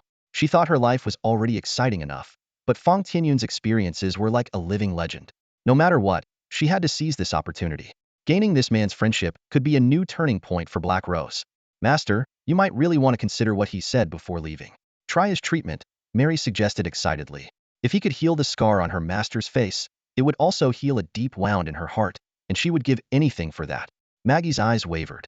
She was tempted, but the thought of exposing the hideous scar on her face to an outsider, especially a man, made her hesitant. She had long grown accustomed to wearing a mask. I'll think about it. After all, we've only just started interacting. Maggie ultimately decided to wait and see. The day of the banquet finally arrived. Mr. Fang was sitting on a sofa in the beauty salon, idly scrolling through his phone for nearly half an hour before Regina finally emerged. Dressed in an off-white evening gown that complemented her towering height, she looked both regal and imposing. Her cold, striking features were enhanced by light makeup, exuding a heroic and elegant beauty. Adorned with various luxurious accessories and standing on 10-centimeter high heels, she was simply breathtaking. The transformed Regina left Mr. Fang momentarily mesmerized. Everyone in the salon, both men and women, couldn't take their eyes off her.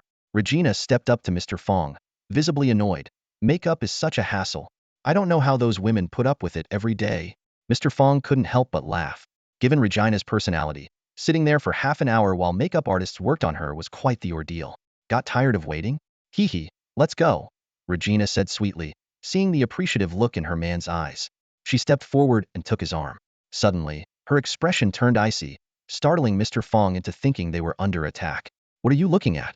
Keep staring and I'll cut your balls off and shove them down your throat. She glared with her amber-slit pupils, causing the men admiring her beauty to feel a chill down their spines. Legs trembling, they quickly looked away. Some of the more timid ones even wet themselves from the shock. Let's go, the dragon lady said, her face blooming into a smile as she walked out of the salon with the stunned Mr. Fang. Is the technology for split personalities this advanced? You just scared even me, Mr. Fang said, amazed. Those men's gazes were disgusting, Regina pouted. They were just looking at a beautiful woman on the street. I don't care. Any man other than you who stares at me makes me want to punch him. Wow, you're even more extreme than me. But I like it, Mr. Fang said with a smile. Once everything was ready, Mr. Fang drove Regina to the venue. The parking lot, filled with luxury cars, hinted at the grandeur of the evening's event. Handsome men and beautiful women, gentlemen and ladies, continuously streamed into the hall. Mr. Fang and Regina walked closely together into the banquet hall, drawing numerous glances. At 2 meters tall, Regina, in her high heels, towered over the 1.9-meter Mr. Fang, making them the center of attention. Inside the opulent banquet hall, the elite were already mingling in small groups, their laughter and conversations filling the air. Some were looking for opportunities to strike up a conversation, while others were using mutual friends to make new connections. This was the perfect place for the elite to expand their networks and exchange resources, and everyone seemed particularly eager. Mr. Fang led Regina to a secluded spot, took a glass of wine from a waiter's tray, and quietly observed the surroundings. Unlike his past life, he no longer needed to engage in superficial small talk to find conversation partners. In the face of impending doom, the current opulence seemed fragile. With the core power he now possessed, he didn't need to make an effort to be the center of attention. People naturally gravitated towards him.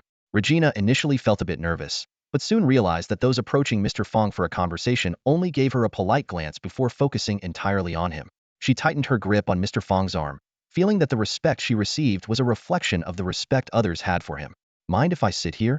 A familiar, cool voice interrupted. Mr. Fang looked up to see Hesha in a black evening gown standing before him. There's plenty of space. Just sit down. No need to be so polite. Last time at the school arena, you weren't this courteous. Mr. Fang laughed and patted the sofa to his left. Hesha gracefully sat down, positioning Mr. Fang between her and Regina, instantly drawing more attention. The male guests were envious, while the female guests whispered about Regina's mixed heritage. The trio remained unfazed. Mr. Fang joked, I almost forgot. The district champion gets an invitation due to the noble title reward. What's this? Regretting not asking me to be your date? I came with my parents. Why would I need a date? Hesha scoffed, taking a sip of her juice. Other district champions were either playing the role of dutiful children under their parents' watchful eyes, or were overwhelmed by the enthusiastic advances of others. Some envied and resented Mr. Fang, but only dared to grumble inwardly, as he was notoriously known as the Nightmare Kid. Just then, Mr. Fang noticed a red-clad figure wearing a butterfly mask in the crowd. It was Maggie. She raised her glass in a toast, and Mr. Fang returned the gesture with a polite wave. Hesha, ever perceptive, asked, What are you doing? Nothing, just greeting an acquaintance, Mr. Fang replied, knowing it was wise to keep his distance from Maggie in such a setting. Suddenly, a commotion broke the hall's tranquility. Wow, Dick is here. Many young people rushed to the entrance, and even some of the more composed guests turned their attention to the doorway. The city champion is here. Aren't you going to take a look? Mr. Fang asked Hesha with a smile. Dick, 24 years old, with a BCC battle pet configuration, was the city-level competitions champion and the star of tonight's banquet. Hesha glanced at Mr. Fang's relaxed demeanor and replied with a blank expression, not interested. Sure. He erased the translation and polishing of the provided text. Well, considering BCC and being the top student at this age, it's normal for the class monitor to say they're not interested.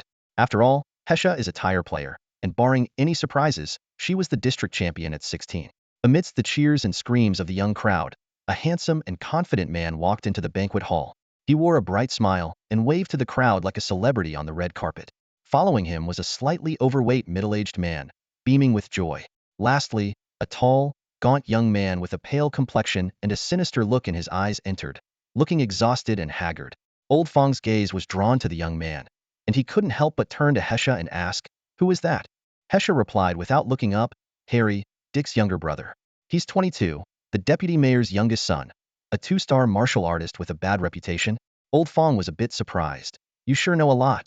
We've had dealings with their family before. My father told me about them, Hesha explained calmly. A 22-year-old two-star martial artist and a 24-year-old city champion. It's easy to see who the family favors more. The banquet hall quickly divided into 3 groups. Many young people surrounded Dick, laughing and chatting.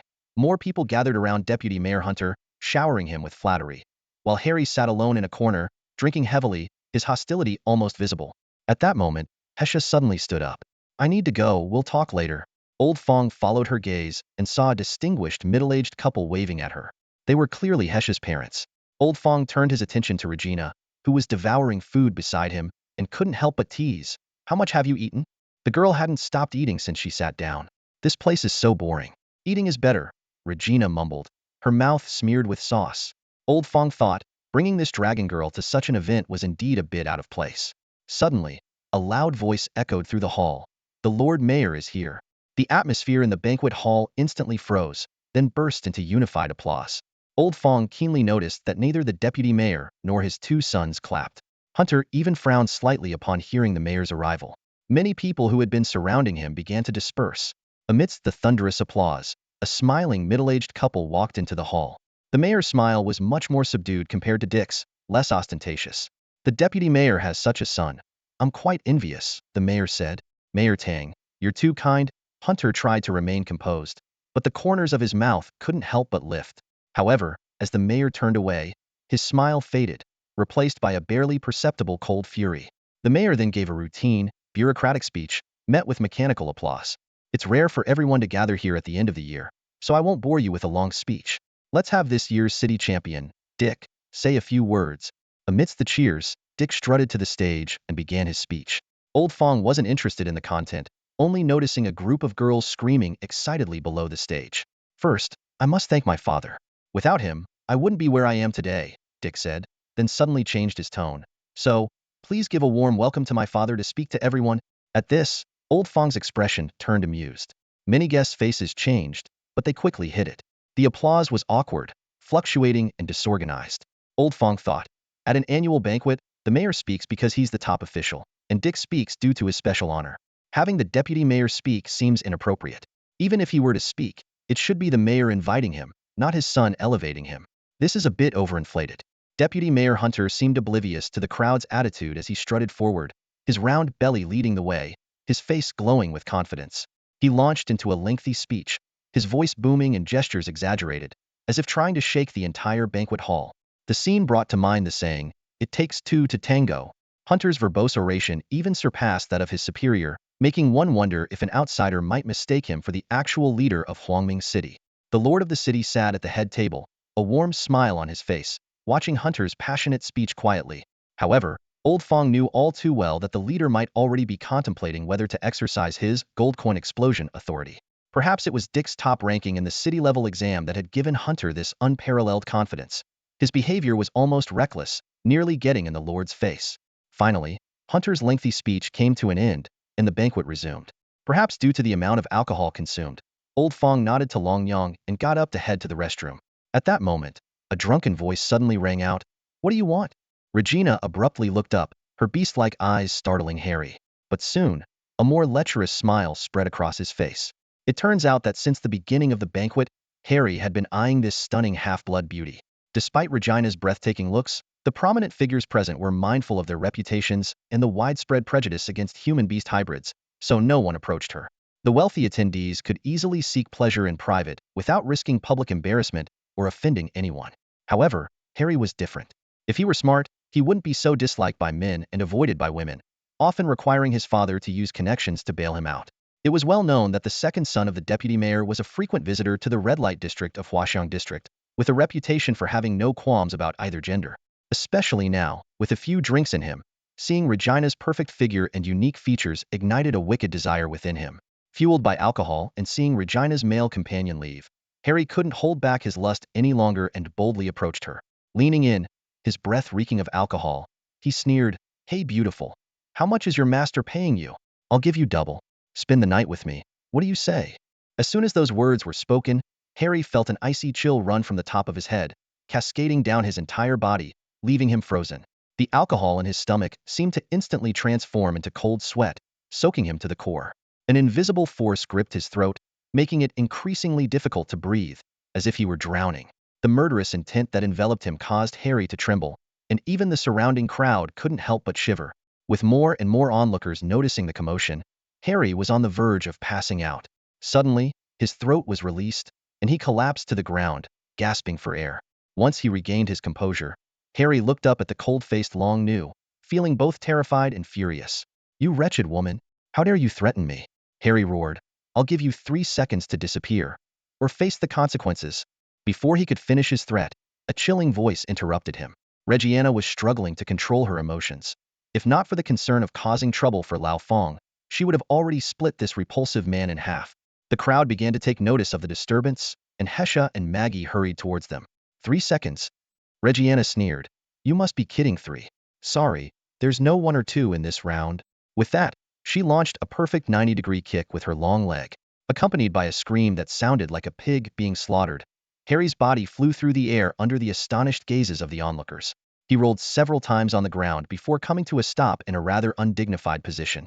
Lao Fong, who had just exited the restroom, was bewildered by the scene before him. "What's going on?" he asked, only to see Regina approaching with a murderous look. Lao Fong quickly stepped forward to inquire about the situation. Upon learning the cause, he widened his eyes and looked at the groaning Harry on the ground with surprise. "Tisk, this guy." Tisk, Lao Fong said, flipping Harry over. Let's see which brave soul dared to provoke this dragon lady. He pinched Harry's side hard, eliciting another cry of pain. Harry's face was scraped, and he had lost a tooth. Blood and dust mixed together, making him look utterly miserable. Although Reggiana had held back a bit with her kick, it was still quite powerful. Fortunately, Harry was wearing a padded vest. Otherwise, he might have ended up with a serious injury. Trembling, Harry managed to stand up, but seeing Reggiana still brimming with killing intent, he took a step back in fear. Just as he was about to speak, his wrist was suddenly grabbed tightly. The pain made him grimace, and his hand was involuntarily moved aside. She's with me. What do you want to say? A young man with a smile appeared in front of Harry. With you? Who do you think you are? The pain in his wrist brought Harry to his knees. At that moment, a stern voice shouted, "Stop!" Dick walked over with a cold expression, and the crowd parted to make way. Lao Fong tightened his grip on Harry's wrist, tilting his head and smiling at Dick without saying a word. I said let go. Dick enunciated each word, his tone full of menace. It turned out that Dick and his father had also been watching the commotion. Recognizing Harry's voice, Dick's expression changed instantly. This was his own family member getting involved in the drama. Dick signaled his father that he would handle it and quickly intervened. Although Dick didn't think much of Harry, he was still a member of his family.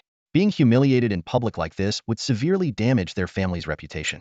Moreover, Dick had recently become a viscount and was on the rise. His father might even leverage this to advance further. They couldn't afford to be disgraced now. If I don't let go, what will you do about it? Lao Fong asked with a smile. The onlookers had mixed reactions, and even Maggie and Hesha showed a hint of anxiety. They knew Lao Fong was formidable enough to disregard Dick, but a direct confrontation might not be the best course of action. Dick, being the top in the city, was a well-known figure in Huangming City.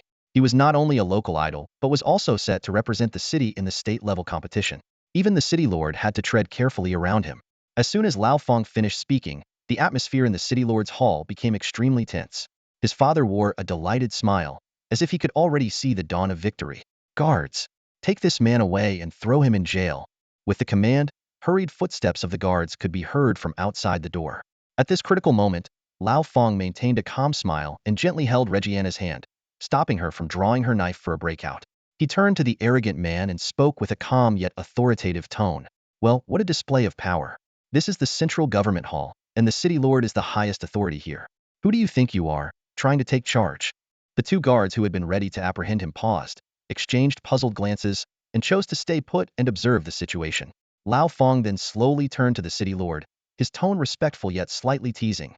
My lord, this man publicly harassed an innocent woman. Would it be too much to give him a good beating? The city lord, sensing the delicate nature of the situation, let out a light chuckle to ease the tension. Hee, both of you are young talents. There's no need to ruin your friendship over this matter. Dick, your brother? He wasn't killed, so let's just drop it. Although the city lord didn't say it directly, his message was clear. He slightly frowned, his eyes carrying a hint of reproach, as if to say, you know exactly what kind of person your brother is, don't you? He then waved his hand, signaling the two guards to stand down. Realizing their mistake, the guards quickly bowed their heads and backed out of the room. Lao Fong, feeling more confident, smiled even brighter. Dick, on the other hand, was momentarily stunned. The city lord's words suddenly reminded him of who this audacious young man with black hair was. He had seen the video too, which explained the sense of familiarity. At that moment, Harry suddenly spoke up in his defense. I didn't harass her. She seduced me first. This statement instantly enraged Reggiana, who was about to charge forward, but Lao Fong's gentle and trusting gaze calmed her down. Her anger dissipated significantly, and she felt a sense of peace. In this world, only Fang Tianyun could soothe Reggiana's fury so easily. Harry's words drew looks of disdain from those around. Lao Fong sneered and retorted. She seduced you and then beat you up? What for? To get herself thrown in jail? As he spoke, he tightened his grip, causing Harry to wince in pain and gasp for breath. At that moment, a voice broke the stalemate. Sir, that's enough.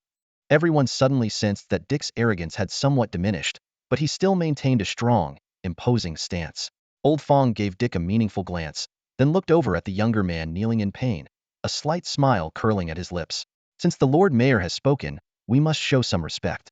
Viscount Dick, your brother is out of line and needs to be properly disciplined, or he'll suffer in the future, Old Fong said, releasing his grip, his tone carrying a veiled warning. This was the mayor's intention, not a moment for Dick to flaunt his power. The Lord Mayor smiled warmly, his gaze lingering on the flamboyant black-haired youth. Having someone step in to cool down the Hunter family was exactly what he had hoped for. Harry, newly freed, was about to continue his rant but fell silent under his father's icy stare, letting out a reluctant grunt. Maggie tried to defuse the tension, smiling as she spoke. Master Harry, if you want to have some fun, why not visit the Flower District? The girls there have plenty of tricks to satisfy your needs. Before she could finish, Harry exploded in rage. Who do you think you are? Do you have any right to speak here?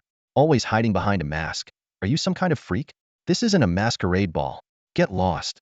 Maggie was stunned, anger boiling inside her. She took a step back, her face expressionless, choosing to remain silent.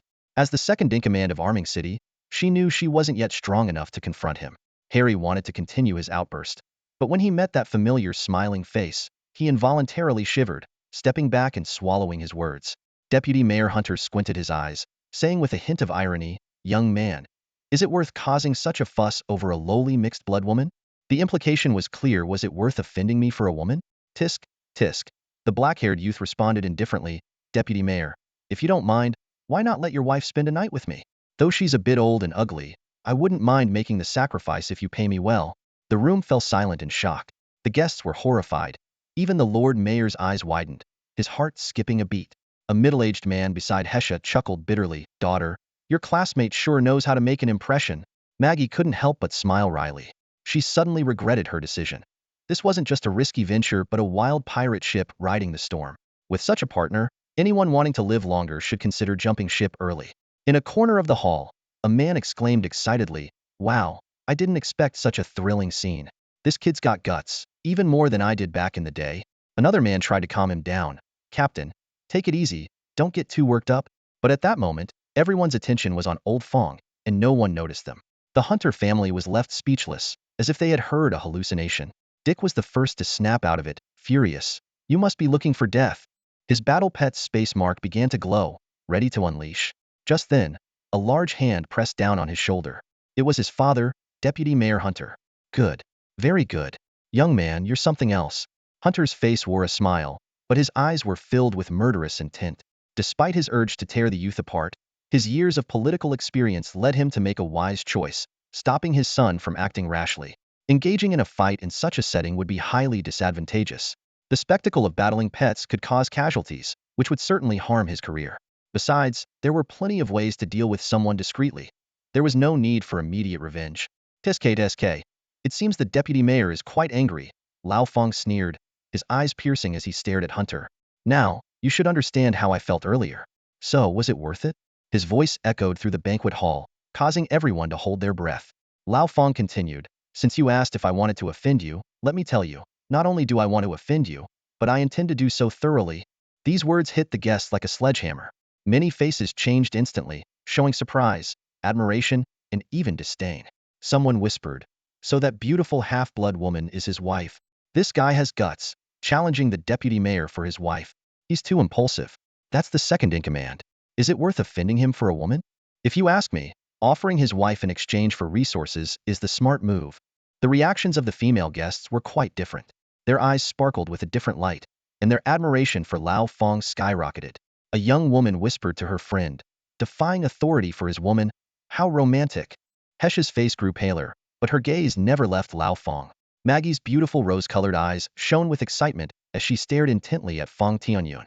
Standing behind Lao Fang, Regina's eyes were slightly red, her nose tingling as she thought to herself, "Following him might be the best and luckiest decision of my life."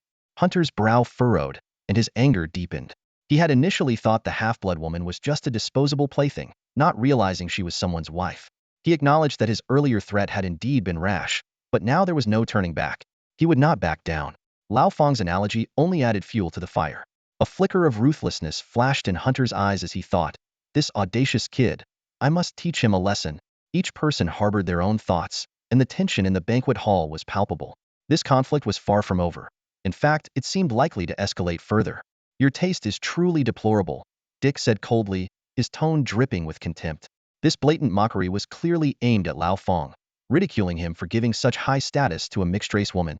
Lao Fang's anger flared up instantly. He retorted sharply, "And who do you think you are? What gives you the right to question my taste?" The tension in the air grew thicker. Strangely, the city lord, who had been trying to mediate earlier, now sat silently, observing as if he were merely a bystander. Seeing this, Dick became even more arrogant. Kid, I know you've got some skills, but you're just a district champion. Don't let a little success go to your head. I'm the city champion, and my rank is higher than yours. Got it? Although physical conflict was out of the question in this setting, Dick was determined not to lose in a war of words. City champion? Ha ha ha. Lao Fong sneered. If I remember correctly, it took you 2 years and nearly 4 attempts to win that city championship. You were almost 24 when you finally made it. How talented do you think you are? These words struck a nerve. Although Dick's talent was above average, it paled in comparison to Fang Tianyun's. Fang Tianyun had claimed the district championship at just 16, making a sensational debut. In contrast, Dick, the eldest son of the deputy mayor, had only managed 3rd place in the district championship at 19. Dick's face turned crimson with rage. Being publicly humiliated by a district champion was something he couldn't tolerate. Even Hunter, known for his deep scheming, looked grim. However, Lao Fong felt no pressure. In fact, he was rather excited. The bigger the conflict, the more it indicated that the top dog had yet to take a stand. The enemy of my enemy is my friend. After all, Fang Tianyun was not reckless. He had weighed all the relationships before making this decision. Even in the worst-case scenario, he could always eliminate the deputy mayor's family on a dark, moonless night, dispose of the evidence, and move to another city with his girl. Being small had its advantages. The opposition was rooted here, whereas he could move freely. Seeing the father and son duo glaring at him as if they wanted to tear him apart, Lao Fong grew even more excited. Angry, are we? Good. What's the matter? Feeling indignant? How about I give you a chance to prove yourself? Let's have a little match. The tension among the guests instantly escalated. This young man was serious. In their eyes, the deputy mayor's power was like a tiger, while Lao Fong was merely a leopard, a mismatch in strength. Yet here was the leopard, not retreating but instead provoking the tiger. Was this the fearlessness of youth? Seeing Dick frown in silence, Lao Fong continued to provoke him. What's wrong? Afraid to lose? You were so proud of your achievements just a moment ago. Aren't you going to give me, a mere district champion, some guidance? Besides, with so many guests here, just drinking and dancing can get boring. Let's give everyone a show. What do you all think? Lao Fong's arrogant attitude and crowd-inciting words had an immediate effect. People started to chime in. Too arrogant. Dick, show him who's boss. Exactly. A district champion challenging a city champion? He's out of his mind. Yes, Dick, don't hesitate. We support you all the way. As the son of a high-ranking official, Dick naturally had many supporters. To show their loyalty, they began accepting the challenge on his behalf. In their eyes, there was no way a city champion could lose to a district champion. However, those knowledgeable about the situation knew better. If Dick were confident in his victory, he would have issued a challenge long ago. He had seen the video of that ghostly owl, and it made him uneasy. His 2 clever pets stood no chance. Only his Blevel pet could possibly compete. Dick weighed his options. Winning would be seen as expected, given that a 24-year-old beating a 17-year-old was no great feat. Losing, however, would be disastrous. Winning would let him crush this upstart spirit, something he deeply desired. But the problem was, he wasn't entirely sure he could win. So, with the stakes so high, Dick hesitated. Winning could bolster his reputation, but losing would be catastrophic. The risk was too great, and Dick found himself unable to decide. Given the current situation, with his hesitation and the growing tension among the crowd, Dick felt trapped. Standing in the center, he could feel the weight of everyone's gaze, causing him to waver.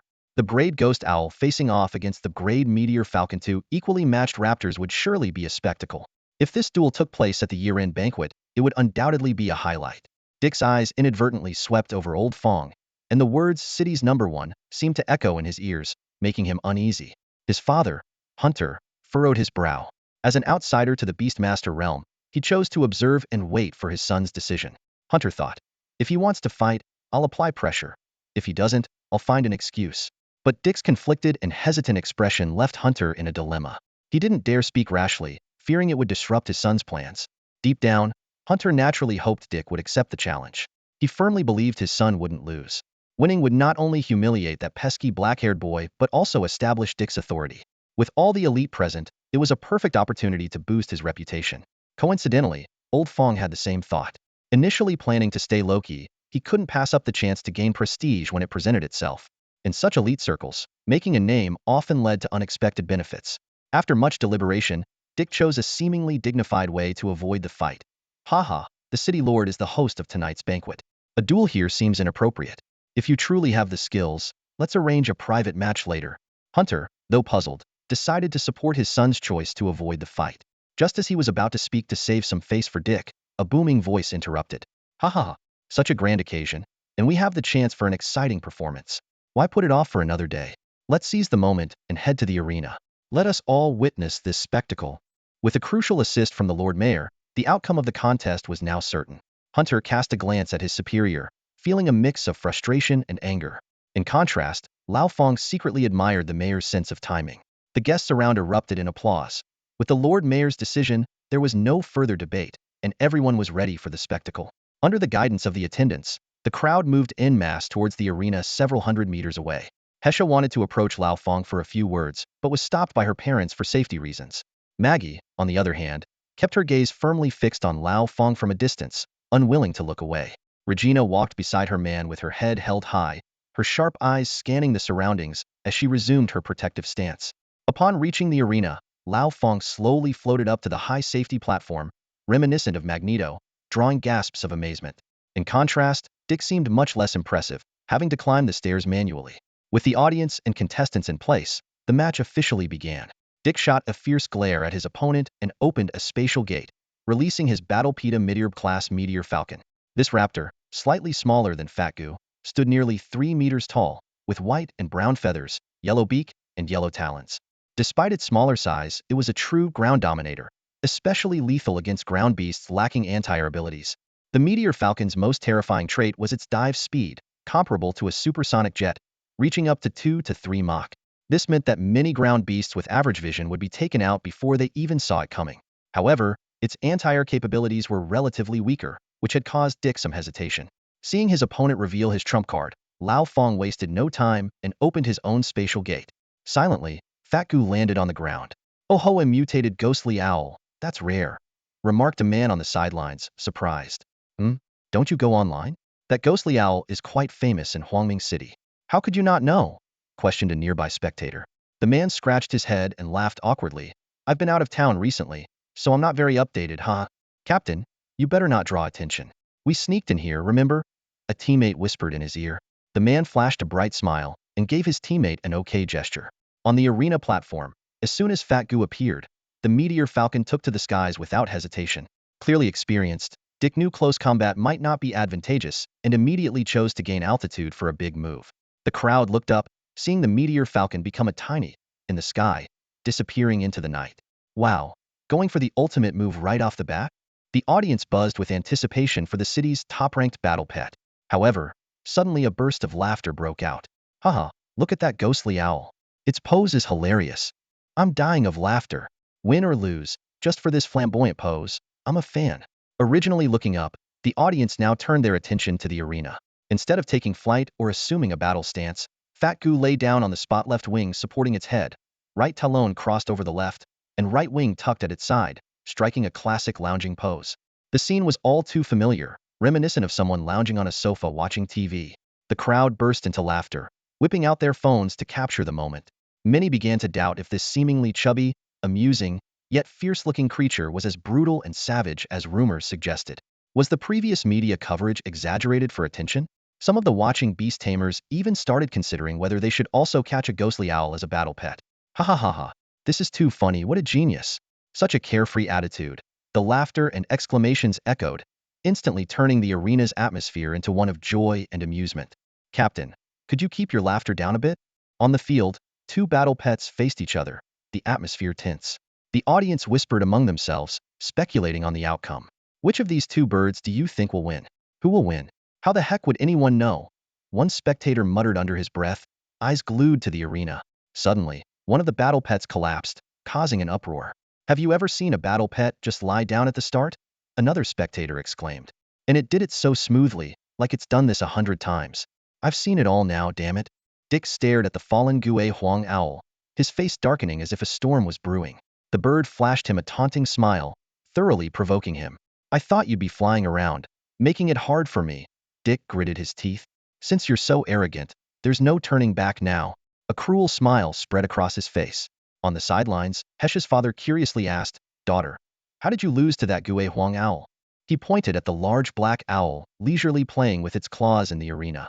Hesha glanced at her father, her face expressionless. "Just keep watching," she replied, offering no further explanation, true to her usual demeanor. As one of the few who truly understood Feigu's nature, Hesha still felt a bit of PTSD whenever she saw it. By now, the meteor falcon had effortlessly soared to an altitude of 10,000 meters. It tucked its wings in and began its dive. Pale blue primal energy wrapped around its streamlined body like flames, forming a protective shell. The speed of its dive increased rapidly. Boom!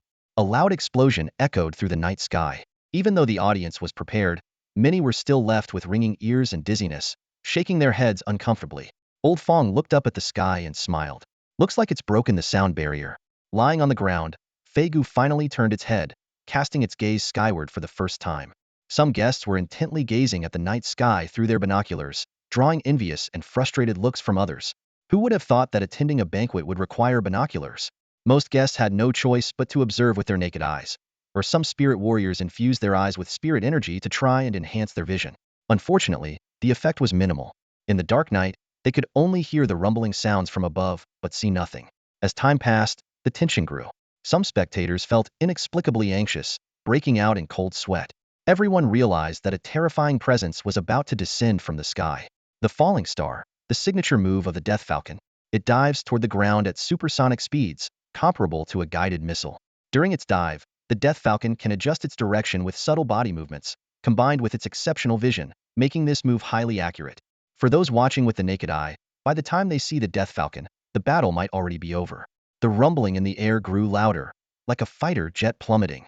At that moment, Fat Owl slowly got up and dusted off his plump body with his wings. Though he appeared nonchalant, he knew that if he took the hit heeded, even he would be out of the game. Everyone held their breath. Fat Owl's vision was greatly enhanced in the night, as nighttime was an owl's domain. As the Death Falcon closed in from 3 kilometers, 2 kilometers, 1 kilometer, Fat Owl's gaze remained locked on the rapidly approaching target. Half a kilometer was a distance the Death Falcon could cover in less than a second. Just as the crowd caught sight of the figure wrapped in a blue sonic boom cloud, a haunting cry echoed through the arena. Dick, whose face was contorted with excitement, suddenly went blind, losing all senses in an instant, as if thrown into a world of darkness. This sudden change made him shudder, his mind blank. The same happened to the diving Death Falcon. Like a speeding car suddenly losing all dashboard information and visibility, the Death Falcon's mind and body functions momentarily stalled. Though this state lasted only a second, it was enough to determine the outcome for the high-speed diving Death Falcon. When it regained its senses, it felt a violent spin and intense friction with the ground.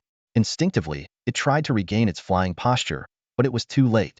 At that moment, Fat Owl seized the opportunity and rammed into the Death Falcon from the side. This strike completely disrupted the Death Falcon's balance, sending it tumbling across the ground like an unstoppable fire wheel, leaving a trail of sparks and feathers, and crashing heavily into the defensive barrier with a deafening boom. The audience was stunned. The whole process took less than 2 seconds, and they hadn't even had time to react. The replay on the big screen showed everyone the astonishing scene. Hesha looked puzzled. She had watched the entire battle intently, but couldn't figure out what the ghostly owl had done. The man beside her, referred to as the captain, mused, interesting, that ghostly owl can perform remote interference, impressive. Dick's nails dug into his flesh, his eyes wide open. Only he knew what had happened. A mental attack. This mutated ghostly owl had mastered a mental attack technique. His confident strike was effortlessly neutralized, leaving Dick both furious and panicked. If he lost this match, the consequences would be dire. He anxiously searched for a countermeasure but found none. Bravo! The new generation surpasses the old, and fresh faces replace the veterans. Marvelous! The city lord laughed heartily, leading the applause with eyes gleaming with excitement.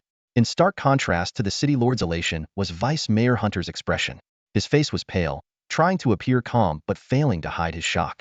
Hunter's hand unconsciously wiped his face, his palm trembling slightly as if stricken with Parkinson's. How is this possible? Hunter raged internally. How can a district champion utterly defeat a city champion? This is absurd. Where are the people from the Beastmasters Association? I demand an explanation. Although the match wasn't over, the outcome was already clear. Dick was at a definite disadvantage. Harry, standing nearby, couldn't help but tremble. He finally remembered the identity of the black-haired boy, the protagonist of that infamous video featuring the ghostly owl.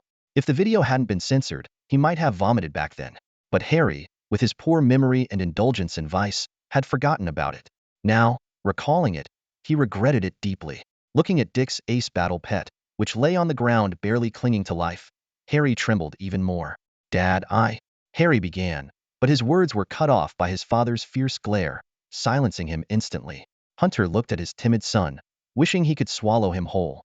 If not for the occasion, he would have already grabbed a chair and smashed it over Harry's head. It was all this ungrateful child's fault. Otherwise, they wouldn't be in this mess. Their hard work wasn't completely ruined, but at least half of it was. Is this really my son? Hunter cursed inwardly. The gap between people is wider than the gap between humans and dogs. Setting aside the family drama for now, on the battle stage, the doomed falcon, after a brief moan and fainting spell, wobbled to its feet. Huh. It's got quite the resilience, old Fang remarked, impressed by the battle beast's durability. A crash at nearly twice the speed of sound would have shattered a fighter jet into pieces. Although the impact was reduced by friction and force dissipation, it was still more than an ordinary creature could bear. Despite standing up, the doomed falcon's staggering indicated it was at its limit, with most of its bones likely shattered. In stark contrast was Fei Gu, who walked gracefully and leisurely towards its opponent. The audience exchanged glances, eyes filled with astonishment. Was this really an underdog victory? And seemingly effortless? Everyone's eyes drifted to the steady figure on the safe platform. Old Fang's expression was unusually calm, a stark contrast to his previous flamboyance. Clearly, defeating an opponent of Dick's caliber no longer stirred his emotions. Dick, however, was unwilling to give up. He continuously cast healing spells towards the doomed falcon, but with little effect. The damage was too severe for a few spells to cure. Fei Gu continued its unhurried pace, showing no signs of urgency. Dick, on the other hand, was as anxious as an ant on a hot pan, sweating profusely. I can't lose, I absolutely can't. Feeling the mocking and incredulous gazes from the guests around him, Dick was on the verge of losing his mind. The thought of the rumors and disgrace he would face if he lost was unbearable. At that moment, Dick's eyes flicked towards the opposite platform with a vicious glint. If I'm going down, I'm taking him with me. He seemed to have made a dire decision. Suddenly, a blue orb the size of a billiard ball appeared in Dick's hand. He quickly infused it with his spirit energy and hurled it towards the doomed falcon.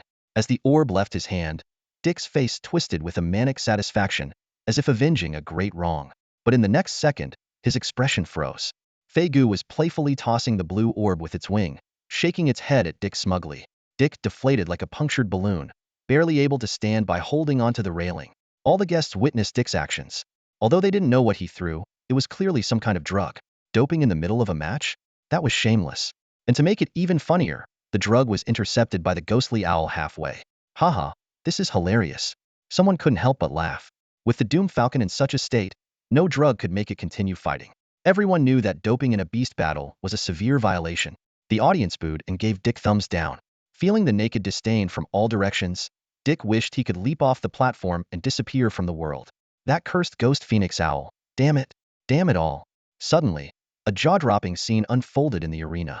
The ghost phoenix owl fiddled with a pill in its claws, then casually tossed it to the ground and kicked it toward the direction of the doomed falcon. This unexpected move left everyone in shock. Are you kidding me? Is this some kind of trick? Someone whispered in disbelief. By this point in the match, Dick's rule-breaking had already ruined his reputation. Several spectators discreetly pulled out their devices to secretly record the unfolding events. As the green pill rolled to his battle pet, the previously despondent Dick seemed to come back to life. His eyes widened with rage as he shouted, "You will pay dearly for your arrogance."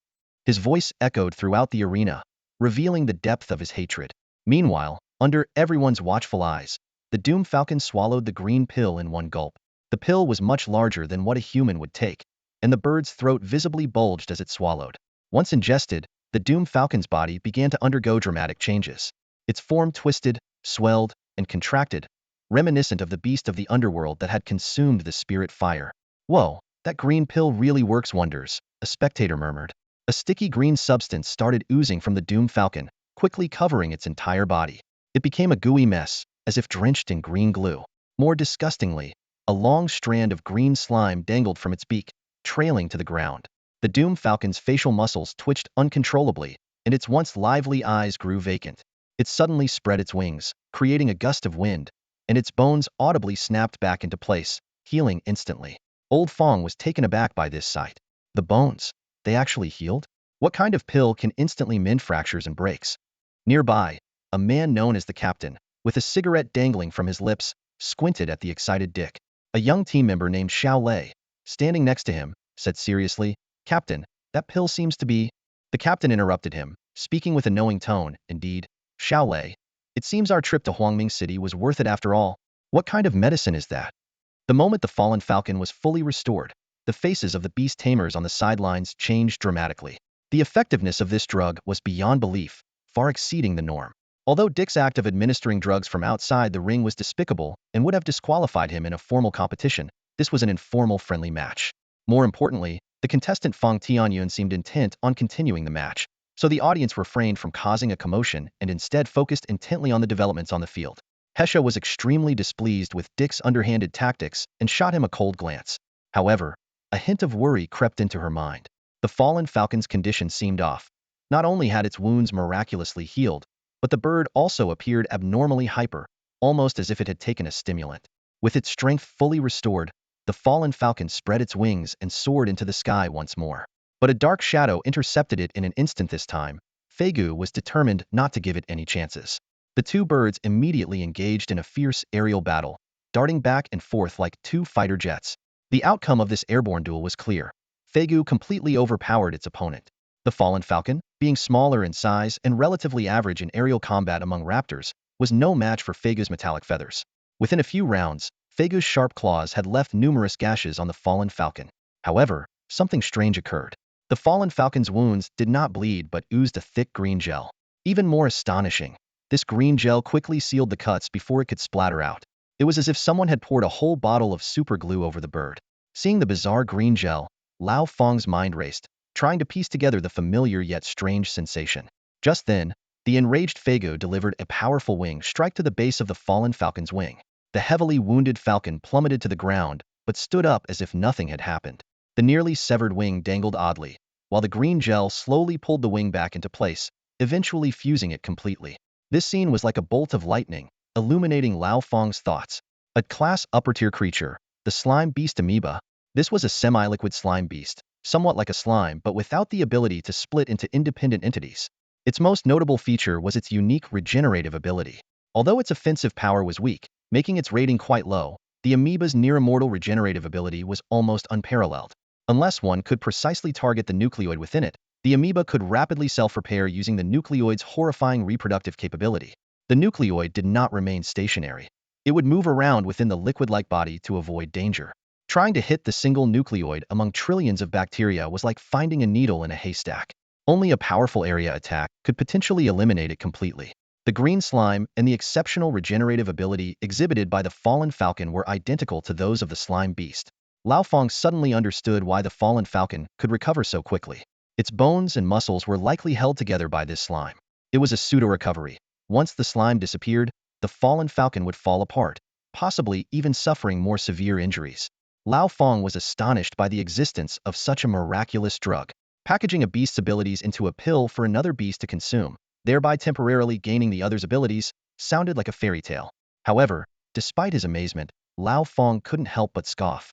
Such a bizarre drug couldn't be without side effects, and it definitely had a time limit. Calculating in his mind, Lao Fang decided to have Feigu engage in a standoff with the opponent. He was genuinely curious to explore the limits of this drug. Feathers as black as arrows shot out, and although the fallen falcon was protected by an energy shield, it was still punctured with several holes. The wounds were quickly sealed, and the poison was blocked by the slime, rendering it ineffective. The intense clash between the two raptors thrilled the audience. They were witnessing the terrifying power of the mutated Guihuang owl for the first time. The fallen falcon tried repeatedly to ascend but was intercepted and brought down each time. Once the big black bird got serious, the disparity in strength between the two became evident. Damn it! Dick slammed his fist against the railing, infuriated by the repeated failures of the fallen falcon to take flight. In close combat, the falcon was no match for the Guihuang owl, suffering more than gaining any advantage. Originally, Dick had hoped that by using the illicit drug, he could at least leave some marks on the opponent, possibly even achieve a mutual destruction, thus saving some face and venting his anger. But now, he could only stand on the safe platform, helplessly raging. In just a few minutes, the audience's perception of the Guihuang owl had completely transformed. The power it displayed far exceeded everyone's expectations. There was an indestructible sandbag that Feigu was playing with joyfully. It tumbled and dove in the air, each impact producing a disturbing thud from the meteoric falcon. The audience watched in stunned silence, hearts racing, fearing they might witness a gruesome scene at any moment. Fortunately, the slime mold inside the meteoric falcon managed to hold its damaged body together, preventing the appearance of a bloody spectacle. However, this made the whole process even more eerie and terrifying. Some timid spectators began to cover their eyes, afraid their stomachs couldn't handle the intensity. As time passed, the condition of the meteoric falcon deteriorated rapidly. Its once fierce gaze grew dull and lifeless, and its movements became increasingly sluggish. Green scars covered its body, resembling a tattered ragdoll. In stark contrast to the Wichuo beast, which could regenerate limbs, the meteoric falcon barely maintained its combat posture thanks to the slime mold. When the meteoric falcon struggled to take flight again, Feigu unusually refrained from attacking and stood still on the ground. As the crowd wondered why, a piercing tearing sound shattered the night. One of the meteoric falcon's wings slammed into the defensive barrier, and its entire body disintegrated in midair. Like a jigsaw puzzle being violently torn apart, the meteoric falcon's body parts rained down from the sky. The horrifying scene made everyone present gasp in shock. Hesha involuntarily recalled the terror of being dominated by the ghost owl, trembling all over. Old Fang calmly glanced at his watch. 4.5 minutes, almost 5. This medicine works well. Harry vomited on the spot, his aim landing squarely on his father Hunter. However, Hunter, as if his soul had left him, stared blankly at the night sky, unresponsive to his son's masterpiece. Dick was even more straightforward. His face turned red, then he spat out a mouthful of blood and fainted. Amidst the chaos, Old Fang calmly added, "Happy Mid-Autumn Festival to everyone."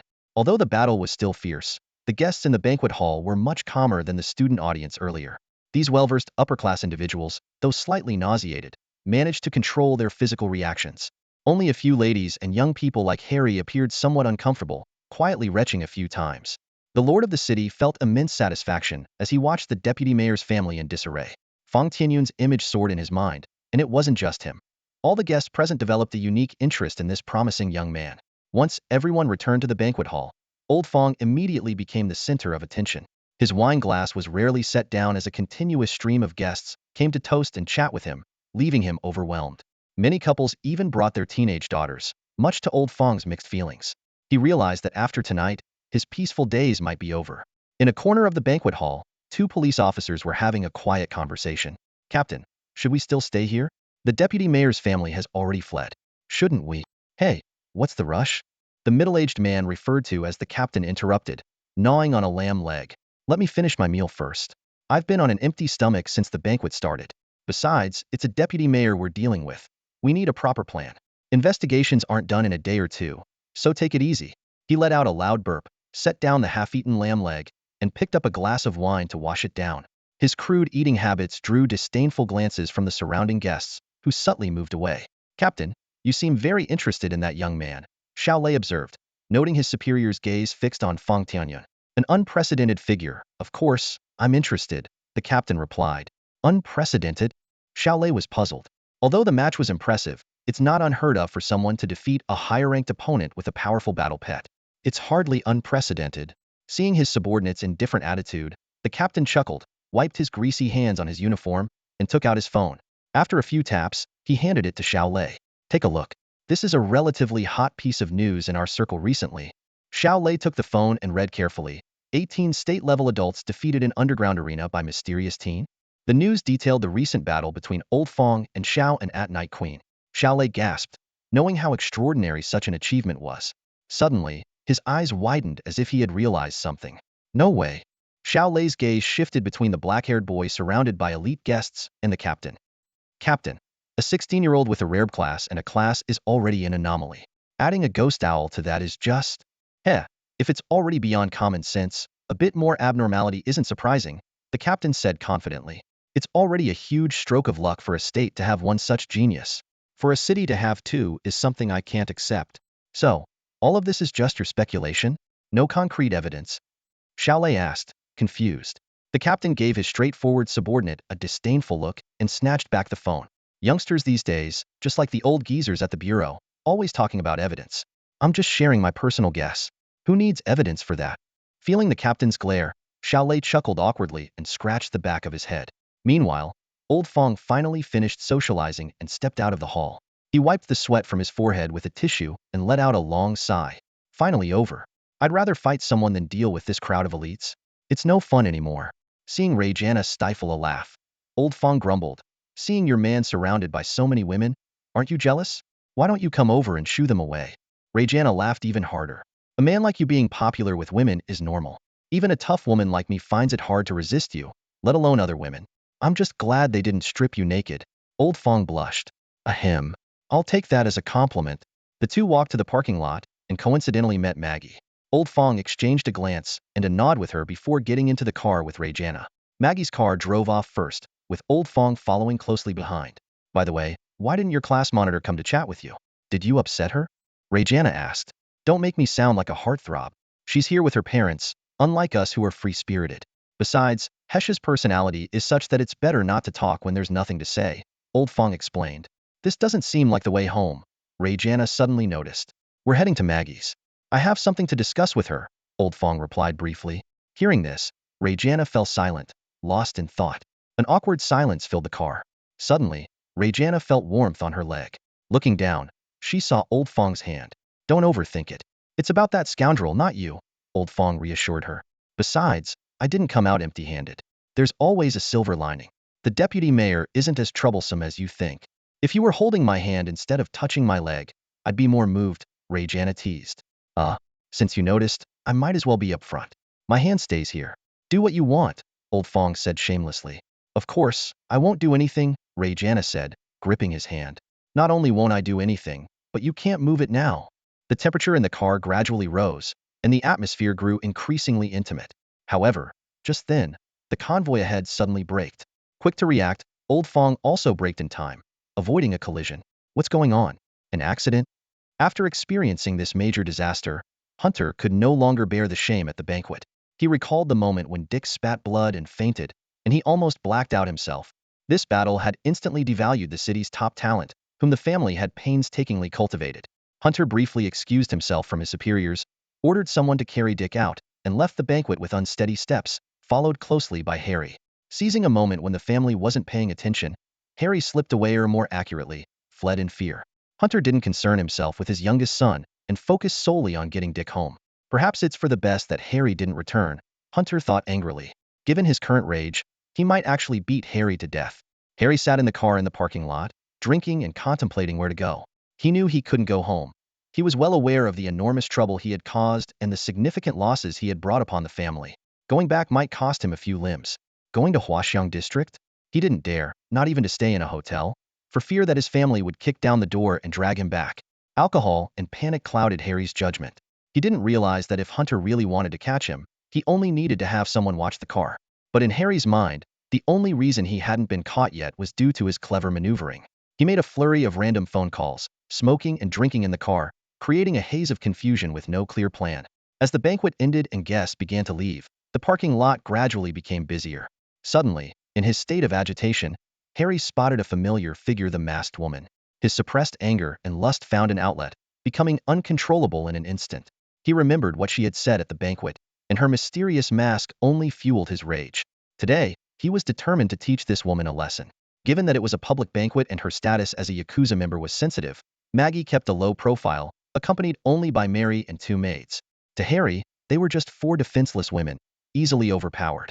Besides, with his father's political influence, these Yakuza members wouldn't dare oppose him. Harry was impulsive, acting on whims without much forethought, seeking only immediate gratification. So he decisively drove after them. Focused on the woman, he didn't notice the luxury car trailing him from a distance. Familiar with the routes, Harry sped up and managed to intercept Maggie's convoy at a secluded intersection. Though reckless, he wasn't entirely foolish. The intersection was remote and sparsely populated, but still had surveillance cameras.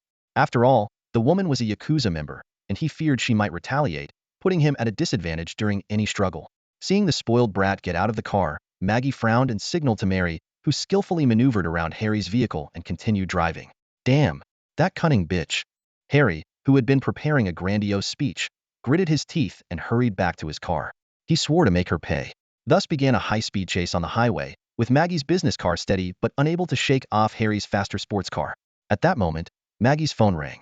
Seeing the caller ID, she answered immediately. Got it, she said before hanging up. She then instructed Mary to slow down at a secluded intersection 3 kilometers ahead. Meanwhile, Old Fong ended his call. That scum dares to provoke us? He had clearly seen the person intercepting their car during the sudden break, and Regina, beside him, was cracking her knuckles in anger. If he knew we were in the car behind him, he'd probably run even faster, Old Fong said, puzzled by Harry's actions and why he was targeting Maggie again. But regardless, this unexpected opportunity was too good to pass up. Ha ha ha, trying to outpace me? That's a joke. Harris fixed his gaze on the slowing SUV ahead, a wave of excitement surging through him. The thrill of the chase made him burst into laughter, his eyes gleaming with triumph. Finally, at the edge of Huaxiang District, Harris successfully intercepted the target vehicle. The car door swung open, and as Harris leaped out, Maggie and her subordinates stepped out of the SUV. Her voice carried a hint of mockery. "Master Harris, what's the rush? Are you here to see me for something important?" Harris's eyes burned with anger as he strode forward, snarling, "You wretched woman! Do you really think you can escape? Do you think you can get away?" He paused, a sinister smile curling on his lips. "Let me make it clear. If you dare run back tonight, my father will hunt you down in a few days, and begging me then won't help you." As he continued his threats, Harris advanced with a menacing swagger, his eyes greedily scanning Maggie. However, instead of fear, Maggie responded with a slight smile. "Oh, why would Master Harris trouble himself with a woman like me? I don't recall offending you." Maggie's calm demeanor infuriated Harris even more. He shouted, "What are you smiling at? Take off that mask. Let me see what you're hiding." No sooner had he spoken than Maggie's two attendants drew their weapons, the blades glinting coldly in the moonlight. Even Maggie's expression turned fierce as she stared intently at Harris. The sudden turn of events startled Harris, causing him to halt involuntarily. He blustered, "What are you doing? Planning to use those knives? Do you know what will happen if you harm me? You dare challenge me? You'll regret it." Just as the tension reached its peak, Harris suddenly remembered something and whipped his head towards the surveillance camera. But what he saw froze him in place as if doused with ice water. Harris's mouth hung open, unable to utter a sound. His eyes bulged, and his body trembled violently, as if he might collapse at any moment. Following his gaze, one could see a large, jet-black bird perched on the camera's crossbar, completely obscuring the lens. Its dark golden eyes stared at Harris emotionlessly. That glance felt like it was tearing Harry apart. At this moment, his greatest fear wasn't even his own father. Despite their blood relation, his father would still show some restraint when beating him. But this giant black bird, it terrified him to his core. Especially tonight, witnessing his older brother's seemingly invincible falcon of doom being torn to pieces was Harry's ultimate nightmare. Suddenly, a foul smell spread through the air, causing Maggie and her maids to wrinkle their noses in disgust.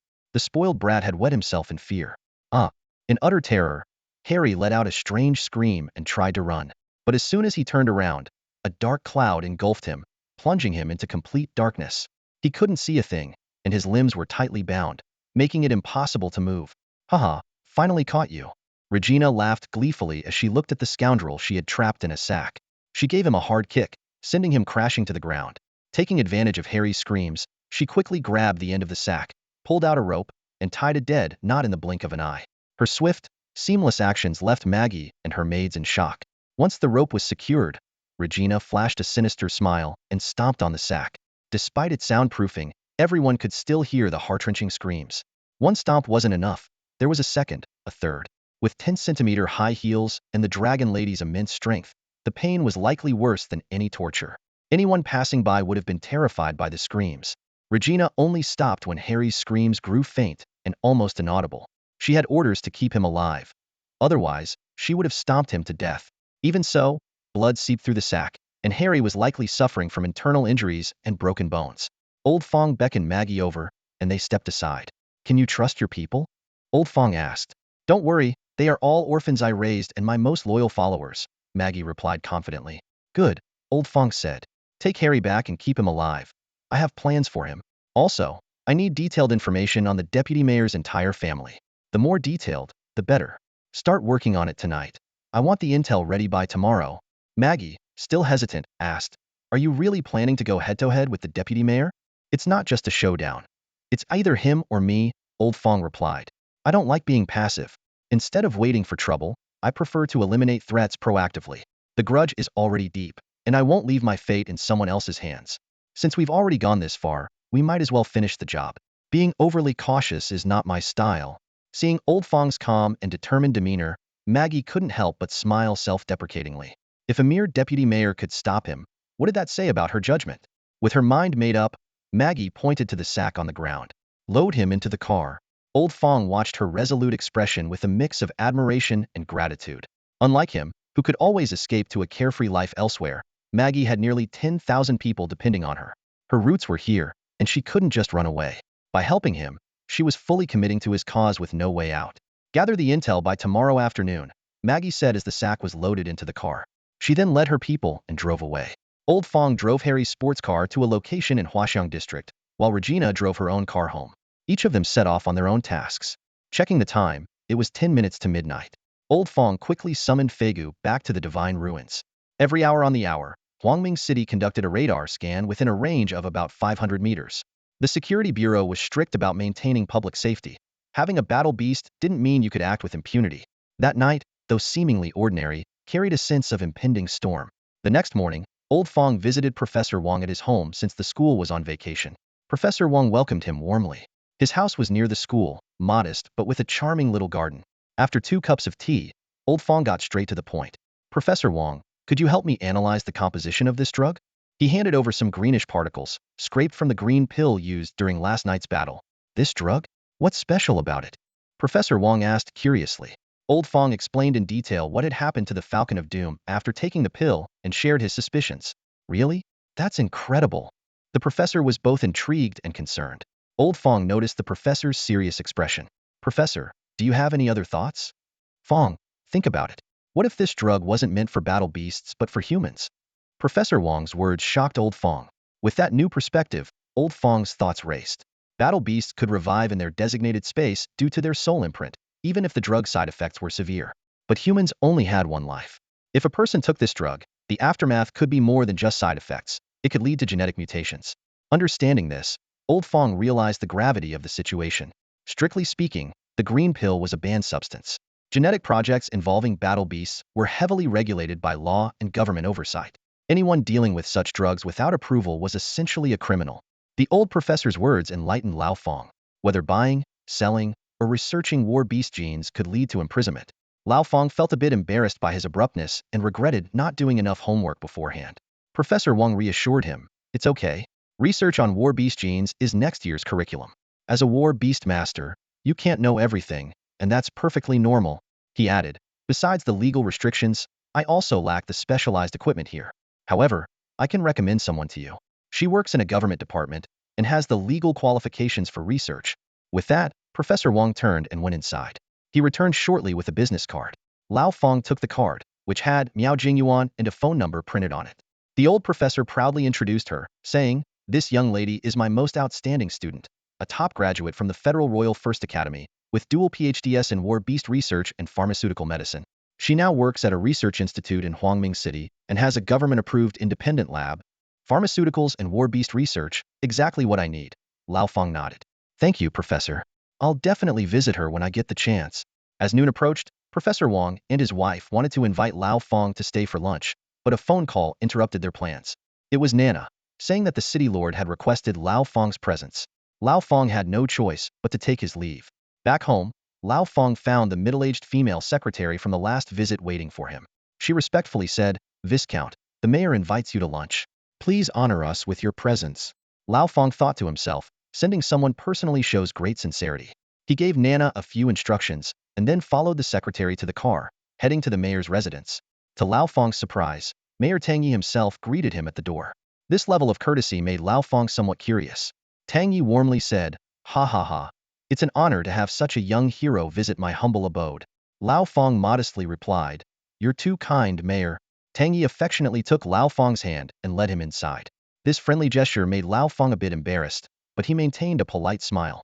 Once in the dining room, Tang Yi waved his hand, and all the bodyguards and attendants left, leaving the two of them alone in the large room. Tang Yi got straight to the point. "You really put the Hunter family in their place yesterday." Lao Fang coldly responded, "They insulted my family. They deserved it." Tang Yi laughed heartily.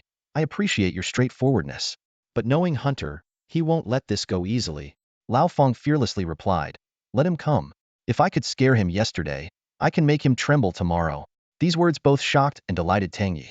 He thought to himself, if he could use this opportunity to remove Hunter from his deputy mayor position, it would solve a long-standing issue. Hunter had been eyeing his position for a while, especially after Dick's rise in the city, showing his ambitions more openly. Tang Yi sighed. Hunter indeed needs to change his bullying ways. "Rest assured, as the mayor, I will not tolerate my subordinates abusing their power." Lao Fang's eyes brightened, realizing that the city lord had taken a clear stance. With the mayor restraining Hunter, the situation became more favorable for him. "Your wisdom is much appreciated, Lord Mayor," Lao Fang respectfully said. Tang Yi reminded him, however, "I must warn you, The Security Bureau is not under my control. If you plan to act, be cautious. They are quite powerful. Hearing Security Bureau, Lao Fang immediately became more alert. He knew the Security Bureau only answered to the Federal Supreme Security Bureau, with resources directly allocated by the Federation beyond local jurisdiction. Even a top official like the City Lord had only negotiating and cooperative rights with the local Security Bureau, not command authority.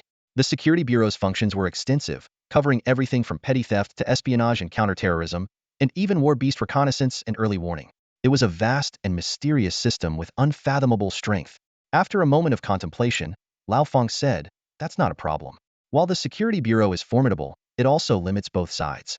You restrain Hunter's administrative power, and the Security Bureau curbs his malicious influence. This makes the game fairer."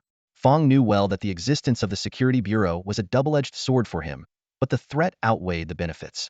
He was confident he could outmaneuver Hunter's dirty tactics, such as orchestrating a night raid on the deputy mayor's family using Fegu, a mere trifle for him. However, the constant surveillance by the Security Bureau made it difficult to act without being noticed. If he were to be targeted, the consequences would be dire. In this civilized society, using battle pets as assassins is a serious crime, not only subject to severe punishment but also causing extremely negative social repercussions. Once a beastmaster is branded with such a crime, their career would be over. Fang could imagine that almost no one would accept such dangerous and uncontrollable individuals. Some beastmasters would rather hire professional assassins than do the dirty work themselves, just to avoid leaving such an indelible stain on their record. In lawless areas, this kind of behavior might be inconsequential, but in a civilized society, it was absolutely forbidden. This explained why Fang saw such extreme measures as a last resort. Watching Fang's composed and confident demeanor, the Lord Mayor couldn't help but admire him. He knew that without his own support, this game wouldn't have gone so smoothly. Since Hunter wanted to play, they would play along. The current situation couldn't be resolved with brute force, but Fang wasn't worried at all. Hunter's strongest card was Dick, yet Fang had already defeated him last night. With the Lord Mayor's backing, it was now Hunter's side that was anxious. Why should Fang be worried? The advantage was his. It was just that the process of defeating the opponent might take a bit longer. By the way, Fang, the Lord Mayor suddenly said, "Did you know? There's a new contender at the Night Queen Arena, someone around your age, and perhaps even stronger than you." Xiao Fang. The mayor's friendly address instantly narrowed the gap between them. Lao Fang noticed the gleam and subtle anticipation in Mayor Tang Ye's eyes, immediately realizing that his dual identity had been uncovered. Clearly, the mayor had done his homework after last night. Lao Fang wasn't particularly concerned. He hadn't been hiding his identity. Anyone with determination could uncover most of it. Especially someone in the mayor's position, it would have been effortless. In response to the probing question, Lao Fang simply smiled and said, "I wonder if the mayor's courtyard is big enough?" Tang Ye's enthusiasm was almost overwhelming for Lao Fang. He welcomed him warmly upon arrival and saw him off when he left, his eagerness evident. Watching the convoy depart, a peculiar thought crossed Tang Ye's mind. If only I had a granddaughter. The scene in the courtyard earlier had been truly awe-inspiring. When those three battle beasts appeared simultaneously, Tang Ye had made up his mind. No matter what, he had to bet on this dark-haired youth. He must secure this alliance firmly. Initially, Tang Ye had been skeptical about the various speculations regarding the young man's identity, even doubting if his subordinates had made a mistake.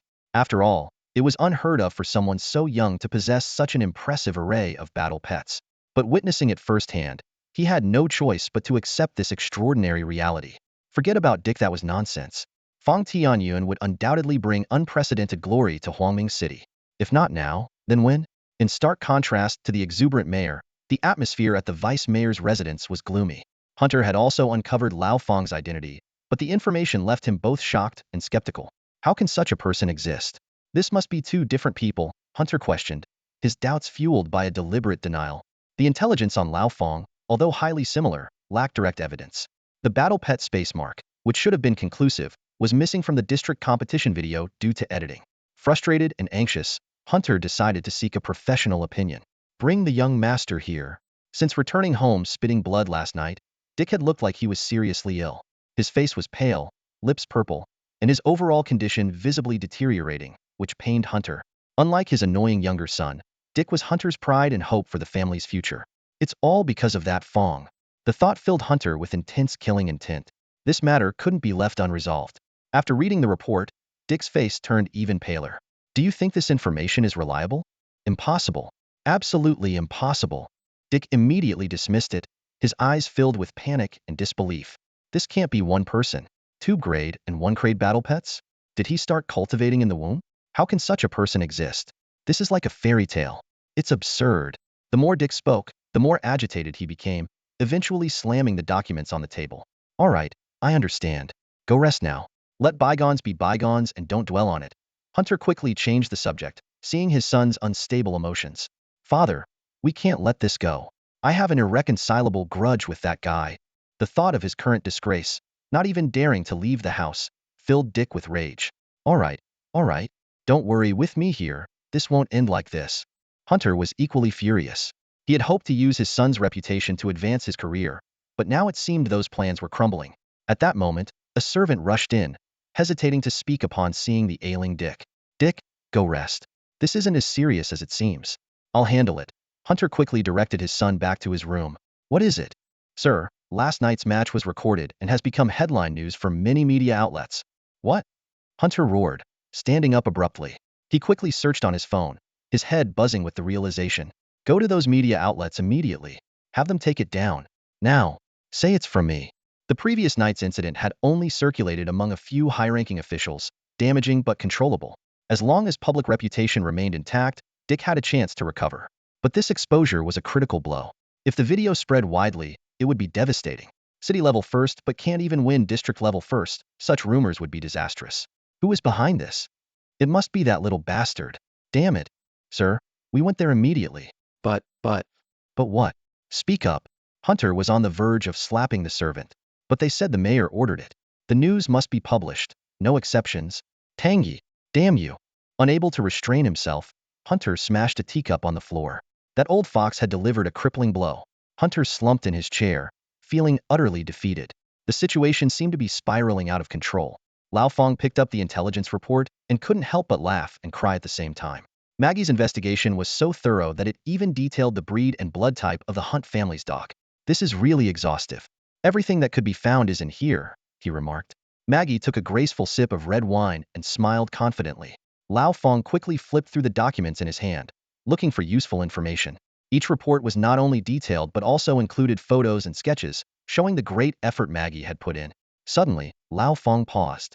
He picked up two documents, comparing them side by side, even holding them up to the light for a closer look. Noticing his unusual behavior, Maggie asked, "What did you find?" Lao Fong placed the two documents in front of Maggie. "Look at these two pictures. Can you see any resemblance?" Maggie carefully examined them. One was a photo of Harry, and the other was of an unfamiliar man. The eyes and the mouth, there's a slight resemblance, Maggie said hesitantly. Lao Fong was taken aback. Oh, you think so too? He had thought he might be overthinking it, but Maggie had the same impression. And this person is? Maggie checked the details of the unfamiliar man. He's the Hunt family's driver, the mayor's wife's cousin, Lao Fong explained. So, he's technically Harry's uncle. It's not unusual for them to look a bit alike. Is that so? Lao Fong frowned and pulled out another document. Then look at these two. Do they look alike? This time, it was photos of the mayor's wife and her cousin, the driver. After careful comparison, Maggie concluded, not at all, right? I thought so too. The cousins look nothing alike, Lao Fong agreed.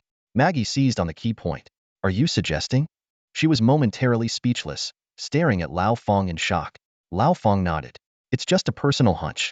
But if we test it and find something interesting, it could be quite revealing. He explained that he hadn't initially thought much of it, but the stark differences between the brothers, coupled with subtle observations, had led him to a bold idea. Maggie suggested, should I do a more detailed investigation on the mayor's wife and her cousin, the driver? No need. Lao Fong shook his head. Just get a DNA test for the two brothers. Getting a sample from Harry is easy. But Dick? Maggie frowned. Dick is holed up at home. We can't just storm in and yank a hair or draw blood from him. Can we? Can blood still be tested after it coagulates? Apparently, within 48 hours, with the use of anticoagulants. Well, that's definitely more advanced than Blue Star's technology. Lao Fong turned to leave, but Maggie quickly asked, where are you going? To get the blood. Dick bled quite a bit last night, Lao Fong reminded her. Maggie recalled Dick's dramatic scene from the previous night. I'll send someone to handle it. I have something important to tell you. Go ahead. Lao Fong stopped. What's the situation with Harry? He's not going to die, is he? Lao Fong was puzzled. Although Regiana had been heavy-handed, she had avoided any vital areas. Harry, despite being a bit of a two-star martial artist with some flaws, shouldn't be in such bad shape. Maggie quickly clarified. He's not dead, but something strange is going on. You should see for yourself. Lao Fong followed Maggie to the underground chamber where Harry was being held. Harry was wearing only a pair of shorts, his limbs shackled, his head drooping against the wall, barely conscious. However, his body had undergone a shocking transformation. His right hand had turned into a brown claw, with the entire forearm covered in dense, cornflake-like brown scales, extending to his right chest and neck. Maggie detailed the situation. After we brought him back last night, I had someone cast a few healing spells on him. Though he was weak, he was conscious and could speak. But around 5 in the morning, he started convulsing, fell into a coma, and then gradually began growing these strange things. Lao Fong examined the claw closely, comparing it in his mind. Crank, lower tier, Citrolo giant lizard. Although the claw was much smaller, its shape and scales matched the giant lizard exactly. He couldn't help but think of the green pill from yesterday. Though he didn't know how Harry had ended up like this, there had to be a connection. At that moment, Lao Fong noticed Harry's lips trembling slightly. Medicine, medicine. Give me medicine. Lao Fong caught the faint whisper. Where are his personal belongings? His storage ring? Lao Fong asked. Maggie replied. The person I hired is still working on breaking the ring. It's a tricky process and will take about another hour. Lao Fong nodded, satisfied with Maggie's efficiency. With a wave of his hand, Xiao Qing appeared in the cell. Stay here and keep him alive. Just make sure he doesn't die. With Xiao Qing, the healer, present, Harry's life was no longer in immediate danger. Originally, the plan was just to deal with the vice mayor's family, but the green pill and Harry's bizarre transformation made Lao Fong feel that there might be a much bigger secret behind all this. As Lao Fong examined the items stored in Harry's ring, he couldn't help but frown. The ring contained an assortment of items that could easily stock an adult toy store. He was secretly relieved that he had opened the treasure chest himself. If Maggie had opened it, the scene would have been unbearably awkward. Pushing aside the miscellaneous junk, Lao Fong focused on a few key items: a red pill, a bottle of brownish-yellow liquid, and a syringe. The residue in the syringe indicated that it was meant to be used with the liquid. Initially, Lao Fong thought it was some kind of drug. However, after Maggie brought in a pharmacist to examine it, the results were surprising. Despite the pharmacist's mediocre skills and limited resources, he determined that the liquid contained non-human cells likely from a battle beast. With this information in mind, Lao Fong formulated a plan. He returned to the dungeon and drew 5 milliliters of the brownish-yellow liquid into the syringe, then injected it into Harry. 5 minutes later, Harry began to twitch slightly, and his vitality slowly returned. Xiao Qing's message confirmed Lao Fong's suspicion. The claws and scales on Harry's body quickly receded, restoring him to his human form. Soon after, Harry shook his head and opened his eyes.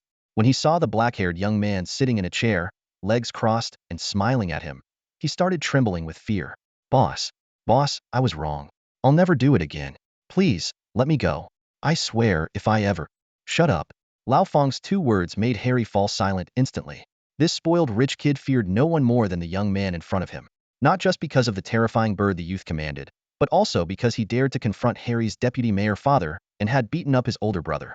Seeing that Harry had calmed down, Lao Fong emotionlessly summoned Feigu. Harry, who had just regained some composure, started to panic again at the sight of the bird. If you scream again, I'll have Feigu peck out your eyes, then your nose, and finally tear the flesh off your face piece by piece. This statement immediately silenced the terrified Harry. Even with his mouth covered, the sound of his chattering teeth was audible. Good.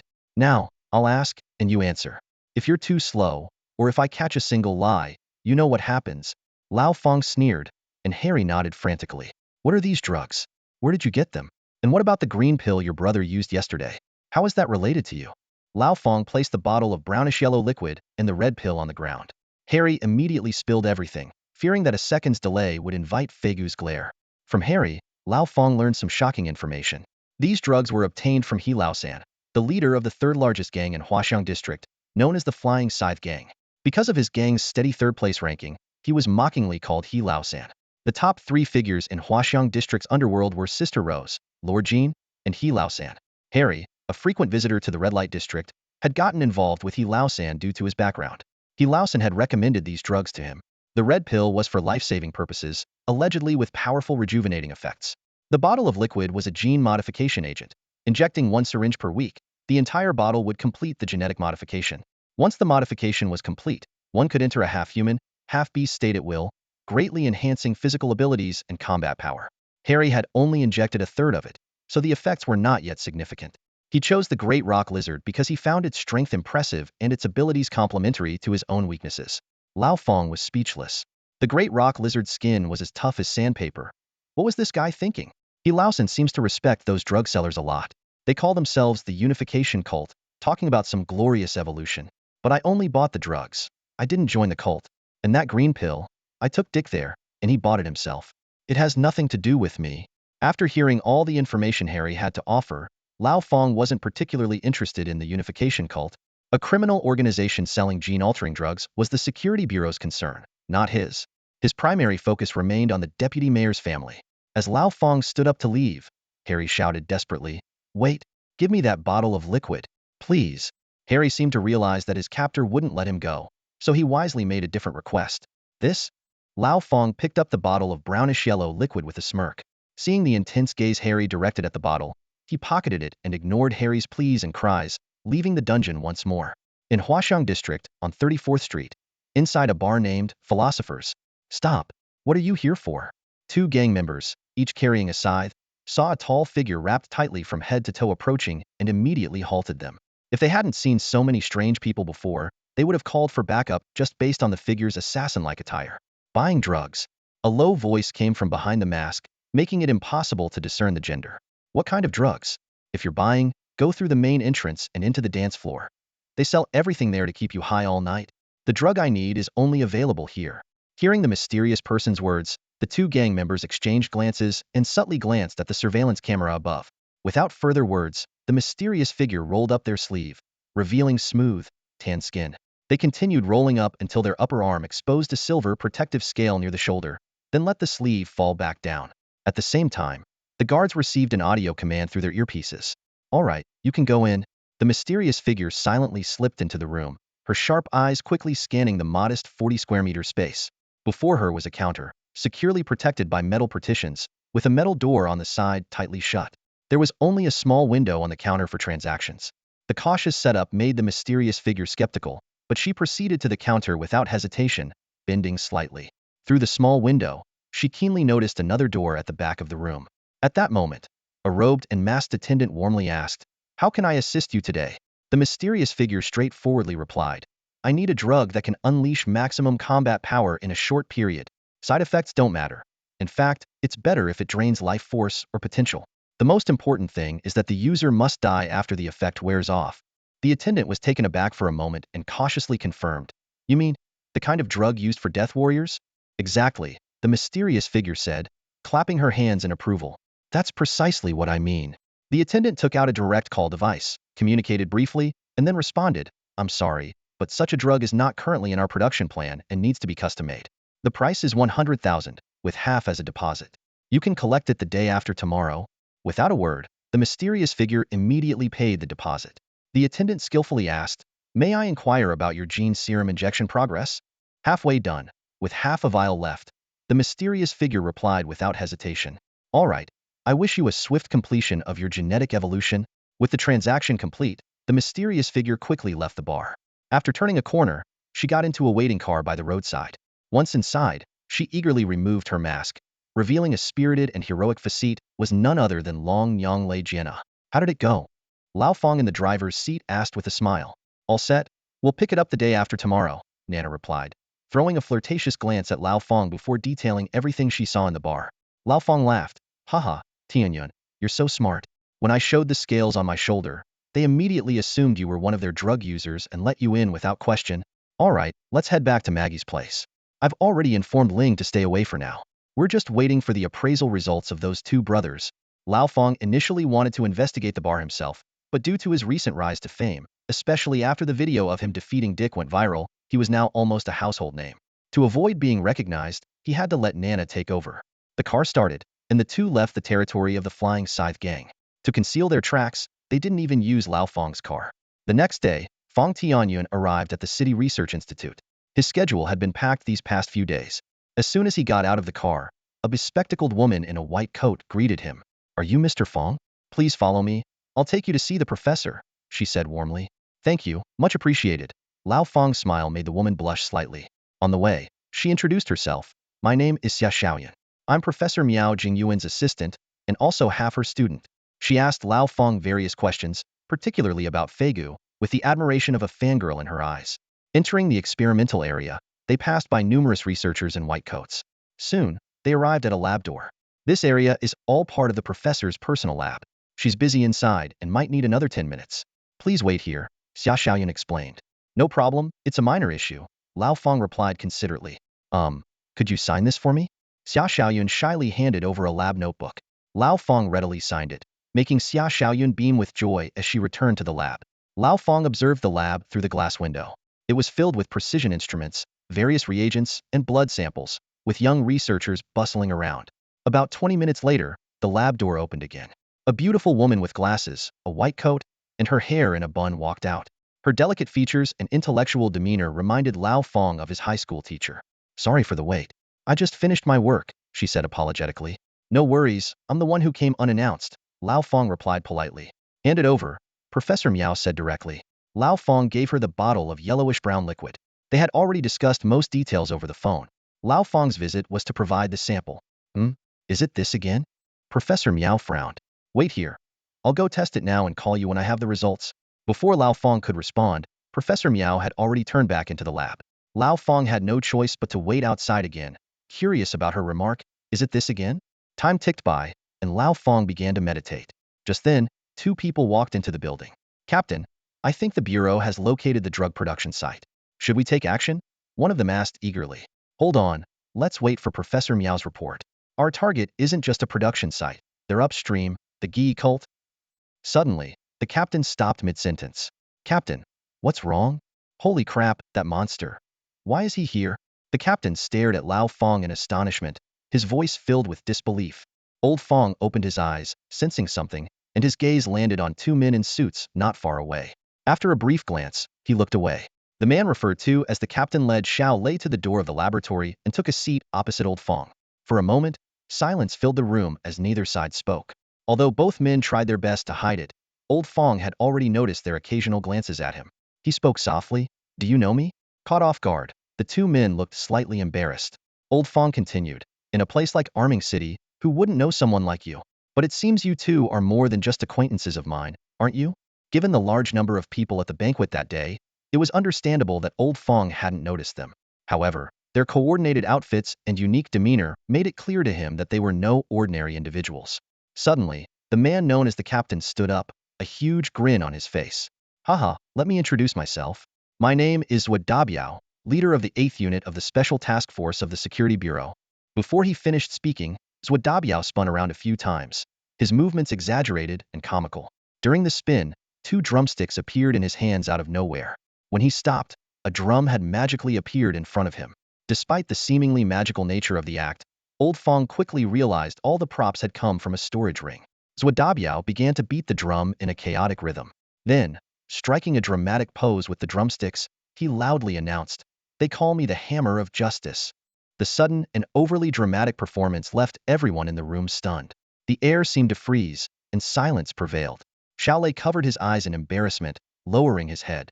Old Fang was equally taken aback, his toes curling involuntarily in his shoes. Old Fang thought to himself, what kind of social disaster is this? Of all things, he had to mimic the Jinyu Force, right? And Hammer of Justice, is he for real? He hadn't expected such a character in a serious department like the Security Bureau, but it was indeed a surprising twist. Just then, the door to the laboratory suddenly opened. Professor Miao, looking displeased, appeared at the entrance. Dabiao quickly hid his props behind his back, a sheepish smile on his face. Professor Miao scolded. Daju, you're at it again, aren't you? Drumming at the lab entrance, really? Her tone suggested they were old acquaintances. Dabiao quickly apologized. Ah, Sister Miao, I'm sorry. All right, come on in. All of you, Professor Miao said, waving them in before turning back into the lab. The other three followed her inside.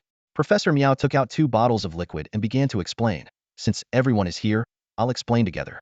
The liquid samples brought by Captain Zui yesterday and the ones brought by young Master Fang today are almost identical in composition and pharmaceutical process, except for the different beast cells they contain. She continued with a detailed analysis. Each bottle contains about 50 milliliters of liquid. Once fully injected, the genetic mutation will reach a preliminary stabilization point, making reversal extremely difficult. Additionally, these genetic mutations are unstable compared to natural hybrids, requiring frequent medication to maintain cellular stability. Otherwise, the results could be monstrous. Moreover, this genetic mutation is highly addictive. Professor Miao's expression was not only serious, but also tinged with anger. Did you really find this drug in Arming City? The person who invented this isn't just committing a crime. Their intentions are utterly malicious. Her analysis clarified many previous doubts. Why Harry had seizures and fainted, why he sought medication from old Fang, and why the Guy sect let Regina go after confirming she was a user all became clear. Zhuo expression turned uncharacteristically serious.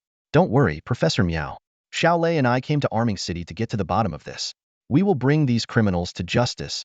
However, his junior, Xiao Lei, looked visibly worried. Turning to old Fang, Zhuo asked, by the way, Brother Fang, where did you get your bottle of genetic mutation liquid? He had already started addressing old Fang familiarly. Without flinching, old Fang replied, I snatched it from Dick. Given the current animosity between the sides, he saw no harm in making up a story. Surprisingly, Zhuo seemed to believe him, recalling the drug Dick had thrown during their previous encounter. With the matter settled, the three of them bid farewell to Professor Miao. As they left the laboratory, old Fang couldn't help but ask, you seem quite familiar with Professor Miao. Professor Miao was already a hired professor for the Security Bureau when she was in Ozison City. Her expertise is considered top-notch among the younger generation. Ozison City, being the capital of the Ozison Federation, holds a significant position. From this, old Fang deduced that these two people were likely from the federal capital. He couldn't help but wonder, isn't it great in the capital? Why did Professor Miao decide to come to this remote city? Xiao Lei explained. Oh, you know Professor Miao is straightforward and deeply focused on her research. The capital's atmosphere doesn't suit her. Plus, she's originally from Huangming City, so she came back. Besides, in terms of battle beast resources, a border city like Huangming, which is close to adventure zones, is much richer than the capital. I guess that's why the Guy sect set up their pharmaceutical base here.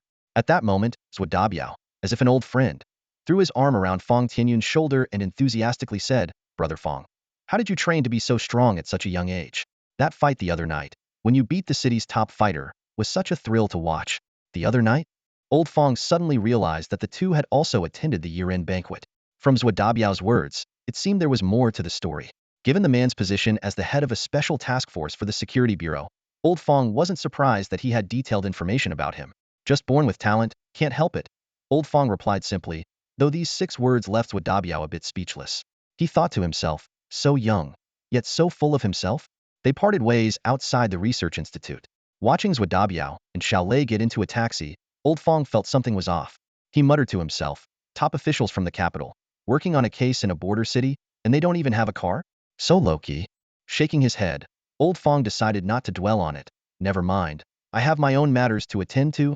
Just then, his phone rang. Seeing it was Maggie calling, his heart tightened. Was something wrong? Answering the call, Maggie got straight to the point. The identification results are out, same mother, different fathers. Wow, so it's really green. Green all the way? Lao Fang stared at the appraisal report in his hand, his face a kaleidoscope of emotions. He had initially approached the situation with a why-not attitude, never expecting to hit the jackpot. Although he still had doubts about the driver's identity, this report alone was enough to spark a storm. Carefully, Lao Fang tucked the appraisal report away, a smug smile creeping onto his face. The deputy mayor's wife had some nerve, daring to place her lover in their home as a driver. But now, those meticulously forged identities didn't matter anymore. The betrayal was confirmed, and the real drama was just about to begin. So, what's your plan? Maggie asked curiously, her eyes gleaming with excitement. Lao Fang gave a mysterious smile. Just wait and watch a spectacular family drama unfold.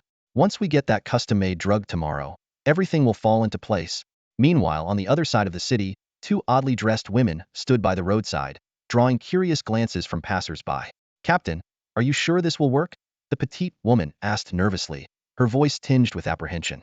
Relax, I've already found out where their factory is.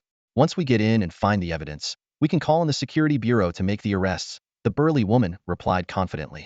Passers-by whispered among themselves, speculating whether these 2 were modified cars. The tall woman, with her heavy makeup, couldn't quite hide her masculine features, attracting even more attention. Noticing the stares, Zhuo glared back fiercely, sending the onlookers scurrying away. Captain, if we're going, let's hurry up. As much as this is for the case, this getup is really embarrassing, Xiao Lei said, blushing and filled with reluctance. Zhuo chuckled. Don't say that, Xiao Lei.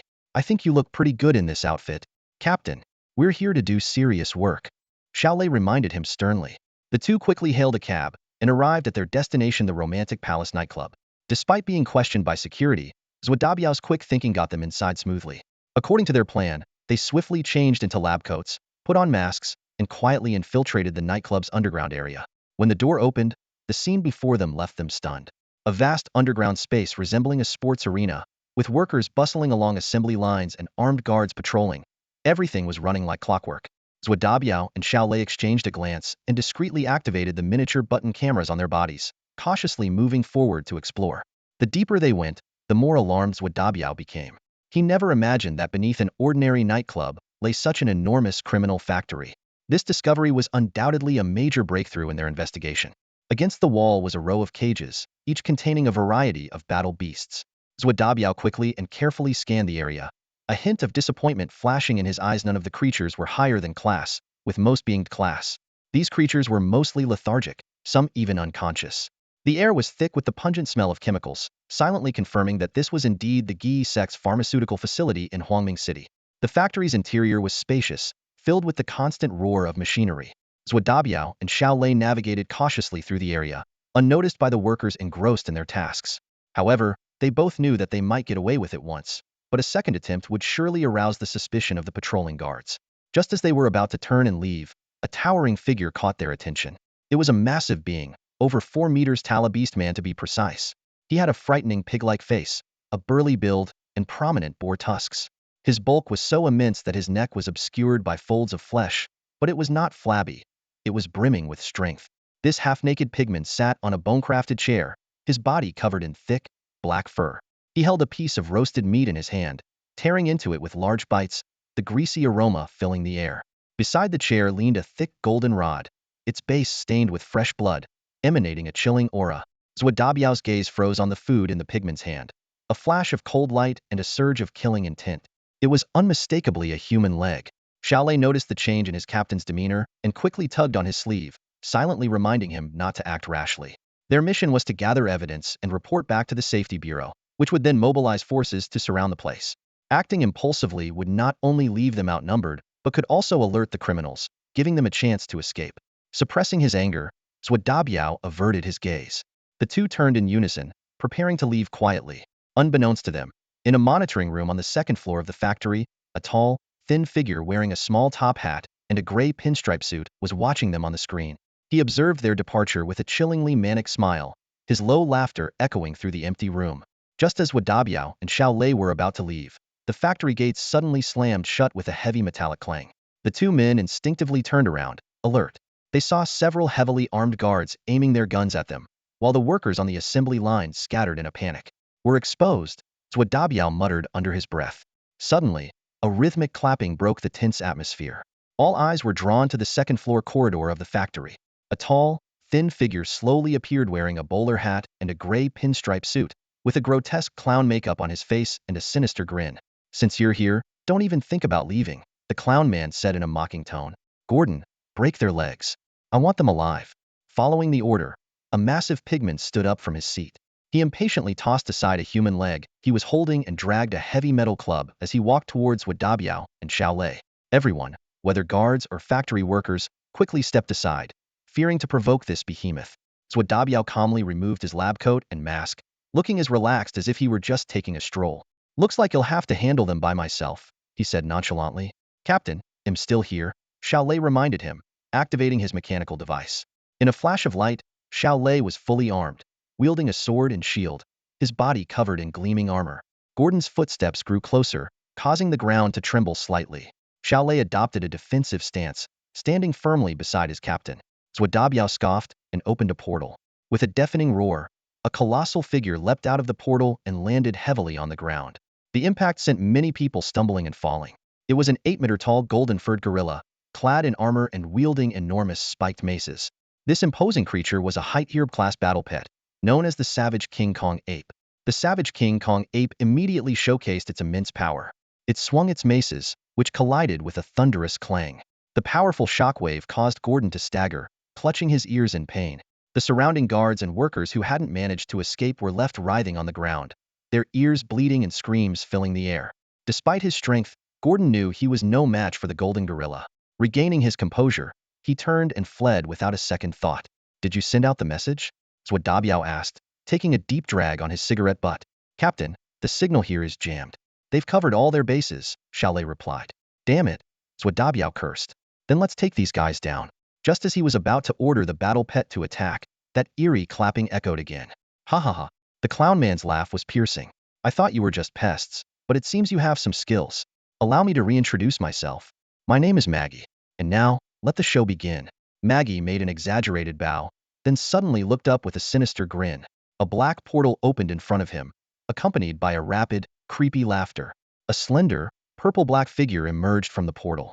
This new entity had purple and white skin, a sharp face, hooked nose, and a face resembling an abstract clown painting. It wore a circus-style bodysuit in purple and black, with pointed-toe boots. It held a wand that sparkled with starlight and stood over 2 meters tall. Though this clown-like battle pet didn't have the same imposing presence as the golden gorilla, Zhuo expression turned serious. A dark type, demon class, height earb class pet, King Sarayan. Zhuo muttered. He realized that the clown man Maggie might be the true mastermind here, with formidable strength. At that moment, the surrounding guards of the Unity cult began to roar and howl. Many took out syringes and injected themselves with unknown substances. Their bodies started undergoing bizarre transformations. Some grew scales, others sprouted wings and horns, and some had their muscles swell and eyes turn blood red, entering a half-beast, half-human state. Some guards, having lost their sanity, charged directly at Zhuo and Xiaolei. The savage King Kong ape swung its mace, instantly turning the leading guards into blood mist. This scene clearly demonstrated the instability of their genetic modifications. The battle beasts that managed to retain their sanity in their transformed states took a few cautious steps back, warily awaiting Mackie's next command.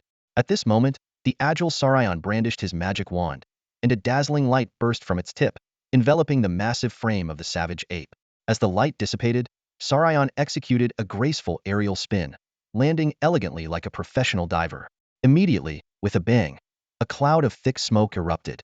When the smoke cleared, another giant beast, identical to Zhuo savage ape, stood revealed. This was precisely the shapeshifting skill that King Sarayan prided himself on. It could last for 5 to 10 minutes, with a cooldown period of about an hour. The limitation of this skill was that the target beast's magic energy could not exceed 1.2 times that of Sarian's own.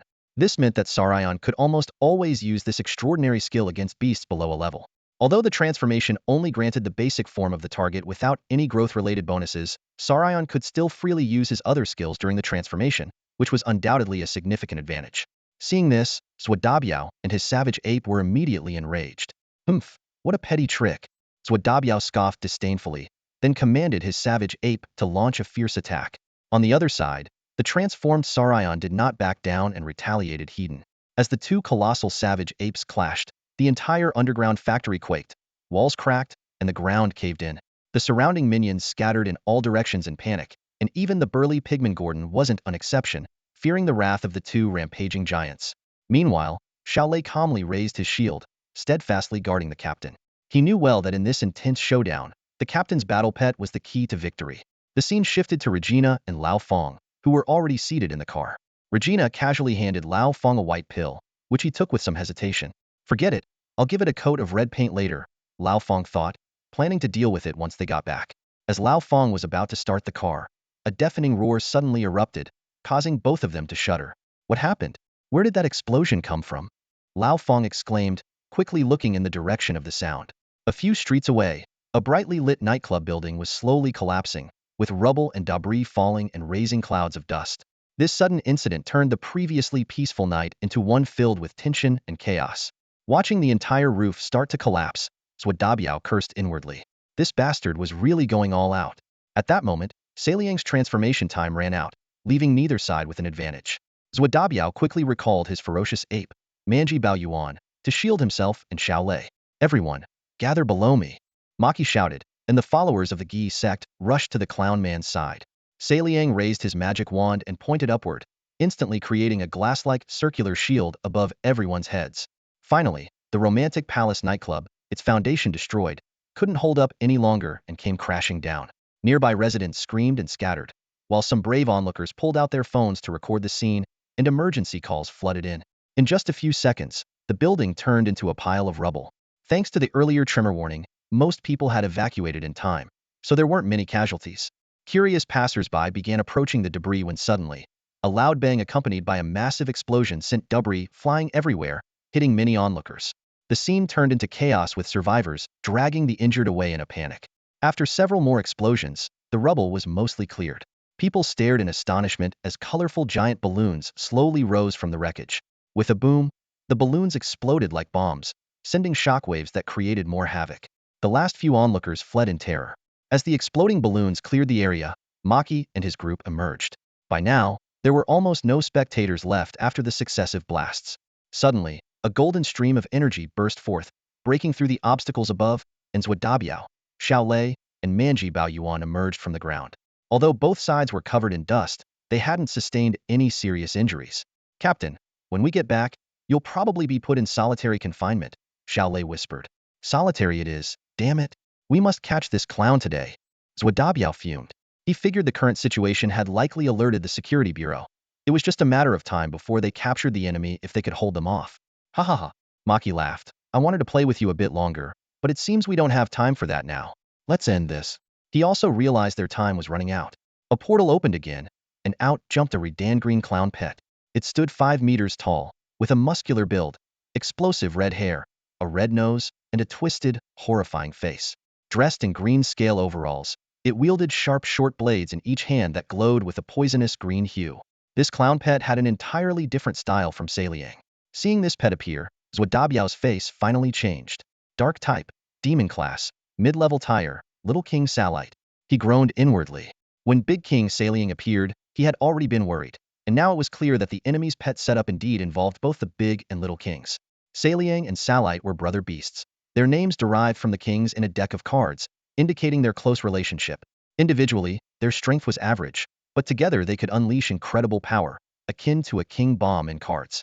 Zhuodabiao felt extremely frustrated. His pet setup included 3, forming a perfect Landseer combination. However, his aerial pet had been honored in a recent mission and was still in recovery. The aquatic pet was useless on land, making it a burden in this purely terrestrial battle. So, he could only rely on Manji Baoyuan for combat. If his aerial pet were available, he wouldn't fear even the Big and Little Kings together. But now, he could only try to stall for time. As soon as Little King Salite appeared, it grinned and charged at Manji Baoyuan with its blades. "You guys attack the others. Leave the golden ape to me," Maki commanded, and Gordon the pigman led a group of half-beasts charging at Zhuodabiao. Seeing this, Xiaolei dashed forward without hesitation. "Mu Qianlei," Zhuodabiao shouted. "Don't worry, Captain. I'll hold out until reinforcements arrive," Xiaolei replied firmly. "You rookie, get back here now." Zhuodabiao stomped his foot in frustration. Seeing Xiaolei determined to go, Zhuodabiao had no choice but to order his pet to support him. But as soon as Manji Baoyuan moved, close combat clown Salite stuck to it. Helpless, Zhuodabiao cast 2 enhancement spells in Xiaolei's direction and then focused all his mental energy on the beast battle. Xiaolei's movements were precise and seamless. He bent down, raised his shield, and charged, creating a shockwave defense barrier infused with his primal energy. Despite his average build, he took down 5 or 6 half-beast minions in one strike. As the impact diminished, he swiftly turned, slashing and stabbing with his sword, each move targeting vital points. In no time, 3 or 4 more fell. His superb combat skills brought the enemy's charge to a halt, leading to a temporary stalemate. In fact, Xiaolei's charge was the correct choice. Allowing the battle to reach Zhuodabiao's side would create unnecessary distraction and risk, making it truly dangerous. This was a classic tactic of pushing the front line to create depth. Seeing Xiaolei holding his ground, Zhuodabiao felt slightly relieved but remained highly tense. The situation was dire, and his pressure was far greater than Xiaolei's. Meanwhile, Fang was still driving to the scene. Salite stepped forward, engaging the fierce barbarian ape in combat. The agile ape avoided direct confrontation, leveraging its speed to strike and retreat quickly. It dodged Salite's attacks with ease, almost mocking its opponent's clumsiness. Meanwhile, King Salion stood nearby, swiftly crafting balloon figures. His hands moved rapidly, transforming colorful balloons into human shapes. These over 2-meter-tall balloon men sprang to life upon inflation, forming a vibrant army that charged at the barbarian ape on the battlefield. The balloon men acted like moving bombs, exploding on contact. Although the explosions were powerful, they only caused minor pain to the thick-skinned barbarian ape, failing to inflict substantial damage. However, the sheer number of balloon men and the constant noise of explosions disrupted the ape's judgment. Coupled with Salite's occasional surprise attacks, the battle reached a stalemate. Finally, the barbarian ape could no longer tolerate the harassment and slammed its fist into the ground. "Drumbeat!" shouted Zhuodabiao as a powerful shockwave radiated outward. The balloon men exploded, and even Salite's legs went numb from the impact. Seizing the moment when his opponent was immobilized, the barbarian ape lunged forward, aiming a hammer blow at Salite's face. However, the expected devastating blow felt like striking air, with no solid impact. Salite had used a puppet technique, transforming himself into a soft, doll-like state to mitigate the damage. The barbarian ape roared in frustration, twisting its wrist to unleash an invisible energy shock-stun strike. This blow finally sent Salite flying. Even after reverting from his doll state, Salite shook his head, temporarily unable to stand. Seeing his enemy dazed, the barbarian ape leaped into the air, raising both hammers for a killing blow. Suddenly, a slender figure appeared. It was King Salion. With a sinister grin, he pointed his magic wand upward, releasing purple magical ripples that conjured a large, dark box. The box sprang open, and a giant red boxing glove shot out, punching towards the barbarian ape. This was the magic toy box. The barbarian ape had to abandon its attack on Salite to counter the incoming glove. The two forces clashed midair, creating a thunderous explosion that shattered nearby windows. The commotion caught the attention of Zhu Nan and Xiao Lei, who were fighting nearby. Compared to the fierce battle between the pets, the human combat seemed almost insignificant. The barbarian ape landed on the ground as Wadabiao lamented the missed opportunity. A recovered Salite fearlessly charged forward again, dodging hammer blows and sidestepping to strike at the ape's flank. However, he forgot about the ape's other hammer. A brutal gust from the side hit Salite once more. Zhuadabiao was ready to press the advantage with a second stun strike when suddenly, the struck Salite disintegrated like shredded paper. That grotesque clown face twisted into an even more distorted smile. It's the shedding blade. Zhuadabiao realized too late as Salite reappeared behind the barbarian ape, aiming his blades at its kidneys. The poison blades pierced through the armor but couldn't go deeper. A faint golden glow enveloped the barbarian ape. Its signature defense skill, Barbarian Golden Body, had activated just in time. Salite pressed on, trying to deal more damage. As the barbarian ape prepared to counterattack, a black ring descended from above, binding its arms tightly. Seizing the moment, Salite struck like a whirlwind, slashing his twin blades and inflicting over a dozen wounds on the golden-furred gorilla. Despite its formidable defense due to the barbaric golden body, the effect was short-lived and soon, the gorilla's abdomen bore 4 or 5 fresh, bleeding gashes. The pain ignited the fury of the barbaric violent ape, and it let out an earth-shaking roar. Its bulging muscles swelled, shattering the black rings that bound it. Seeing this, the cunning Salite immediately retreated but didn't stop there. His grotesque heart-shaped mouth suddenly opened, spewing a fountain of dark green liquid that landed precisely on the wounded abdomen of the ape. The excruciating pain hit, but the barbaric violent ape had no time to lick its wounds. Sensing imminent danger, it swiftly dodged to the side just in time to avoid a black ring that dropped where it had been standing, a signature move of the great clown, known as the ring toss. From a distance, Salion, unfazed by the missed attack, calmly picked up his magic wand, one hand on his hip, and leisurely continued drawing black rings. Meanwhile, the barbaric violent ape's situation grew more perilous. Its abdominal armor was being corroded by the highly toxic dark green liquid, and its fur sizzled and smoked. Ha ha ha! Maki let out an arrogant, maniacal laugh. How long can you last, you big ape? The Safety Bureau's vehicle won't arrive in time to save you. You'll be gloriously sacrificed. His laughter was full of smugness, knowing that the Jokers had yet to unleash their ultimate moves, while their opponent was already showing signs of defeat. Zhuadabio's expression was more serious than ever. Facing a mage and an assassin simultaneously, he, as a warrior, found the situation exceptionally tricky. If he couldn't quickly defeat one of them to reduce their numbers, the battle would become extremely difficult. However, the thought of instantly killing either of them seemed nearly impossible. Instantly killing Salion was out of the question. The devious mage clown had countless life-saving skills.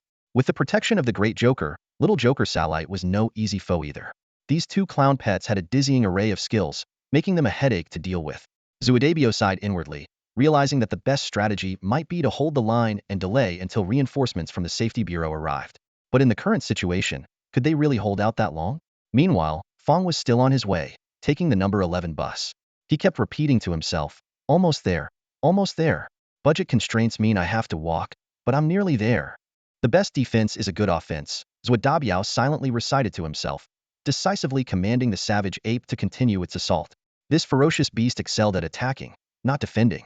Yet, despite this, the battle remained at a stalemate. The savage ape, though minimally affected by poison, struggled to find an effective breakthrough while facing two opponents. After several rounds, its muscular body bore more fresh wounds, with blood slowly trickling down its thick fur. On the other side, Lei began to breathe heavily. Facing a 5-star warrior like the Borman Gordon and a group of half-beasts, it was no small feat for this 4-star warrior to hold his ground. Although Gordon was incredibly powerful, his combat technique was crude, relying solely on brute strength. If not for this, Lei might have already fallen. Even so, the pressure was immense. Lei, wielding both sword and shield, had a knack for defense. Though he had sustained a few injuries, they did not hinder his ability to fight. Useless idiots. Ma Ji cursed angrily. How can so many of you be held back by just one person? Hearing this, Gordon shuddered. He knew his superior was even more ruthless and insane than himself. After a moment's thought, the Borman pulled out a syringe and injected it into his neck without hesitation. Instantly, Gordon's body was covered in a thick layer of rock armor. His eyes turned blood red, veins bulging, looking terrifyingly savage. With a sudden movement, he whipped up a gust of wind. Lei, occupied with the half-beasts, sensed something was wrong and turned abruptly. Gordon was already upon him. How was he so fast? Lei was shocked. He had kept a safe distance from Gordon, not expecting his opponent to become so powerful after taking the drug. Facing the incoming goldenrod, Lei had no time to dodge. He infused his shield with his inner energy and braced it in front of him. Duong! A loud crash sent Lei flying like a broken kite, spitting blood and rolling several times on the ground before he could regain his footing. His left arm had gone completely numb from the impact. Seeing this, the other half-beast swarmed forward, ready to finish him off. Gordon followed closely behind. At that moment, a loud rumble echoed.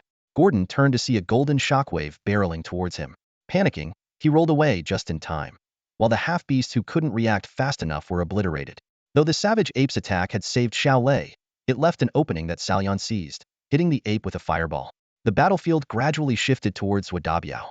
He knew that if the distance closed, the enemy might send battle pets to ambush him.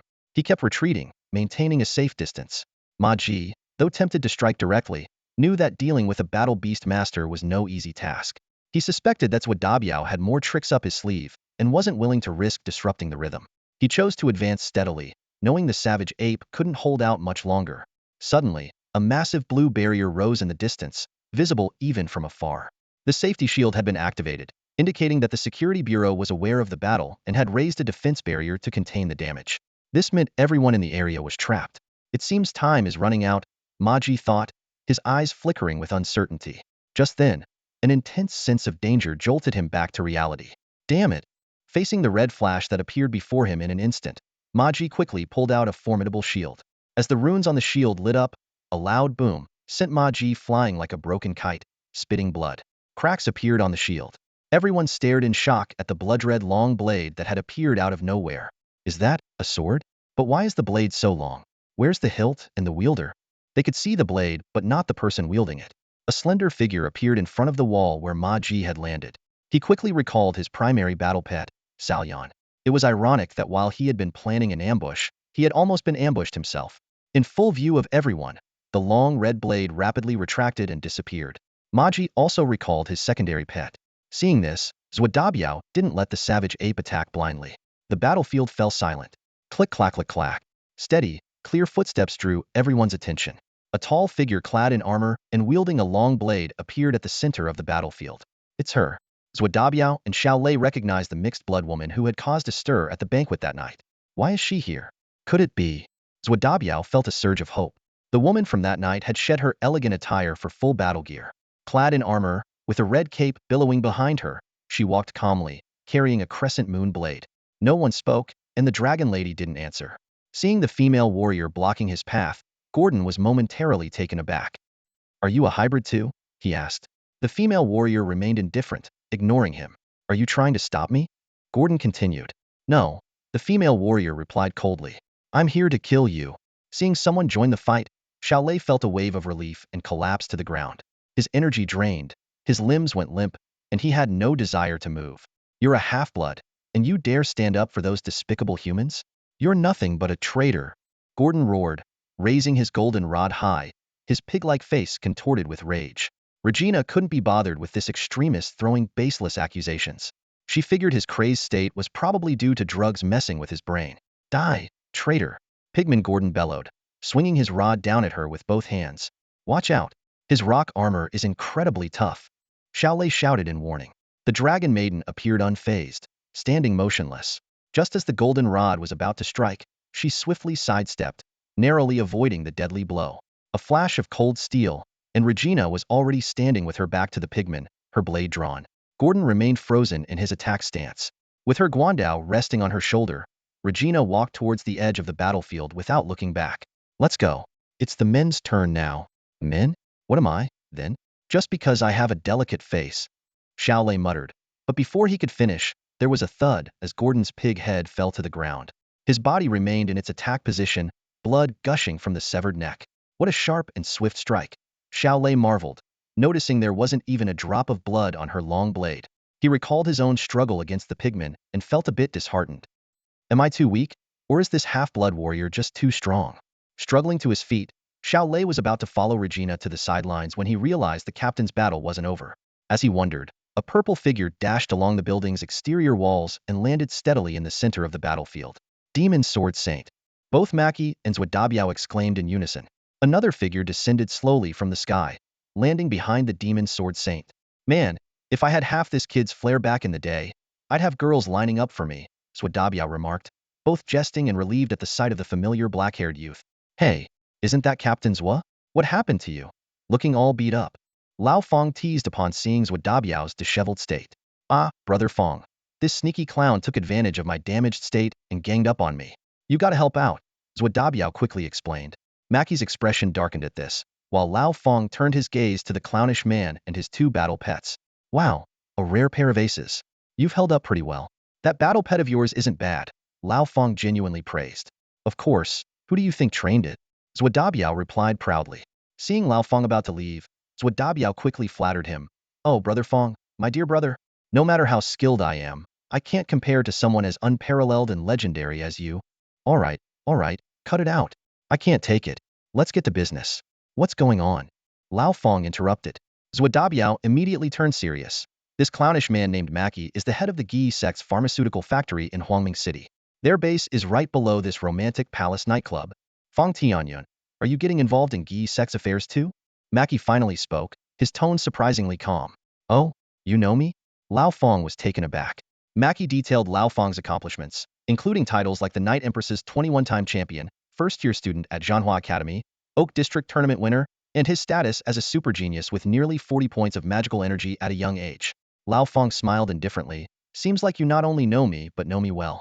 So, do you know what I do to criminal organizations like yours that peddle drugs? No room for negotiation? Maki's face started to twist into a savage snarl. Lao Fang didn't answer but turned to Zhuodabiao. Captain Zhua, you owe me one. Then, looking down at Maki, he grinned and said, 2 on 2. Let's have some fun. Bro, leave that king to me. Today, I'm smashing it to pieces, Zhuodabiao said through gritted teeth, his eyes blazing with anger. On the battlefield, targets of hatred are always prioritized. Melee fighters loathe nothing more than those pesky ranged controllers who kite them around, and among all classes, healers are undoubtedly the most hated.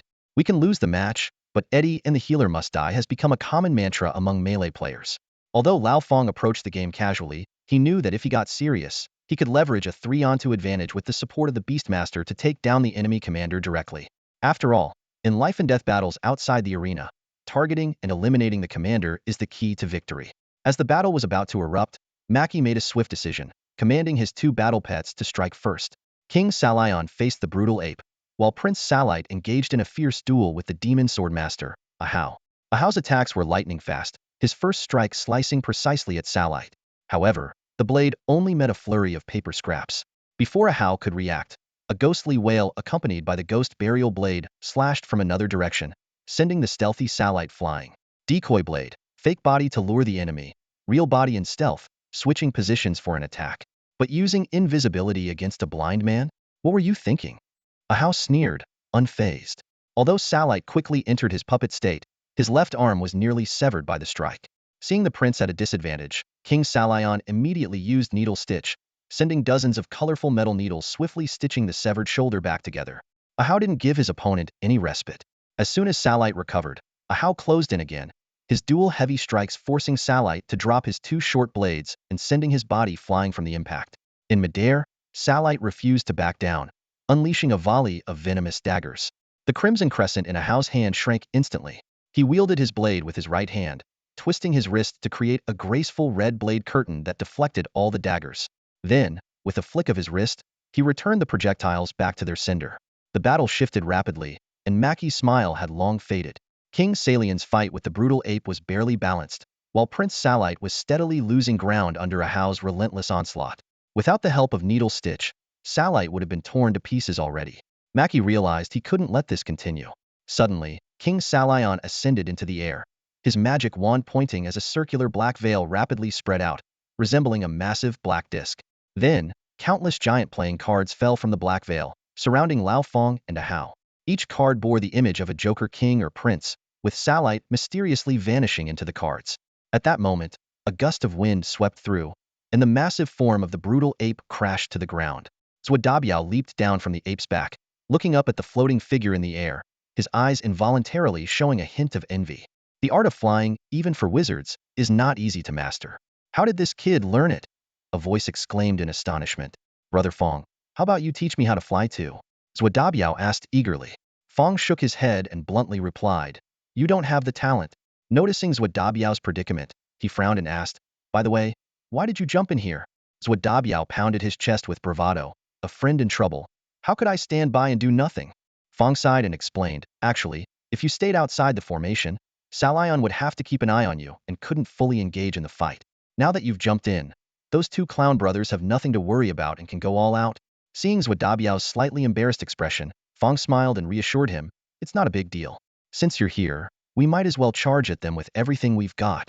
These words seemed to invigorate Zhuadabiao, who immediately perked up. That's the spirit, right up my alley. At that moment, Mackie laughed maniacally and shouted, ha ha, now that you're all together, prepare to be utterly defeated. His madness made him forget that Fong still had two battle pets yet to be summoned. However, since it was agreed to be a Tuntuo fight, Fong was reluctant to break his word.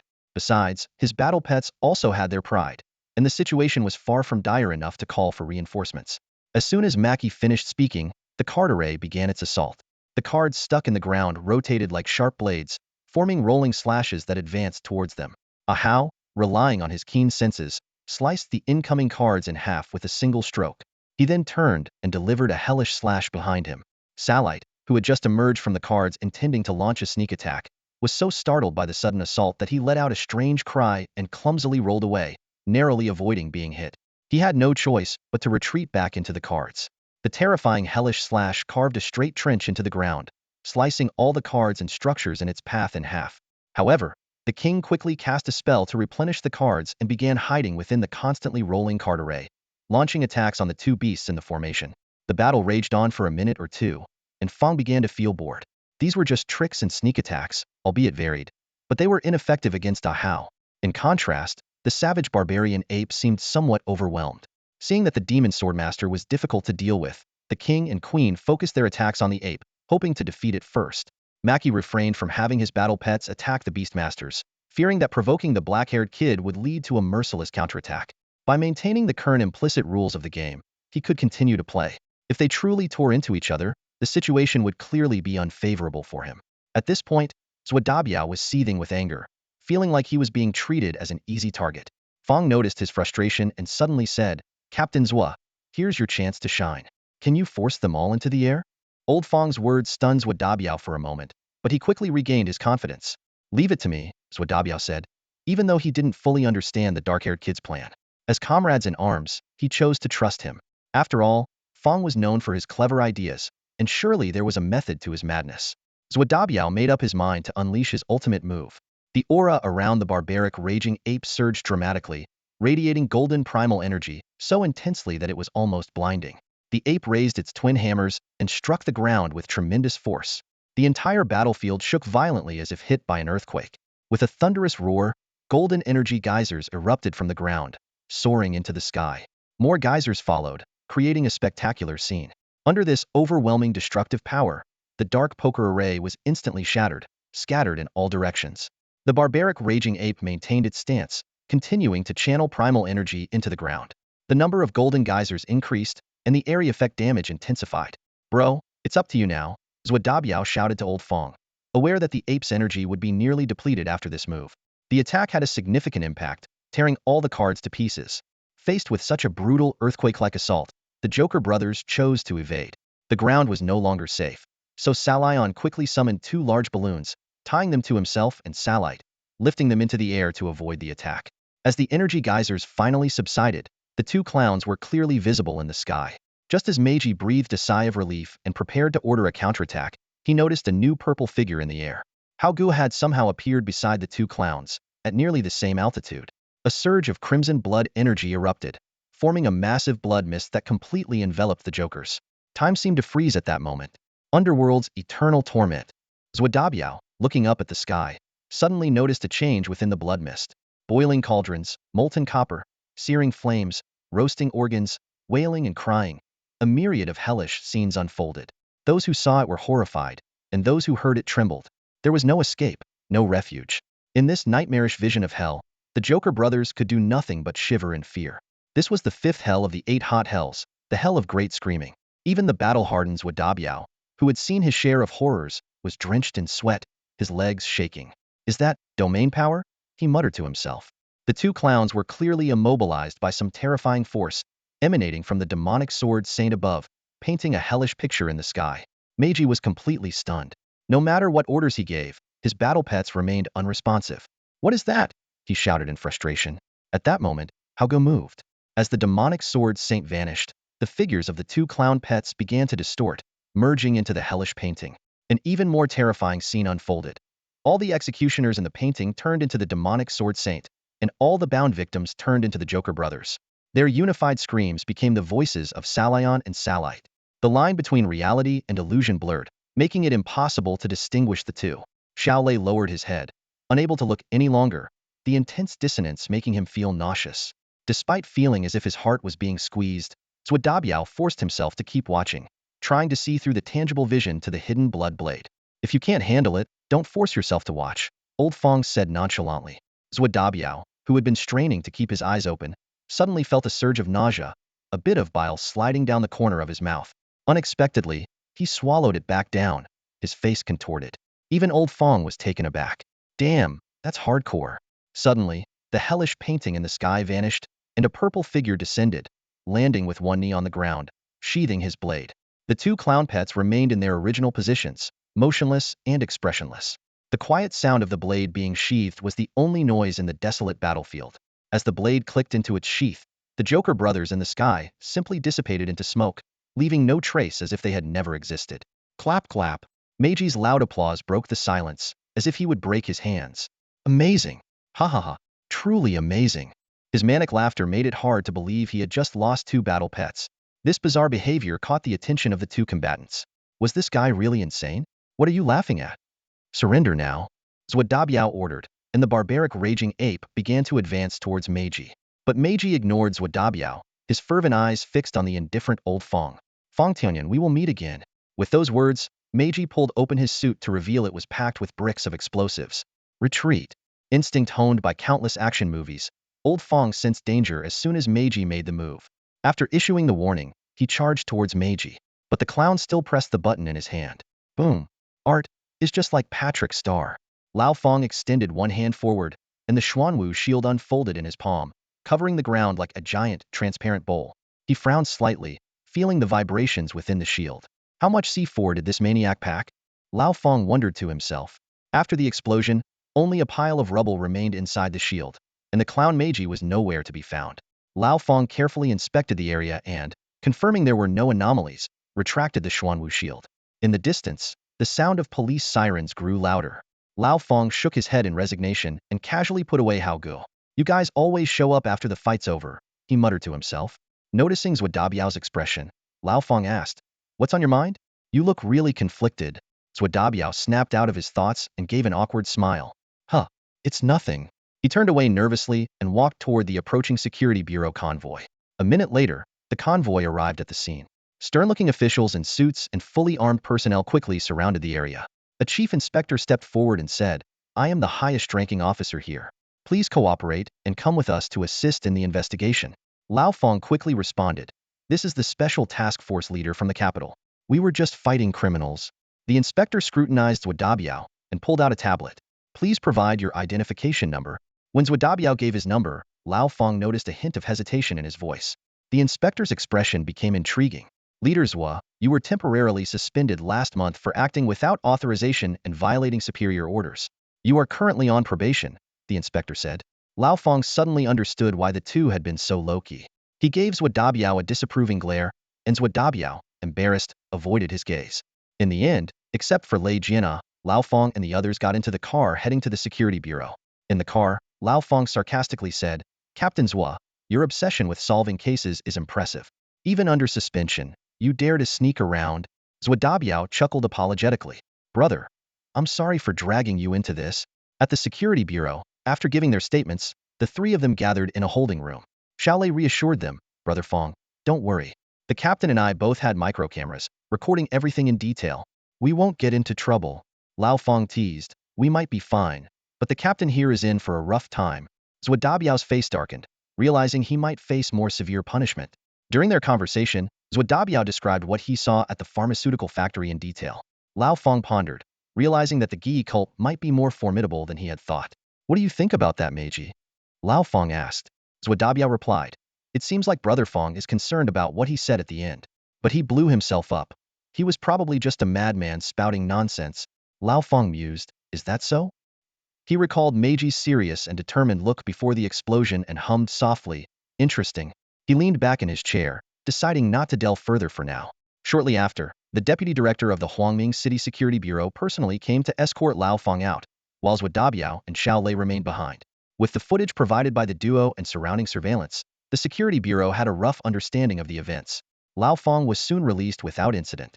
Oh dear, I'm terribly sorry for taking up so much of your time. Fang Tianyun apologized to the deputy director of the Security Bureau, his face showing genuine regret. The deputy director waved it off with an understanding smile. Given the suddenness and the scale of the incident, there's no need to worry, old Fong. The deputy director replied sincerely. With our intelligence network, it's only natural that your identity came to light. Seeing that demonic sword master in the footage made all our hairs stand on end.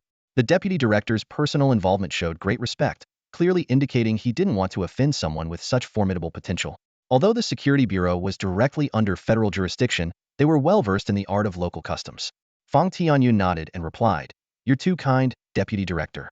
As law-abiding citizens, it is our duty to combat criminal organizations. I understand that procedures must be followed. Seeing that Fong was so reasonable, the Deputy Director's smile widened. He had intended to offer some compensation, but Fang Tianyun politely declined. It's a trivial matter, not worth mentioning, Fong said calmly. By the time Fang Tianyun returned to Maggie, night had already fallen. Regina and Maggie had been waiting patiently. As they dined, Fang Tianyun recounted the events of the afternoon in detail. Maggie pondered, this Gi sect seems more complicated than it appears. Fang Tianyun chuckled. They're already classified as terrorists, so naturally, they're not simple. Also, He Laosen will probably suffer greatly, if not die, after today's events. The Security Bureau is sure to take significant action, and the Flying Scythe gang that colludes with the Gi sect will not escape reckoning. Maggie seemed disinterested in these matters. Her involvement with the extreme path was more out of compulsion than genuine interest, driven by her fate rather than personal choice. By the way, Maggie asked, how's Harry doing? Since you administered the drug that day, his condition has remained stable, Maggie replied. Fang Tianyun nodded, his thoughts drifting elsewhere. The Gi sect issue was better left for the Security Bureau to handle. He glanced at the bottle of yellowish-brown liquid in his hand. There was enough for 4 injections, each lasting a week, giving Harry and himself about a month. A month should be enough, Fang Tianyun murmured, a determined look flashing in his eyes. Impossible. How could this be? You must be lying to me, Harry shouted incredulously, staring at the appraisal report in front of him. A surge of anger welled up inside him, making him want to lash out, but he knew better than to act rashly. This must be a trick. Harry tried to console himself. I absolutely refuse to believe this is true. Whether it's true or not, you can do another appraisal yourself when you get back, the other person suggested, their tone revealing a hint of concession. Harry seized the opportunity, a flicker of hope lighting up his face. You'll let me go back? He asked cautiously, afraid to shatter this fragile glimmer of hope. Come on, we don't have any deep-seated hatred. Lao Fong's tone softened. I was hoping you could put in a good word for me with your father, so we can turn hostility into friendship. What do you say? There's a chance. Harry thought with joy, quickly agreeing. Yes, of course. Don't worry, big brother. I won't let my father cause you any trouble. You're absolutely right. We have no real enmity. It's better to resolve conflicts than to escalate them. I won't seek revenge. I owe you big time. Big brother, you. Seeing Harry's excited and rambling demeanor, Lao Fong chuckled inwardly. Without another word, he stepped forward and delivered a heavy punch to Harry's face. Mid-sentence, Harry's head slumped to the side, and he fell unconscious again. When Harry groggily woke up again, he found himself sitting in a car. Still in shock, he touched his body and looked around carefully. In the dark night, the familiar interior told him he was in his own incredibly expensive sports car. The chains that had bound him were gone, and he was wearing his original clothes. His storage ring was intact, with all the medicines, toys, and money still inside. What's going on? Was it all just a dream? Harry was pondering this when his thoughts were interrupted by the urgent ringing of his phone. Hello, who's this? Harry answered. Congratulations on regaining your freedom, young Master Harry. Lao Fang's familiar voice came through, instantly sending a chill down Harry's spine. The fantasy of it being a dream was shattered. Oh, it's you, Harry replied reluctantly. Wow, you were calling me big brother just a moment ago, and now it's back to you and me? Lao Fang laughed indifferently. Just a reminder, young Master Harry, we still have that paternity test. I bet you wouldn't want it to fall into your father's hands, right? Best case, you're kicked out. Worst case, you're dead. I think you're smart enough to know what to do. This is my new number. I'll be in touch. Before Harry could respond, the line went dead, leaving him alone and bewildered in the car. To ensure that this second-generation rich kid understood, Lao Fang had made the threat crystal clear. Harry finally took the appraisal report seriously. Could it be true? He thought, feeling a cold sweat break out. Initially, he thought it was just a fabrication to deceive him. Now it seemed more complicated. Would they have let me go so easily if they didn't have something on me? Harry was torn between doubt and belief. He couldn't afford to gamble. The stakes were too high. If the appraisal was genuine, losing his family's protection would be disastrous. No, absolutely not. Harry gritted his teeth. I can't let this happen, not even with a 1% chance. After much deliberation, Harry started the car. Though he didn't want to go home, he had no choice. He had to get to the bottom of this. Besides, it's been a few days. Maybe their anger has subsided a bit, he hoped naively. However, reality hit him hard. Dad, stop hitting me. I'm sorry. Ouch. Brother, please stop. I'm your own brother. I won't do it again. Please forgive me. Ow. The deputy mayor's house echoed with pitiful screams. The clueless servants, hearing the commotion from afar, thought pigs were being slaughtered for a feast. It wasn't until an hour later that the cries and whimpers gradually ceased. Holding a belt, Hunter sat in a chair, panting heavily, his eyes bloodshot. Dick stood nearby, a broken wooden stick in hand, his face twisted with rage, also slightly out of breath. Harry, suspended with his hands tied high, was almost naked except for a pair of shorts. He had passed out again, his body covered in bruises and cuts, with hardly a patch of uninjured skin. Harry never expected that as soon as he stepped into the house and said, Dad, I'm back, his father would charge at him with the guards like wolves. He was immediately restrained, stripped, and hung up, receiving a relentless beating from both his father and brother. There were no questions, no answers, just pure, unadulterated violence. Fed up with Harry's incessant pleas for mercy, they gagged him with a rag and continued to beat him even harder. Despite his intense anger, Hunter retained a bit of sanity. Silencing Harry was for his own good. The more he begged, the angrier Hunter got, and the heavier his hand became. After another 10 minutes of beating, Hunter calmed down somewhat and stopped. He also signaled his eldest son to stop. Judging by Dick's furious expression, if he continued, he might actually beat Harry to death. It's no exaggeration to say that Dick now hated his troublesome younger brother the most. If it weren't for Harry causing trouble, he wouldn't have suffered such humiliation and become a laughingstock. For Dick, Fang Tianyun was someone he both feared and hated, but for Harry, it was pure hatred. During the beating, Dick's curses were so vile that even Hunter frowned. But considering the pent-up frustration and anger his eldest son had been harboring, he said nothing. After all, everything was indeed Harry's fault. He deserved the beating. Looking at his younger son, now resembling a piece of dried meat hanging there, covered in wounds, Hunter felt a pang of pity despite his lingering anger. After all, Harry was his flesh and blood. Wrong was wrong, and punishment was due, but he couldn't help but feel heartache. Let him down, Hunter finally ordered. Due to the contractor's use of substandard materials, the Romantic Palace nightclub in Huaxiang district collapsed a week ago, resulting in 34 deaths and 74 injuries. The Safety Bureau has stepped in and is investigating the Filian gang. Lao Fang sat at the dining table, eating his meal while watching the news report on TV, deep in thought. He realized that the Safety Bureau did not want to publicly disclose the existence of the Gi sect for now and planned to handle it discreetly. Naturally, the footage of the fight with Meiji was not released. Recently, all the gangs in Huaxiang district have been unusually well behaved. The Safety Bureau is fully engaged in capturing the remnants of the Gi sect, and no one dares to risk getting into trouble. Lao Fang picked up his phone and checked his email. He opened a message from the Lord Mayor, which detailed Hunter's recent attempts to cause him trouble using his authority. However, these issues were all intercepted by the Lord Mayor. Since their last visit, the Lord Mayor had been consistently sending friendly signals to Lao Fang. Lao Fang thought to himself, no matter which world you live in, to thrive, you must grasp the core power. Meanwhile, in the detention room of the Safety Bureau, Zhuo and Xiao Lei had been held for nearly a week. Although they had cracked a major case, there were flaws, so they remained detained. The food was quite good, but Zhuo still felt uneasy. When he asked for the reason, the only response he got was orders from above. One day, a man in his early 30s walked into the detention room.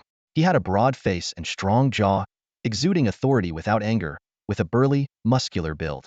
Zhuo, who was lying on the bed, immediately sprang up upon seeing him, and Xiao Lei quickly stood at attention. Brother Jiu, Captain, Zhuo greeted with a nervous smile, his heart pounding. The captain sternly said, Kid, do you think I have nothing better to do than clean up your messes every day? Zhuo replied with a cheeky grin, Brother Jiu, I got dismissed by those ultimers, had nothing to do, so I had to find something to keep busy. The captain scolded, you dare talk back, disobeying orders, acting on your own, and even losing your own battle pet. Dabiao, you're almost 30, can you grow up a bit and stop acting on impulse? Zhuo immediately turned obstinate, lying back on the bed, saying, a commander in the field does not always obey orders. If I don't get rewarded, fine, but I got dismissed. Xiao Lei was brought out by me. I'll take full responsibility for this incident. Just tell me how long I'll be detained. The captain, both angry and amused, sent Xiao Lei out of the room.